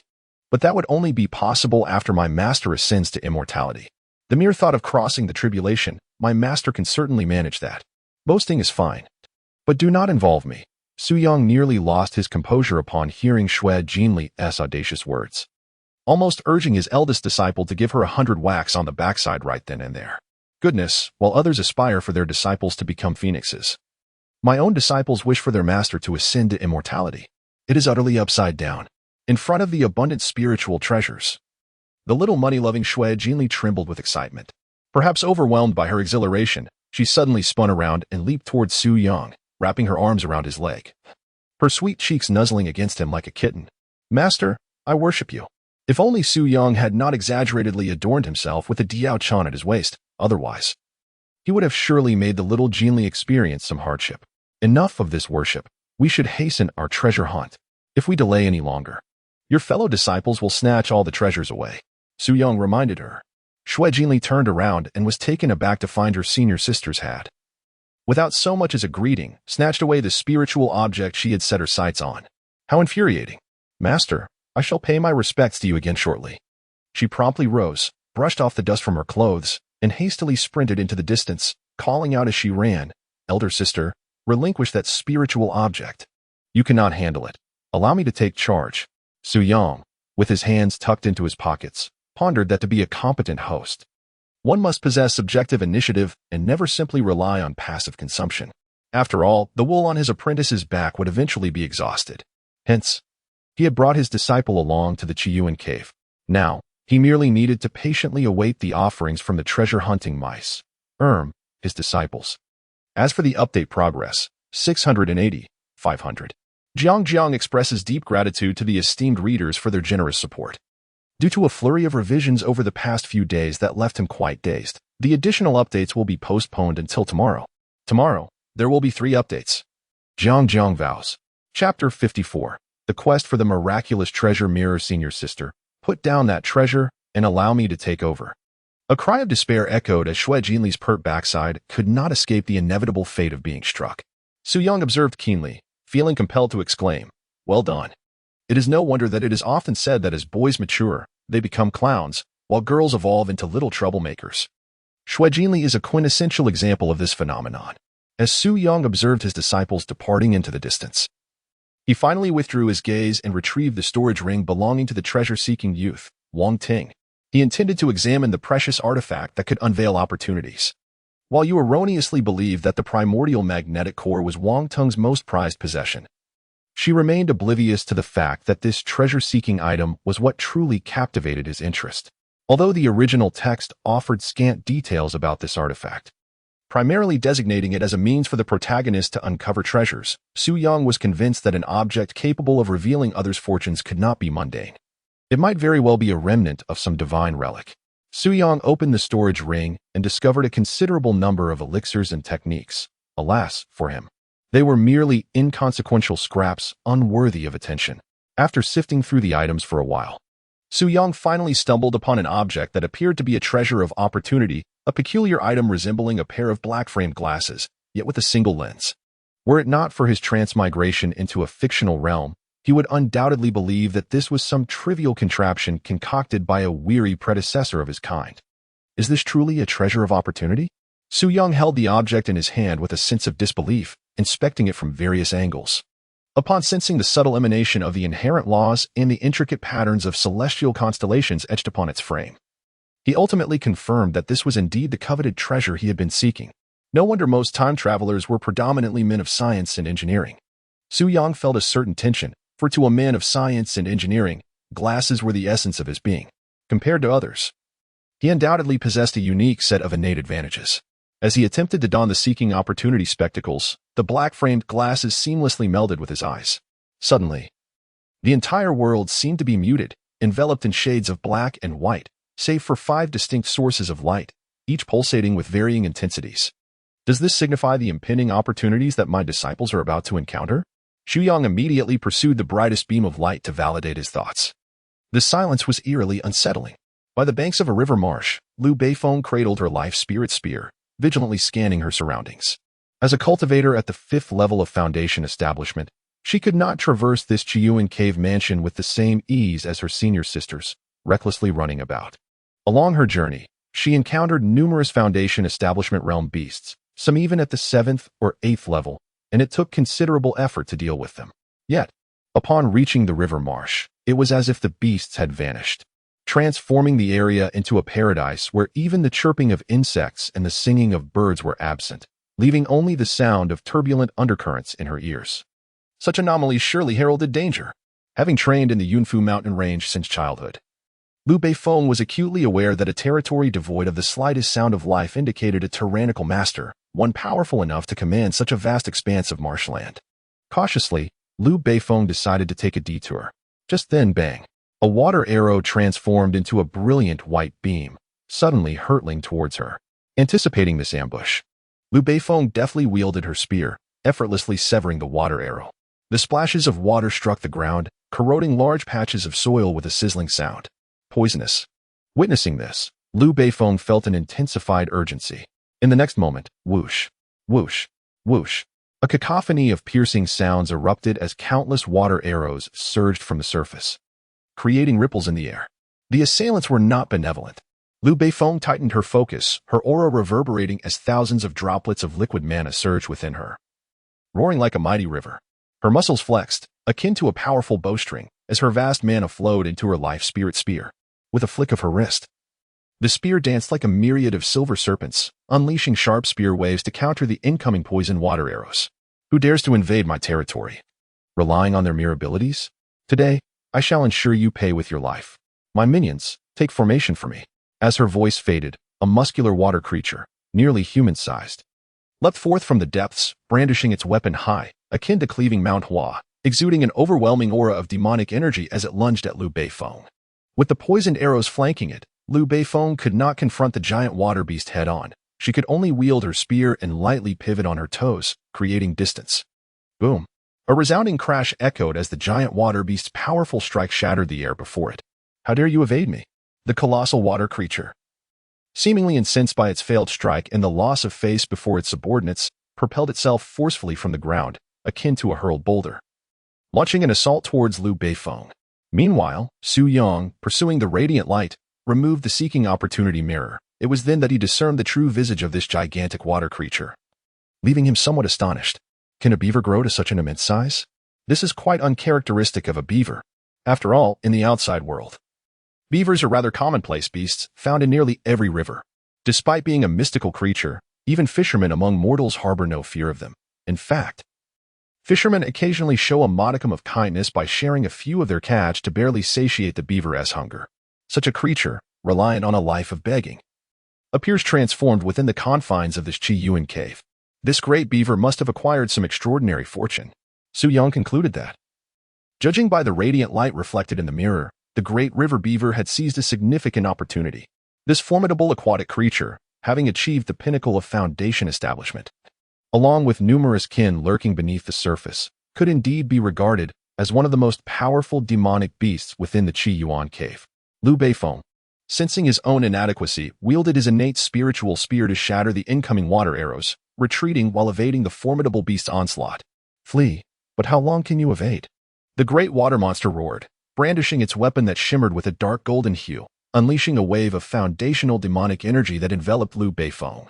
Meanwhile, the water arrows below surged forward even more fiercely, targeting Liu Beifeng's rear, effectively cutting off his escape route. In an instant, Liu Beifeng found himself in a perilous predicament, struggling to advance or retreat. It seems I have no choice but to fight with all my might. Liu Beifeng inhaled deeply, gripping his innate spiritual spear, poised to unleash his power. Suddenly, an indescribable aura of terror descended from the distant skies, as if a magnificent sun were rising slowly, radiating a myriad of golden rays that blanketed the entire river expanse. This golden light appeared capable of obliterating all existence. The torrent of poisonous water arrows, which had surged forth, dissipated effortlessly beneath this brilliance, as if they had never existed. A fierce pressure surged into the great water monster's mind, causing it to tremble. An overwhelming chill coursing through its being. Its grip on the weapon faltered, and its very pores tightened, as if sensing an imminent catastrophe. Driven by an instinctual will to survive, the great water monster abandoned its weapon and attempted to leap into the river. However, having pursued Liu Beifeng, it had unwittingly distanced itself from the water's surface, compounded by the terrifying pressure that immobilized its body, rendering it utterly powerless. Su Yang approached the great water monster, lifting its spine with a firm hand, and cast a displeased glance at Liu Beifeng. You have a master to rely on. Why persist in recklessness when danger arises? Liu Beifeng hung her head in shame. Forgive me, master, my skills are lacking. What need is there for apologies? I have scarcely imparted any proper teachings to you. Su Yang replied, gesturing dismissively. Listen well, my disciple, should you find yourself in peril again, and if I am nearby, simply cry out for help. I shall ensure your safety. Do you understand? Yes, master, I understand. Liu Beifeng nodded obediently, her eyes subtly glancing at her master's face, which bore an expression of irritation. Despite the reprimand, a smile crept onto her lips. The sweetness she felt within surpassed that of 100 flower nectars. Was this what it meant to be under her master's protection? She felt it profoundly. Chapter 1 is delivered, and 2 more await. Chapter 55, The Beaver Performs. A stone sinks into the sea. It is good that you understand. Should you ever again disregard your own life, beware of my chastisement. After Su Yang delivered his lesson, he turned his gaze towards the beaver feigning death beneath him and cleared his throat. Disciple, it seems this beaver has suffered from heat stroke. Shall we roast it for a meal? Indeed, master. It would be a splendid opportunity for you to savor my culinary skills, Liu Beifeng replied without hesitation. In her youth, she had endured months of hardship in the Yunfu mountain range, subsisting on raw flesh and blood. Upon her return, filled with a sense of regret, she sought the expertise of a master chef in the city to learn the art of barbecue. To this day, she kept an assortment of spices for grilling in her storage ring. Now, she found an occasion to honor her master with her skills. The only lamentation was that it was a beaver rather than a game hen. Her roasted chicken was renowned, but perhaps another opportunity would arise for her master to indulge in it. How audacious! The beaver, feigning death, suddenly spoke in a frightened tone, raising its head to reveal a human-like, obsequious smile. Esteemed sir, I assure you I am not suffering from heat stroke. I am merely overwhelmed by your formidable presence. Having transformed from an ordinary beaver into a robust creature, it possessed a profound understanding of the art of survival. This individual before it, relying solely on sheer vitality, had thoroughly subdued not only it but also its companions in the water. It was evident that this was a being not to be trifled with or disobeyed. In the face of such an entity, the only course was to ingratiate oneself. Pleasing this formidable figure was the only way to ensure its continued existence. Liu Beifeng's beautiful eyes sparkled with amusement. This beaver, which once boasted of its prowess, now adopts such a fawning demeanor before my master. Its shift from arrogance to servility is truly comical. A bit awkward, yet considering you are a creature of the demon clan, it's quite remarkable in its own right. Su Yang expressed his admiration. Indeed, within our beaver clan, the young ones are undoubtedly among the cleverest. The robust beaver declared with a hint of pride.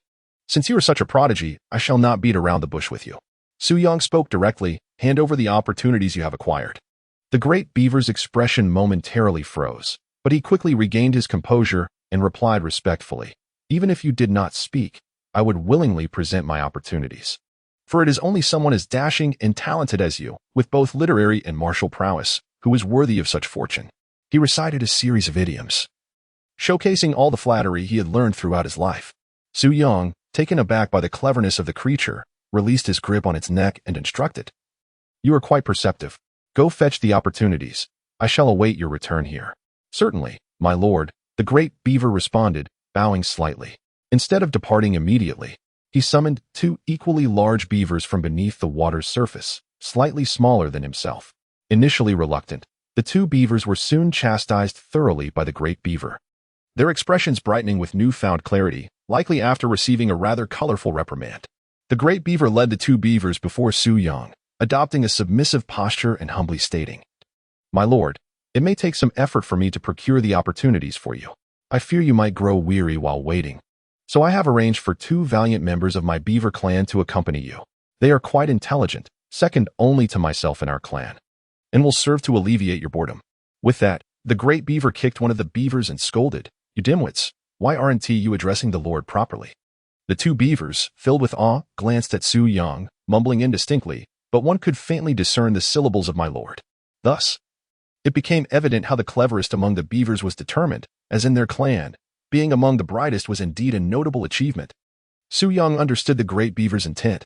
He was merely delivering two capable creatures into his hands to ensure his peace of mind. "I shall keep these two. You hurry back," he commanded.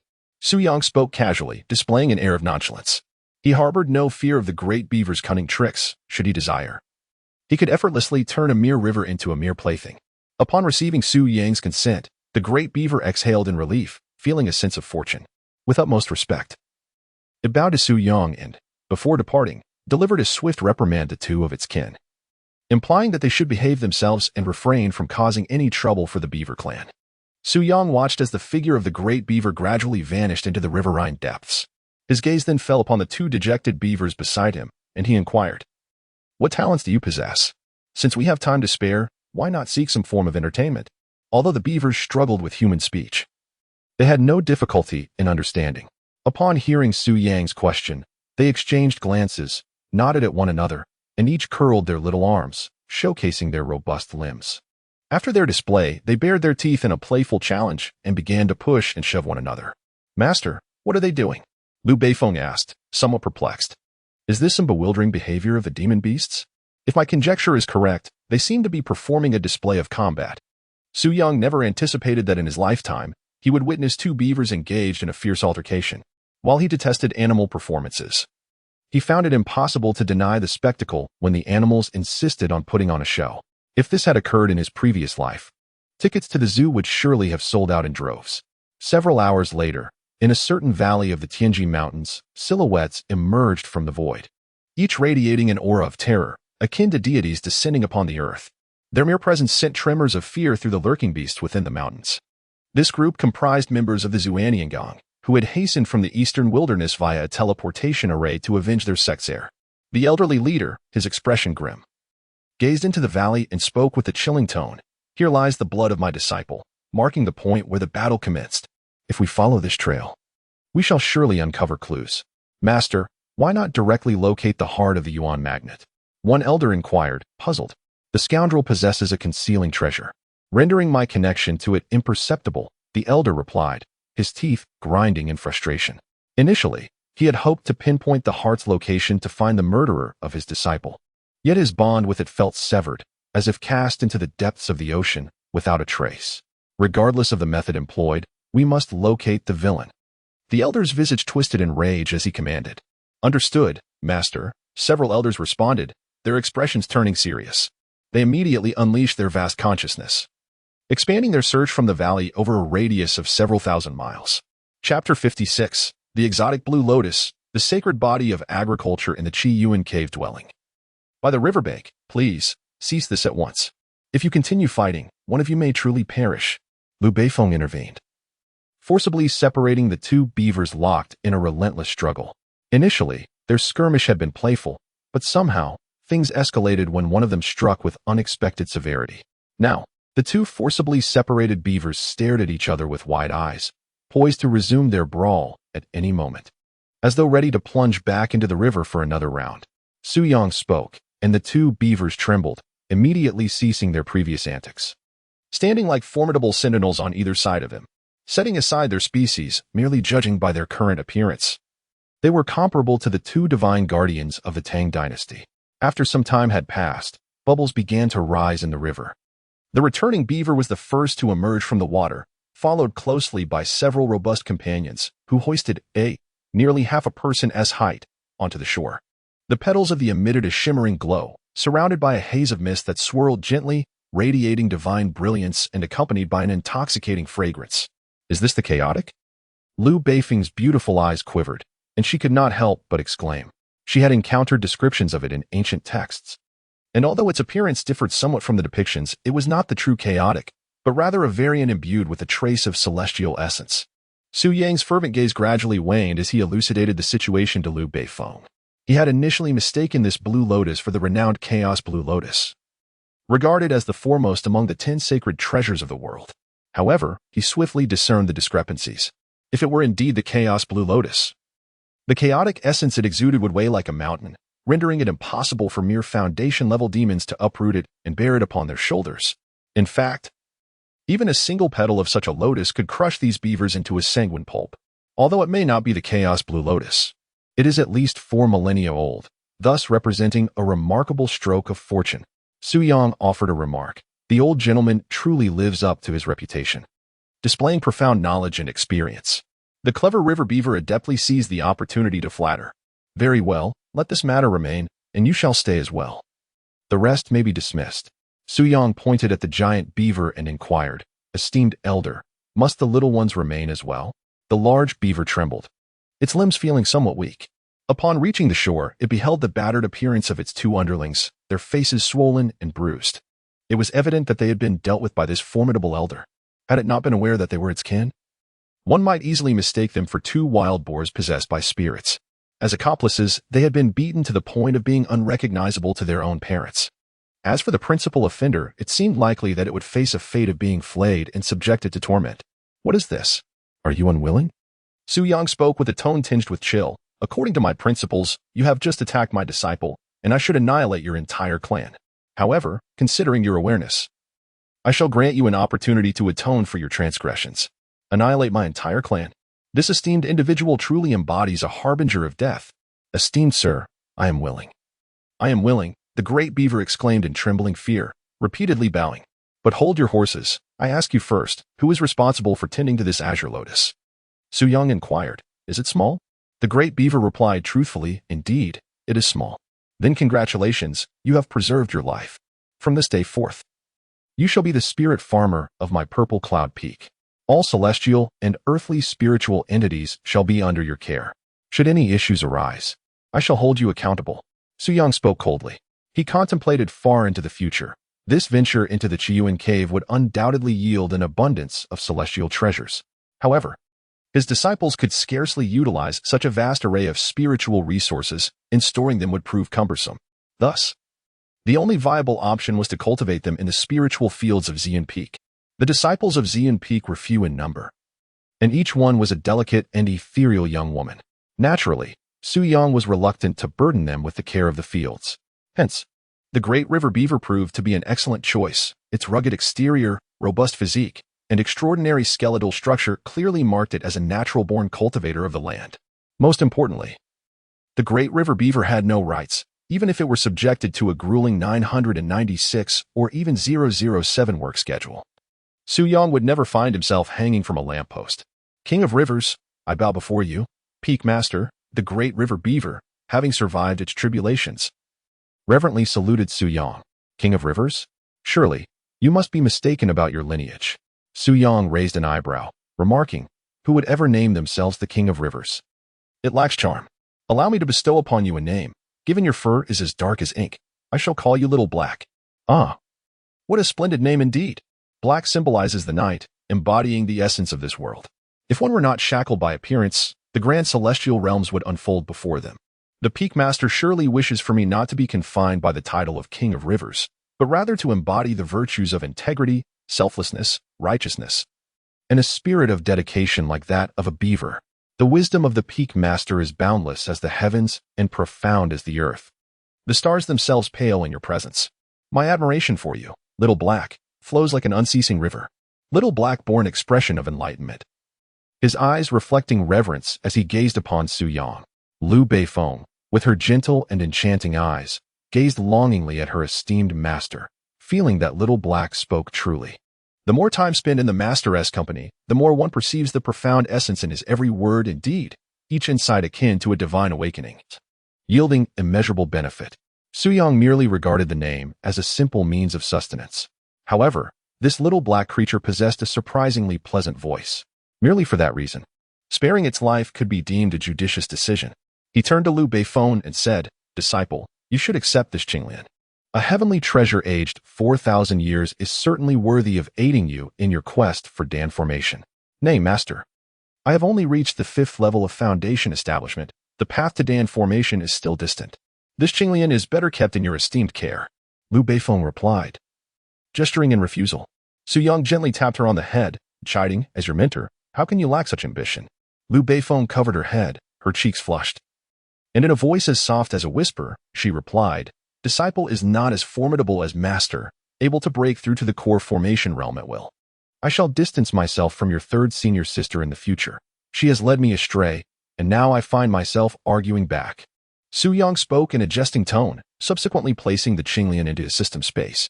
I shall safeguard this Qinglian for you, my disciple, and present it to you on the day of your Dan formation. Unexpectedly, no system notification resonated in his mind. Could it be that the system did not regard this as a gift from the protagonist? Yet it made sense. This fortuitous encounter of Xiao Beifeng had essentially been intercepted by himself, leading the system to conclude that the Qinglian inherently belonged to him. It appeared that exploiting the system's loopholes was not an option. He had previously contemplated secretly providing his disciple with some treasures, so that the disciple could return them to him as gifts, thus allowing him to repeatedly earn system rewards. However, how could a system that transcends the heavenly Tao permit its host to exploit such loopholes? Indeed, he had been overly simplistic in his thinking. Chapter 57. Intercepting in person. Initiating the Yuan inheritance.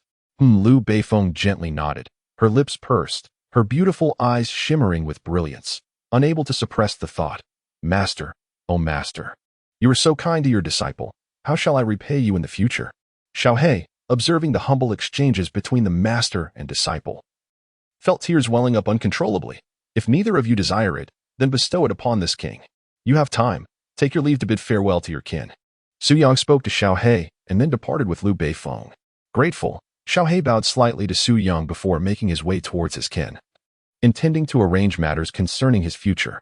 To his dismay, his fellow clan members scurried away as if fleeing from a plague, retreating to a safe distance upon his approach. A question mark appeared on Xiaohe's forehead. After shedding blood and risking his life for the beavers, he found himself treated in such a manner, leaving him utterly disheartened. His wounded heart felt like shattered glass. If I am not welcomed here, there shall be a place for me elsewhere. What is a mere king of rivers compared to his aspirations? He is destined to become the river beaver, the guardian beast of Ziyun Peak. And he must first start from the spirit farmers. In the blink of an eye, 5 days had passed. Su Yang had been leisurely enjoying the offerings bestowed upon him by his disciples. Ding! Yuan Qianqian presented the host with a mid-grade earthly elixir, the Flame Spirit Pill 1, triggering a 100-fold critical return of the low-grade Heavenly Yinqing Pill 1. Ding! Wan Yuer gifted the host a mid-grade earthly elixir, the Great Restoration Pill 1, triggering a 1,000-fold critical return of the Enlightenment Bodhi Seed 1. Ding! Situ Qingqing bestowed upon the host a mid-grade earthly technique, the Spring Concealment Formula, triggering a 100-fold critical return of the low-grade Heavenly Technique, the Cycle of Seasons Technique. Ding! Liu Beifeng offered the host a mid-grade earthly spirit artifact, the Wind-Soaring Boots, triggering a 100-fold critical return of the low-grade Heavenly Sky-Soaring Boots. The Yinqing Pill increases 10 years of magical power, doubling the effect on the true Yang Dao body. The Enlightenment Bodhi Seed, an exceedingly rare treasure of heaven and earth, aiding practitioners in attaining deeper levels of cultivation, yielding exceptional results in skill and technique. The Cycle of Seasons Technique, with the essence of heaven and earth, it embodies the warmth of spring, the fire of summer, the sorrow of autumn, and the chill of winter. Mastery offers a chance to grasp the laws of time and space, unveiling the secrets of reincarnation. The Sky-Soaring Boots traverse the realms without limitation. Those who don these boots rival practitioners of celestial step techniques. Gazing at the system's descriptions, Su Yang was indeed pleased. His disciples were remarkably considerate.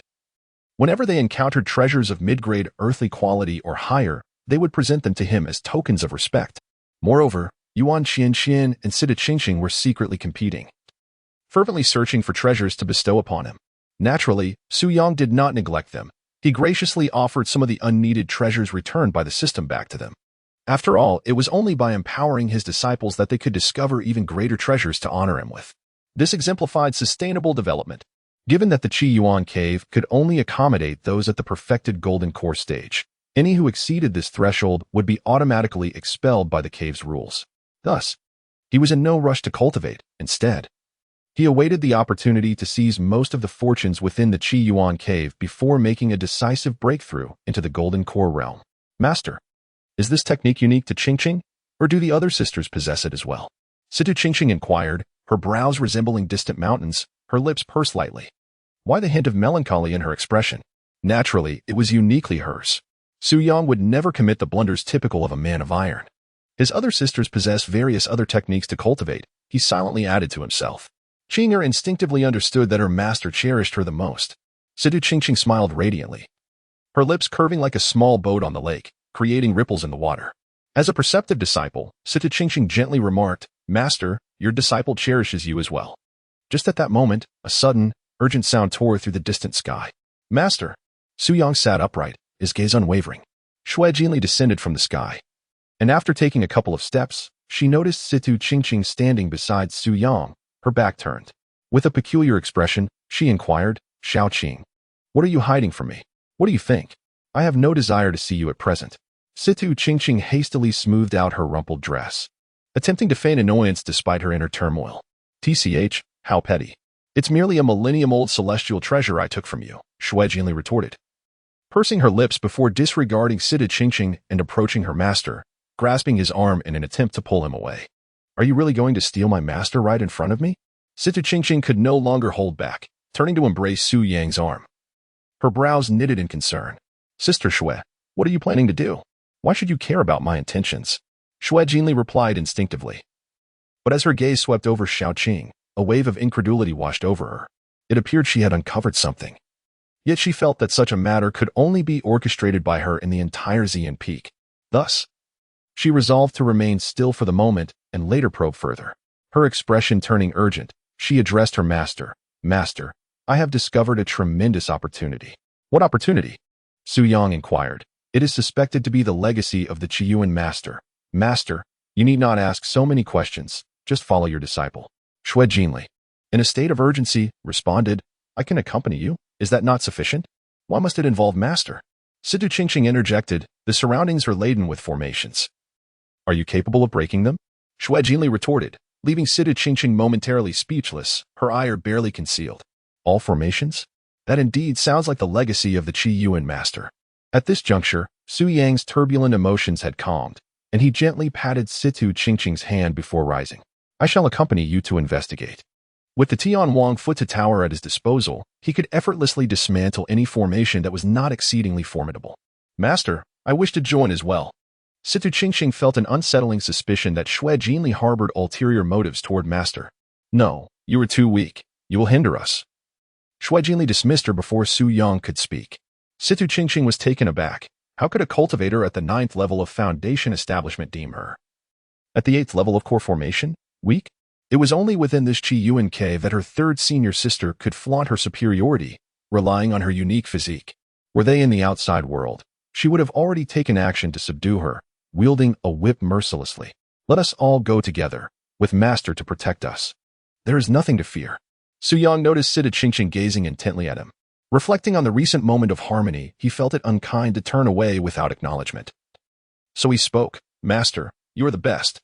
Situ Qingqing, clinging to Su Yang's arm and resting her chin with a hint of self-importance, directed a haughty hum toward Shui Jinli, saying, "Humph, just like a peacock displaying its feathers, so proud and pleased with itself."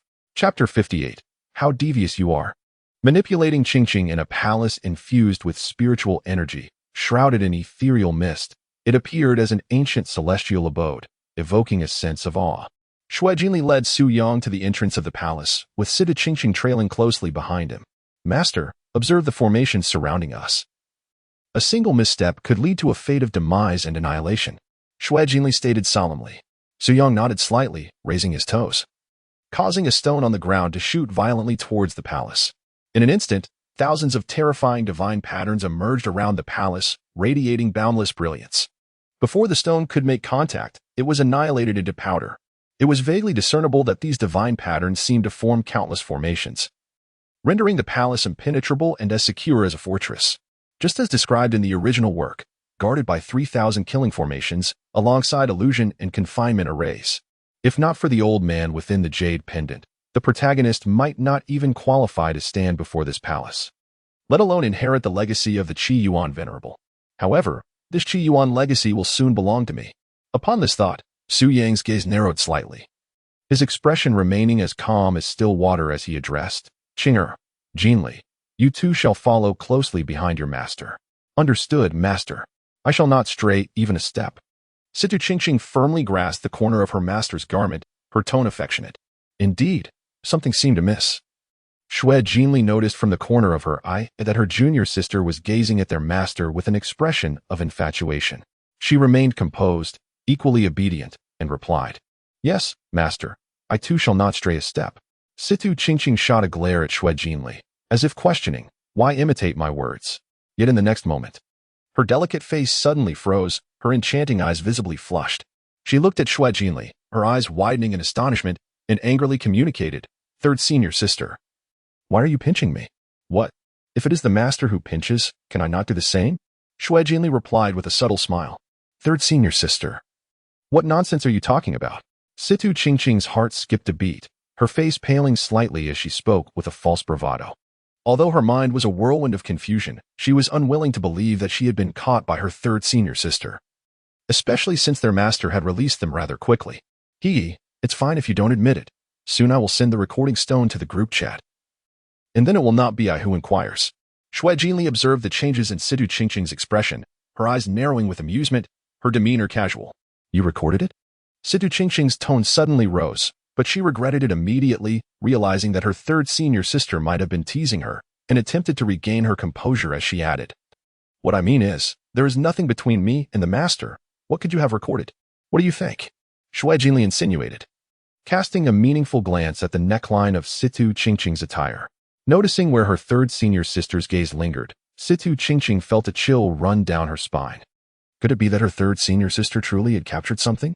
If she sent the recording stone to the group chat for the eldest sister to see, what would she do? Surely she could not resort to hanging herself from a crooked tree. Lost in thought, Situ Qingqing bit her lip, uncertain, and finally said, "Third senior sister, it is not as you think. This matter is rather complicated. Then let us keep it brief. The master has lost all his cultivation, and I find myself alone on Ziyun Peak. Observing my master in such a feeble state, unable to care for himself, I could not help but blush. Struggling to voice my thoughts. Have you betrayed your master?" Xue Jinli interjected supportively. I hesitated to defend myself. "Third senior sister, it can't be considered betrayal." "Ah, Xiaoqing, you have indeed accomplished what I have long desired." Xue Jinli expressed her exasperation. Had she not been busy completing the tasks assigned by her master? Such fortunate events would never have befallen Xiaoqing. Just the thought of it was infuriating. Xiaoqing was taken aback by these words, puzzled by the implication of indeed. Earlier, she had stated that there was already a record. Without tangible evidence, how could she possibly admit it? With her brows furrowed, she exclaimed, "Third senior sister, you are deceiving me." "Oh, Xiaoqing, you are truly adorable," Xue Jinli teased, playfully lifting Xiaoqing's chin. Xiaoqing regarded Xue Jinli, who was making exaggerated expressions.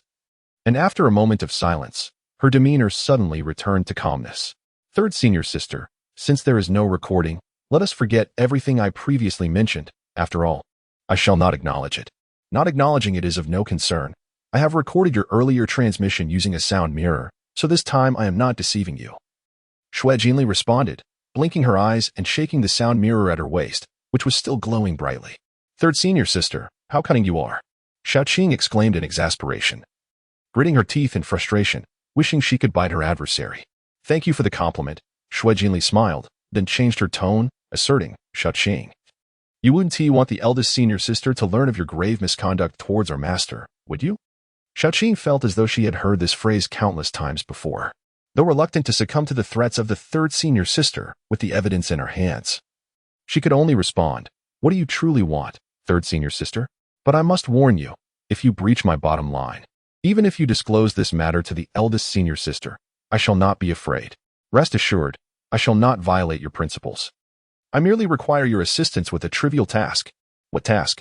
"Help me betray our master," Xue Jinli declared with a fiery gaze. Xiaoqing looked at Xue Jinli in disbelief.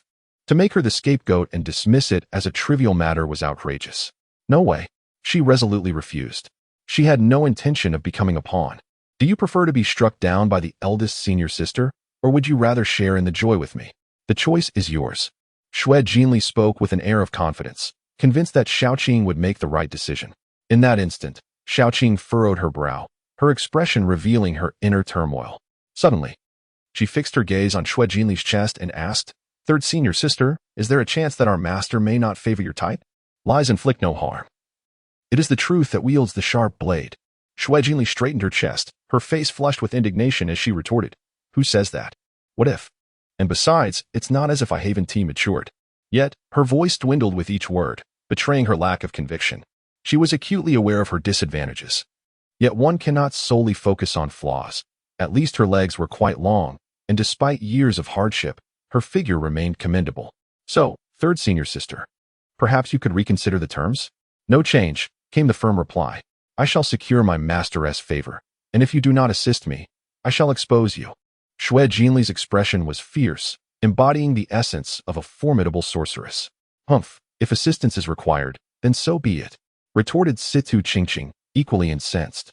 Meanwhile, Chiuan, who was diligently deciphering the array with the Heavenly Desolation Pagoda, sensed that his two disciples were whispering behind his back, yet without evidence, he could only admonish. Stay close and do not lose focus. Situ Qingqing replied with a hint of vexation, Master, perhaps you should attend to your own matters. Su Yang was utterly bewildered. How had he inexplicably been accused of wrongdoing? Chapter 59. The Evil Thoughts of Chiuan and Inconvenient Matters. How should he communicate with his master? Shui Jinli gave Situ Qingqing a light tap. Situ Qingqing shot a glare at Shui Jinli, her eyes brimming with indignation and a desire to retaliate. However, upon witnessing Shui Jinli's audacious demeanor, her gaze shifted to one of profound grievance. With her enchanting, misty eyes filled with sorrow, she looked longingly at her master.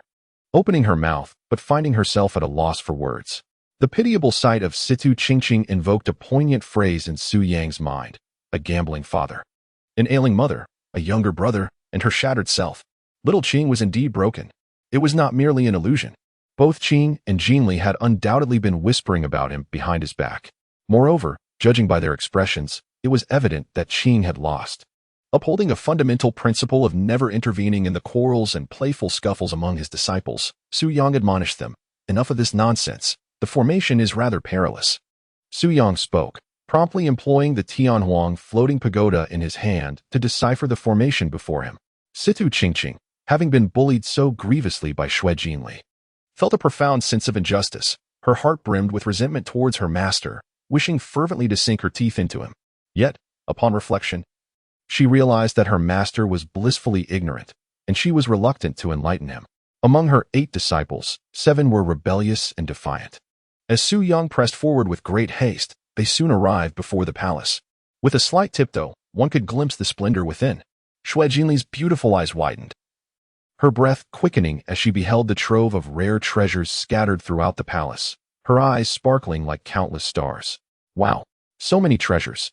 The least of them are of the earth grade. Master, I am ready to charge in. Shui Jinli, brimming with enthusiasm, was poised to leap into the palace like a wild horse breaking free. But what was this reckless charge? Just as Shui Jinli took a step forward, Su Yang swiftly seized her ponytail, yanking her back. Ah, she exclaimed, not in a cry of despair, but in a soft, delicate tone reminiscent of a purring kitten, evoking a sense of tender affection. Who would have thought you were such a disciple? Su Yang mused, casting a peculiar glance at Shui Jinli. With a tremor of the Tianhuang floating pagoda in his grasp, a gray mist enveloped the space ahead, revealing hundreds of divine patterns that intertwined, emanating an air of lethal intent. Had Su Yang not intervened, Shui Jinli would have surely found herself ensnared and stripped bare by these formidable patterns. Thank you, Master, Shui Jinli said, sticking out her tongue in a sheepish manner. Next time, be more cautious. Do not forget everything upon seeing treasures. You are my disciple. If anything were to happen, at my age, I cannot withstand such blows. Su Yang spoke half-jokingly and half-seriously. Aha. Shui Jinli nodded eagerly like a chick pecking at grains, the corners of her mouth curving into a faint smile, her eyes sparkling with a glimmer of light. Situ Qingqing immediately felt offended by the current behavior of her fellow disciple. She could barely tolerate her master's normal conversations with the other disciples. Moreover, senior sister Shui urged her to assist Ji Qing'er, saying, Hurry, push her along, master has grown weary. Just the thought of it brought her to tears. Woe is me. Let the heavy rain pour down.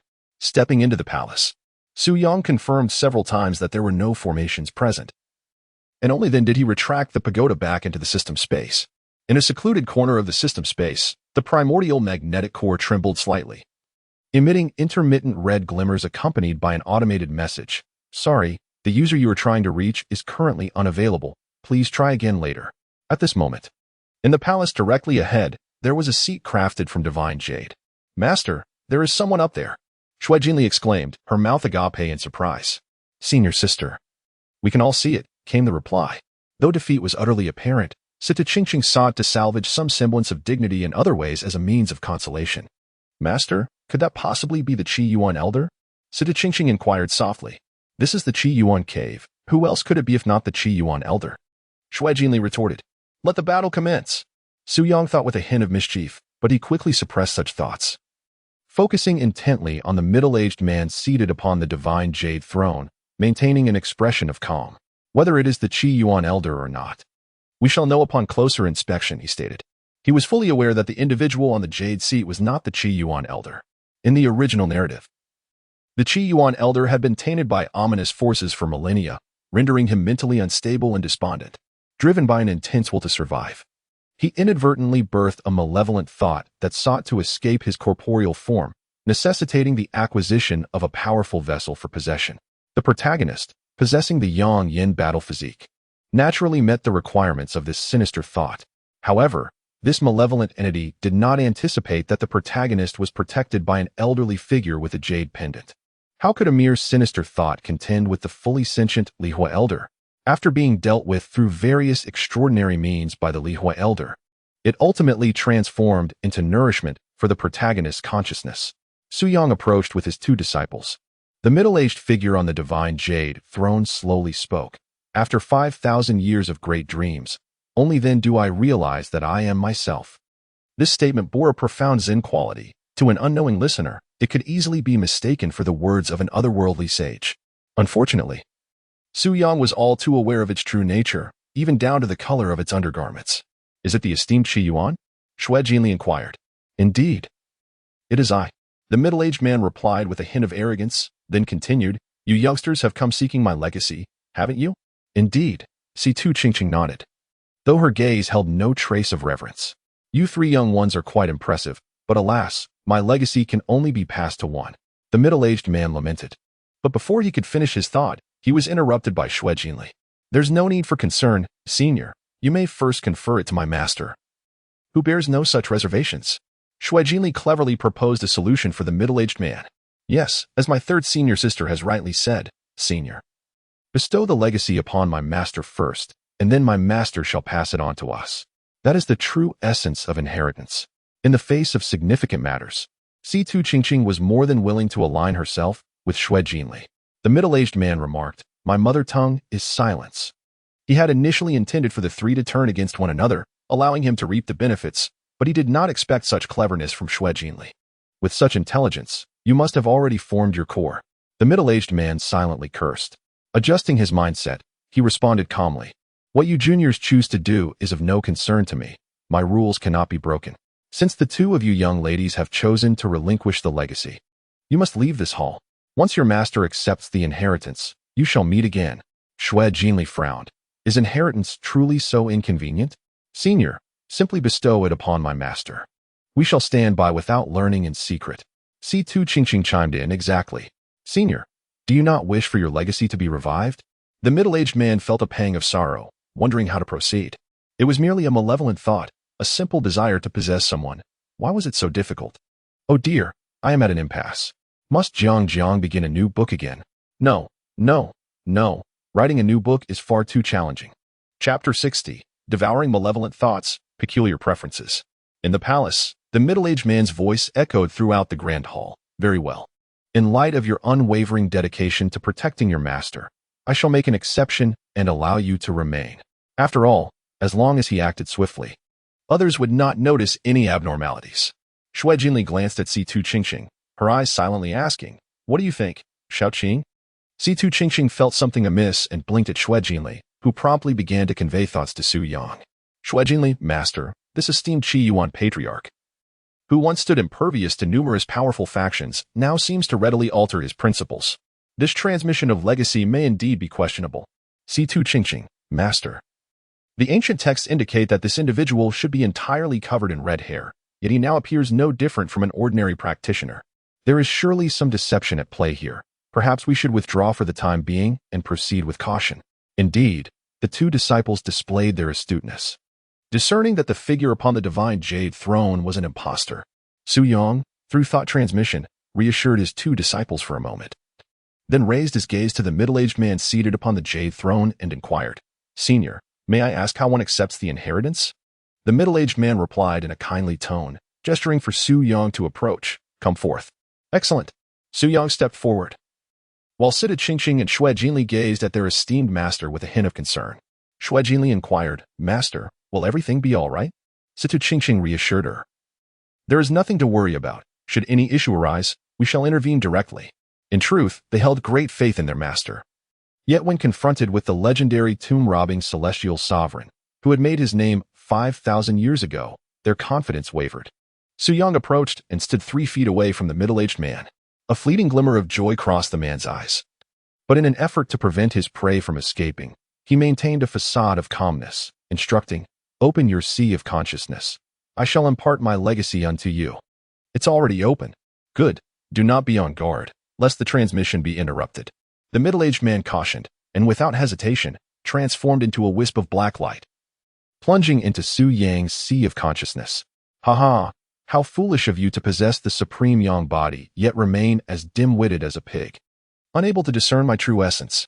But this is fortuitous. Once I seize your physical form, the renown of the supreme yang body shall echo throughout the universe. Do not worry." The malevolent thought of Yuan, reveling in its invasion of the sea of consciousness, suddenly halted its laughter, metamorphosing into sheer terror, as if confronted with the most horrifying sight of its existence, robbing it of the courage to confront. "How can this be?" The smile did not vanish, it merely shifted to Su Yang's visage, within the sea of consciousness.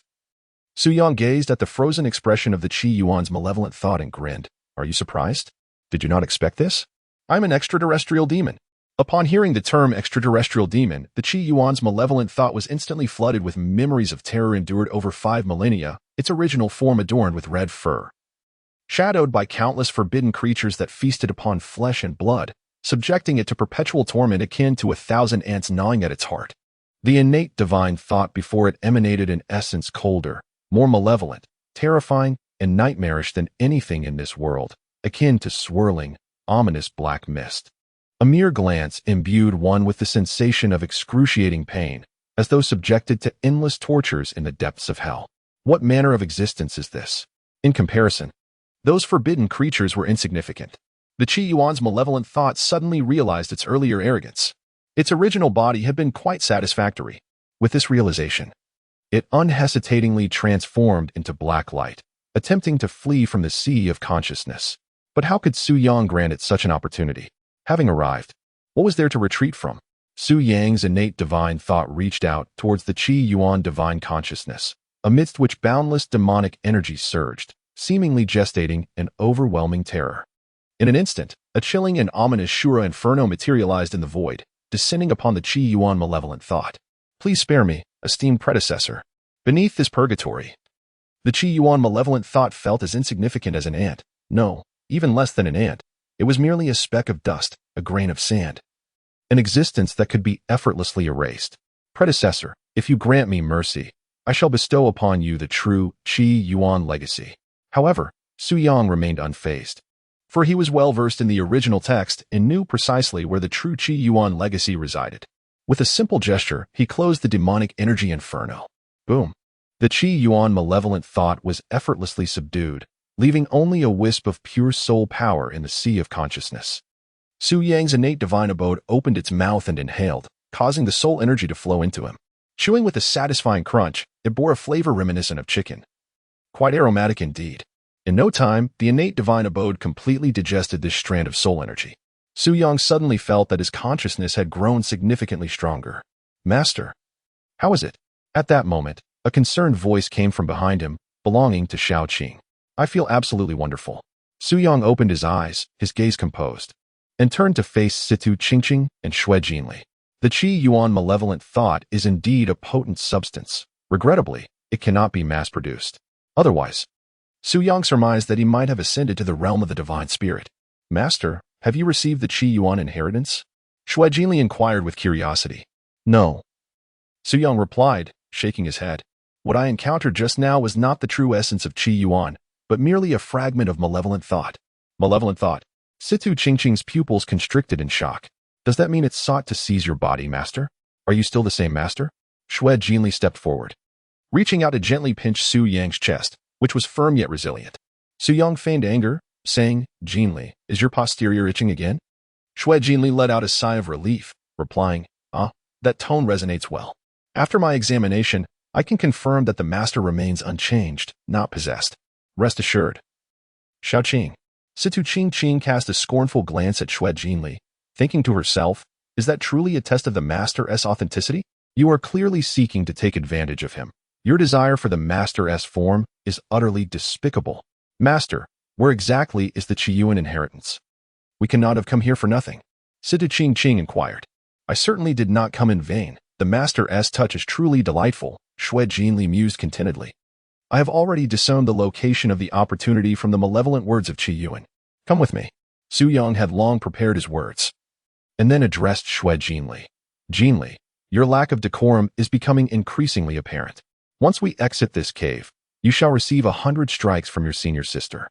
Situ Qingqing's smile had just begun to blossom when she heard Shui Jinli lament pitifully. Senior sister strikes quite severely, master. Surely you wouldn't want your disciple to be bedridden for months on end, would you? Therefore, it would be best if you were to administer the punishment yourself. Situ Qingqing's smile instantly froze as she frantically blinked at her master, signaling that he must not acquiesce. If he did, it would not be a punishment, but rather a reward for the third senior sister. From what she understood, the third senior sister possessed rather peculiar inclinations. Chapter 61. Worse than beasts, understanding the cycle of rebirth. Su Yang sensed the melancholic and resentful gaze of Xiaoqing. For the sake of tranquility in the imperial harem, he decided to temporarily set aside his intentions. The inheritance of the Yuan Zunjia lies beneath this divine jade throne. Su Yang neither took the initiative nor rejected, skillfully avoiding offense on both sides, embodying a stance of passive engagement. Situ Qingqing let out a sigh of relief, narrowly escaping the fate of having her third senior sister indulge in the moment. Yet, Shui Jinli was unperturbed. After all, the master had lingered on her moon for several heartbeats, indicating a clear curiosity to experience the sensations she had to offer. Su Yang approached the divine jade throne and, with a gentle exertion, lifted it to reveal a square entrance below, wide enough for a person to pass through. I shall go first. Qing'er, Koi, follow closely behind me. Su Yang possessed a profound understanding of the original text and was aware that beneath lay a realm of hidden wonders. Furthermore, due to the great formation of heaven and earth employed by the revered Yuan to seal himself, there was little to no risk involved. With this in mind, Su Yang leaped down. Following closely behind him was Situ Qingqing, while Shui Jinli did not rush to follow. Instead, she gazed at the divine jade throne for a moment, finding it to exude an air of sophistication. Promptly, she opened her storage pouch and carefully stowed the throne away, intending to present it to her master as a new seat upon her return, thus expressing her filial piety. Su Yang walked down the narrow corridor, feeling an increasingly sinister aura as he approached. Master, I am somewhat afraid, Situ Qingqing murmured, her fear manifesting as she grasped Su Yang's arm tightly, drawing him into a soft embrace. Meanwhile, Shui Jinli, unwilling to allow Qingqing to monopolize Su Yang's attention, took a bold step closer, pressing against him. Master, this aura is truly malevolent. Could it possibly be an omen of misfortune? Though he wasn't certain of its ominous nature, he realized that if she continued to cling to him, he might soon find himself in a predicament of ill fortune. Su Yang's body trembled slightly, yet he immediately cast aside any extraneous thoughts. After all, he possessed the pure young body. If it were to spiral out of control, the consequences would be unimaginable. Furthermore, he had come in pursuit of the legacy of the esteemed Yuan. Without hesitation, he extended his hand, embracing one of them.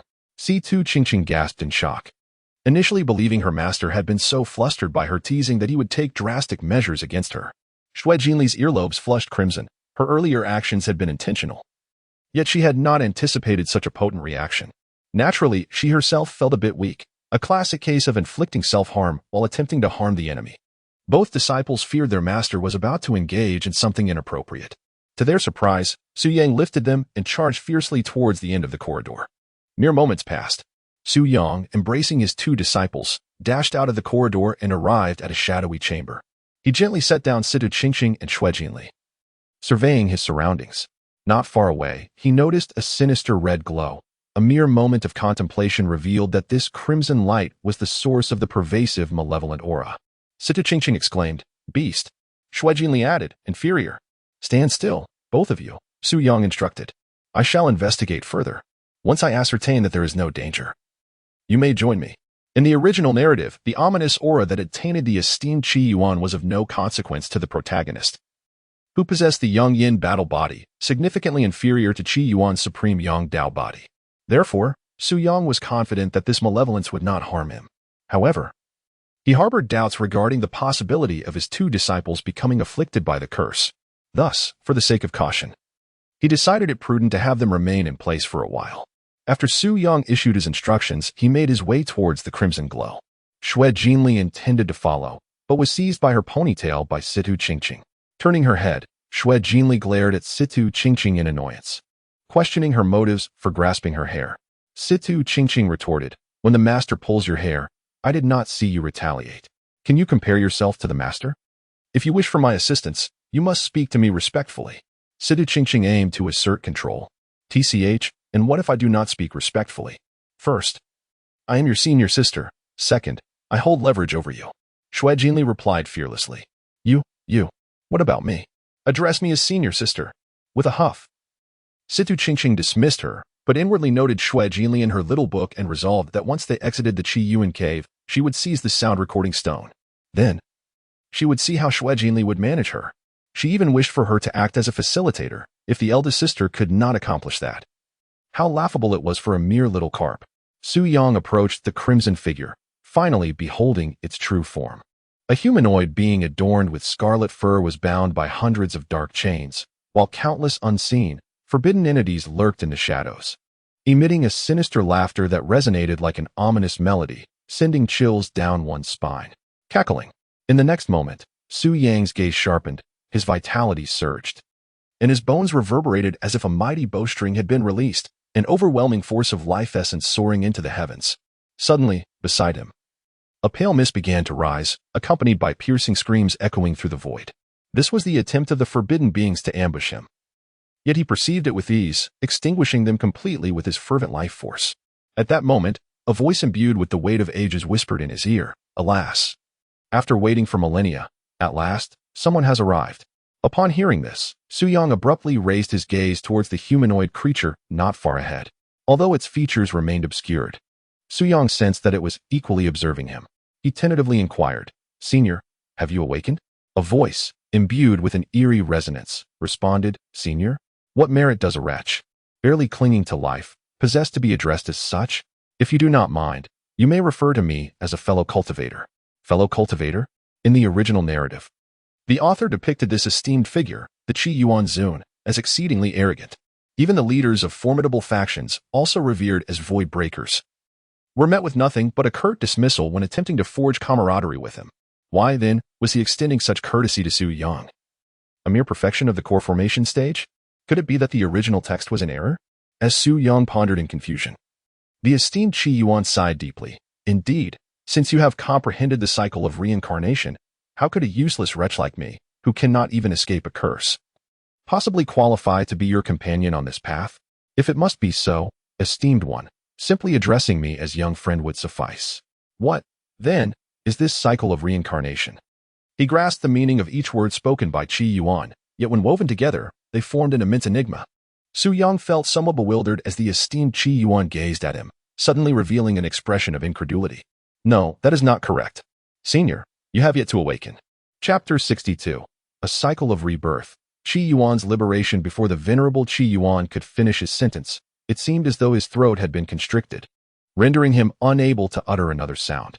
"My friend, what do you mean by rebirth? And what is this awakening you speak of?" Su Yang inquired with confusion.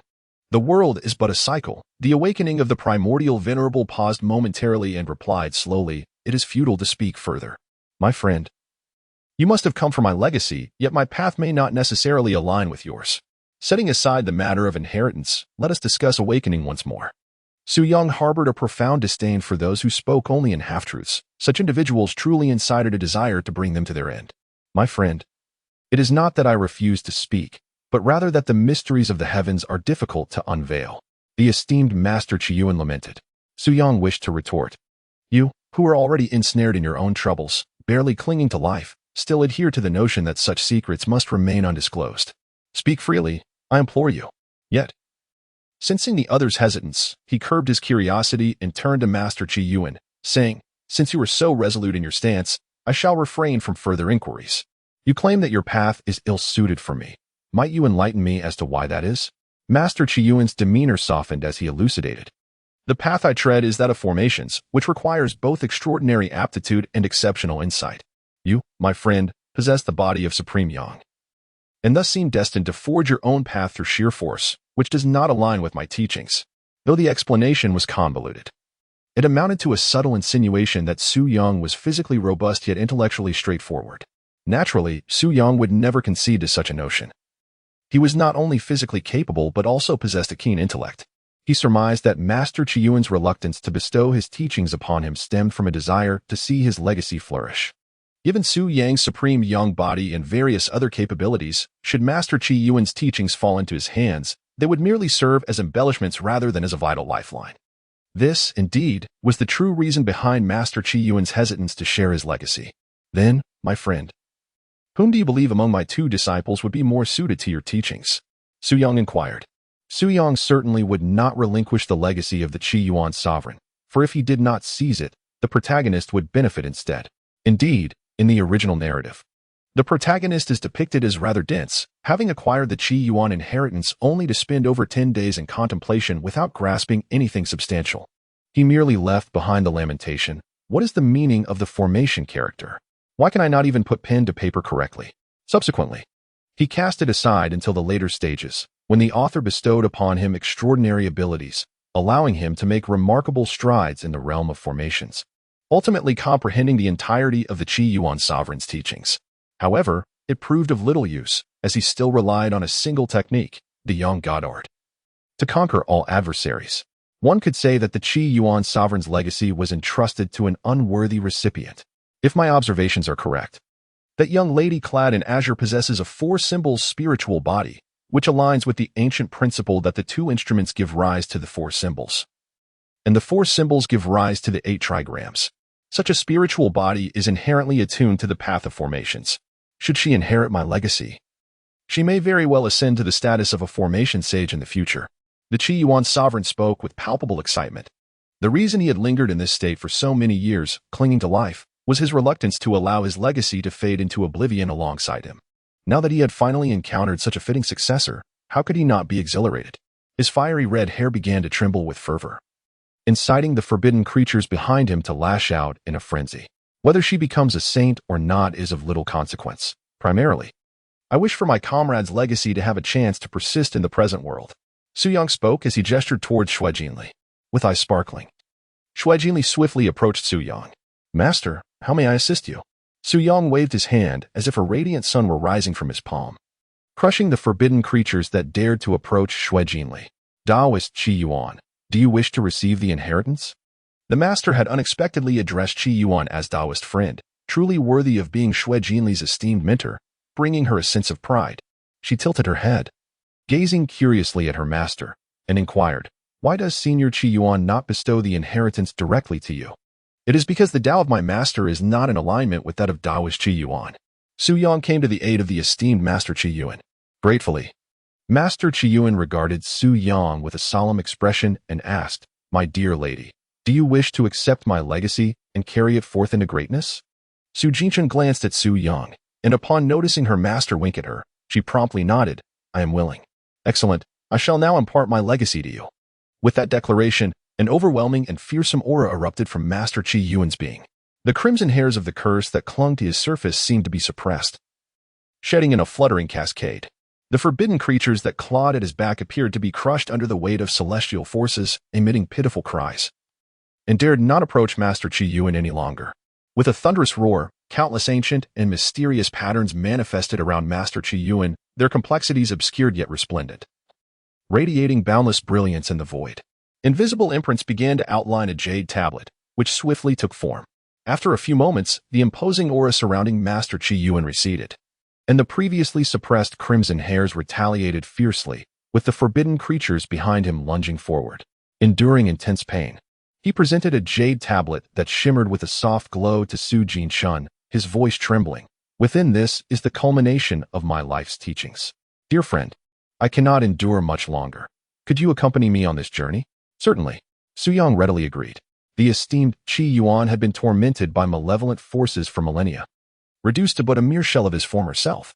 Were it not for the faint vestige of life that lingered within him, he would not have survived until this day. Yet just moments ago, he had discovered an exceptional heir to his legacy of array mastery. No longer burdened by attachments, he exhaled the last remnants of his breath. Even though Su Yang wished to save him, he found himself powerless and could only act to ensure that this once renowned master of the underworld departed with some semblance of dignity. He stepped forward, his towering figure radiating a myriad of brilliant lights, his vigorous blood essence akin to a blazing sun rising majestically, synchronizing with the ancient stars, undying and eternal. A single punch descended like a colossal mountain, silencing the heavens and the earth.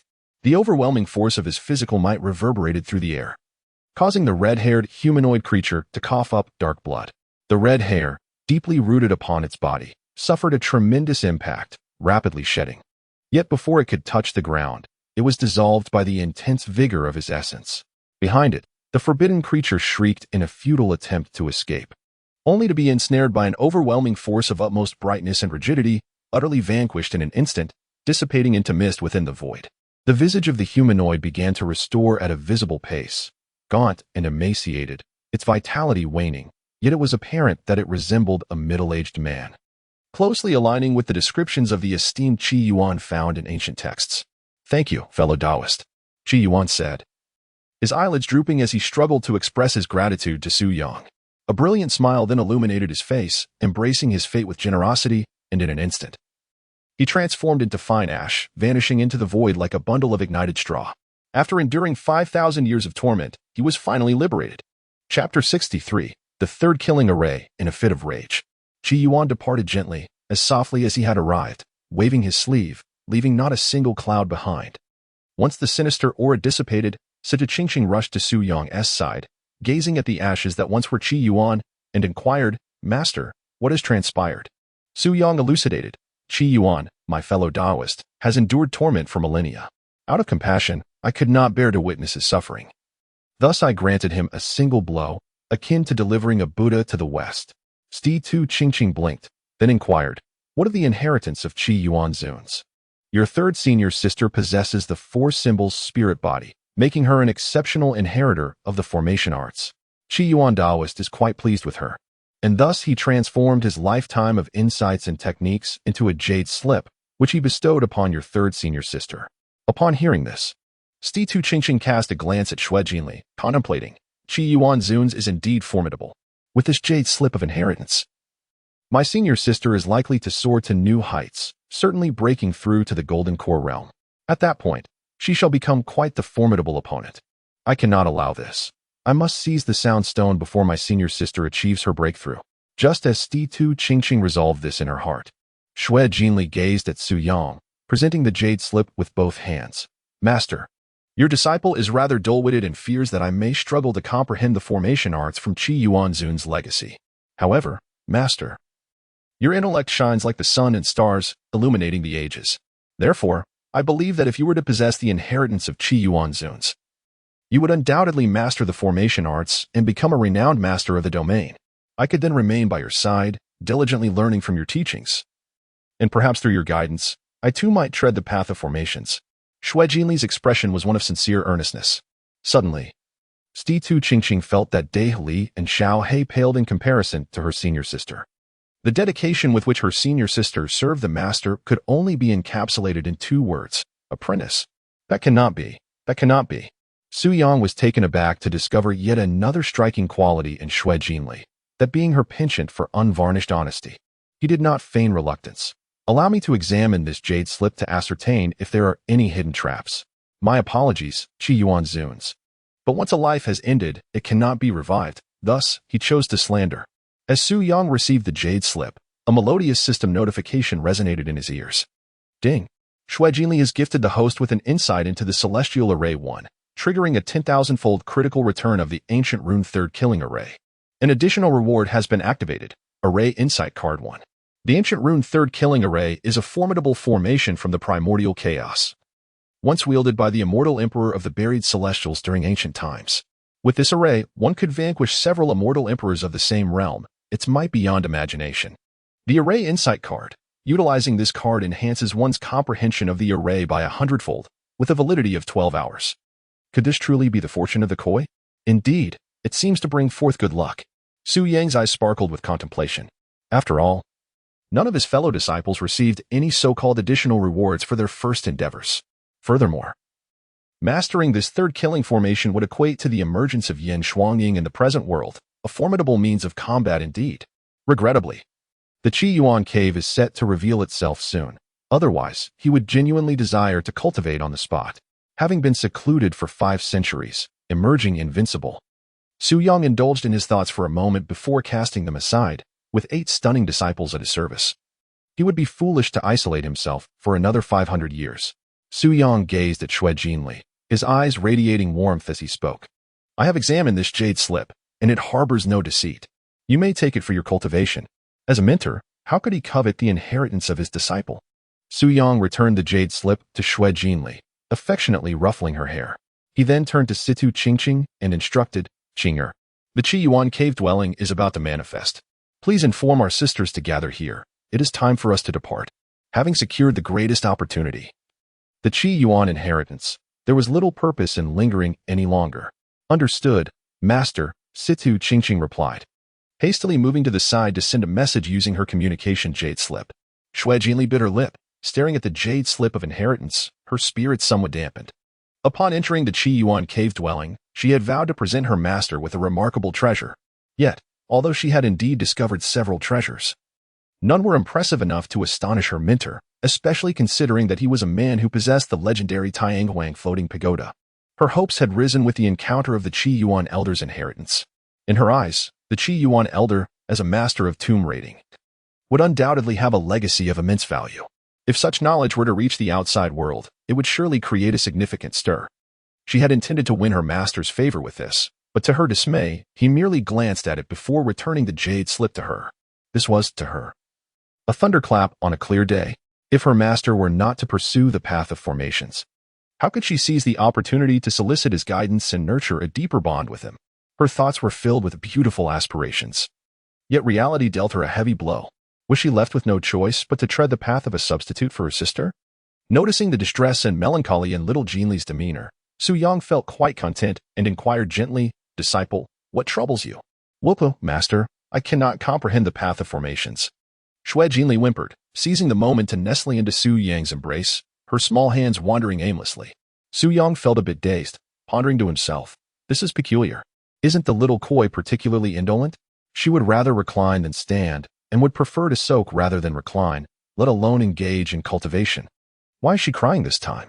Has the little koi undergone a transformation? Is she determined to strive diligently in her training? If so, as her master, I must certainly offer my encouragement. With this thought in mind, Su Yang gently patted Xue Jinli's back, soothingly saying, it's all right. When the time comes, if you have any uncertainties, feel free to seek guidance from your master. Holding a card of comprehension and formation, Su Yang truly did not know how to articulate his inability to grasp the intricacies of the formation. Is this truly the case? Xue Jinli looked up, her beautiful eyes shimmering with curiosity as she gazed at Su Yang. Indeed, will the master pass this knowledge down verbally? If I do not convey it verbally, shall I then teach you by hand? Su Yang replied, I believe that would not be impossible. At that moment, Situ Qingqing, who had just finished sending a message, turned around to report to her master, only to find him in an intimate embrace with the third senior sister, whispering softly to one another. In the brief moment she was gone, Situ Qingqing felt a surge of frustration, her head nearly smoked with indignation, her chest heaving, her clothing visibly agitated. Clearly overwhelmed with anger, in a fit of rage, she approached Su Yang and exclaimed, Master. Her voice was raised, trembling, indicating she too was on the verge of tears. Su Yang was gently comforting Xue Jinli, yet just as he thought he had pacified her, Qing'er began to cry, causing him to feel a pang of panic. Just as he was about to speak, he heard Xue Jinli casually remark, Little Qing, the senior sister should be arriving shortly, right? Situ Qingqing's face, marked by a sense of grievance, suddenly froze. The tears that were welling in her eyes dissipated in fright. She cast a glance at the soundstone adorning Shui Jinli's waist, then lifted her gaze towards her esteemed master, managing to force a semblance of a smile. Master, I have completed the task you entrusted me with. The senior sister and Sister Lu are quite close. They should arrive within the time it takes to burn an incense stick. As for the second senior sister, she is a bit farther away and will likely take about 15 minutes.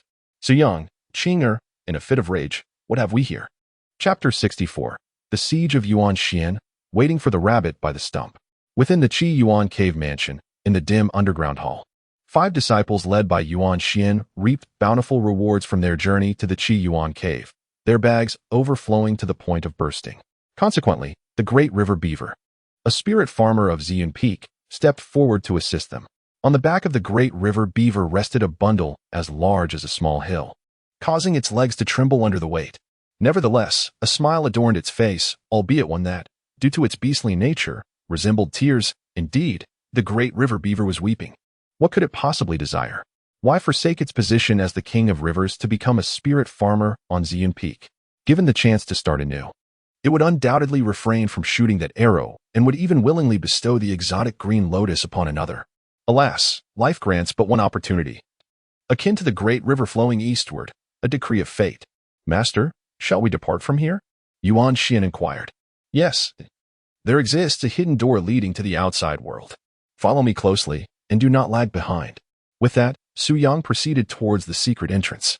His knowledge of the hidden door stemmed from the original narrative, wherein the protagonist, fearing unforeseen mishaps after acquiring the legacy, was guided by the elder of the Jade Pendant to discover this concealed exit from the underground palace, thus escaping the Chiuan cave mansion.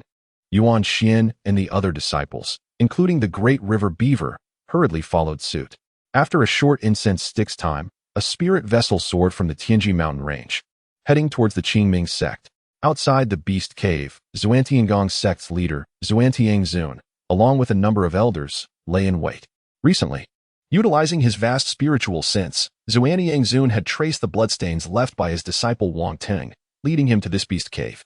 He naturally noticed the exposed void barrier upon the rock face, unmistakably the entrance to a cave mansion created by a fallen powerful being. Zun immediately attempted to shatter the void barrier, only to be thwarted by an enigmatic force of law. Skeptical of this obstruction, he urged the other elders to try their hand, yet each faced the same defeat, some even suffering grievous injuries from the backlash of the law's power. Frustrated and helpless, Zun, unwilling to let the murderer of his disciple slip away, remained steadfast in his vigil for several days, to the point where grass began to grow atop his head. Master, must we continue to stand guard indefinitely? At last, an elder could no longer contain his inquiry. Zun cast him a disdainful glance, refraining from explanation, while inwardly cursing. Why does Yuan only have such foolish, bumbling fools? What alternative do we have? Shall we simply allow the wretch who slew my disciple Wang Ting to escape unscathed? Why must it not be this wretched pack of swine and hounds that perishes? If only his disciple could be resurrected, the demise of these loathsome creatures would be of no consequence. His fury knows no bounds. The esteemed Xian with blood-red eyes, fixated on the entrance of the beastly den, emanating an overwhelming aura of murderous intent that sent chills down the spines of the elders lying in ambush nearby. The elder who had dared to inquire moments ago found himself particularly vulnerable, feeling as though he were but a solitary vessel adrift in a vast ocean, poised to capsize at any moment. The sovereign's wrath was so formidable that it revealed the depth of his hatred for the scoundrel. It seemed that should the scoundrel dare to show himself from the cavern, the sovereign would swiftly reduce him to mere dust. On the spirit vessel, within the cabin, Su Yang was reveling in a close massage administered by his devoted disciple, Yuan Chiuan. Clad in a delicate white dress, Yuan Chiuan perched gracefully upon Su Yang's abdomen, leaning down to soothe his thighs and ease his weary muscles. Is this a test for the master, one might wonder? Which master could possibly endure such an examination? Su Yang's eyes sparkled with a hint of restlessness. Just as he was about to make a move, a rhythmic knocking echoed from outside the cabin. Master, your disciple has come to give you a massage. It was the voice of Qing'er. Before Su Yang could respond, Situ Qingqing entered the cabin. Upon her entrance, Situ Qingqing spotted Yuan Zhenchuan. Oh, senior sister is here too. Yuan Zhenchuan discreetly adjusted her white dress, attempting to conceal the allure of her presence, and with a serene tone, remarked, Little Qing, Master is here with me. You should step outside for now. That won't do. Master is not solely your master, Senior sister, I must also show my filial piety, Situ Qingqing firmly rejected. Yuan furrowed her brows, pondering, what audacity does little Qing possess to contradict me? In the next moment, Shui Jinli pulled the reserved Wan Yuer and the bashful Liu Beifeng into the cabin, echoing Situ Qingqing's sentiments. Indeed, little Qing is right. Senior sister, you cannot be so domineering, monopolizing master. We junior sisters wish to give him a massage as well. Realizing she was surrounded by the spirited 4 junior sisters, Yuan Jinshuan understood she was outnumbered. Rather than resist, she gracefully relinquished her position, settling herself on Su Yang's lap in a manner befitting a senior sister, and raised her hand. Since my junior sisters desired to show their filial devotion to master, how could I, as the senior sister, possibly object? Come, let us all partake in this. That was more like it. For the first time, Situ Qingqing relished a small victory over her senior sister. Her eyes gleamed with delight, and in her exuberance, adhering to the notion of gaining favor first, she claimed one of Master S' legs. Meanwhile, Shui Jinli and Wan Yuer were not to be outdone, each securing an arm of Su Yang. It must be said that each of the 5 disciples possessed their own unique skill in massage. Su Yang's mind was utterly restless. Suddenly, a thought struck him, and he hurriedly addressed his devoted disciple, saying, "Wait a moment before proceeding. I have matters to attend to." With that, Su Yang rose and exited the cabin. After standing on the deck for a brief period, he finally calmed himself and retrieved a communication jade slip. He composed a message to Ji Hongwan, the leader of the Qingming Sect. The essence of his message was, in the Tianji mountain range, there are suspicions of the emergence of the Chiuan cave. Please arrange for the disciples to come for training without delay. Once he sent the message, Su Yang paid no heed to whether he would receive a reply. He turned and re-entered the cabin to indulge in the massages from his disciples. This time, he was determined to persevere. Chapter 65. A Message Received. Hongwan's heart stirred on the peak of the sect. Within the Qingming Hall, a figure adorned in a violet palace gown reclined languidly upon the throne. Observing her countenance, unadorned yet exuding an enchanting grace, her skin resembled pristine snow, and between her brows, an innate nobility shone through. She bore no semblance of a mere cultivator, but rather appeared as a sovereign empress capable of commanding the realm. Her figure was equally remarkable, gracefully alluring, and even in a casual posture, she accentuated her voluptuous silhouette, a sight that could easily leave young men breathless. This woman was none other than Ji Hongwan, the leader of the Qingming Sect. At that moment, she languidly caressed the plump raccoon nestled in her arms, when suddenly, a vibration emanated from her chest. Annoyed, she set the raccoon aside and retrieved a jade slip from the depths of her bosom. What peak was bothering her this time? With a displeased demeanor, Ji Hongwan activated the jade slip, probing with her divine sense, only to discover a familiar face, one she had marked as a fool, vibrating with urgency. It was him. What could he possibly want? Surely, he wasn't here to lecture her again. Past correspondences flooded her memory, and she felt an aversion to opening the message. After all, this fool could hardly be expected to offer anything of substance. His words were incessantly filled with admonitions, as if he alone were devoted to the sect's interests, while she, the esteemed leader, was merely idling away her time. However, she thought, if she chose not to respond, she feared that he might, like last time, storm up to the sect's peak to confront her. Ji Hongwan frowned slightly, reluctantly opening the message. Upon reading its contents, her gaze became transfixed, unable to move. Her beautiful eyes wide with astonishment, as if she had been struck by something profound. To the celestial maiden Hongwan, as if seeing you in person. Time flows like a river. One day apart feels like 3 autumns. Unbeknownst to us, it has been several years since we last met. With you on my mind, I send this message. There is much I wish to convey. Alas, regarding the past, have you noticed if the raccoon spirit has grown plump? Should I? The Tianji mountain range appears to have the emergence of the Chiuan cave. Please arrange for the disciples of your sect to venture forth and train. So polite. Were it not for the final sentence, she might have believed this message was a declaration of love. Has this fool truly changed? He now addresses her as Celestial Maiden, when he had previously referred to her as sect leader, and even called her by her full name last time. Ji Hongwan's beautiful eyes remained fixed on the message inscribed on the jade tablet, her lips curving into a smile, her long, elegant legs swaying, clearly in high spirits. She read it once more.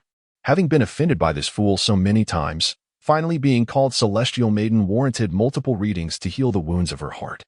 In just a few hundred words, Ji Hongwan finished reading, yet her desire for more remained unquenched. She rubbed her face and resolved, one more time, After reading it dozens of times, she decided she could not continue, fearing she might become addicted. This would be the last reading. Ji Hongwan scrutinized the message on the jade tablet, savoring each word. This time, she finally discovered the hidden acrostic. Alas. Raccoon. HM? Could it be an acrostic? This fool is indeed professing his feelings for her. How audacious. How audacious. She is the sect leader. And this fool is merely the master of Ziyun Peak, one of the 6 veins, and even as the youngest true monarch of transformation in the Northern Mansion, their statuses are hardly comparable. Ji Hongwan gazed at the message on the jade tablet, biting her lip, her eyes revealing a hint of shyness, her cheeks flushing with warmth. Her delicate body trembling uncontrollably, her thoughts racing chaotically.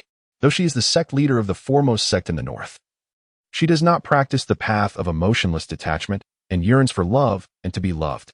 Each time she sees her former classmates, who have all found their soulmates, shamelessly flaunting their affections in the group chat, she cannot help but fantasize about her own romantic possibilities. Yet she is Ji Hongwan, the revered one who shatters illusions, the master of Qingming Sect. There are scarcely any men in the world worthy of her. Until the arrival of this foolish individual, his natural talent is not inferior to hers, and perhaps even surpasses it.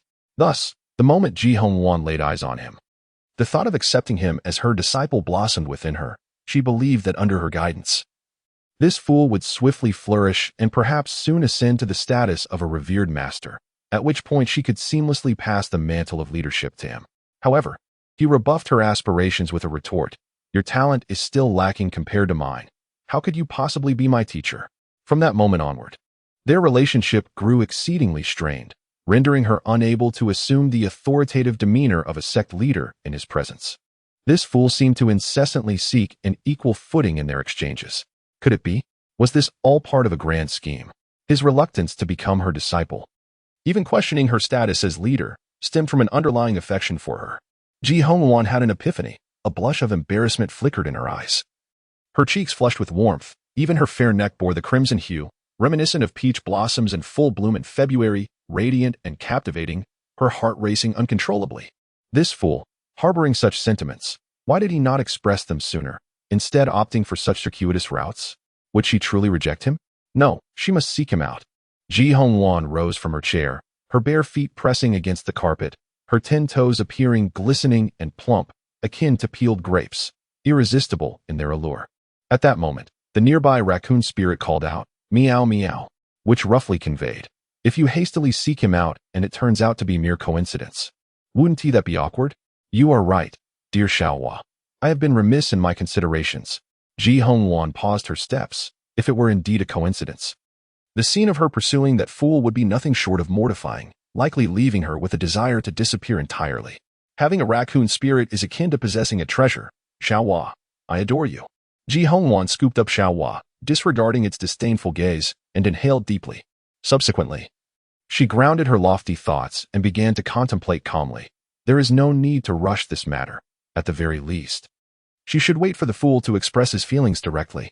Now, it is time to summon the leaders of the various peaks to the Qingming Palace for a discussion on which disciples should be sent to the Chiuan cave for training.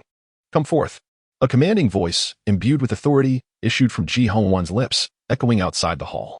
Yes, what orders does the leader have? A female attendant entered the hall. Bowing respectfully. Go. Summon the leaders of each peak to present themselves before me at once. Ji Hongwan commanded. As you wish, leader. The female attendant gracefully withdrew, transforming into a radiant arc of light as she stepped out of the grand hall. Once she departed, Ji Hongwan found her thoughts spiraling. This foolish individual, devoted solely to the sect, has repeatedly achieved merit, even relinquishing his long-cherished sword in response to the call of our esteemed leader, offering it as a reward for tasks. Xiaohua, do you think he is trying to alleviate my burdens because I am the sect leader? Meow. No, Xiaohua, rolling your eyes at me is one thing. But what is the situation beneath me? Chapter 66. The sect leader considers, a fool indeed within the Qingming Hall. 35 of the 36 peak masters had arrived, each exuding an aura as profound as the abyss, all being formidable entities at the transformation stage. If placed in the outside world, each of them would be capable of ruling a territory, proudly proclaiming themselves as lords. At this moment, they took their seats according to rank. With the 6 meridians at the forefront, followed by the other 30 peaks arranged in order of strength. Ji Hongwan sat at the head. Noticing a vacant seat among her peers, a flicker of thought crossed her mind, yet she did not reveal it. Sect leader, having summoned the peaks to discuss important matters. Why is the master of Ziyun Peak, Su Yang, absent? Is Ziyun Peak attempting to sever ties with our Qingming Sect? A peak master seated behind the venerable Wan Jun, upon receiving instructions, stood up, clasped his hands towards Ji Hongwan, and spoke with fervor. At these words, the assembly erupted in a clamor. The 35 peak masters immediately began to whisper among themselves, their expressions filled with indignation as they condemned Su Yang. Indeed, this Su Peak master has gone too far. Although he had previously shown disrespect to the sect leader, he had always attended meetings punctually. However, this time, he has outright chosen not to come, which is tantamount to slapping the sect leader in the face. After all, Su Peak master is the youngest transformation true monarch in our northern province. A bit of pride is only natural. Just a transformation true monarch, and he has become so arrogant that he disregards the sect leader's commands. If he were to become a revered elder, then perhaps Qingming Sect would be transformed into Ziyun Sect. Are you suggesting this because Su Peak master has ousted your peak from the 6 meridians, thus harboring resentment? Nonsense. I am merely standing up for the sect leader. Ji Hongwan remained silent, merely glancing at the heated discussions among the peak masters, quietly noting the few who were rebuking Su Yang. Sect leader. I too believe that Su Shidi has gone too far. If we continue to indulge him, our Qingming Sect may very well split in two. Should we allow the legacy built over thousands of years by our ancestors to be destroyed by Su Shidi? Seeing Ji Hongwan's silence, the venerable Wanjun decided to stoke the flames further. This time, he invoked the legacy of their ancestors to unjustly accuse Su Yang. Convinced that as long as Ji Hongwan did not act contrary to the decisions of their forebears, Ziyun Peak would undoubtedly face severe repercussions. Certainly, he did not expect to expel Ziyun Peak from the 6 veins in one fell swoop. Rather, his intention was to irritate Su Yang and, in doing so, to further diminish Su Yang's standing in the mind of the sect leader. Over time, this would lead to Su Yang becoming isolated, making it all the easier for him to orchestrate the other's downfall. Master, I believe what Peak Master Wanjun has articulated is profoundly sensible. While you do cherish talent, it is unwise to indulge Peak Master Su in such a manner. An elderly man, with hair as white as snow, was swayed by the words of Master Wanjun. He was also one of the 6 veins and, tracing back 18 generations, had served as a peak master within the Qingming Sect. His qualifications and status were indisputable. And once he spoke, even Ji Hongwan would listen attentively and weigh his words carefully. However, before the old man could finish, he was interrupted by Ji Hongwan. Elder Qian, let us set aside the matter of indulging Peak Master Su for now. The reason I hastily summoned you all today is that Peak Master Su has provided me with intelligence. According to this information, the Chiuan cave in the Tianji mountain range is soon to be revealed. What are your thoughts on this, esteemed Peak Masters? Ji Hongwan raised her hand, her countenance icy. Upon hearing Ji Hongwan's words, a wave of astonishment swept through the assembly. This included the white-haired elder who sought to reproach Su Yang and Master Wanjun, who wished to vex him. Almost all the Peak Masters widened their eyes in disbelief, staring agog at Ji Hongwan seated at the head. Silence enveloped the room, so profound that one could hear a pin drop. The white-haired elder could no longer contain his curiosity and inquired, Sect leader, the Chiuan cave you speak of, could it possibly be the lair of the revered Chiuan, famed for plundering countless grand tombs 5,000 years ago? Known as the master of tomb raiding? Who else could it be? Ji Hongwan slightly lifted her chin. Now that I have conveyed what I intended, it is time to address the matter of Peak Master Su's defiance of orders. I am quite incensed by this, and thus I have resolved to dispatch Peak Master Wanjun to Ziyun Peak to apprehend Peak Master Su for questioning. I trust none of you have any objections? Her voice, though not loud, was laden with an icy chill that made one feel as if they had plunged into an abyss of frost. The Peak Masters who had previously criticized Su Yang wore expressions of embarrassment, momentarily at a loss for how to respond. Master Wanjun's complexion turned ashen. And he swallowed hard? Me? He merely sought to vex Su Yang, but if I am to capture him, it would be akin to an old man hanging himself, an act of folly. It is only because Su Yang is absent that I dare to be so audacious. Were he here, I wouldn't even have the courage to utter a word. Wanjun, the esteemed practitioner, initially intended to articulate his thoughts. However, upon meeting the piercing gaze of Ji Hongwan, he was struck by an icy chill of lethal intent that sent shivers down his spine. Despite having swiftly advanced in his cultivation of demonic arts, he could not help but feel trepidation in the presence of this formidable figure. Caught in a dilemma, he found himself unable to retreat or advance. Just then, the white-haired elder, known as Elder Chiuan, thoughtfully interjected, "Sect Master, I have reflected upon this matter, and in truth, Master Su has committed no grave error. After all, he is already aware of the discussions at hand, and his presence is inconsequential. Thus, there is no basis for accusations of disobedience. Therefore, I implore you, Sect Master, not to send anyone to apprehend Master Su for questioning, as such actions would not only fail to uphold your authority, but may also wound Master Su's sentiments." With Elder Chiuan leading the charge, the other peak leaders rallied in defense of Su Yang, swaying like reeds in the wind. "Sect Master, Master Su is wholeheartedly devoted to the sect. The heavens bear witness. His transgressions do not warrant such severity. I beseech you to reconsider your decree," they urged in unison.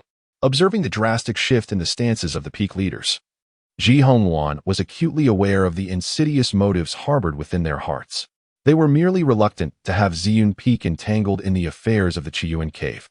Given that among its 8 direct disciples, 7 were prodigies, should they enter the cave, the lion's share of opportunities would likely fall into their hands, leaving the disciples of the other peaks with little more than scraps. It was likely that Su Yang, in his foolishness, had chosen to avoid this situation for just such reasons. For the sake of the sect, nay, for her own interests, this fool had indeed sacrificed much. What a simpleton!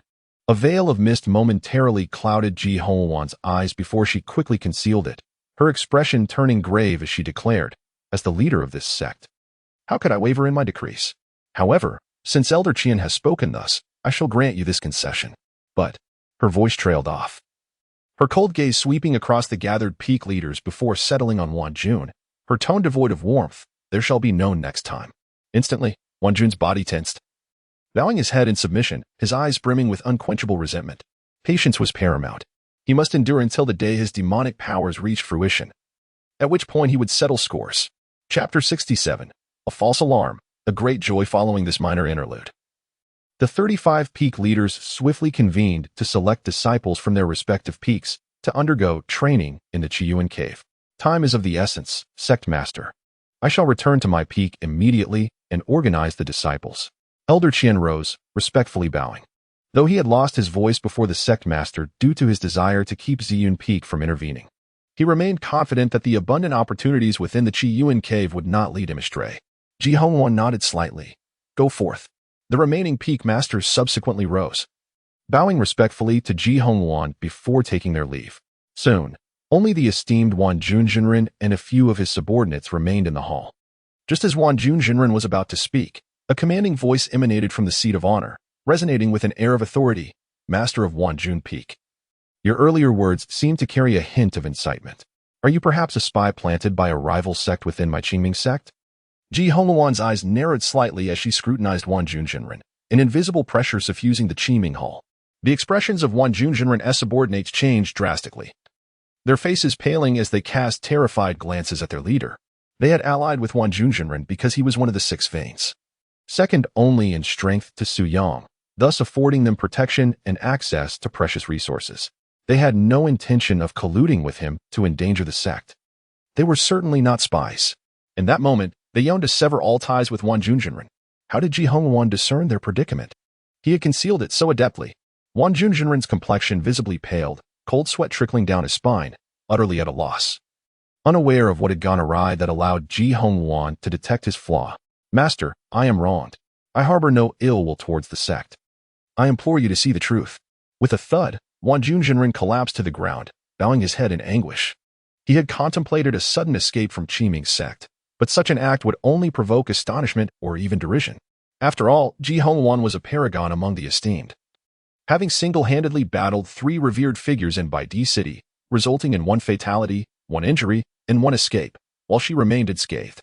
It was precisely this feat that solidified Qingming Sect's status as the foremost sect in the northern region. Thus, his only path to survival was to vehemently deny being a demonic spy. Ji Hongwan regarded him with an icy gaze, her demeanor akin to that of one surveying mere ants, and spoke softly, "Whether you are wronged or not, that is not for me to decide. Master Wan Jun, you are aware of Su Peak Master S disposition. He has always been intolerant of evil. should he learn of your treacherous words spoken behind his back. You must understand the consequences that will follow. According to Ji Hongwan's tone, it appeared she was unaware of his true nature. A sigh of relief escaped Wan Junjinren and his subordinates, who had nearly soiled themselves in fear. I am but a fool. I beseech you to enlighten me. Esteemed master. Wan Junjinren bowed his head, trembling with trepidation. Ji Hongwan replied, regarding the opportunities and treasures you have gained from the Chiuan cave. Your peak is expected to share 60% with Ziyun Peak, which should suffice to placate Situ Peak master. Very well, master. I shall instruct the disciples of my peak to deliver the 60% of our gains to Ziyun Peak. Wan Junjinren conceded, pinching his nose in resignation. Though reluctant, he understood that in order to avoid trouble with Su Yang and continue his own development, he had no choice but to part with such a significant portion of their harvest. No, what I mean is, Tianlai Peak takes 40%, while Ziyun Peak takes 60%. Do you understand? Ji Hongwan looked down at him, her tone indifferent. Huh. Master Wanjun was incredulous. What? Do you have any objections? Ji Hongwan shot him a cold glare. I dare not. Whatever the sect leader says is final, Master Wanjun replied, lowering his head, filled with trepidation. He felt extremely aggrieved, but could not express it, only swallowing his bitterness in silence. That's best, Ji Hongwan said impatiently. You may leave. Yes, sect leader. Master Wanjun did not dare to linger, departing with a few subordinates, his demeanor downcast. Once Master Wanjun had left, Ji Hongwan, who had been sitting upright and maintaining the demeanor of a sect leader, suddenly revealed her true nature. She leaned back against the chair, her beautiful legs dangling over the armrest, swaying gently, the hem of her skirt fluttering, revealing glimpses of her alluring thighs. She seized the passing raccoon's servant and lifted it high. Umph. Let us see if they dare to sow discord next time. Indulging that fool brings me joy. I hardly need those toads pointing fingers at me. Little flower, let me ask you, if that fool knew what I have done for him, would he not be moved and leap into my embrace like a little puppy? Meow meow. Not daring to move? What does that mean? Meow meow. Too big. Afraid of suffocating, little flower, where did you learn this? You've turned bad. On the other side, at Tianlai Peak, in a cave abundant with spiritual energy, a youth of unremarkable appearance lay on the bed, his limbs weak, his complexion pale, and his body icy, akin to a debauched young master suffering from kidney deficiency. He gazed at the wall, speaking in a feeble voice. Masterly, why are my eyes emitting a green glow? Of course, it's due to your indulgent use of the demon Wrathfire Lotus, which has severely damaged your foundation. Although your cultivation has improved, your body is deteriorating. Learning from past mistakes, I do not intend to tell you the truth, but rather concoct a lie. You have been through a series of fierce battles, causing mental fatigue. Do not worry, just rest for a few days. A few days. Xiaoyu sprang up from the bed, his expression grim. Masterly, do you not wish to see me grow stronger? In just over 10 days, he had defeated over 20 direct disciples and claimed their cultivation resources as his own. This had accelerated his cultivation progress, allowing him to break through 2 minor realms, reaching the 9th level of foundation establishment, just a step away from the core formation realm. Yet in Xiao Ye's view, this rate of advancement was still woefully insufficient. After all, that old thief Su Yang from Ziyun Peak was a true monarch. If he wished to rescue the 7 stunning senior sisters from Su the old demon, he would need to reach at least the late stage of infant condensation. What he lacked most at present was time. Upon hearing that Elderly would be granted a few days of respite, he immediately expressed his discontent. Elderly, feeling a sense of self-reproach, couldn't help but chastise himself for once again attempting to guide Xiaoyu back onto the right path whenever he strayed. Alas, the heavens have wronged me, he lamented internally, preparing to concoct some sweet words to placate Xiaoyu. Just then, the voice of Master Wanjun echoed from outside the cave. My dear disciple, I have splendid news to share with you. Splendid news? Xiaoyu raised an eyebrow, suddenly invigorated. Master, please come in. As Master Wanjun stepped into the cave, Xiaoyu's nose crinkled in distaste. He detected a rather unpleasant odor. Suddenly, he glanced at Master Wanjun's trousers, puzzled. Master, why are your pants wet? Must I divulge that I was frightened into a state of such distress by the sect leader? Master Wanjun's face stiffened, and he cleared his throat. Ahem, let us not dwell on such trifles. I assure you, this is a momentous occasion. In the cave, Xiaoyu's eyes sparkled with anticipation. Is it truly so, Master? The source of this news is reliable, I presume? Master Wanjun nodded. While he harbored a deep-seated animosity towards Su Yang, he had never doubted Su Yang's loyalty to the sect. He was merely an impetuous youth, albeit one with formidable strength. However, Master Wanjun hesitated, casting a glance at Xiaoyu. Disciple, is everything well with you? Fear not, Master. I have merely been engaged in relentless battles these past few days, which has left me somewhat fatigued. A few hours of rest will suffice to restore my vigor. Xiaoyu replied, regaining his composure. Elderly, within the jade pendant, remarked, are not these words my own? Very well, very well. I see through your dual facades. Should I ever assist you again, I shall be a fool. Were Elderly not in a state of spiritual essence, he would undoubtedly be driven to vomit blood in frustration. Master Wanjun stroked his graying beard thoughtfully. In that case, for the expedition to Chiuan Cave, you shall accompany the other 29 direct disciples. Remember, regardless of any disputes within the peak, once we leave Tianlai Peak, we are a united family. We must not engage in infighting or conflict amongst ourselves. We must present a united front. Master, what need have we for those burdens? I alone am more than sufficient. Xiaoyu reluctantly spoke. As the destined child, wherever he went, fortune was bound to favor him. If, at that moment, the other disciples of Tianlai Peak coveted the treasures he desired, and he was unable to seize them, he would find himself at a disadvantage. Disciple, allow me to impart another wisdom. A scattered group cannot form a tower. Relying solely on yourself, your influence remains too feeble. Even with your formidable strength in adversity, 2 fists cannot contend with 4 hands. Do you comprehend my intent? Master Wanjun spoke patiently. Master, I understand the principle. Yet I have one request. May I lead the disciples of Tianlai Peak on our expedition to Chiuan Cave? Very well. Master Wanjun, recognizing Xiao Yi's aspirations, readily acquiesced. As long as there was no discord among brothers, anything was permissible. After all, these were all exquisite nutrients for the bone refinement demonic cannon. Losing even one would cause him prolonged heartache. Master Wanjun instructed Xiao Yi to gather at the Mountain Gate Square early the next morning, then hastily departed, nearly sticking to his thighs. After his master left, a proud smile graced Xiao Yi's face, his gaze sharp and commanding, radiating the aura of a youthful prodigy. Did you hear that, Li Lao? That is Chiuan Cave.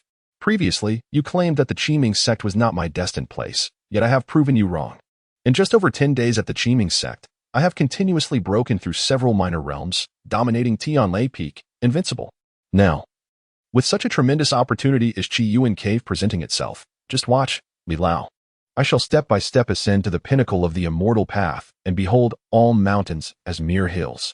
That old demon Su won't be my rival. He shall merely serve as a stepping stone. Once I surpass him, he shall never again witness my figure. Ha ha. Sister Yuan, Sister Yuan, I will undoubtedly rescue you. Xiao Yi fervently called out the names of his 7 senior sisters, vigorously swinging his fists, his eyes wild with fervor. Li Lao remarked, here we go again, brother. Regardless of how grandiose your declarations may be, they will ultimately return to that same sentiment, remaining true to your original intent. Be reckless, by all means. But when you find yourself defeated and in need, do not call upon me for rescue. At the Sect Master Peak, within the rear hall of Qingming, Xiaohua, what message do you think would be appropriate for me to send? If I were to craft an acrostic, would that fool realize it? Ji Hongwan reclined on her bed, her alabaster chin resting upon her soft cushion, as she held a jade slip, editing a message. After deeming it unsuitable, she deleted it. Then crafted another, only to find it still lacking, repeating this process for quite some time until the jade slip bore only 2 words. Are you there? Xiaohua. In a feeble tone, replied, meow meow. It could not fathom why, at such a tender age, it had to bear the weight of life's burdens. The vexatious woman. Could you please move aside? What? You are merely a cat and do not comprehend the emotions of our human race? Xiaohua, your perspective is misguided. In my view, regardless of the species, emotions are universal. Therefore, as my feline strategist, you ought to offer me advice from your own standpoint. Ji Hongwan stated earnestly. It is truly exasperating to deal with such a master.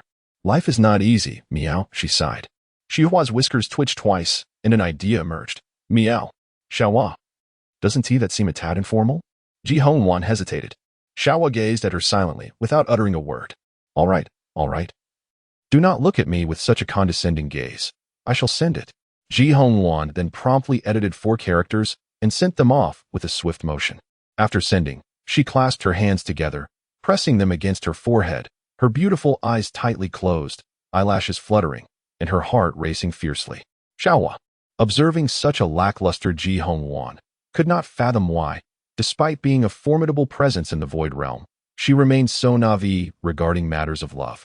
As innocent as a blank sheet of paper, I am far more astute than her. The cat placed its paws on its hips. Meanwhile, on the spirit vessel, only 4 of its 5 limbs received a massage, leaving the remaining limb in a rather unfortunate state. As Su Yang discerned that the situation was amiss, he feigned a moment of enlightenment, declaring his urgent need for solitary cultivation, thus sending his 5 disciples away. He settled upon his bed, propping his hands against the edge, tilting his head back and emptying his mind in an attempt to alleviate the restless tumult within. It was at that moment that he felt a sudden tremor at his waist. Su Yang lowered his head and saw that the communication jade slip was glowing. Is it news about Ji Hongwan? Su Yang extended his hand to retrieve the jade tablet, delving into his consciousness to discover an avatar marked as Ji Hongwan pulsating before him. He promptly activated it, receiving her message. Ji Hongwan, I have wronged you. To what extent had he been wronged? Wasn't he rather comfortable? Su Yang lowered his gaze and realized that, indeed, there seemed to be some grievance. However, Ji Hongwan was unaware of his true circumstances. Thus, her expression of grievance likely referred to the discussions held during the Peak Master Council, where it was certain that the masters had spoken ill of him, prompting her to utter the words, I have wronged you. Having come to this understanding, Su Yang swiftly composed a reply, sending it forth in an instant. Buzz. The jade tablet in Ji Hongwan's possession vibrated slightly. She immediately opened her eyes, her irises shimmering with joy, and involuntarily patted the head of her companion. Little flower, that fool replied to me, and so quickly. Has he been waiting by the jade tablet for my message?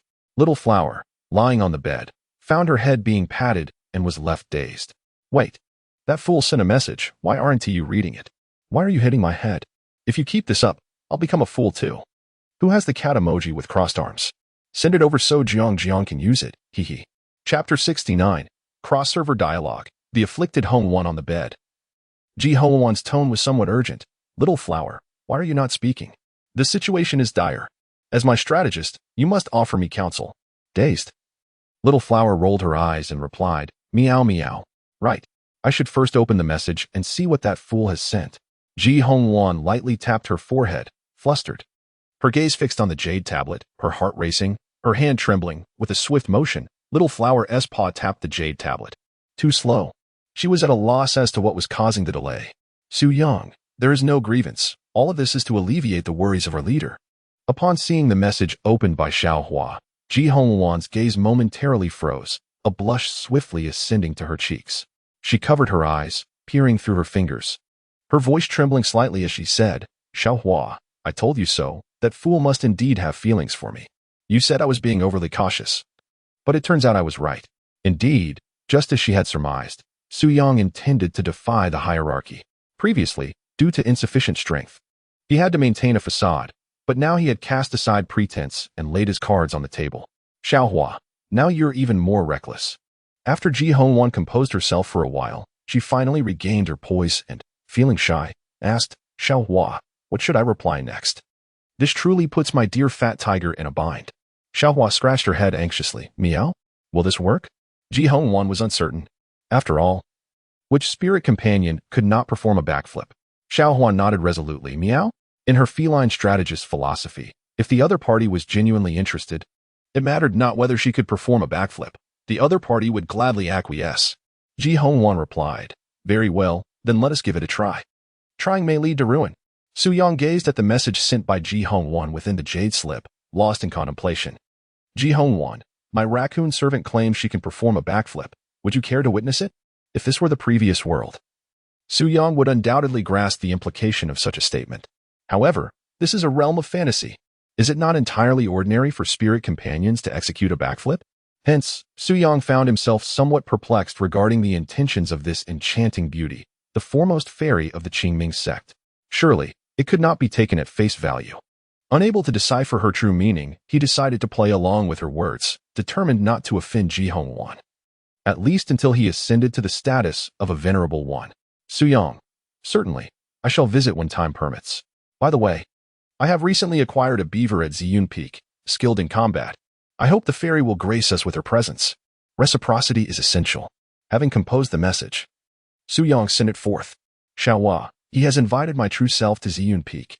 Ji Hongwan rolled about on the bed without a care for her image. Devoid of any semblance of a sect leader, resembling a lovesick young maiden. Mao Mao scratched her head.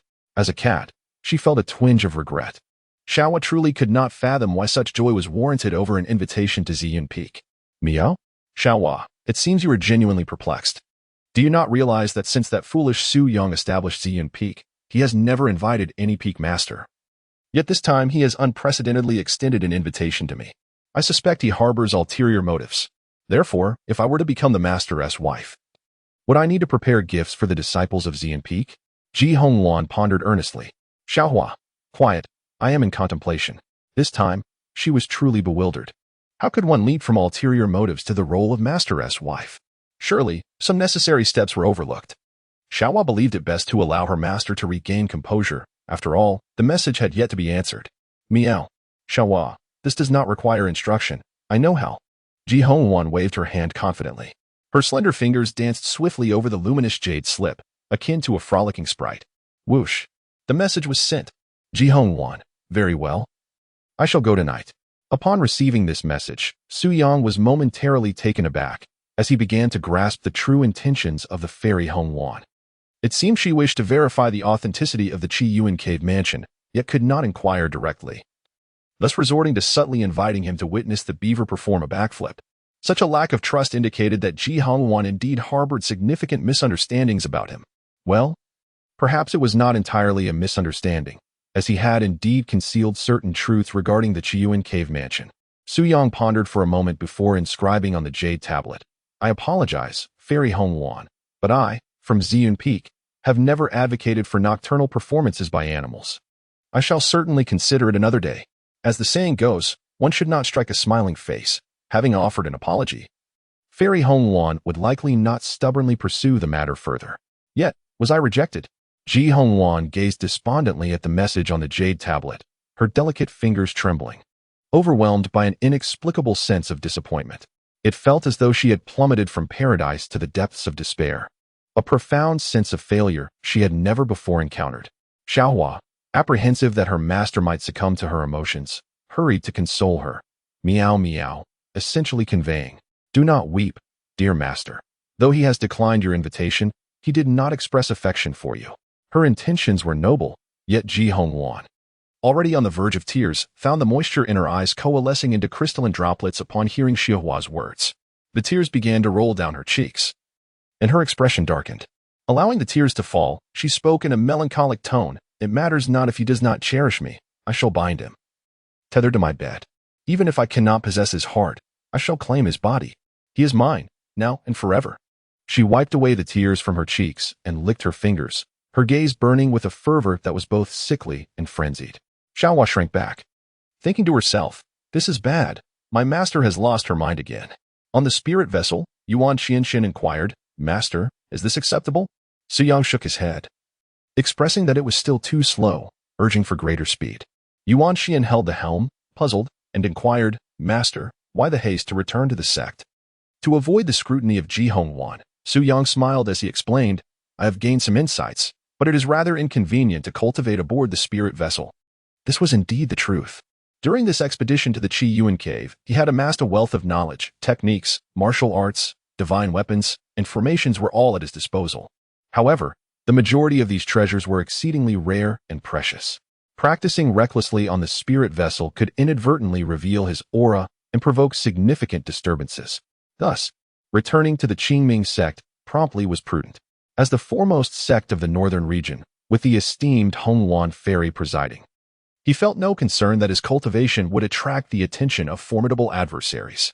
Naturally, he understood that relying on others was no substitute for self-reliance. Therefore, he resolved firmly that upon his return, he would enter seclusion and not emerge until he had ascended to the transformation god realm. Master's unwavering aspiration towards the Tao is akin to that of a child, and I am truly in awe. Yuan Xian gazed up, her eyes brimming with reverence for her master. In her view, not even the vast array of stars could compare to her master's grandeur. The sun and moon shone in harmony with him, illuminating the ages. Su Yang, with such a beloved disciple, what more could a master desire? Chapter 70. A group of cowards, stumbling upon fortune. The following day, the clouds drifted apart, and the mountains appeared shrouded in mist.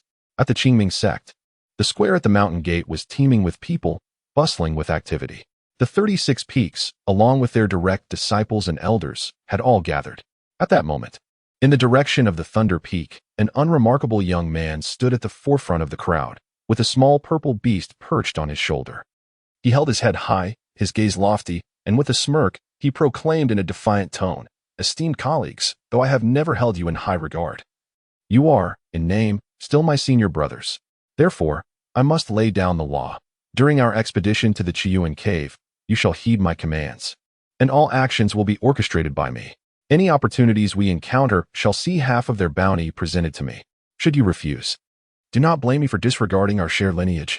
In Xiaoye's eyes, his demand for half of the fortune was already a display of remarkable generosity.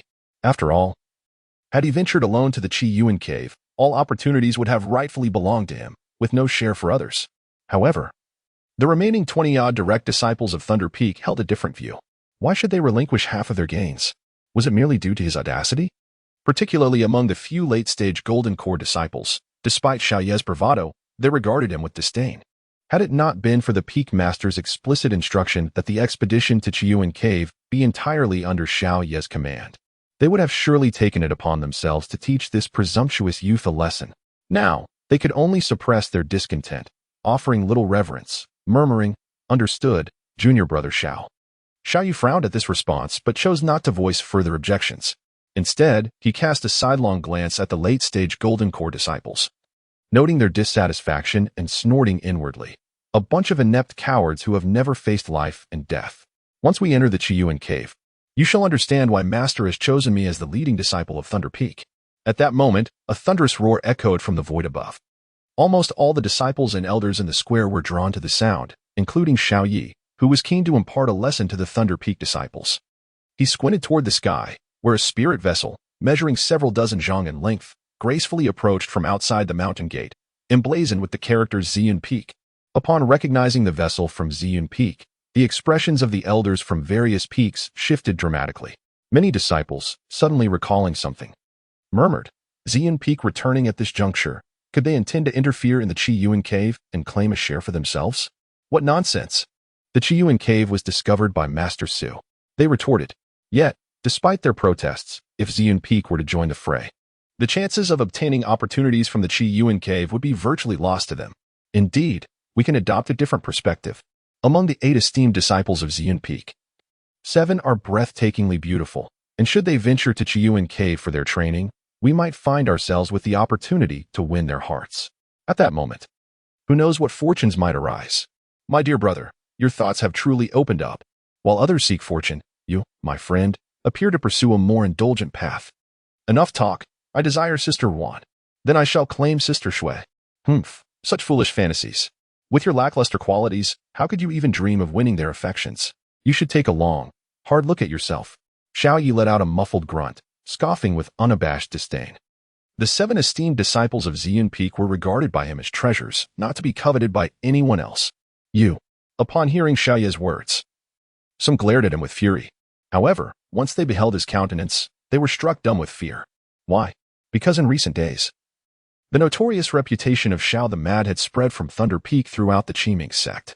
A cultivator in the Foundation establishment stage, capable of leaping through several ranks to engage with the core formation disciples and defeating them with a single strike. Such a person is truly a prodigy. With only a handful of disciples in the Qingming Sect exhibiting such extraordinary prowess at the Foundation establishment stage. Moreover, Xiao the Mad's methods were exceedingly harsh. His peculiar fire lotus had directly caused numerous esteemed disciples of Thunder Peak to suffer irreversible injuries, leading to their untimely demise shortly thereafter. He acted without restraint. Who would dare provoke such a madman? Yet, Xiao Yu's previous remark had stirred their defiance. What did he mean by suggesting they should look at themselves? That phrase would suit you, Xiao Yi, even better. To call your appearance mediocre is to flatter you. Should there be any dissent, I welcome you to seek me out in Chiuan Cave, be it for a duel or a group confrontation. Thunder Peak will stand ready. Xiao Yu spoke with an air of indifference. The esteemed disciples of Thunder Peak murmured amongst themselves, "Is something wrong with you? Why drag the entire Thunder Peak into the troubles you've created?" Intimidated by Xiao Yu's fearsome reputation, none dared to voice their objections. A bunch of cowards. Xiaoyu sneered disdainfully, then turned his gaze to the sky, momentarily pausing as he noticed the absence of the Grand Spirit vessel. Why was it missing? Could it be that Ziyun Peak truly would not send disciples to train in Chiuan Cave? That seems implausible. For it is the domain of the revered Taoist of buried treasures. Within that cave, countless precious opportunities surely await, possibly even including the legacies of various powerful sections. Even beings of the esteemed realm would be compelled to venture there, let alone that old demon, who is merely a transformation god. Thus, I comprehend now, elderly. Xiaoyu suddenly transmitted a message to the Lihua elder within his jade pendant. Fool, what have you understood? Elderly felt perplexed by Xiaoyu's sudden insight. Elderly, the entity you mentioned that conceals the celestial secrets, is most likely that old demon Su. Xiaoyu gritted his teeth and said, Li Lao. What do you mean by that? He contemplated the situation in the entirety of Ziyun Peak, who could command 7 senior sisters but the infamous Su Laomo. He must have stumbled upon some artifact capable of deciphering the heavenly secrets. Foreseeing that I would become entwined with the 7 sisters and subsequently seize the opportunities that rightfully belonged to me. Thus, he would not hesitate to command them to take my life. The 7 senior sisters are merely being coerced under the oppressive influence of Su Laomo. They have no choice but to act against me. No wonder I am always gravely injured. It must be because they harbor feelings for me. Hence they do not unleash their full power. Su Laomo, I, Xiaoyu, shall not rest until you are vanquished. Xiaoyu's eyes were filled with sorrow. His expression frenzied, fist clenched tightly, his teeth grinding audibly. Li Lao, within the jade pendant, was at a loss for words. After all, Xiaoyu's reasoning was quite self-consistent, somehow always leading back to Su Yang. However, Li Lao believed that Su Yang was certainly not the one orchestrating the heavenly secrets. Firstly, his cultivation at the divine transformation stage was far too low. His comprehension of the heavenly path could not surpass Xiaoyu's. Secondly, if he were indeed Su Yang, why would he not confront Xiaoyu directly and eliminate him? Was it because he did not wish to? Thirdly, Xiaoyu's resentment towards Su Yang stemmed solely from envy. Seeing others possess 7 stunning disciples and desiring them for himself. Having spent considerable time together, Li Lao understood Xiaoyu's temperament all too well. Observing that Ziyun Peak had no intention of participating in the Chiuan cave, the elders of each peak let out a sigh of relief. To avoid further complications, they decided against holding a mobilization meeting and hastily summoned their spiritual boats, allowing the disciples within the peaks to board swiftly in succession. At the front of the Tianlai Peak spiritual boat, Xiaoyu suppressed his hatred for Su Yang and prepared to step onto the vessel presented by the elder. However, just as he lifted his foot, a ring rolled to his feet.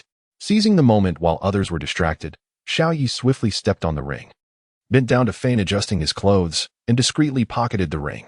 He then ascended the spiritual boat with unwavering focus, executing the motion seamlessly. Not far off, a shadowy figure clad in black observed the entire process of Xiaoyu retrieving the ring and swiftly darted away without looking back. Chapter 71. Surge in Cultivation. Completion of embryonic condensation at Ziyun Peak. Within the Ziyun Hall, a dark figure rushed in, kneeling before the transcendent figure at the head seat, proclaiming, Master, Xiao He has fulfilled the mission and successfully delivered the storage ring to Xiaoyi. Initially, He Li, who undertook this task, found it quite challenging. After all, with so many people in the Mountain Gate Square, delivering the ring to Xiaoyi without anyone noticing tested not only his archery skills, but also required Xiaoyi's cooperation. What if Xiaoyi, being overly warm-hearted, received the ring and shouted, Whose ring is this? Would that not render the mission null and void? However, the outcome revealed to He Li that he had overthought it. Xiaoyu was simply not that kind of person. Well done, Su Yang generously praised. In the original text, after Wang Ting lost the Yuan magnetic heart, the Qingming Sect responded swiftly, dispatching elders on the same day to investigate the situation. Subsequently, due to Wang Teng's severe injuries, the sect leader, Xin Qi, was also drawn into the fray. Now, not only has the Yuan magnetic heart been lost, but Wang Teng has also perished. He is convinced that the Qingming Sect will undoubtedly take action, and it is possible that Xin Qi is already lying in wait in the Tianji Mountains. By giving Wang Teng's ring to Xiaoyi, Su Yang undoubtedly intends to make Xiaoyu the scapegoat. As the saying goes, with great power comes great responsibility. As the child of destiny, Xiaoyu should have no qualms about shouldering the burden. Shinner, take Little Black to the spirit field, and as for our dwelling, prepare some timber so it can select a spot nearby to build its nest. Su Yang gazed at the elegant Yuan Chiuan standing in the hall and gave his command. As you wish, Master, Yuan Chiuan replied dutifully. My lord, I have just accomplished a feat, the great river beaver murmured with a hint of bitterness, yet dared not voice his concerns. With his head drooping, he followed Yuan Chiuan towards the spiritual field area atop the mountain. As they walked, Yuan Chiuan cautioned. The spiritual fields are of utmost importance, little black. You must care for them diligently. Should negligence lead to the ruin of these celestial treasures, neither master nor I shall spare you. Little black nodded glumly. The once mighty king of rivers had ultimately fallen, and now the spiritual farmer of Ziyun Peak was in command. Before long, Yuan Chiuan led Little Black to the spiritual field area. Little Black's eyes widened in astonishment as he beheld the vast expanse shrouded in ethereal mist, where various celestial treasures shimmered and exhaled clouds of vapor. He was momentarily transfixed, his legs trembling uncontrollably, stammering, Am I to tend to all these fields? Indeed. Yuan Chiuan replied, turning to Little Black. What, do you find it insufficient? It is not merely insufficient, it is overwhelmingly abundant. At this moment, Little Black could only lament. I am not human. Woe betide him. Even if he were not human, such demands were excessive. He was not made of iron. Little Black's sorrow surged like a river, and he feebly waved his hand, exclaiming, Enough, enough. Noticing his distress, Yuan Chiuan said little more, tossing a jade token to Little Black. This token will allow you to control the formations within the spiritual fields. Your primary task is to eradicate the weeds that grow here. Moreover, there is a cave nearby. Being a beaver, I presume you would not find it comfortable, so it would be best for you to construct your own nest. With that, Yuan Chiuan departed. The great river beaver glanced down at the jade token in his hand and then up at the cave not far away. Taking a deep breath of the refreshing spiritual energy, his sorrow evaporated in an instant, replaced by a look of relief as he patted his chest repeatedly, saying, Thank goodness. It's just weeding. In that moment, within the Ziyun Palace, Su Yang made all the necessary arrangements and announced to his disciples that he would enter seclusion. To his surprise, it was not Qing'er who was reluctant, but rather the little koi. In fact, it was Qing'er who forcibly dragged the little koi out of the grand hall. Before leaving, the little koi's mournful and pitiful gaze sent shivers down Su Yang's spine. This left Su Yang utterly perplexed, as he could not discern where the issue lay. Could it be that Qing'er and the little koi had secretly reached some sort of agreement? Su Yang harbored a suspicion. Yet he could not help but feel that his thoughts might have strayed into the realm of the absurd. After all, Qing'er was notoriously possessive. How could she possibly think of seeking external aid after merely enduring half an hour, even if she were to seek assistance? It would be more prudent to enlist a formidable warrior like the eldest disciple, rather than another novice who would simply falter and weep at the slightest provocation, rendering the endeavor futile. Pondering this conundrum, Su Yang decided to set aside these chaotic thoughts for the time being. He retrieved from the confines of his system's space a collection of treasures, including the supreme flame sacred pill, enlightenment Bodhi seed, mysterious mist divine essence, and the 9-turn crimson lotus, among others. Of course, this was not an exhaustive list. A portion had been bestowed upon his disciples, as they served the dual purpose of nurturing his students and fostering their growth. First and foremost, he must transcend into the transformation realm. Only by achieving this milestone could he qualify to become the master strategist. Su Yang's aspirations have always been distinctly defined. He does not wish to become a mere pawn, manipulated by the heavenly will, trampled underfoot by the protagonist as depicted in the original narrative. With determination, he ingested the supreme flame elixir. As the elixir settled within him, he proclaimed, My fate is in my own hands, not dictated by the heavens. Empowered by a decade's worth of cultivated energy, Su Yang's aura became increasingly palpable. The golden core within his dantian, inundated by a torrent of boundless vitality, began to fissure, first with a single crack, then a second, a third, until ultimately, the golden core erupted in an infinite blaze of crimson light, shattering completely.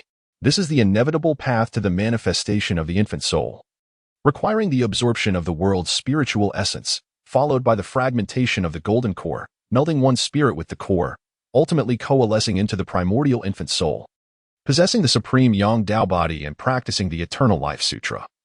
Su Yang found that what would lead other cultivators to an immediate demise, the shattering tribulation of the golden core, merely caused him to furrow his brow slightly.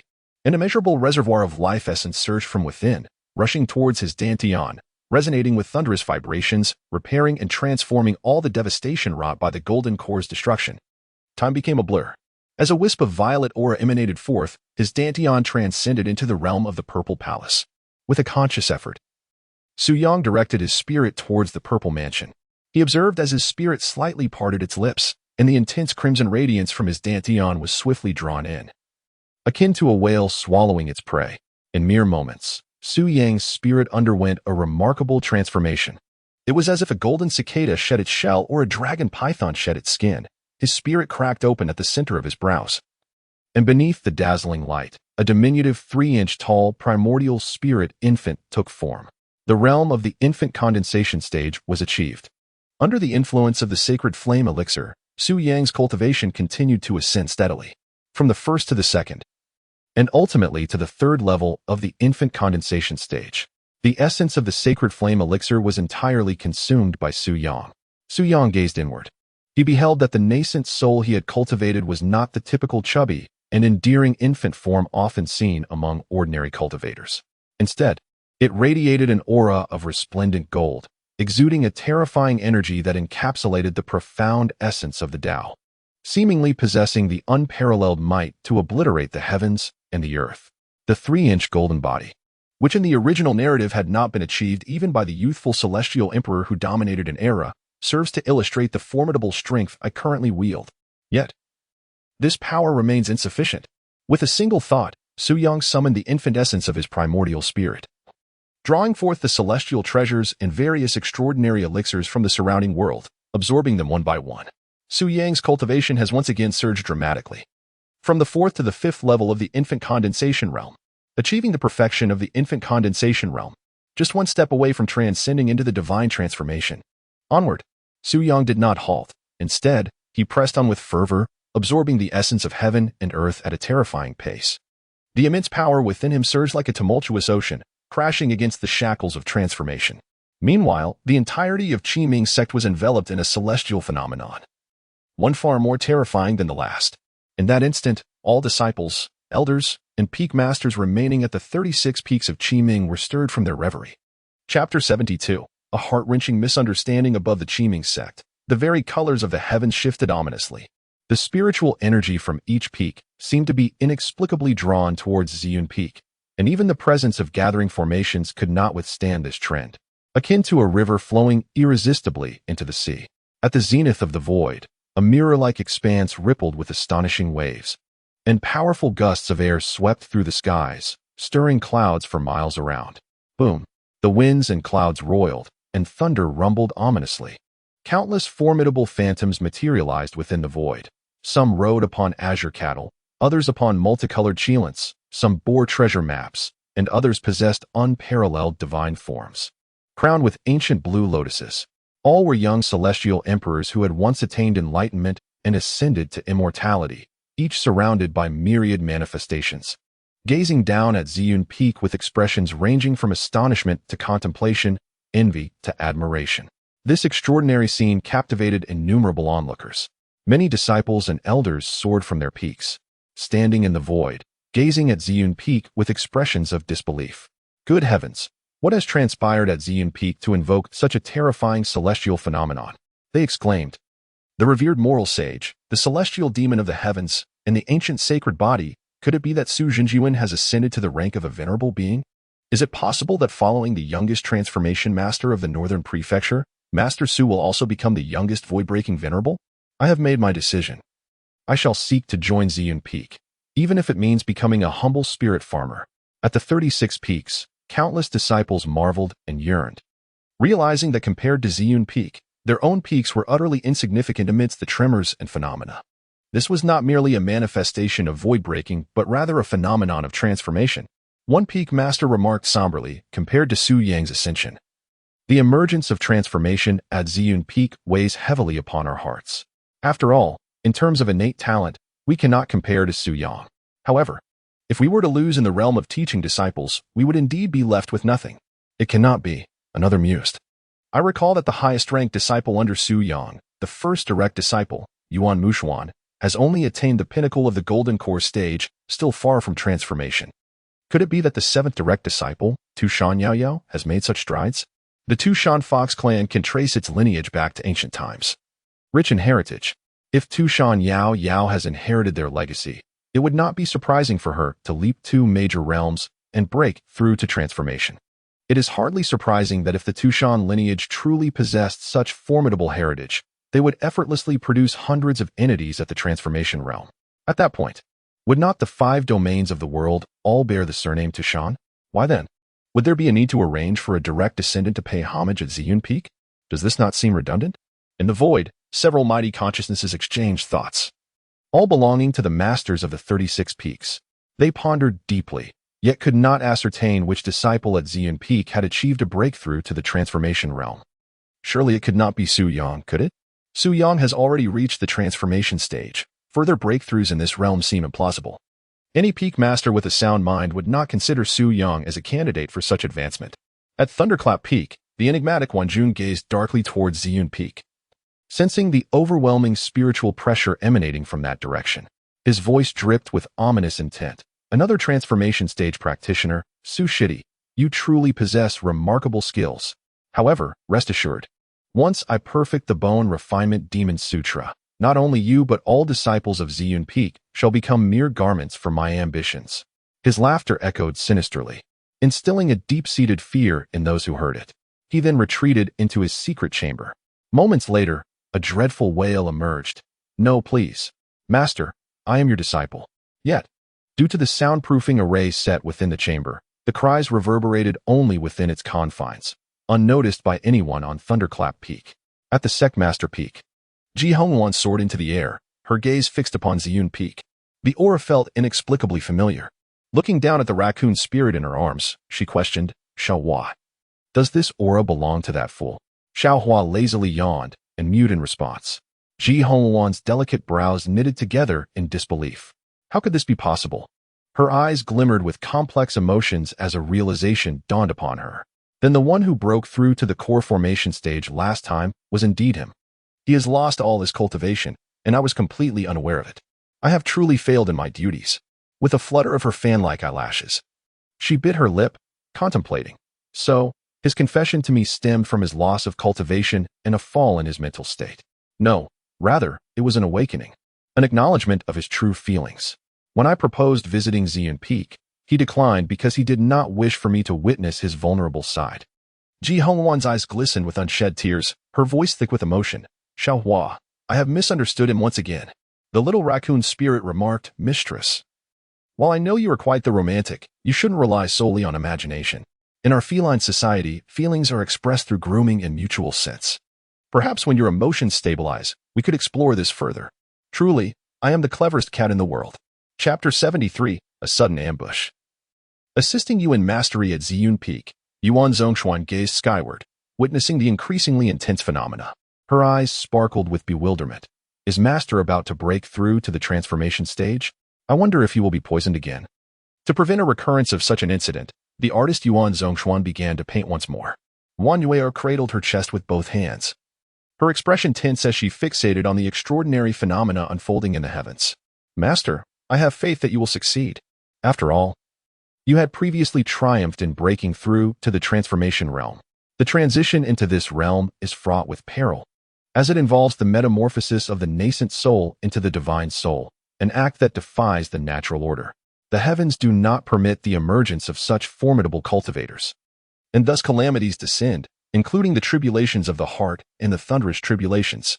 Lu Beifeng gazed up at the terrifying figures reflected in the sky with reverence, her spirit seal at the center of her brow stirring restlessly. With a gentle wave of her hand, she whispered, Do you doubt that my master is the reincarnation of an immortal emperor? Why question it? I believe my master surpasses even those youthful immortal emperors. At Tianqing Lake, Shui Jinli's face flushed crimson as she struggled futilely, unable to free herself, and directed an angry rebuke at Situ Qingqing. What do you intend to do? Are you plotting to kill your sister? She had just been enjoying a bath, and thus was taken completely unawares by Situ Qingqing's sudden ambush. Ensnared in a formidable binding technique, rendered utterly immobile. At that moment, Situ Qingqing, wielding a whip, looked down at Shui Jinli with a piercing gaze. Kill my master? Where are your thoughts wandering? I have merely come to reclaim what is rightfully mine. She was well aware that her sister was likely indulging in a bath at that time, hence her precise timing. One must understand that when one is bathing, one is at their most relaxed, and simultaneously their most defenseless. What are you talking about? I haven't taken anything, Xue Jinli attempted to feign ignorance. Crack. The sound echoed sharply as Situ Qingqing brought the whip down upon the edge of the wooden tub.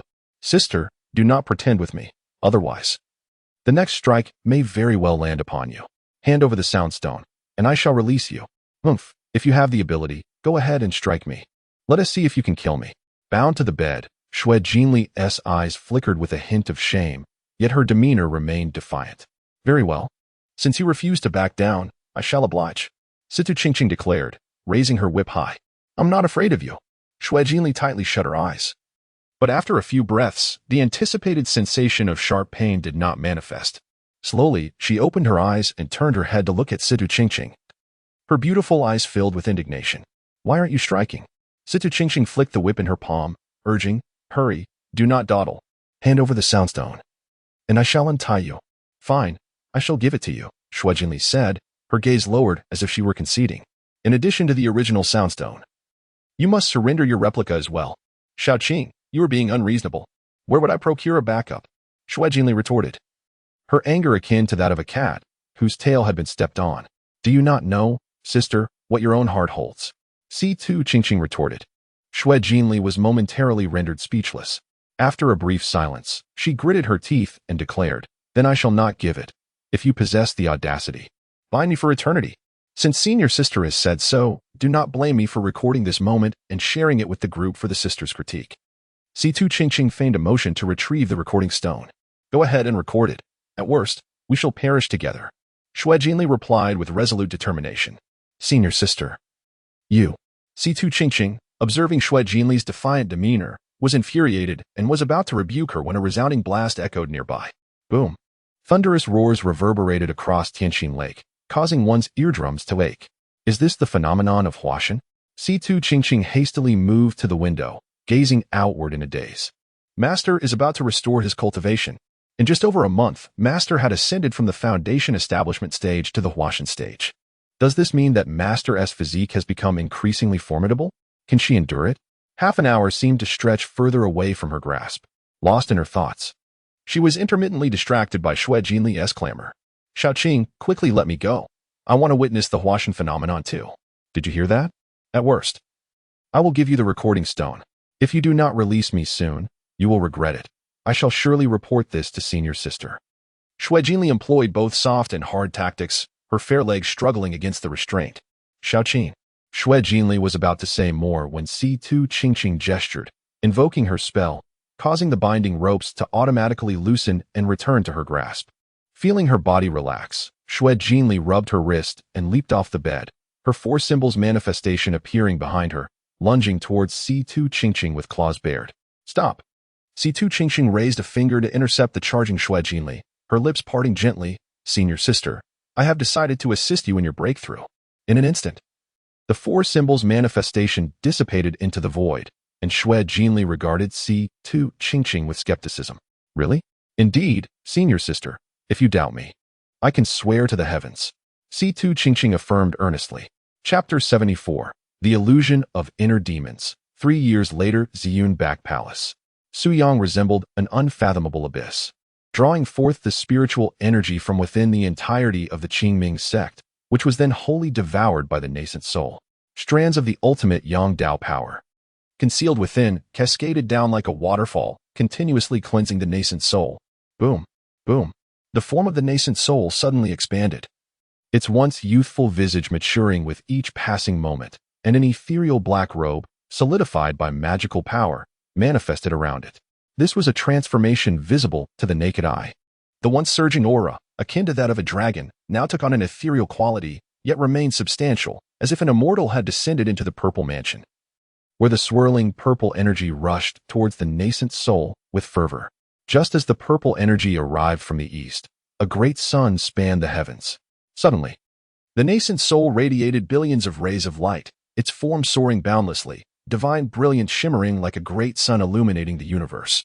Casting its glow across the entire purple mansion, the nascent soul had successfully entered the first stage of transforming into a divine spirit. Next, it must confront the tribulation of inner demons. Suyang opened his eyes and retrieved a treasure known as the void-breaking mirror from the system space. Infusing it with his spiritual energy, he swiftly activated it. Instantly, A refreshing sensation emanated from the void-breaking mirror, enveloping Su Yang. Su Yang felt his heart as tranquil as a placid lake, devoid of dust and impurities, his spirit remarkably light and luminous. Bring forth the tribulation of the heart's demons. As Su Yang closed his eyes, he found himself ensnared in the enchanting realm of his inner demons. Su Yang gazed at his surroundings. Several magazines lay scattered on the desk. A poster of Zhou Bingluan adorned the wall, and jerseys were strewn haphazardly across the bed. He was seated at the desk, a half-consumed energy drink beside him. While he held a tablet in his hand, engrossed in a novel, a peculiar expression crossed his face. As he pondered, am I back to that moment before the time travel? Su Yang glanced down at the tablet, noting the time, 11:59. Only 1 minute remained until the impending arrival of the colossal truck from the heavens. Is this truly my inner demon? Su Yang found it somewhat incredulous. After all, in the original text, numerous exceptionally gifted cultivators perished during the trial of the heart demon when attempting to transcend into the divine transformation realm. Consequently, the heart demon trial is regarded by practitioners as one of the most perilous tribulations leading to their downfall. However, Su Yang surmised that his experience with the heart demon trial was relatively uncomplicated, likely due to his identity as a transmigrator. The heavenly laws of the world within the book imposed minimal restrictions upon him, and he had not encountered significant setbacks, rendering the heart demon trial somewhat facile for him. Su Yang calculated the time. In just 10 seconds, the grand tournament would commence, descending from the heavens like a crow taking flight, ready to propel him into the fray. 10, 9, 3, 2, 1. Time is up. The thunderous roar of the engines erupted precisely on cue. Su Yang looked up and beheld a formidable dump truck, charging forth with an unstoppable force, blazing a trail like a bolt of lightning, relentlessly advancing towards him. Is that what you call great fortune? Su Yang rose to his feet, unleashing a powerful punch, his vital energy surging like the sun ascending into the heavens, radiating brilliance as it hurtled toward the mud truck with formidable momentum. With a resounding crash, the mud truck was sent flying by Su Yang's blow. He brushed off the debris from his fist, musing, having traversed time and space, do you think you can send me back? In an instant, there was a sharp crack, and the surroundings shattered like a mirror. Su Yang was enveloped in darkness, losing all consciousness. When he awoke, he found himself atop a high platform, flanked by 5 peak masters of equal standing, with 30 more behind him, all of whom were also true monarchs of the transformation stage.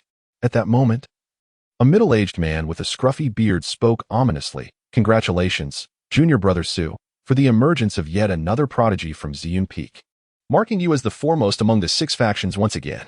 He continued, I hear that Xiao Yu has yet to officially join Ziyun Peak. Will you be taking him as your official disciple upon your return? An elderly man with a white beard added, I have heard that Peak Master Su has never favored Xiao Yi, even forbidding him from participating in this grand competition, which compelled the lad to register secretly.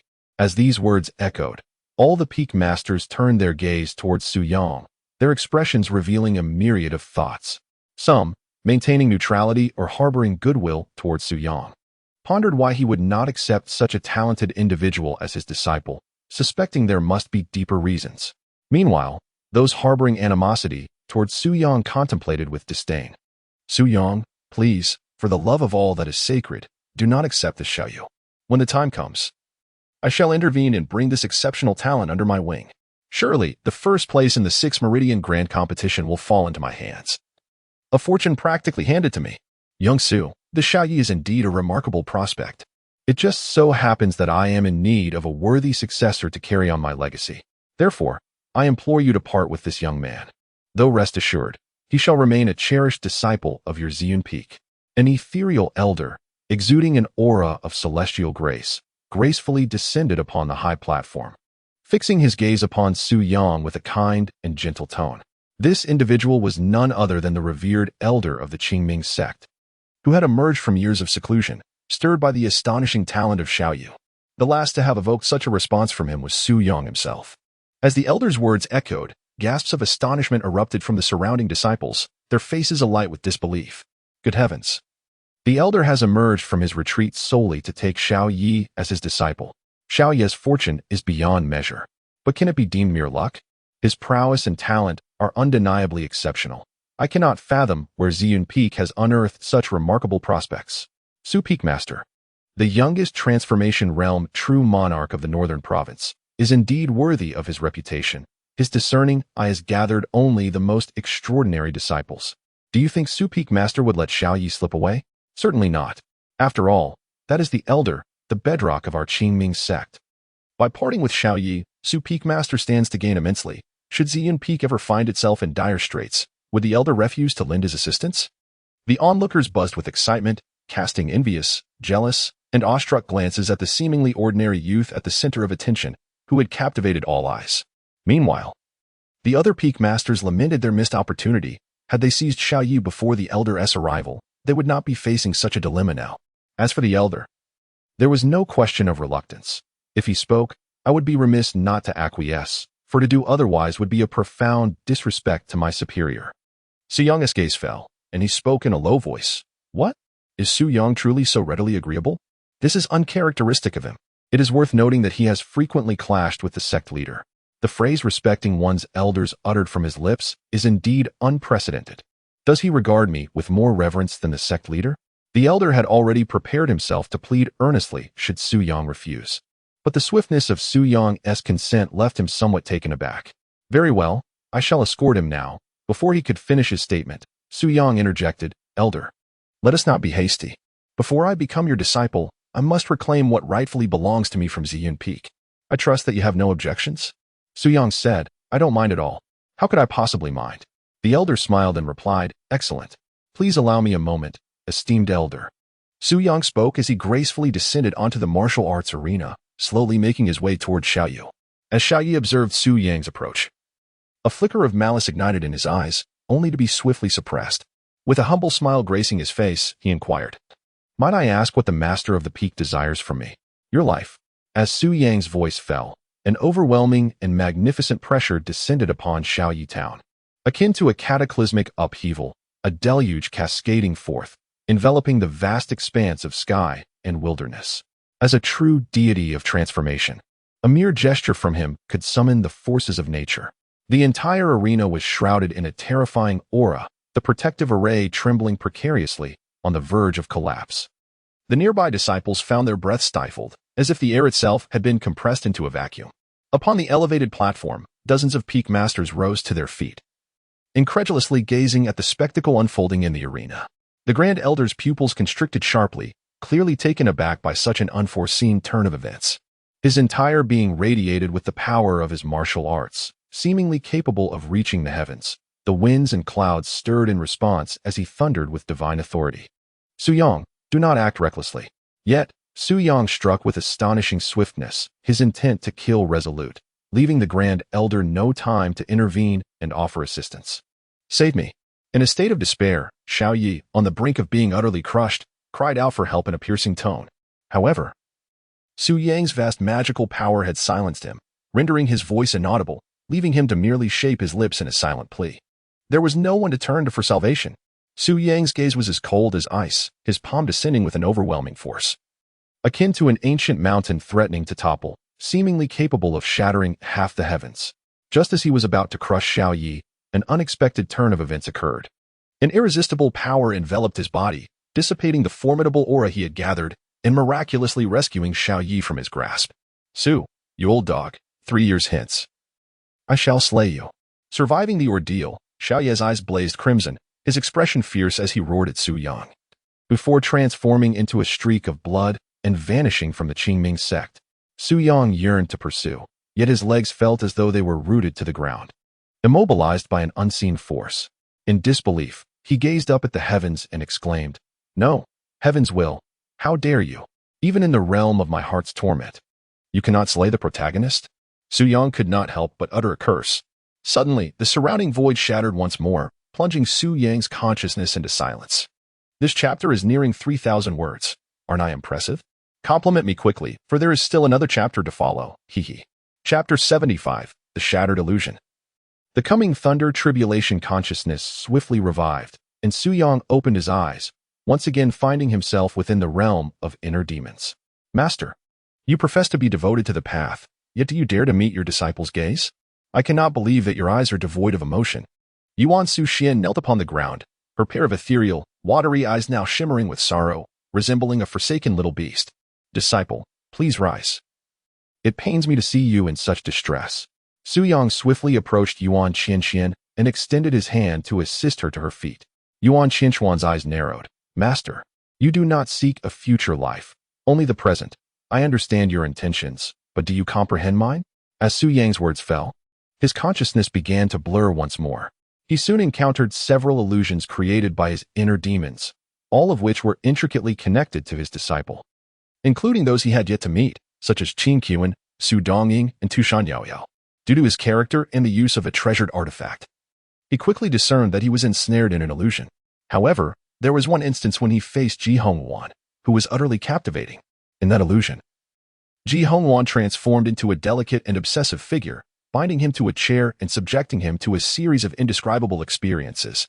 Fortunately, his resolve was unwavering, and he rapidly recognized the illusion for what it was, effortlessly tearing through the thin veil that ensnared him. In the blink of an eye, Su Yang had shattered countless illusions, and he once again dismantled another. A perplexing doubt arose within Su Yang. Apart from the first grand tournament, he had not experienced any of the other illusions, nor had he ever felt panic. Why then did they become his inner demons? A flash of brilliance illuminated his thoughts. Su Yang awoke countless times, surveying his surroundings with a sense of confusion. His gaze fell upon the throne, where sat a figure strikingly identical to himself. He drifted like a ghost within the grand hall, witnessing the unfolding drama before him. Master Su. An urgent disciple rushed in from outside, breathless with anxiety. Master Su. Xiao Yi has brought his spirit beast, a little ferret, to Ziyun Peak. The formation will soon be unable to withstand him. I implore you to evacuate swiftly. The hall was eerily silent, devoid of any disciples, leaving Su Yang feeling like a solitary figure. Maintaining a calm demeanor, he replied, there is no need for concern. Let him ascend the mountain. Master Su, Xiao Yi has attained numerous opportunities and has reached the God transformation realm, while his spirit companion is equally formidable. You are no match for him. Please, reconsider and leave. The disciple pleaded desperately. Sighing deeply, Su Yang remained resolute. Su Yang let out a long sigh as he gazed at the servant disciple. You may flee now, but upon your return, be sure to inform Dongying that she need not feel guilty. This is the will of my master. Regardless, Master Su, I am determined to take you with me. Otherwise, I will have no way to explain to the young lady. The servant disciple, steeling himself, charged towards Su Yang, his entire cultivation revealing itself as that of a true monarch of the transformation realm. Yet, before he could even come within 3 feet of Su Yang, he was abruptly repelled by an inexplicable force. Thud! The servant disciple clutched his chest, blood spurting from his mouth, as he stared incredulously at Su Yang. Master Su, what is this? Fate. In Su Yang's eyes, there was neither sorrow nor joy, as if he had endured countless repetitions of the same scene. Destiny is inexorable. Go forth. He waved his hand, and a gentle breeze materialized from thin air, enveloping the disciple of menial tasks and effortlessly casting him out of Ziyun Peak, propelling him at an astonishing speed beyond the confines of Qingming Sect. When the disciple regained his senses, he found himself 1,000 miles away from Qingming Sect. Gazing back towards Ziyun Peak, he knelt upon the ground with a resounding thud, bowing his head deeply before transforming into a radiant beam of light, racing towards Shiliang without a backward glance. At that moment, voices echoed from outside the hall. Master, we have come to rescue you. You shall not be harmed. We will not allow Xiao Yi to hurt you. I will protect you. Yuan Yuer, Shui Jinli, Situ Qingqing, and Qin appeared outside the grand hall, their bodies stained with blood and their faces bearing the marks of despair, yet their eyes shone with defiance and unwavering resolve as they approached the hall. However, before they could enter, an invisible force sent them back to the cliff of remorse. Foolish children. Truly a group of fools. Su Yang shook his head, his expression a curious blend of laughter and tears. Suddenly, a steady sound of footsteps echoed from afar, drawing closer with each step. 30 years in the east. 30 years in the west. Do not underestimate the youth and their poverty. Su Laogo, the 3-year term has reached its end, and I have come to claim your life. Before long, a man of unremarkable appearance, Xiao Yi, strode into the hall. He fixed his gaze upon Su Yang, and in his hand materialized a formidable crimson heavy ruler. Pointing it menacingly at Su Yang as he thundered, Su Laogo, come down and meet your demise. Su Yang, seated upon the throne, felt his expression darken uncontrollably. And with a chilling tone, he retorted, what are you? A mere fledgling who has just stepped into the transformation realm dares to bark before me. As he spoke, He slammed his hand upon the armrest, unleashing a terrifying surge of magical power that transformed into a colossal hand, sweeping down towards Xiaoyu. Humph, mere trifles. Xiaoyu wielded the fiery heavy ruler, striking towards Su Yang, a radiant light entwined with searing red hues erupting like a fire dragon with a gaping maw, shattering the colossal hand into fragments. With an unstoppable force, it lunged towards Su Yang.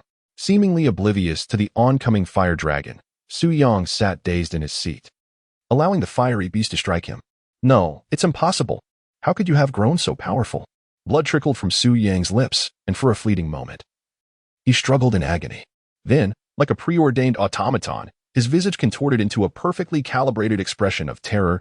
Disbelief etched across his countenance as he gazed upon Xiaoyu. Ha ha, old dog Su, this is undoubtedly thanks to you. Had it not been for the humiliation you inflicted upon me 3 years ago, tearing me apart from my 7 senior sisters, I would not have been spurred to strive so fervently, breaking through numerous realms within 3 years to attain the pinnacle of the true god of transformation. Xiaoyu proclaimed with unabashed arrogance. The seeds sown yesterday have borne fruit today. Old dog Su, could you have ever anticipated this day of betrayal and disgrace, reduced to a stray dog? He chuckled. Arrogant Junior, allow me to demonstrate what it truly means to be a true god of transformation. With a furious roar, Su Yang unleashed a torrent of powerful energy that surged forth from his very being. Such audacity. A mocking smile curled at the corners of Xiaoya's lips. Sun God technique. 9 layers of flame wave slash.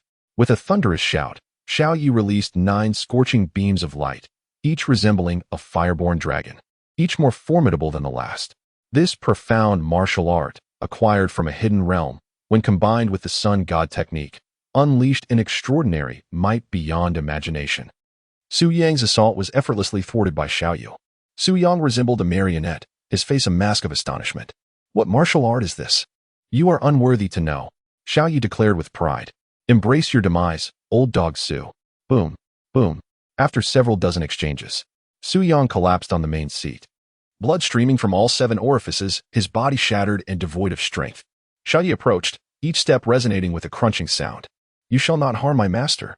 A small white fox anxiously paced before the hall, desperately wanting to enter, yet a transparent and unyielding barrier seemed to block her path. She hurled herself against the hall's entrance repeatedly, only to be thwarted time and again, staining her fur crimson. A sharp sound of a sword echoed, splitting the heavens. A streak of azure sword light shot forth from the void, aimed at Xiaoyu within the hall. It was the fated flying sword of Yuan Changxian, named Qing'ai. With her master's sword named Zixiao, she had christened her own sword Qing'ai. Yuan Changxian had relied on this sword to slay countless formidable foes, including several transformation gods, with a mere swing capable of rending mountains apart. Yet, before this grand hall, a sense of impotence loomed, as if she were at odds with the very heavens. Ha ha. Su Yang suddenly let out a boisterous laugh from the main seat, his shoulders trembling as tears, mingled with blood, streamed down his face. Old dog Su, do you regret it now? Upon witnessing Su Yang's tears, a frenzied light sparkled in Xiaoya's eyes, his expression twisted in savagery. Alas, it is too late. It is time for you to depart. Drip, drip. Awakening from the realm of heart demons, Su Yang opened his eyes, feeling a dampness on his face. Confusion and bewilderment filling his gaze. Why? Why am I weeping? Before he could comprehend the reason, a thunderous roar erupted. Above the Qingming Sect, calamity clouds gathered. The tribulation was imminent. Chapter 76, The Transformation of the Divine Realm, the one and only through the ages boom. Above the Qingming Sect, the calamity clouds obscured the sun.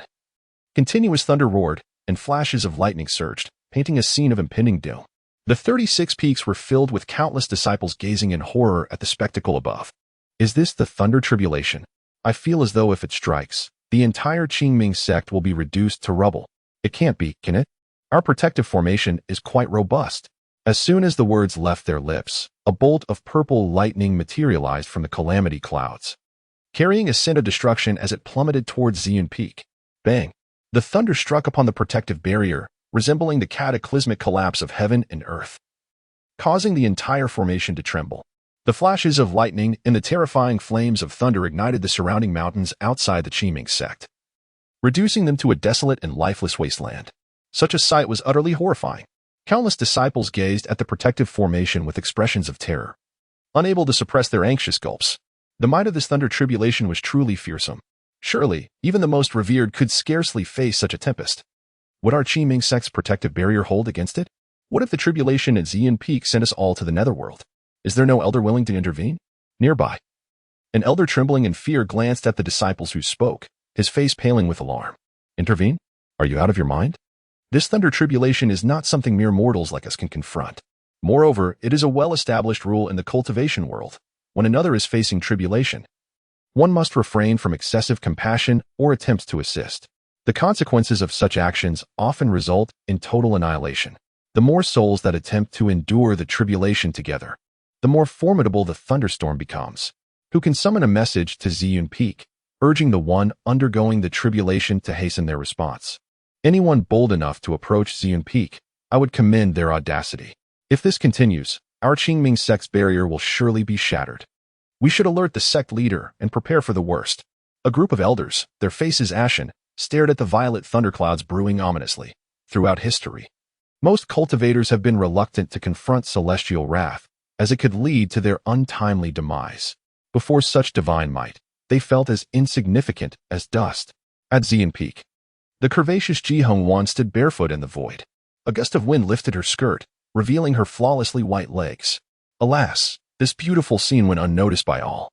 Cradling a small raccoon in her arms, she gazed entranced at the gathering tribulation clouds above, pondering, that fool has passed the heart demon tribulation. Should he also overcome this thunder tribulation, he would emerge immensely stronger. Truly, he is a man worthy of my admiration. Xiaohua, do you think I should assist him in confronting the tribulation? Xiaohua replied, you're losing your mind again. Struggling to escape from her grasp, it mewed plaintively. Its meaning clear. Master, if you wish to court death, please do not drag me along. Look at you trembling. I merely thought the atmosphere was too grave and was attempting to lighten it with a jest. Yuan firmly held Xiaohua down. While others may joke for monetary gain, you jest with my life.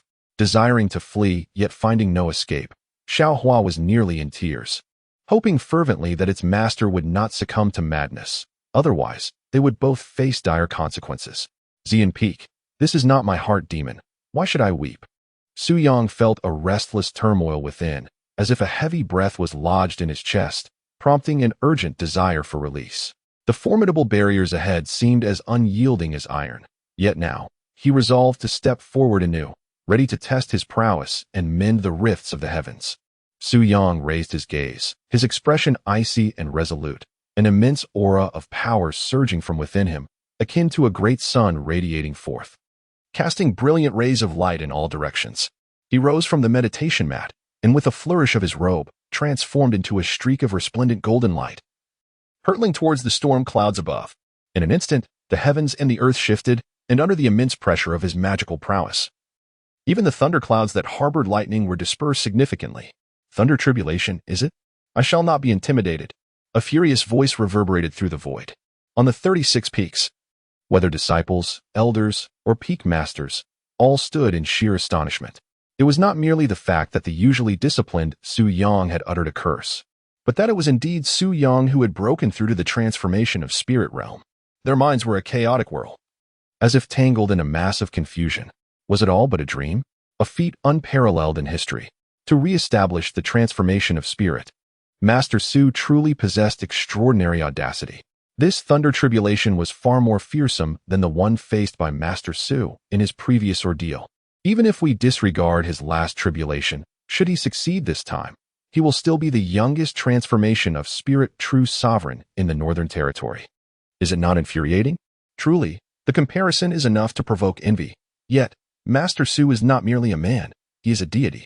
In this moment, even those peak masters who held animosity towards Su Yang could not help but feel a sense of reverence for him.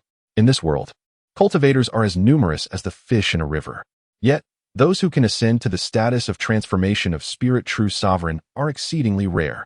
Numerous monks have ascended to the realm of divine transformation, and upon realizing their unlikelihood of advancing to the esteemed rank of venerable, they succumb to a sense of lethargy, merely drifting through their existence.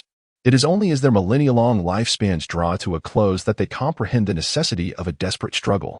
The majority of the divine transformation elders within the Qingming Sect harbor such sentiments. In stark contrast, there exists but a solitary figure, Su Yang, who, in the prime of his life, possesses the audacity to embark upon the arduous path of recultivation. Throughout history, he stands alone in this endeavor. Such remarkable fortitude is almost unfathomable. The elders, who entertain thoughts of idly awaiting death, cannot help but feel a profound sense of shame when reflecting upon Su Yang's determination. How embarrassing it is, in comparison to Su Yang. They have squandered their years in a manner akin to that of mere dogs. Only one individual, observing Su Yang fiercely contending against the tribulations of thunder in the void above, bears a countenance twisted with rage and eyes aflame with fury. This individual is none other than the formidable Yuan of Thunder Peak. Recollecting the events of recent days, he recalls how Shui Jinli and Situ Qingqing from Purple Cloud Peak have repeatedly used Su Yang to compel him into submission. Yet, he remained oblivious to any wrongdoing, consistently enduring humiliation, only to find that Purple Cloud Peak has grown increasingly audacious, demanding a staggering 60% share of the opportunities gained from the initiation of the Yuan cave. Su Yang, you dare to deceive me? Ha! Blood surged violently, and the chest of the mighty Yuan Jinren heaved as he expelled a torrent of dark demonic blood. It splattered upon the ground, corroding the very earth beneath. Clutching his chest, he glared resentfully at the void, uttering curses. Su Yang, you shall surely be struck down by lightning. At the pinnacle of the void, lightning surged. Bolts of purple thunder, thicker than the mightiest trees, descended upon the swiftly approaching crimson gold divine radiance, intent on annihilating Su Yang, who dared to defy the heavens, reducing him to mere fragments. What a fortuitous arrival! Su Yang, channeling the eternal and indestructible sutra within his being, unleashed the full force of the Yang Dao body. With a resounding roar, the primordial spirit, stationed in the purple palace, sent forth a magnificent tide of mystical energy that surged through his limbs and bones, causing the divine radiance surrounding him to shine ever more brilliantly. In that fleeting moment, the crimson golden light erupted with sudden intensity. Su Yang is akin to the blazing sun. The thunder can shatter the darkness, yet before the brilliance of the sun, it is as feeble as a flickering candle or the glow of a firefly, fragile as parchment. With a crackle, the heavens and the earth were suddenly illuminated. The violet lightning, upon striking Su Yang, was instantly crushed by his formidable power, its destructive intent obliterated. It transformed into an essence of unparalleled purity, which Su Yang's primordial spirit directly absorbed. The calamity clouds trembled, seemingly sensing the affront, and in an instant, unleashed dozens of violet lightning bolts, each as thick as a stone pillar, pouncing towards Su Yang like ferocious dragons. With a crackle, Su Yang delivered a powerful blow, deftly twisting the head of the ferocious dragon. Before the embodiment of ultimate yang and unyielding strength, the so-called heavenly tribulations paled in comparison, utterly insignificant. Su Yang's primordial spirit consumed the pure energy of dozens of thunderbolts in one decisive moment. As this energy was absorbed, his spirit became increasingly solidified, radiating an imposing and majestic aura. Below, the elders of the Qingming Sect were left utterly astonished. Is this what the heavenly tribulation entails? No. When they faced their own tribulations, they were struck by lightning, teetering on the brink of death, barely surviving through various life-preserving measures. Heaven, are you perhaps being lenient? Could it be that the thunder is loud yet lacks true power? Crack. The tribulation clouds seemed to rage in fury as a purple lightning bolt struck an unnamed peak, utterly flattening it. It was as if that peak had never existed, leaving only a smooth expanse of earth in its wake. Witnessing this, the elders dared not question further. Gazing into the void, feeling that the figure within the emptiness appeared increasingly divine, like a celestial deity. Boom. The thunder roared incessantly.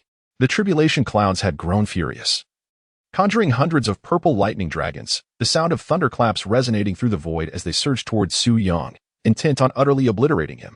Sizzle. Su Yang accepted it all without hesitation. He raised his hand, and a colossal hand formed, pushing horizontally towards the heavens, aiming to expel the pent-up frustration within him. Like an all-encompassing net, he sought to ensnare the seemingly ferocious purple lightning thunder dragon. With fervent intensity, the surging magic power erupted like a wild beast freed from its confines, surging within the body of the purple lightning thunder dragon, obliterating every trace of destructive intent in an instant. Su Yang's primordial spirit surged forth, drawing an energy with a ferocious inhale akin to a whale's mighty gulp, augmenting its own power. Yet, feeling insatiable, Su Yang propelled his primordial spirit towards the calamity clouds looming in the heavens. The calamity clouds quivered violently and, in an instant, dissipated into the air, leaving not a single wisp behind.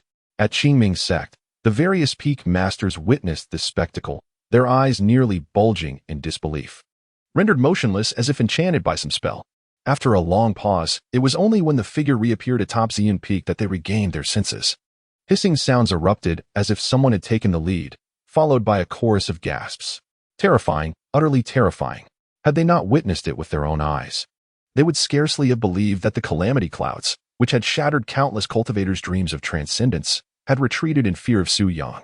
Even the youthful celestial emperor, along with the esteemed divine bodies of past generations, could not achieve such a feat. Yet Su Yang had done so. This was a divine miracle. The only miracle in 10,000 years. Do you think Peak Master Su will eventually attain sanctity? If one achieves sanctity, even the lowly will ascend. Perhaps our Qingming Sect could ascend to the legendary holy ground, attracting the worship of myriad sects. Given today's display, it is no exaggeration to say that Peak Master Su may ultimately ascend to immortality, and I would believe it. From this day forth, Peak Master Su shall be regarded as my revered elder brother. Should anyone dare to speak ill of him in my presence, let them not blame me for my wrath. At 400 or 500 years of age, how can you still possess such audacity? Chapter 77. The Master is fearsome. Have you been poisoned? At Tianqin Lake. Within the pavilion, Situ Qingqing listened to the gradually calming sounds in the void, a hint of sorrow flickering in her eyes. Hey, little Qing. You still haven't told me why you suddenly changed your mind? Shui Jinli, wrapped in a towel, concealing her modesty, approached Situ Qingqing and inquired. What else could it be? Even a monkey knows to call for reinforcements. Situ Qingqing's eyes sparkled as she turned to Shui Jinli with a smile. Of course, it is because we are like sisters. If I do not help you, who else will? Humph. Just a moment ago, you had me bound, wielding a whip, demanding the soundstone from me. And now you speak of sisterhood? Shui Jinli shot her a skeptical glance, clearly unconvinced by Situ Qingqing's words. Just admit it. Did you enjoy it, or not? Enjoy? You big-headed ghost. If you keep talking like that, I shall whip you. Senior sister, please, I have no such proclivities. Little Qing, I shall fight you. Shui Jinli's complexion flushed crimson as she lunged towards Situ Qingqing. The two engaged in a playful scuffle, during which Shui Jinli's towel was torn away, leaving her exposed. While Situ Qingqing also found herself in a compromising situation, having been thoroughly touched by Shui Jinli. With a sigh of exhaustion, Shui Jinli collapsed onto the bed, gasping for breath. In contrast, though Situ Qingqing's cheeks were also tinged with a rosy hue, she appeared less affected, her chest merely rising and falling gently. If she were a novice in battle, then Shui Jinli's combat prowess could only be rated a mere 3, posing no threat to her whatsoever. Situ Qingqing adjusted her rumpled skirt and glanced at Shui Jinli, resolved to speak candidly. All right, Senior Shui, the truth is I simply could not cope any longer. Which is why I had to seek your assistance. That's more like it, isn't it? Shui Jinli furrowed her brow, sitting up on the bed to regard Situ Qingqing. What do you mean by could not cope? Was it that fierce? Third senior sister, you cannot possibly think it is that simple. My first victory was merely a fluke. Every subsequent encounter left me utterly defeated and in tears. Situ Qingqing confessed, her face burning with embarrassment. Had she known it would end this way, she would have insisted on tormenting their master for at least another hour. Are you implying that you wish for me to suffer in your stead? Shui Jinli exclaimed, glaring at Situ Qingqing in indignation. Little Qing, you truly are my dear junior sister. The weight of her tone indicated her irritation. Situ Qingqing understood her senior sister's temperament well. She was akin to a docile donkey and must be cajoled. Third senior sister, I beg you. Very well. Who am I to refuse as your senior? Shui Jinli replied with a solemn nod. Thank you so much, senior sister. Situ Qingqing expressed her gratitude. No need for thanks. It is my duty as your senior, Shui Jinli replied nonchalantly. So when shall I assist you in shouldering this burden? In a couple of days. I will call for you then. Agreed. It is settled. Then what of my echoing stone? I was jesting. I have always been forgetful. If I were to inadvertently misplace the echoing stone and it fell into the hands of our eldest senior sister, her Qing AI sword is not to be trifled with. Third senior sister, you. At the Ziyun Hall. Su Yang sat cross-legged upon the mat, attuning himself to the essence of his primordial spirit. He discovered that his spirit, having absorbed an extraordinary amount of thunderous energy, had attained an unparalleled level of power. He surmised that even the most perfected state of the transformation of spirit realm would pale in comparison to the might of his own spirit. The transformation of spirit realm primarily focuses on the cultivation of the primordial spirit, however. This is typically the case for ordinary practitioners whose talents are mediocre and can only choose one path to pursue. Su Yang, on the other hand, possessed the supreme Yang Dao body, an unparalleled constitution. With his physical form alone, he could ascend to holiness. To achieve extraordinary combat prowess and dominate over prodigies, he must advance in tandem, nurturing both his physical body and primordial spirit, leaving neither behind. Merely breaking through to the transformation of spirit realm had already depleted much of the celestial resources harvested from his disciples, revealing that to ascend to the status of a revered being, he must diligently cultivate and toil. Su Yang sighed inwardly, feeling no sense of regret. After all, his profound foundation was unmatched by ordinary individuals. Even the most gifted prodigies from the hidden sects of the sacred lands struggled to rival him. At the same level of cultivation, the resources he expended greatly surpassed those of the so-called prodigies. Naturally, his combat prowess was correspondingly formidable, truly terrifying. The elevation of his realm was not a matter to be rushed. He would wait until he had gathered sufficient resources. For now, it was time to contemplate the techniques and martial skills. If one were to liken a cultivator to a tree, then the techniques would represent the roots, while the martial skills would be the branches. The quality of the martial skills and the mastery over them determined how far the branches could extend. Clutching the enlightenment Bodhi seed, his mind became clear in an instant, just as he was about to extract a myriad of techniques from the system space. Knock, knock. Master, are you poisoned? The melodious and gentle voice of Yuan Changxian drifted in from outside the hall. How could one be poisoned every time? Su Yang pondered for a moment and replied, Xianer, please come in and speak. Creak. Yuan Changxian pushed the door open and quickly approached. Master, are you all right? A minor issue, nothing of consequence. Your master can endure. Su Yang furrowed his brow. However, Yuan Xingxuan spoke with a grave tone. Master, you truly neglect your own health. Although your cultivation has been restored and your physique is robust, what if you were to fall into madness again? Xianer, I understand your concern. I shall be more vigilant. You are a man, after all, and cannot possibly match the attentiveness of a daughter. Allow me to take better care of you. Chapter 78. A Day Filled with Sweetness. Master, you must have resolved the poison by now, correct? Yuan Xingxuan's cool complexion was tinged with an undeniable blush as she wrapped her arms around Su Yang's neck, her gaze a blend of timidity and shyness. In truth, he had not been poisoned at all. At this moment, Su Yang simply wished to sing, yet the snow drifts into my eyes. Indeed, it has been resolved, thanks to your thoughtfulness, Xianer.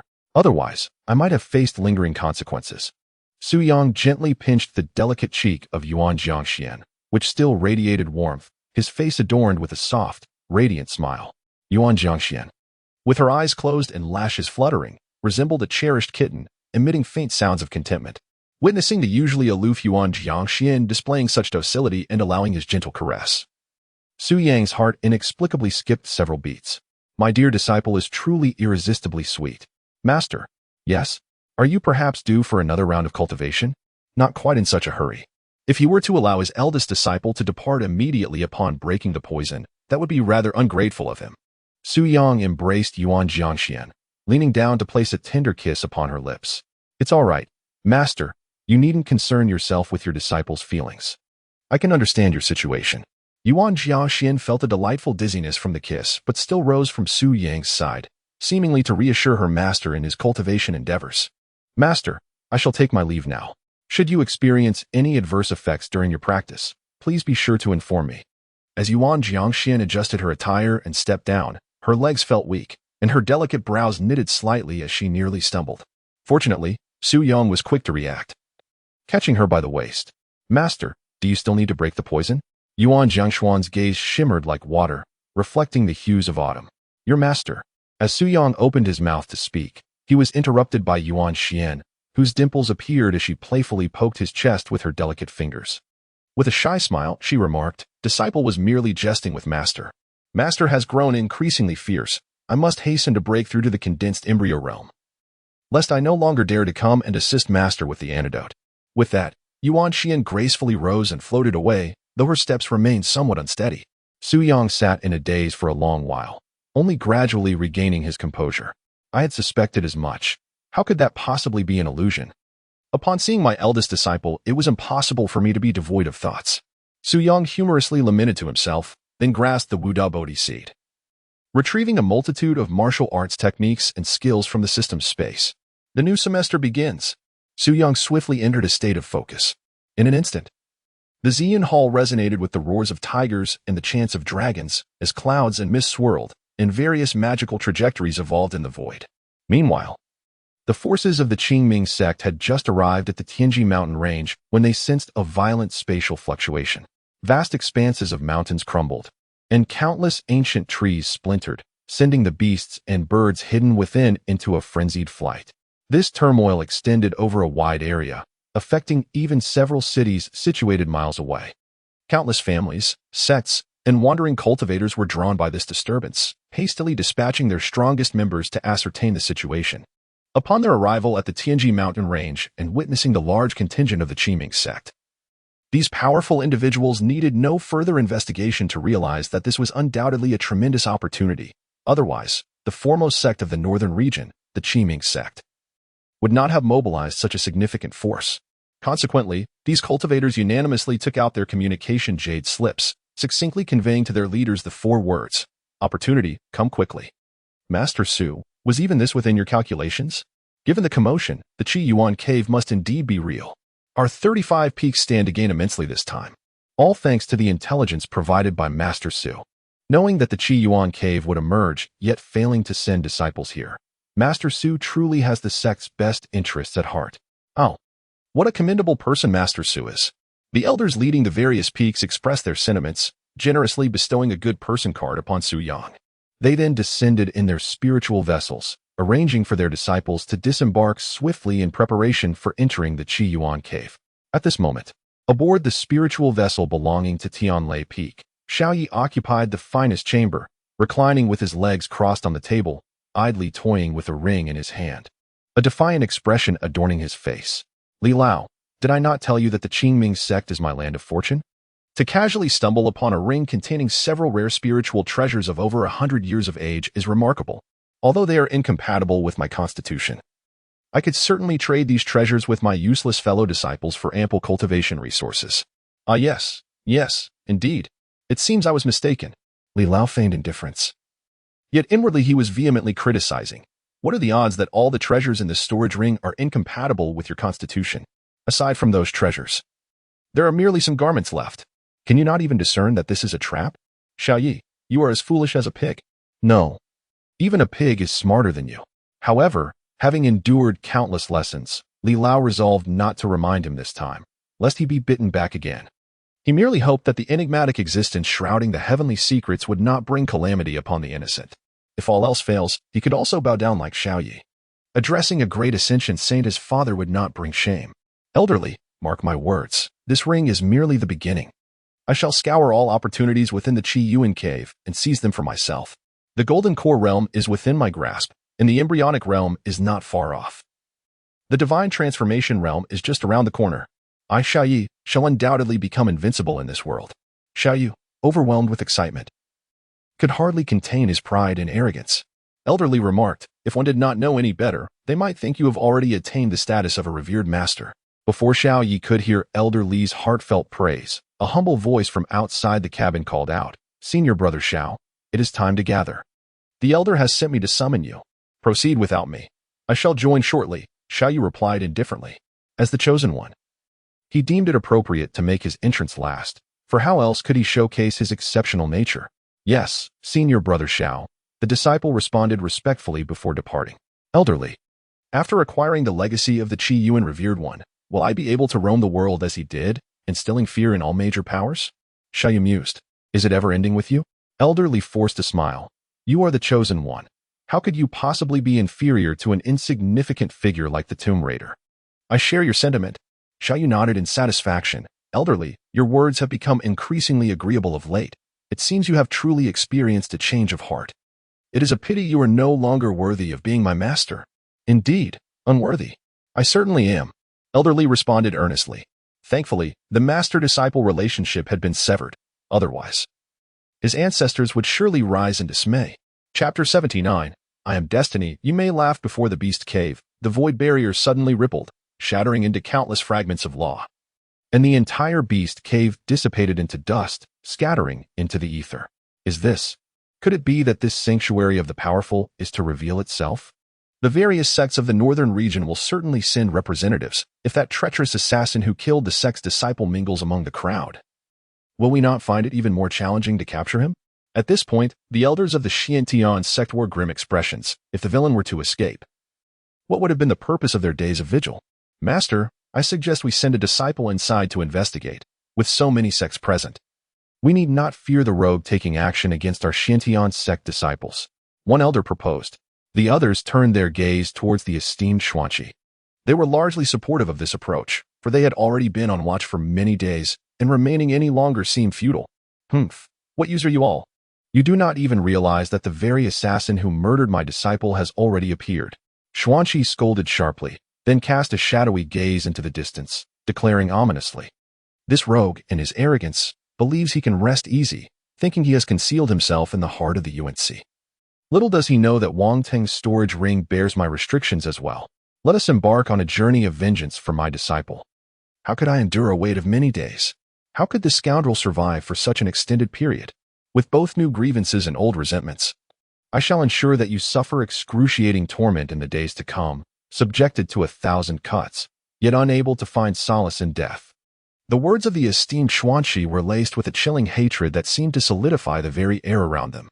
The elders present felt a shiver run down their spines, too intimidated to utter a word, swiftly following in his wake, transformed into streaks of light, brimming with murderous intent as they surged forth into the distance. As for Xiaoyi, beneath the spirit vessel, an elder expressed his displeasure. Senior brother Xiao said he would descend shortly. A disciple murmured, head bowed. Impudence. This is a matter of great importance for the entire Qingming Sect. How dare a mere disciple act so arrogantly? The elder leading the Thunder Peaks team immediately darkened his expression, reprimanding him with a furious tone. He harbored a strong disdain for Xiao Ye's demeanor, who, bolstered by the Peak Master's favor, not only acted domineeringly before the disciples but also showed no respect even to him, an elder, audaciously seizing the best quarters on the spirit vessel. Were it not for the Peak Master's repeated reminders that Xiao Yi, as a prodigious talent, was merely exhibiting a touch of pride and should be accommodated. His fiery temper would have undoubtedly led him to take action against him. What does the elder suggest then? The disciple inquired tentatively. Let us wait for him a little longer, the elder from Thunder Peak sighed. Though he held the title of elder, he was still under the authority of the Peak Master, whom he could not afford to offend. The disciple, with his head lowered, silently scoffed. Elder, are you merely putting on airs in front of me? By the time they reached the 35th peak, all disciples had disembarked from the spirit vessel, gathering in an open space. Elder, why have we not yet entered the Chiuan cave? Indeed, if we do not proceed soon, others from different sects may send people over. We must seize the initiative. Many disciples spoke urgently, having noticed formidable figures standing not far off in the void, each holding communication jade slips, clearly signaling for assistance. Silence. One person has yet to disembark from the spirit vessel. An elder clarified. Who is it? Who dares to be so presumptuous? Do they no longer desire the opportunity within the Chiuan cave? If that is the case, they may as well remain aboard the spirit vessel. Precisely. Why should so many of us wait for one person? The disciples from various peaks expressed their grievances, their discontent reaching a fever pitch. That individual is named Xiao Yi. A disciple from Thunder Peak subtly fanned the flames. Xiao madman, it's him again. His combat prowess is commendable, but what of it? He is merely at the foundation establishment stage. How much of a storm can he truly stir? Ah, you might not believe it, but the elder just tested it. The Chiuan cave can accommodate cultivators at the peak of the core formation stage, yet it will suppress their levels to that of foundation establishment perfection. Therefore, in this Chiuan cave, Xiao madman indeed thrives like a fish in water. Alas, could it be that this Chiuan cave is specifically prepared for Xiao Yi? Elder Chu, when will your disciple Xiao Yi disembark? Indeed, the disciples of our peak are growing increasingly dissatisfied. If he does not come down soon, we shall proceed without him. At this moment, even the leading elders from other peaks are filled with considerable disdain for Xiao Ye's behavior. He is not a revered figure. How can a mere foundational disciple command such an ostentatious display? Just then, an unremarkable young man finally emerged from the spirit vessel, his demeanor haughty. With each step he took, he paused momentarily, seemingly reveling in the adulation of the onlookers. Li Lao, I feel as though I have returned. Everything has come back to me. This sense of being the center of attention is utterly exhilarating. Look at their gazes, filled with awe and reverence towards me. I'm the chosen one. A smirk played on Xiaoye's lips as he wore a self-satisfied, carefree smile. Are you certain that their expressions are not of disdain? If their eyes are indeed problematic, I could pluck them out and discard them. I happen to have a technique here that can grant you a third eye. Li Lao silently finished his sarcastic thoughts. Then, like a soulless flattery machine, he complimented, "Young friend, you speak truly." At that moment, several radiant lights surged from the distance, each emanating an unparalleled aura. The foremost among them was particularly terrifying, akin to an ancient ferocious beast, its overwhelming presence striking fear into the hearts of onlookers. The Venerable Pasu. The elders of the Qingming Sect's pupils constricted in alarm, their hearts brimming with trepidation. Esteemed friends, this is the residence of our Qingming Sect. I must request your presence. A transformation stage elder stepped forward, positioning himself before the approaching figures, speaking with measured respect. Yet, before he could finish, he was ruthlessly interrupted. It is well known that the Qingming Sect is the foremost sect of the northern region. I am Xianqi, the esteemed leader of the Eastern Wilderness Xiantian Sect. I come not to provoke conflict with the Qingming Sect, but to seek him. Venerable Xianqi's gaze remained unperturbed as he pointed toward Xiaoyi. Following the direction of Xianqi's finger, it became evident that he was in search of Xiaoyi. The elder who had stepped forward seemed to have lost his senses, as he willingly stepped aside, while the other elders and disciples from various peaks offered no resistance. Even the elder from Tianlei Peak merely observed with a cold demeanor. In contrast, Xiaoyi appeared momentarily stunned, but in the next instant, a fervent smile blossomed upon his face. Li Lao, I never imagined that my fame would reach the Eastern Wilderness. Although I have never heard of the so-called Xiantian Sect. Judging by their leader being a venerable Pasu, I assume their influence in the Eastern Wilderness is formidable.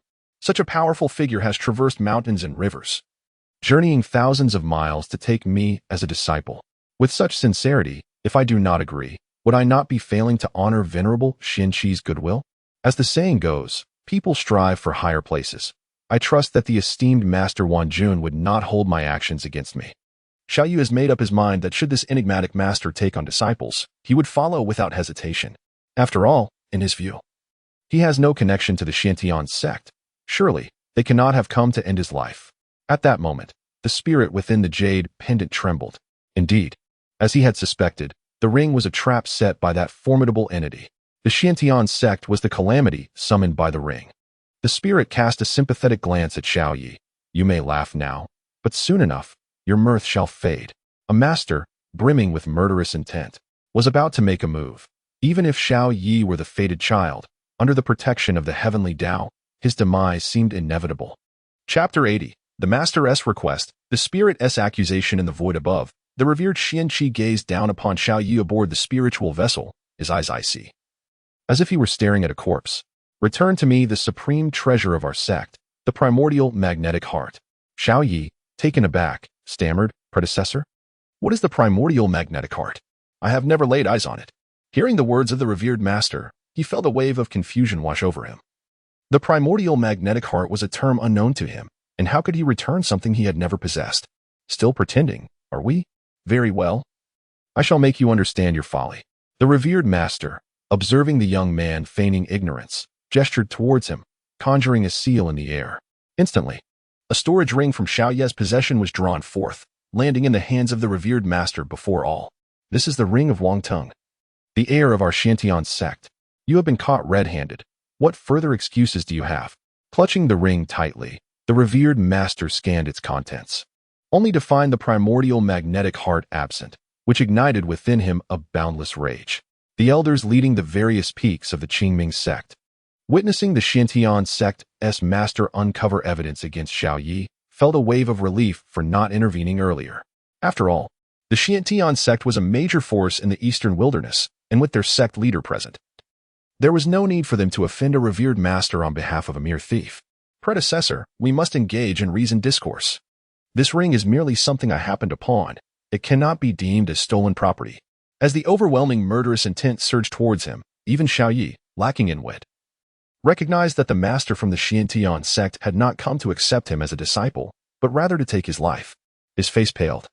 He fought against the urge to kneel, his teeth chattering as he attempted to explain, why is it that you alone found it, and not anyone else? Such a flawed explanation. If I were to believe you, would that not render my years of existence meaningless? The esteemed Master Xuanqi looked upon Xiao Yi with palpable disdain, his voice laced with a chilling undertone. Upon hearing these words, the disciples of the Qingming Sect from various peaks found them to be exceedingly reasonable. Indeed, why had this ring not fallen into my hands? If one must fabricate a story, at least let it be a credible one. How utterly shameless. Those unaware might think you are a favored child of destiny. Brother Xiao, since you dare to steal, what is there to fear in admitting it? Just return the treasure to this esteemed elder. Brother Xiao faced the consequences with courage. The assembly of disciples jeered at Xiao Yi, urging him to swiftly return the treasure and preserve the honor of the Qingming Sect. Xiao Yi, rendered speechless and distressed, found himself in a predicament. What is there to explain? He had not truly committed theft. Esteemed elder, you may not be aware, but I, Xiao Yi, am the fated child of destiny. Opportunities will naturally present themselves to me, and this ring is no exception. Xiao Yi's gaze faltered as he spoke weakly. Ha ha ha, you are the fated child of destiny. You are the fated child of destiny. My own disciple, Wang Tong, possesses the grace of an immortal emperor. Master Xuanqi burst into laughter, as if he had just heard the most ludicrous joke in existence. Suddenly, his expression turned icy, regarding Xiao Yi as one might regard an insignificant ant. Though I do not know by what means you managed to slay my disciple at the foundation establishment stage, today I shall take your head as an offering to honor my disciple's spirit in the heavens. As he spoke, Master Xuanqi surveyed the many elder leaders of the Qingming Sect and performed a virtual bow, declaring, "This child has a profound enmity with me. I ask that the Qingming Sect does not intervene. Esteemed master, please proceed." An elder of the Qingming Sect responded. Had it merely been theft, they might have considered defending Xiao Yi. However, from Master Xuanqi's tone, it was clear that not only had Xiao Yi stolen a treasure, but he had also assassinated the sect's heir. It is well known that each sect's heir is nurtured with immense resources and regarded as the future hope of that sect. Now, however, the Xiao Yi had slain him. This was akin to a blood feud. Should it not be handled properly, it could incite a war between the two sects. Even Elder Chu, who had been cautioned by the formidable Master Wanjun to protect Xiao Yi, now remained silent, observing with a detached gaze. Upon realizing that the elders of the Qingming Sect had abandoned him, Xiao Yi turned to the imposing figure of Master Xuanqi, who exuded a murderous intent. His gaze sharp as a sword, seemingly capable of piercing him with countless holes. I did not kill him. I have never even seen what Wang Tong looks like. Terrified, he felt his legs weaken, unable to stand firm, beads of sweat forming on his forehead as he turned pale. Elderly, I am in peril. Quickly devise a plan to save me. If you do not rescue me, should my life be in danger, it shall be you who perishes first. Elderly, can you hear me?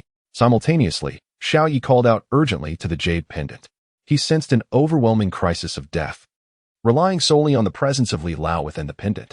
After all, in his past life, he too was a respected figure, equipped with numerous means to preserve his life.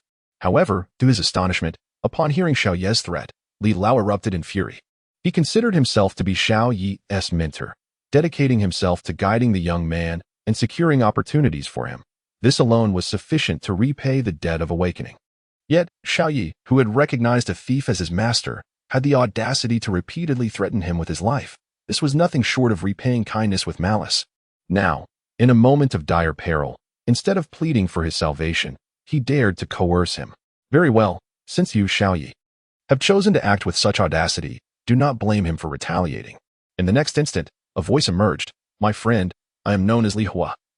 Once a revered being, now reduced to a wisp of a remnant soul for various reasons, but that is not of paramount importance. An ancient, ethereal figure materialized from the jade pendant and bowed respectfully towards the distant Xuanqi Zuanzhang, before pointing an accusatory finger at Xiao Yi in a fit of rage. What is crucial is that I bear witness that Wang Ting, the scion of your Xiantian sect, met his demise at the hands of this vile creature. Li Lao. What are you saying? Xiao Yi's eyes widened in disbelief as he stared at Li Lao, his mind reeling. He had never anticipated that the mentor he had interacted with daily would stand up to identify him. What more is there to say? You, a wretched creature who betrays your master and ancestors, I regret not having seen your true nature sooner. Li Lao bellowed, with your mediocrity. Had it not been for my assistance, you would have perished long ago at the hands of your enemies. Every opportunity you have seized was guided by me, and every life-threatening situation you faced was met with my risk of fading into oblivion to save you. I owe you nothing. Yet, what have you done, you soulless wretch? You have forsaken your sect, turned to others, slaughtered your peers, stolen treasures, ambushed companions, and reveled in greed and lust, consumed by arrogance. Such heartless scum as you deserve to be eradicated from this world. Li Lao vented his accumulated grievances in a torrent of accusations, unleashing all the pent-up resentment he had harbored. Li Lao, do you wish to court death? Xiao Yi fixed his gaze upon the ancient figure in the void. His face pale, his chest heaving, speaking with a voice that trembled with suppressed rage. My friend, do you see?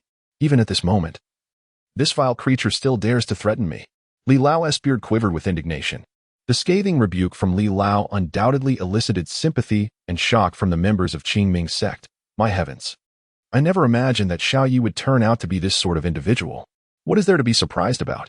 The Tianlai Peak originally had over 100 direct disciples, and now only 70 remain, all thanks to Xiao Yi.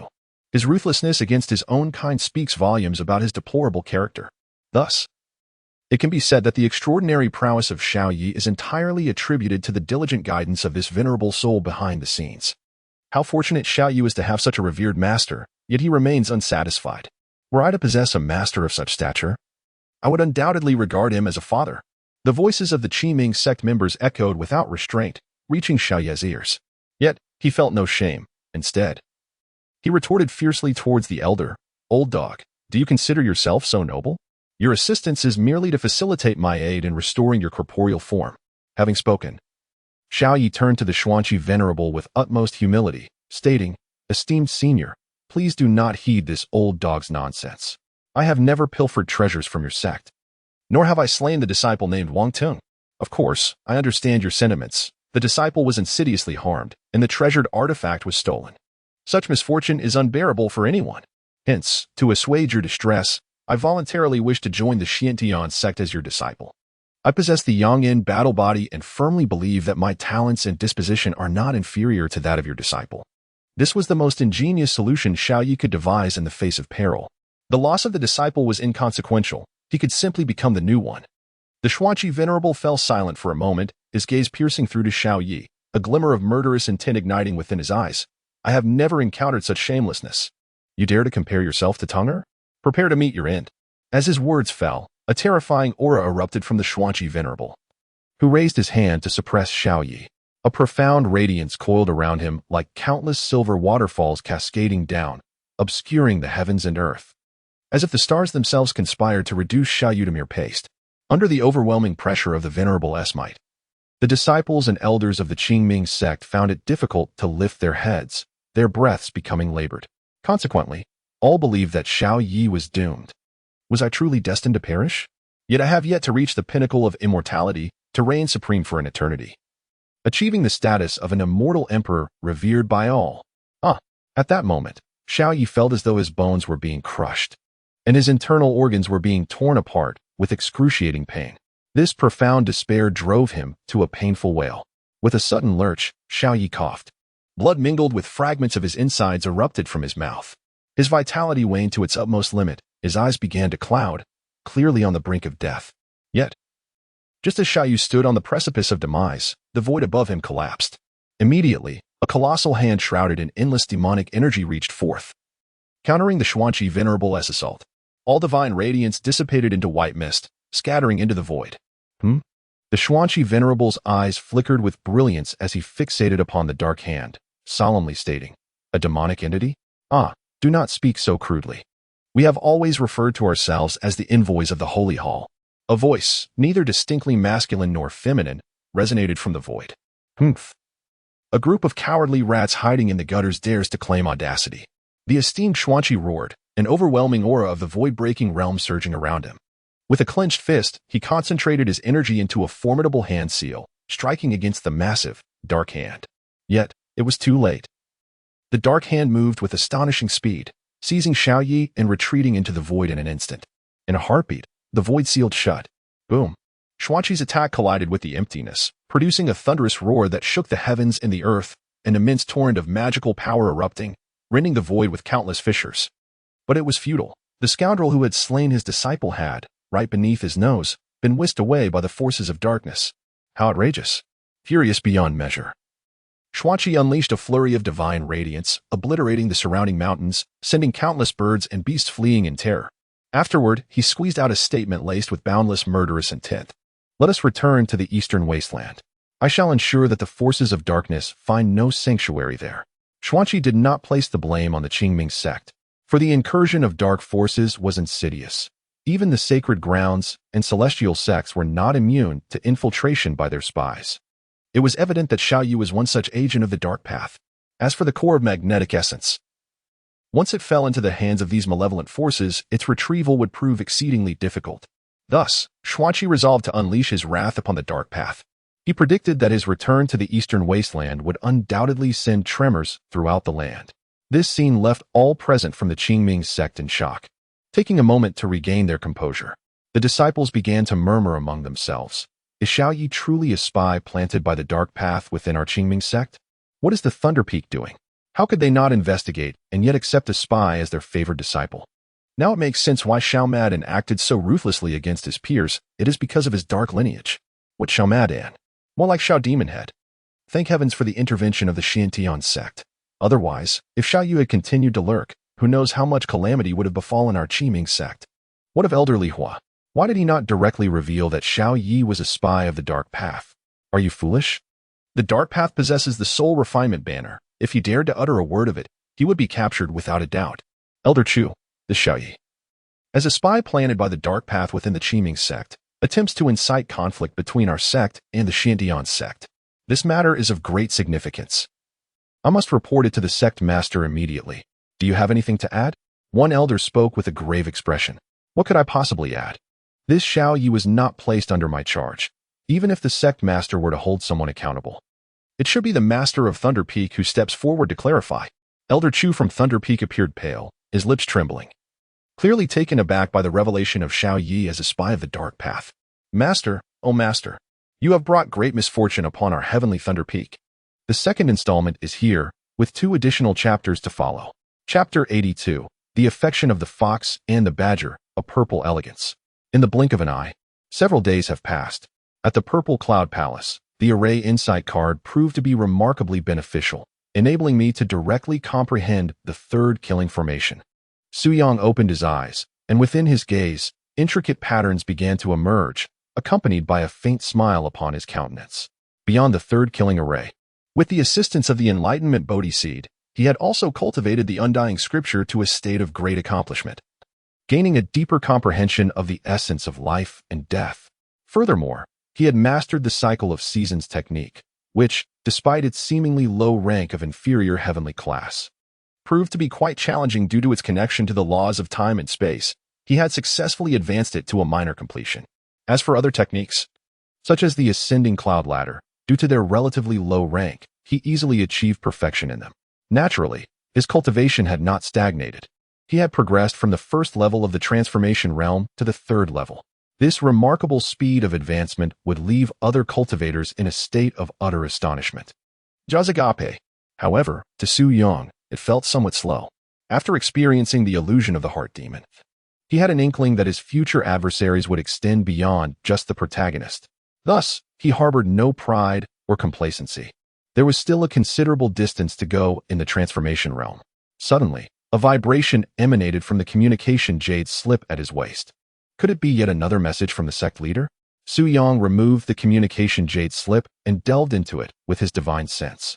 To his astonishment, there were over 99 messages, all originating from Yuan. What significant event could the sect be facing to warrant such an influx of correspondence? Su Yong muttered to himself and opened the message. Yuan, Su Yong, have you emerged from your retreat? May I visit the beaver? Yuan, why aren't you responding? Yuan, if you don't reply, neither shall I, and I am quite upset. Yuan, just send me a single message, please. Yuan, woo-woo. My beloved beaver wishes to see you respond before its last breath. Yuan, I am unwell. What is the ailment? It is a malady that strikes when you fail to reply.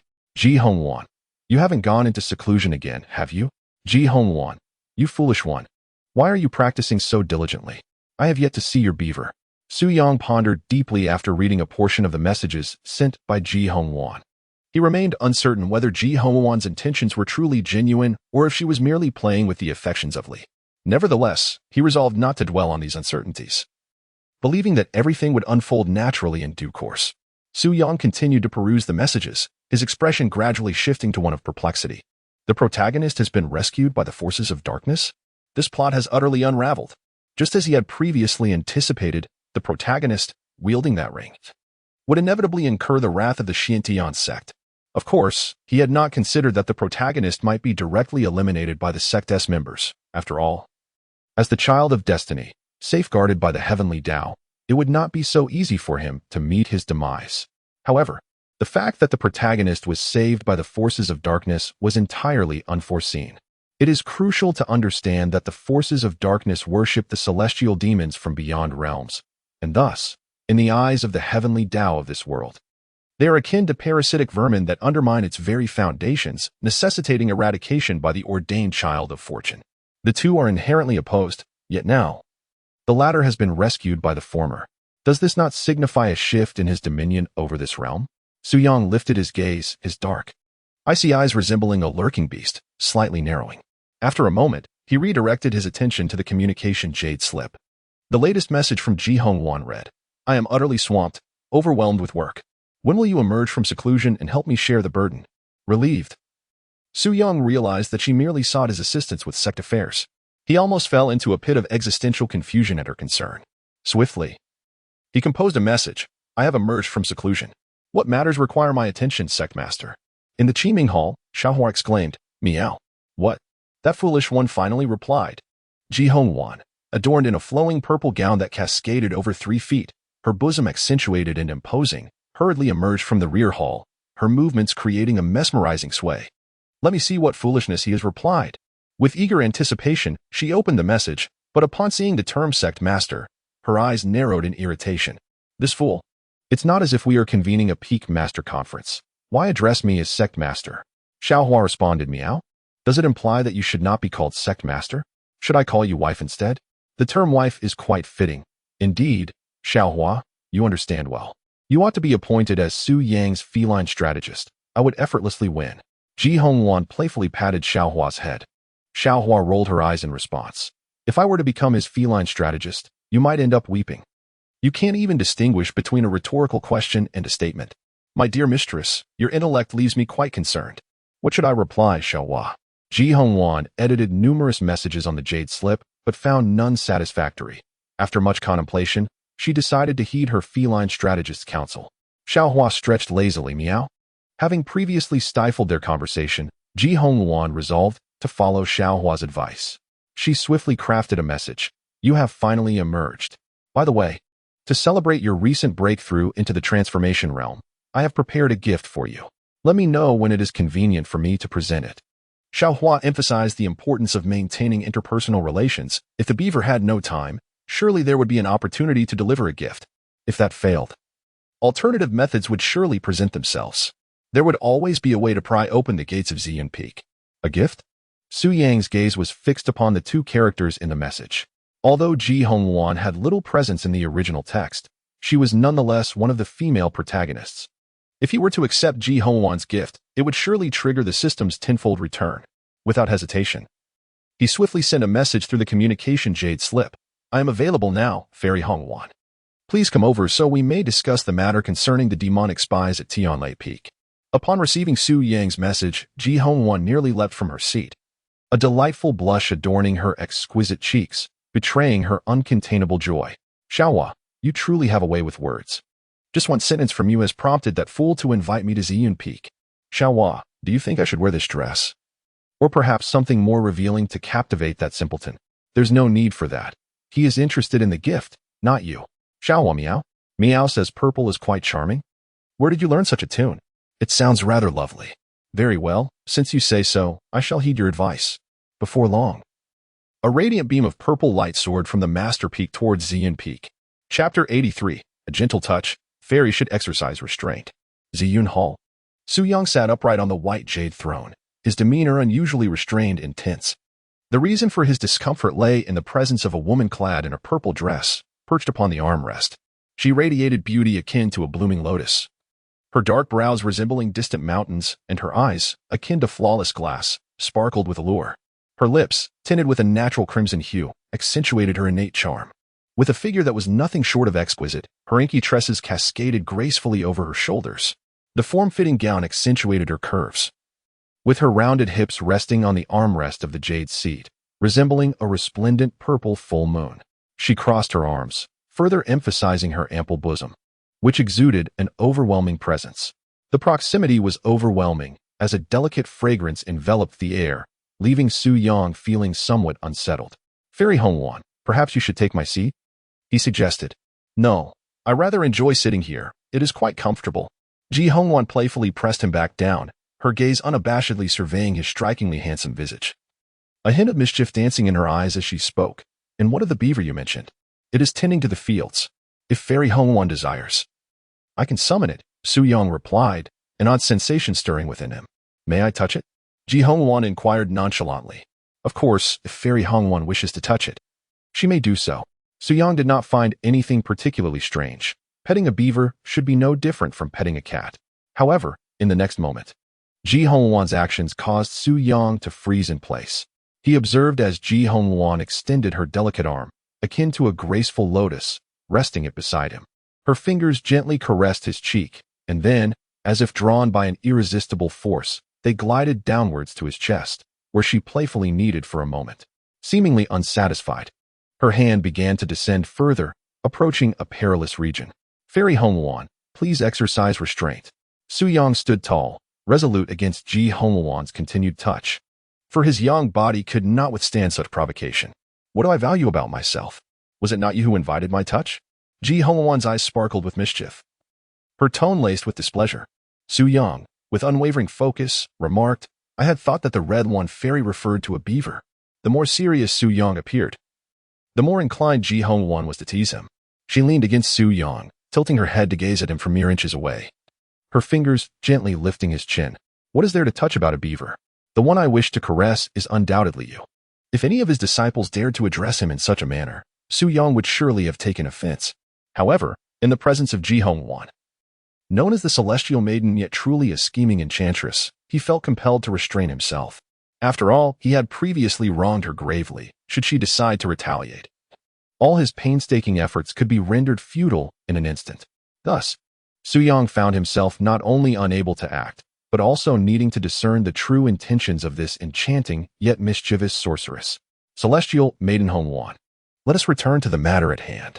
Su Yang appeared to be a figure of humiliation, frowning as he asked, "What serious matter?"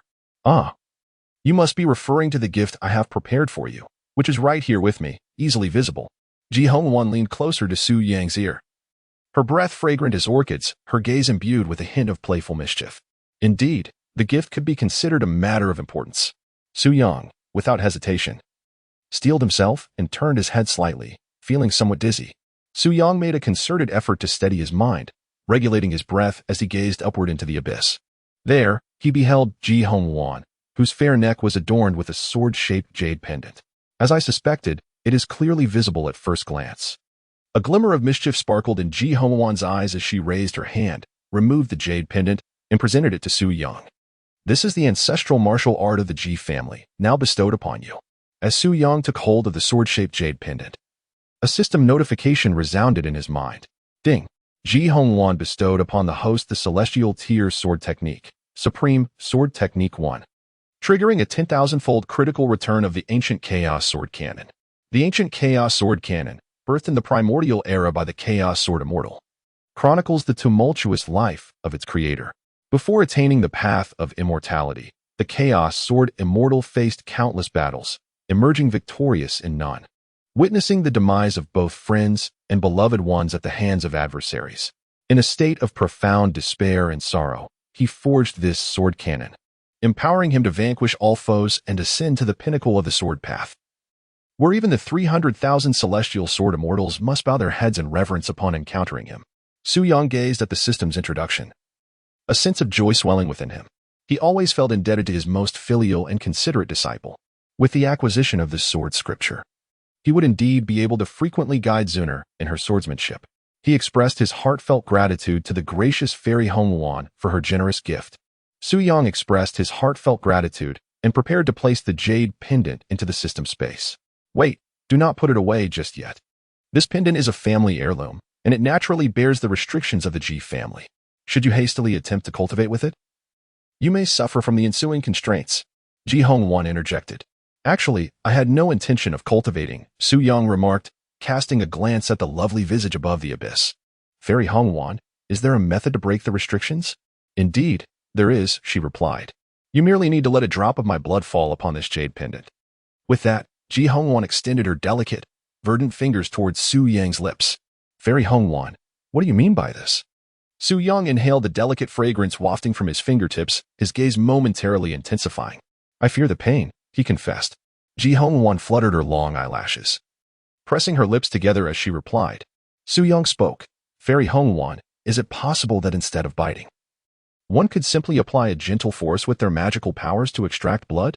This notion was firmly rejected by Ji Hongwan, yet despite her best efforts, she could not conjure a plausible explanation. Su Yang added a ritual. Indeed, this is a custom of the Ji family. Only by piercing a finger and allowing the blood to drip upon the jade pendant can the seal be broken. Ji Hongwan asserted confidently. Very well. Su Yang acquiesced. He was uncertain of the peculiar habit of biting fingers. Yet, considering that Ji Hongwan had graciously returned the ancient sword scripture to him, he, as a man of gratitude and honor, decided to indulge her whims, albeit slightly. Then I shall bite. Go ahead, Ji Hongwan replied, her eyes gently closing, her eyelashes fluttering. When she felt her finger enveloped by a warm presence, a delicate blush appeared on her fair cheeks, akin to the enchanting flush that follows a few sips of exquisite wine, rendering her intoxicated and exuding a captivating allure. In the next moment, a subtle pain coursed through her fingertips, radiating throughout her body. Ji Hongwan shivered, and a sudden, almost morbid desire flickered across her flushed visage.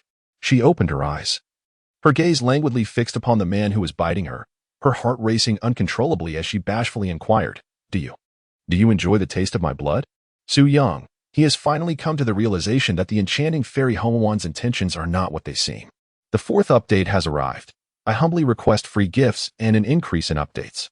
Additionally, Jiang timidly inquires whether such a tug-of-war of affections, laden with ambiguity, is indeed what the esteemed readers enjoy. Chapter 84. I adore you, at a cost. The captivating gaze of Ji Hongwan lingered on the strikingly handsome face before her, a visage so breathtaking it momentarily stole her breath away. Her eyes shimmered with a hint of intrigue as she gently pressed her lips together, contemplating. It appears I must truly be fond of him. Otherwise, I would not hold on so tightly. Su Yang was taken aback and quickly leaned back, apologizing. I beg your pardon, Fairy Hongwan. I was momentarily distracted. The reason for his momentary daze stemmed from recollecting the messages exchanged between him and Ji Hongwan in recent days. Thus, it was not merely a fleeting illusion of his life. Rather, Ji Hongwan's intentions were not solely focused on the matter at hand, but rather intertwined with Su Yang. No matter, let us first dispel the restrictions, Ji Hongwan stated as she leaned closer to Su Yang. In that fleeting moment, Su Yang found himself entranced. What are you dawdling for? If you do not extract the blood soon, the wound will heal. Do you wish to bite again? Ji Hongwan placed her finger, previously bitten, into Su Yang's palm, her eyes sparkling with a teasing glimmer, her words laced with playful innuendo. Su Yang made a concerted effort to suppress his body's primal instincts, pressing his fingers against Ji Hongwan's to draw a single drop of blood, which fell upon the sword-shaped jade pendant. In an instant, a flicker of white light emerged, accompanied by the sound of shattering resonating from the air, indicating that the enchantment upon the pendant had been successfully unraveled. Fairy Hongwan, this should suffice, should it not? Su Yang inquired. Is it not permissible? Ji Hongwan's gaze suddenly dimmed. A hint of bewilderment surfaced on Su Yang's forehead. Was it necessary to perform additional rituals in order to fully unravel the restrictions within this jade pendant? If so, the Ji family had indeed gone to great lengths to prevent the dissemination of their unique techniques. Before Su Yang could voice his inquiries, Ji Hongwan elegantly lifted her long, graceful leg, turning to position herself against him, leaning in closely as she brushed against him from below. With a delicate finger, she playfully tugged at his robe, her cherry blossom lips whispering fragrant words near his ear. You bit me earlier, and in the spirit of reciprocity, it is now my turn to bite you. Fairy Hongwan, such a tally is rather misplaced. It was you who invited my bite. Su Yang appeared utterly flustered, akin to a novice hero, bewildered and taunted by a sorceress upon first entering the world of martial arts. His mind momentarily froze, and he instinctively retorted, "Oh? Your argument does seem to hold some merit. Then as compensation, I shall allow you to bite me once more. Where would you like to bite?" Yuan, embodying her enchanting sorceress persona to the fullest, raised her finger and teasingly traced it over Su Yang's robe, lingering upon his skin. Su Yang felt somewhat bewildered. Is this how the calculations are made? A faint smile appeared on Yuan's flushed cheeks. Did you just count 78 times? Could it be that you wish for the fairy Yuan? Su Yang gazed in astonishment at Yuan, who boldly provoked him. His mind consumed by a singular thought. How dare she? What is this? Is it possible that you are incapable? Yuan blinked her eyes and turned her gaze towards Su Yang. Fairy Yuan, should you continue to challenge me in such a manner, you will undoubtedly face dire consequences. Su Yang sighed softly, having restrained the Ziyang Dao body for half a day, yet ultimately succumbed to the allure of the enchantress. I remain unconvinced. Unless you grant me the opportunity to witness it for myself.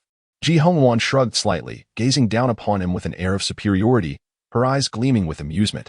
Seeing Yuan's invitation, Su Yang felt compelled to act. Otherwise, he would appear utterly ineffectual.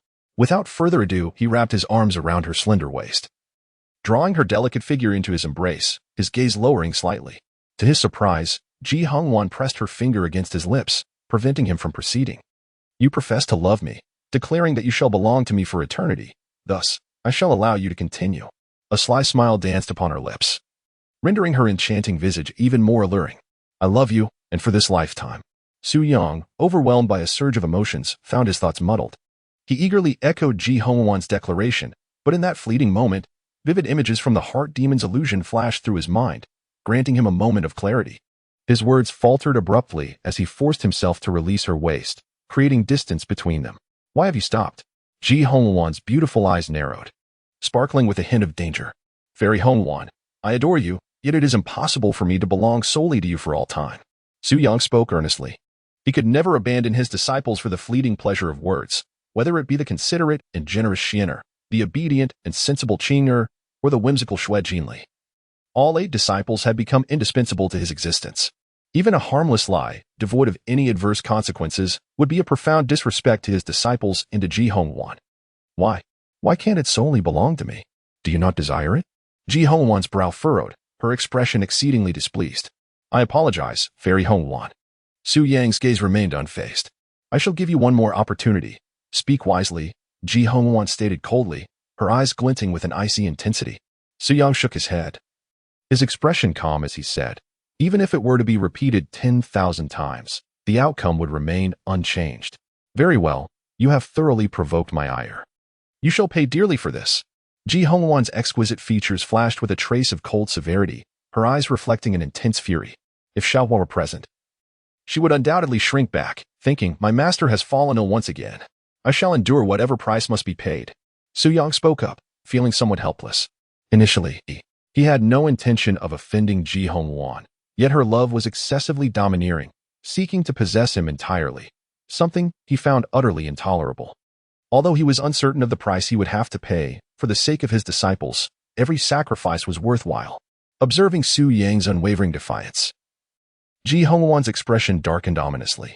She delicately loosened her grip, allowing her gown to slide from her shoulder, then seized Su Yang's wrist, firmly pressing it against the armrest.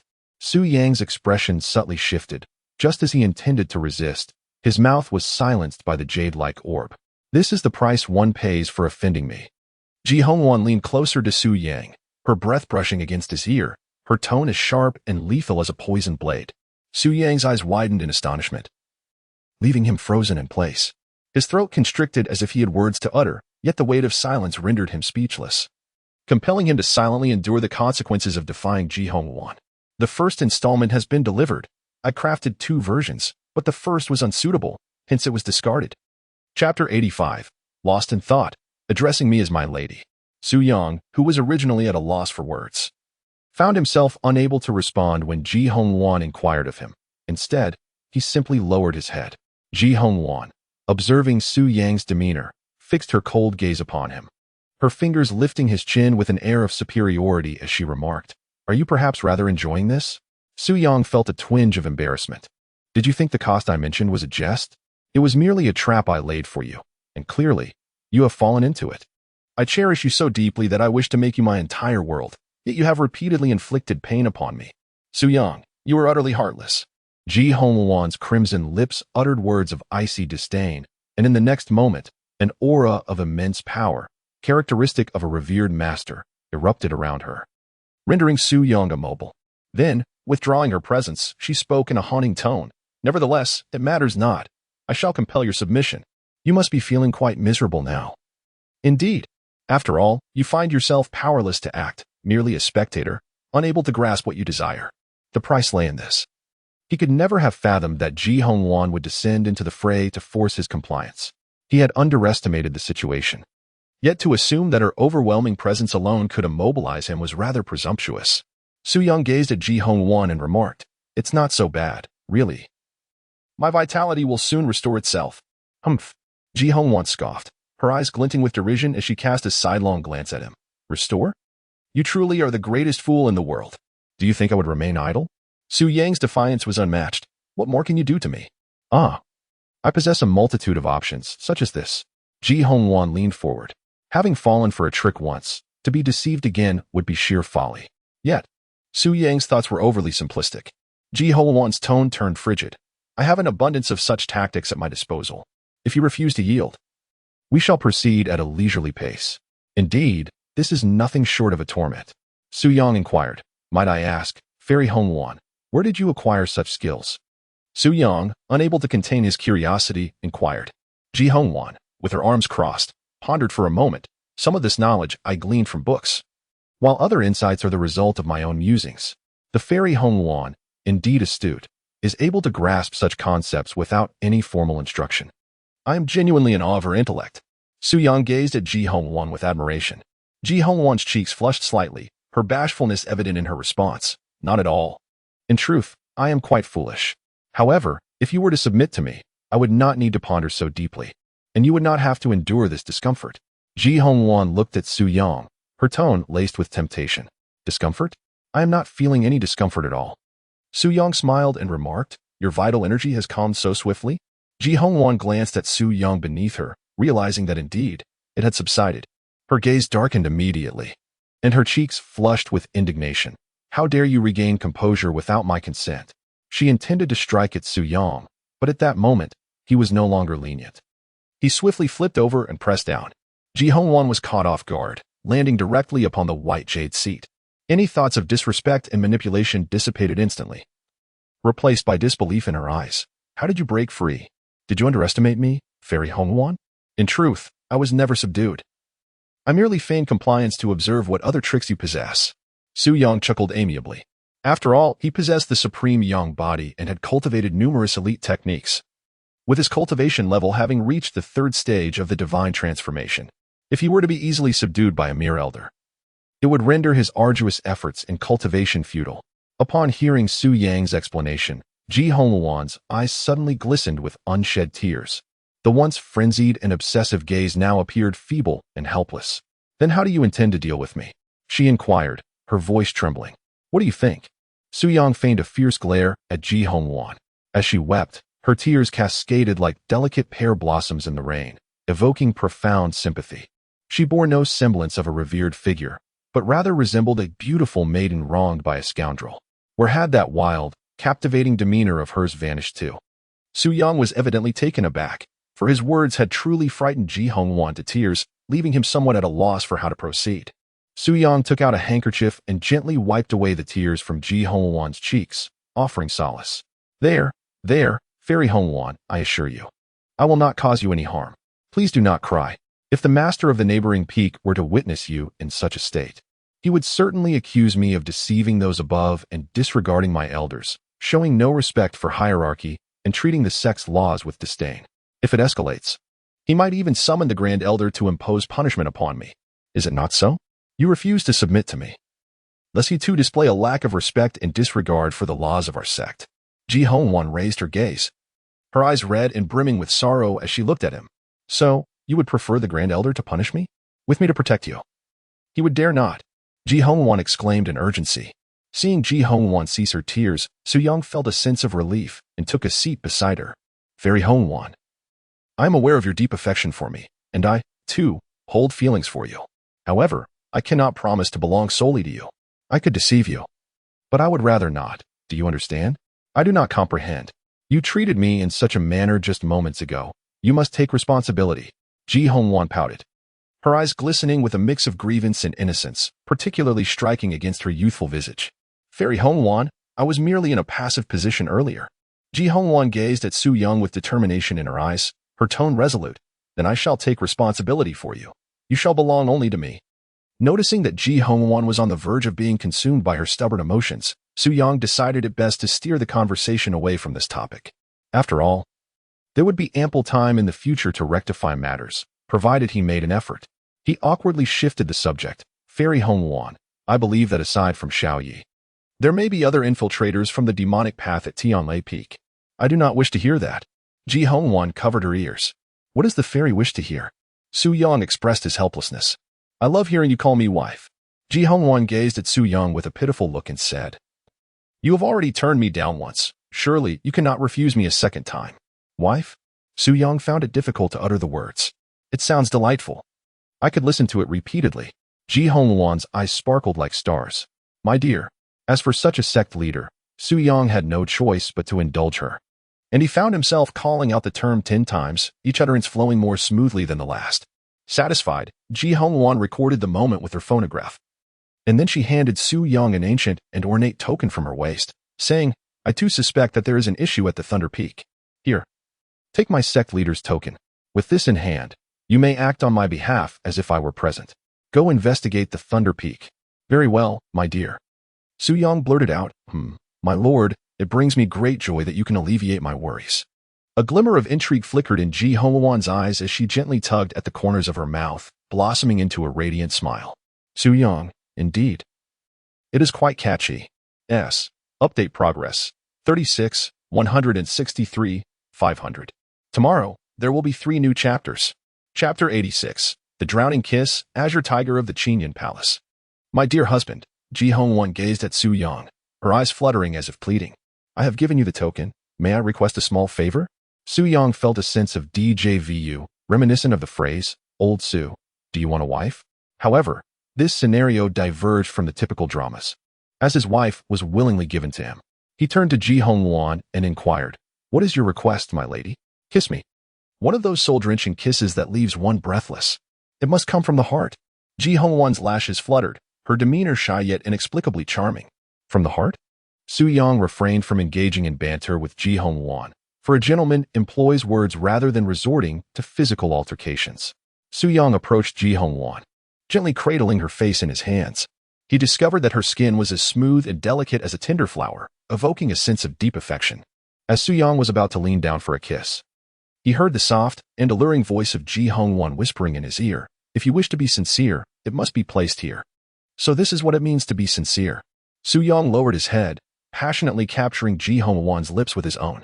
Sensing that Bai Gei was attempting to leave her mark upon him, he did not resist. After all, it is not always advantageous to maintain the upper hand in interactions with women. It is essential, at times, to display a semblance of vulnerability before them. A sophisticated hunter often presents himself in the guise of his prey. Su Yung secretly lowered the defenses of his Yangdao body. Ji Hongwan, having achieved her desire, bit into Su Yang's lip, drawing blood that mingled with her teeth, her eyes sparkling with a sense of sacrilegious pleasure. Su Yung, as if in pain, pushed Ji Hongwan away, covering his mouth as he gazed at her, feigning indignation. Are you a dog?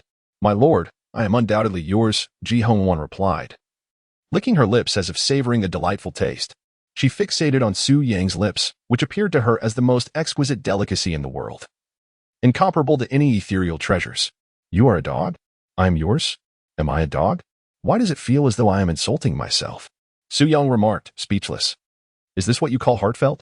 Ji Hongwan's tone was filled with a melancholic reproach, as if lamenting a faithless lover. Is this not heartfelt enough? Or do you still seek more excitement? Her charming face flushed, her voice tinged with excitement. Well, not exactly. Su Yung felt as though he had lifted a stone only to strike his own foot. Ji Hongwan laughed dreamily. Seeing your foolish expression frightens me.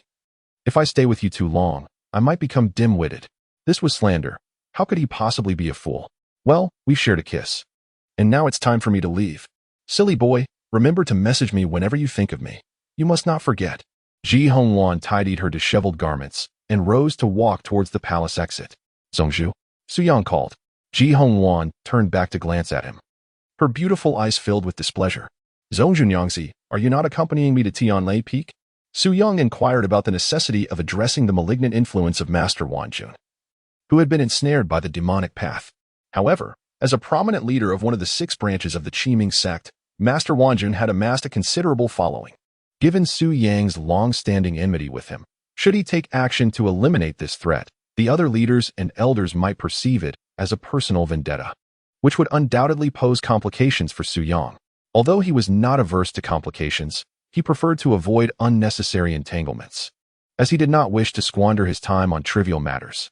Thus, he intended for Ji Hongwan to serve as a witness, thereby circumventing a myriad of potential distractions. Sect Master's Consort? What a delightful title. I shall cherish it. Henceforth, you may address me as such. Ji Hongwan remarked with a playful lift of her lips. Su Yang, is this the crux of the matter? You may proceed as you wish, taking action before seeking permission, for the matriarch has granted her special approval. No matter what you undertake, even if you were to pierce a hole in the heavens, I shall resolutely stand by your side. Ji Hongwan majestically waved her sleeve and turned to stride towards the palace exit. Su Yang said, at your command, esteemed matriarch. After Ji Hongwan exited the Ziyun Palace, she did not depart immediately. Instead, she surveyed Ziyun Peak with her divine sense and pinpointed the residence of her 3rd direct disciple, Shui Jinli. Swiftly, she transformed into a streak of purple light, soaring towards Tianqing Lake. Upon reaching the sole exit of the lake, she paused to survey her surroundings.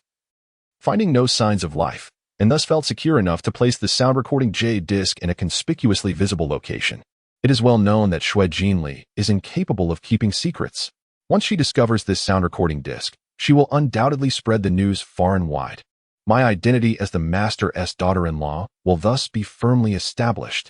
At that point, should anyone dare to harbor covetous thoughts towards Su Lang, my intervention would be justified, and no one could accuse me of unjustly punishing them. Su Lang, you belong solely to me. Ji Hongwan bit her lip, her gaze lingering deeply in the direction of Ziyun Palace for a moment before she transformed into a rainbow and departed Ziyun Peak. Is this not akin to living off someone else's fortune? As he watched Ji Hongwan sway away with her graceful figure, Su Yang, the tiger of Qingming Sect, looked down at the token symbolizing the sect leader, feeling a surge of emotion. This token serves not only as a representation of the sect leader's identity, but is also an important relic passed down through generations from the founding ancestor of Qingming Sect, symbolizing the authority of the sect leader. It is no exaggeration to say that with this token in hand, not only the masters of the 36 peaks, but even the reclusive elders must heed his commands, having allowed Lei Wanjun to frolic for long enough. The timing is now opportune to ascend Tianlai Peak and eradicate this malignant tumor. I must also bring along little Jinli. Previously, Lei Wanjun had taken advantage of her youth, causing her distress, and this matter must be resolved with him as well. Su Yang's thoughts raced like lightning, devoid of any hesitation. In an instant, his figure darted out of the purple cloud palace, soaring into the sky. His mystical steps transformed in the void, creating ripples, and in the blink of an eye, he vanished from his original position. Moments later, Su Yang had already arrived by the shores of Tianqing Lake. He lifted his gaze to glance at the cloud window and mist pavilion, just as he was about to step inside when he overheard a conversation within. Xiaoqing, what dubious tricks are you teaching me? How can this be considered a dubious trick? I've already suffered enough. Who told you, third senior sister, to be so small? Xiaoqing, are you trying to get yourself killed? No, what I meant was, being small can also be quite endearing, third senior sister. It will hurt a lot. Just tell me if you want to try. Maybe the lilies in my hometown have bloomed. Yet, Su Yang pondered. Xiaoqi was not the type to engage in frivolous matters. She preferred straightforwardness. What was she up to? Discussing new knowledge with the little koi? One becomes like those one associates with. Engaging in discourse with a novice like the little koi surely wouldn't lower one's standards and render them less skilled, would it? The first update has been delivered, with 2 more to follow. Chapter 87, The Majestic Master, How I Long to Feast on Humans by the Shores of Tianqing Lake. In order to prevent Qingyu from straying onto a misguided path, Su Yang resolved to intervene. Little koi, accompany your master to Thunderbolt Peak. Within the attic. Upon hearing their master's voice, the two were taken aback, quickly followed by a flurry of commotion, as if they were concealing something. After a considerable pause, Jinli finally emerged from the attic, her expression still bearing traces of confusion. She looked towards Su Yang, her face tinged with embarrassment as she inquired, "Master, what is our purpose in going to Thunderbolt Peak? Previously, Lei Wanjun exploited his superiority over the weak, causing you distress. Now that I have emerged from seclusion, I intend to settle this matter with him and simultaneously investigate the presence of demonic spies at Thunderbolt Peak." Su Yang began to explain. Upon hearing this, Jinli's eyes sparkled with countless little stars, brimming with admiration and reverence. "Master, you are truly benevolent to your disciple. Let us proceed." Su Yang lifted Jinli and soared towards the Thunder Peak. Before departing, he cast a lingering glance back at the pavilion. At that moment, Situ Qingqing happened to peek out, their gazes locking for an instant. Instantly, a flush of embarrassment swept over Situ Qingqing's face, her heart racing wildly as she covered her slightly warm cheeks, murmuring to herself, "Surely, Master did not overhear my earlier conversation with Senior Sister?" Meanwhile, at Thunder Peak, the esteemed Master Wan Jun was in quite a tumultuous state. The reason for his ire stemmed from his recent clandestine communications with the demonic sect regarding Xiaoyi, demanding to know why they had chosen to save him. Did they not realize that rescuing Xiaoyi could potentially implicate him, the Master of Thunder Peak? The response from the demonic side was chilling. "Compared to you, Lei Wanjun, Xiaoyi holds far greater value for us. His temperament is perfectly suited for the demonic path. Even our Lord has expressed a desire to take him as a disciple." "So," Master Wanjun retorted, "you traded me for Xiaoyi?" The demonic representatives replied, "You may view it that way, especially since you have not provided us with any useful intelligence. You can hardly be considered one of us." Master Wanjun seethed. "How dare you? I have already devoted myself to the demonic path, and yet you dare to deny my allegiance? Lei Wanjun, please speak with decorum, or face the consequences." "Decorum, you say? My life is at stake." The message he intended to send had been obstructed by the demonic contact, leading to an utter collapse of his composure. In times past, they had addressed him as Your Excellency, yet now, with new faces replacing the old, they audaciously referred to him by name. How could a mere Foundation establishment junior overshadow a true godly figure like himself? Wanjun was convinced the demonic sect had lost their senses. If they had not, how could they so readily cast him aside? In addition to his anger, he was gripped by fear and trepidation. Afraid to employ the bone-refining devil scripture to devour disciples within the sect, lest Ji Hongwan sense something amiss and come after him. How he longed for flesh. Within his secret chamber, Master Wanjun's eyes burned a deep crimson, his visage twisted in rage, his body marred with bloodstains, exuding a grotesque aura that seemed capable of withering all life around him. Suddenly, hurried footsteps echoed from outside the chamber. "Master, it is dire. Su Yang is ascending the mountain," an elder reported urgently in a hushed tone. "What?" Wanjun's pupils dilated, his heart struck as though by thunder. He froze in terror, his demonic energy retracting sharply within him. Su Yang's ascent held grave implications, which he understood all too well. Given Su Yang's unwavering dedication to the sect, one could only imagine the upheaval he would unleash upon Thunder Peak upon discovering a traitor among them, perhaps even seeking to confront him directly.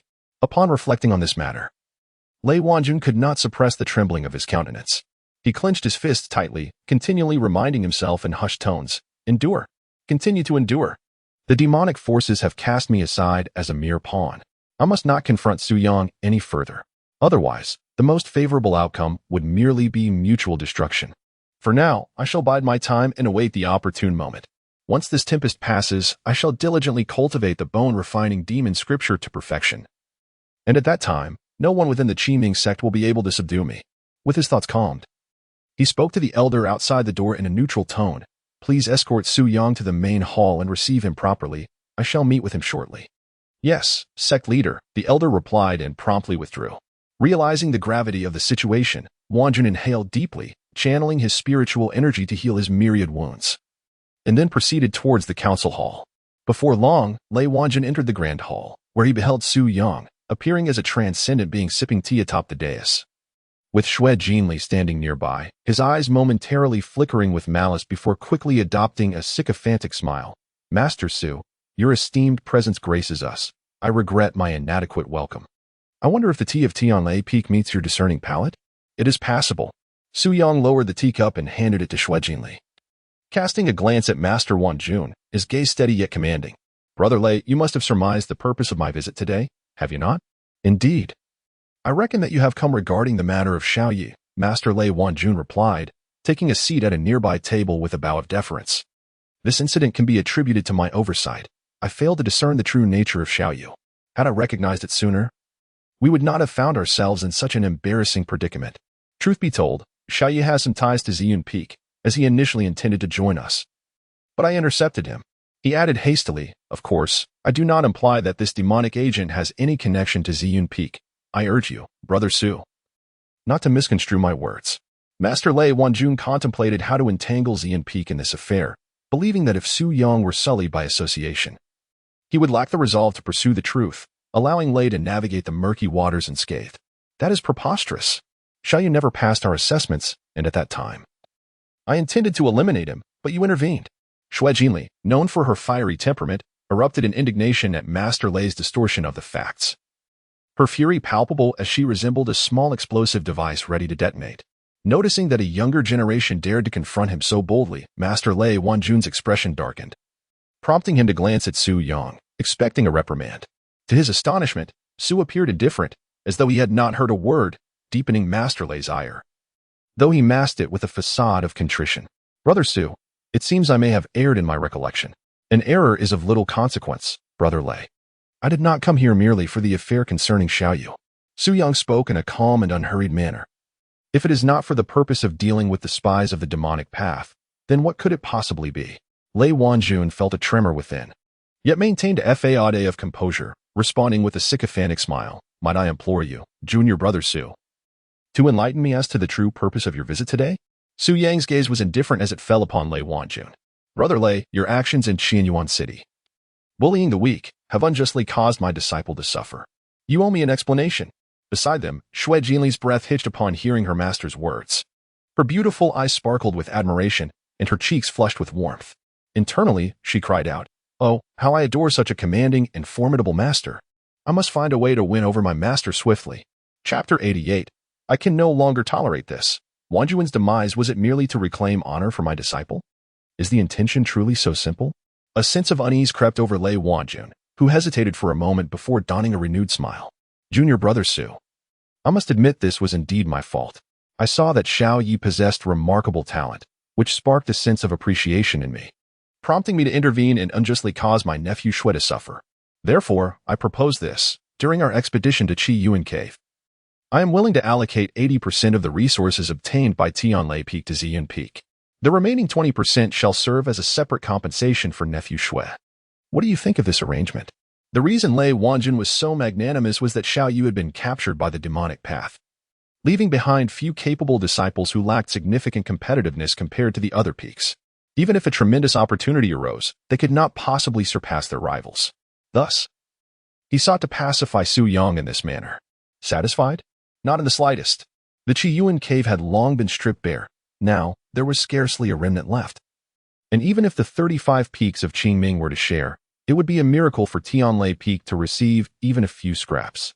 Meanwhile, he had a vast vegetable garden, expertly tended by a specially hired spirit farmer. Su Yang's gaze was icy and indifferent as he spoke. Senior Brother Lei, do you truly believe I would covet the resources of the Chiuan cave? What a preposterous display. This is the Chiuan cave, a place even the esteemed ones would covet. Lei Wanjun silently cursed in his heart, then turned to Su Yang, his tone tinged with resignation. What is it that you require from me, Junior Brother Su? As the saying goes, debts must be repaid, and life must be accounted for.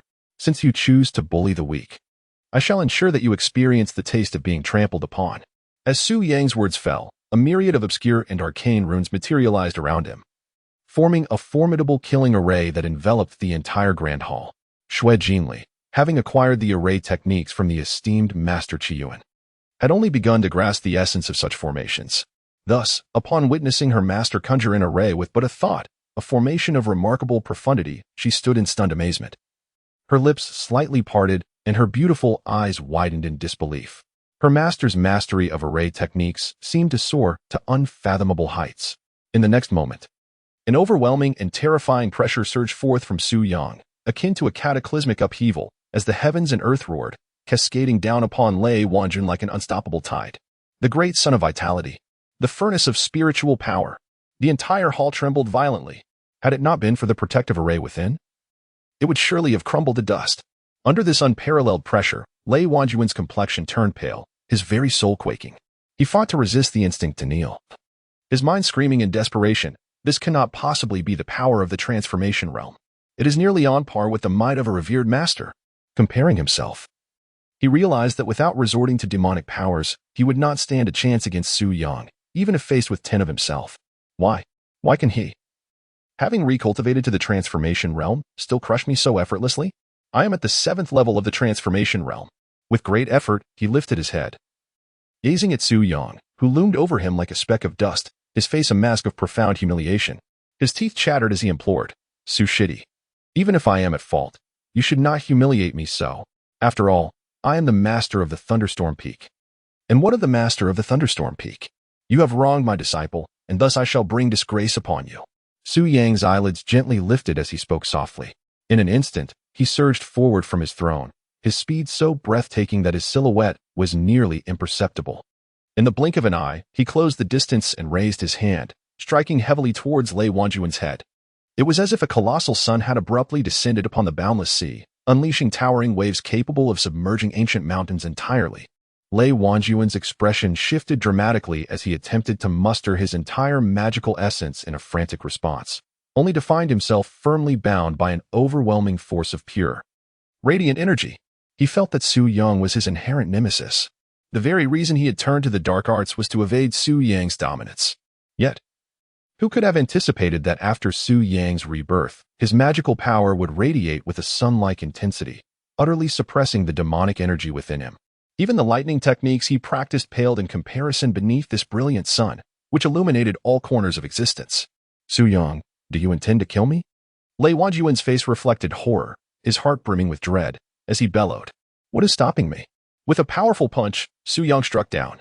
The chair beneath Lei Wanjuan shattered into countless pieces, and he was forcefully driven into the ground, sinking more than 3 feet deep. With his head embedded in the earth, Lei Wanjuan felt an excruciating pain surging through him, unable to suppress a wail of agony. He struggled to prevent blood from seeping from his head, for such a revelation would expose his descent into the demonic path. With a voice strained and fierce, he roared, Su Yang, you cannot kill me. I am the master of Tianlei Peak. If you wish to deal with me, it must be brought before the Peak Master Assembly and require the consent of the sect leader. Otherwise, it would be a violation of the sect's laws. Su Yang, do you dare defy the laws of our sect? Seeing Lei Wanjuan invoke the sect's regulations to threaten him, Su Yang let out a scornful laugh, then retrieved a token from his bosom, waving it before Lei Wanjuan's gaze. Behold, this is the sect leader's token. With this in hand, I possess the right to act first and report later. Lei Wanjuan's expression changed drastically. Fear etched upon his face as he stared incredulously at the token. The sect leader actually entrusted the token to you. Indeed, she bestowed it upon me, thus permitting me to eliminate you without contravening the sect's laws. Su Yang clenched his fist, divine light radiating around him, as visions of the cyclical seasons danced in the air. Within him, the great sun bestowed its resplendent golden brilliance. Just as it was about to descend, however, he beheld Lei Wanjuan, who lay entrenched in the ground like a lifeless dog, his entire being engulfed in an endless tide of demonic energy, transforming his flesh, skin, and even hair into a deep, ominous black. An eerie and sanguinary aura surged rapidly, and to Su Yang's astonishment, Lei Wanjuan's once gaunt form suddenly swelled, akin to a balloon filled to bursting. The once restrained demonic energy erupted forth, saturating the grand hall. Ha ha ha, Su Yang, do you dare to think you can slay me? I am a demon. You have compelled me to unleash my true form, in return for forcing me to reveal my demonic nature. How would you prefer to meet your end? Lei Wanjuan twisted his neck, producing a guttural, discordant sound from his throat, reminiscent of a malevolent spirit whispering, Patience? To hell with patience. He could bear it no longer. Initially, he intended to perfect his demonic prowess before emerging to instill fear in the Qingming Sect. Yet Su Yang had gone too far. Despite his numerous concessions, he was met with relentless aggression. With no other recourse, he had no choice but to reveal his demonic form. Even if death was inevitable, he would take Su Yang down with him. Unexpectedly, Su Yang paid him no heed. Instead, turning his gaze toward Shuejinli, disciple, have you recorded everything on the reflection stone? Shuejinli replied, Master, I have captured the entire event from beginning to end. Su Yang nodded, that is good. Then I shall commence the slaughter. The exchange between master and disciple left Lei Wanjuan momentarily bewildered. What did it mean? Why capture the moment? Before he could grasp the deeper significance, he witnessed Su Yang clench his fist, unleashing a torrent of invisible, terrifying energy that rippled through the void, resembling a myriad of golden rays exploding forth. An endless divine light spread, with waves of blazing suns ascending, momentarily dispersing the encroaching demonic aura. Just as Lei Wanjun lifted his head, it was forcefully pressed down once more, this time plunging him even deeper. How could this be possible? I have succumbed to darkness. Yet why do I find myself inferior to you? Lei Wanjun's mind trembled, unleashing a heart-wrenching roar, overwhelmed by an unimaginable terror. Su Yang remained unresponsive. In the depths of Lei Wanjun's despairing gaze, a fist, imbued with overwhelming might, descended upon him with ferocity. A thunderous roar erupted. Reminiscent of the sun plummeting from the sky, Lei Wanjun found himself utterly immobilized, and in an instant, he was shattered into a cloud of blood mist. His very essence obliterated. The seventh tier of the transformation realm, the fallen demon Lei Wanjun, met his demise. Chapter 89, Murder and Ashes. Falling in love, Lei Wanjun departed with great reluctance.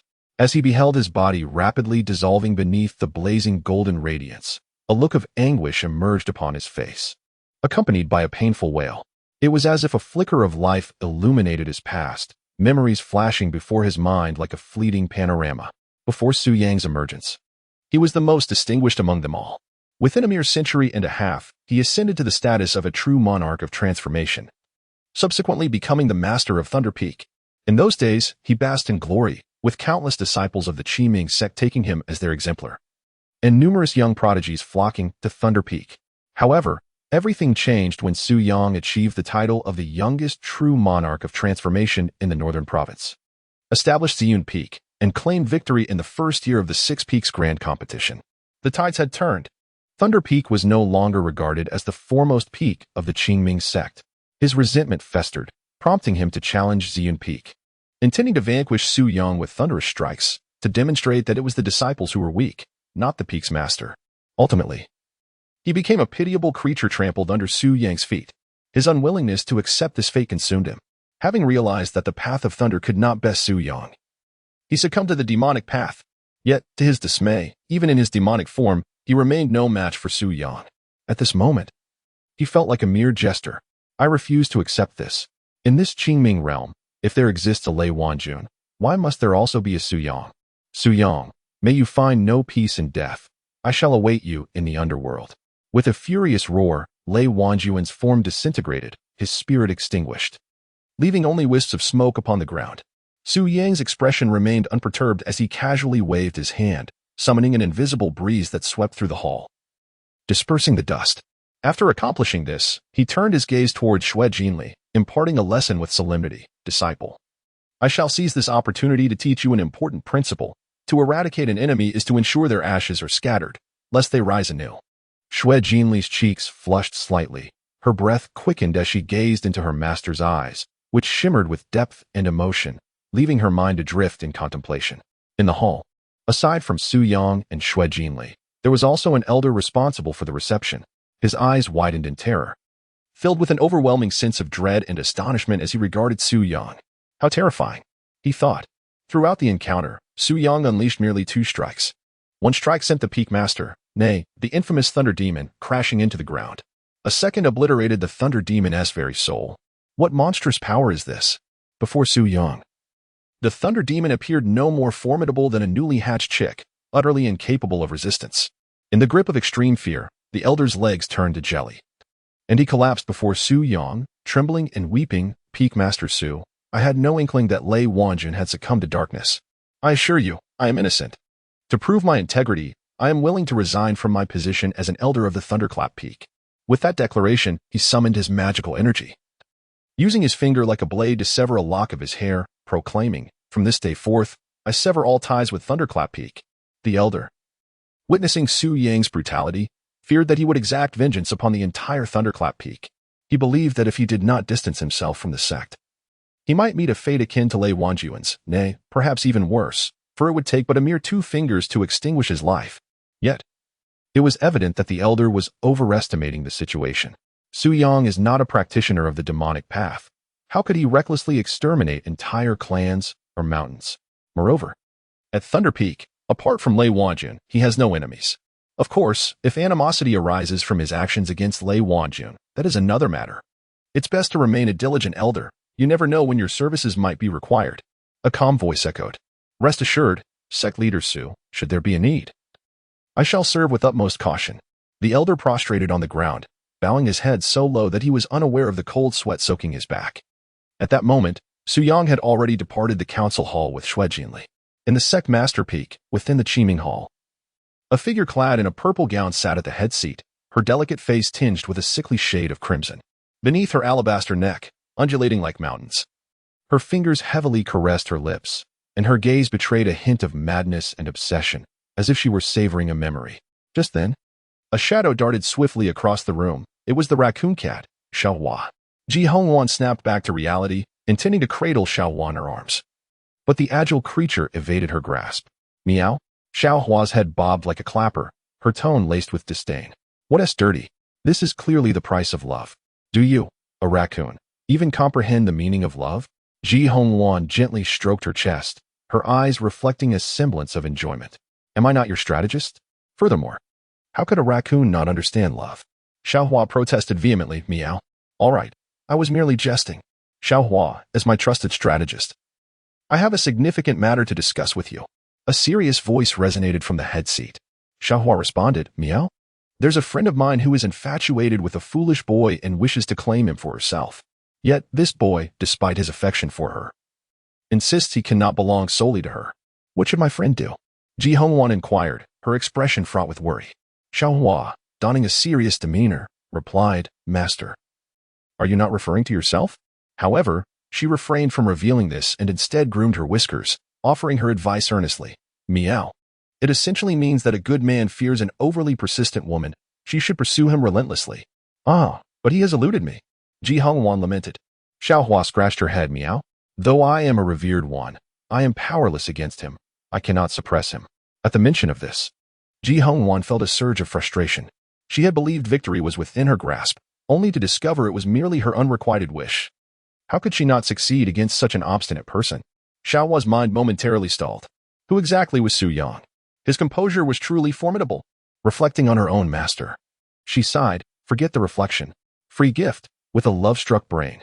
Such lack of ambition. It is utterly embarrassing. Suddenly, the jade slip at her waist vibrated violently. Ji Hongwan, who had been feeling dejected, immediately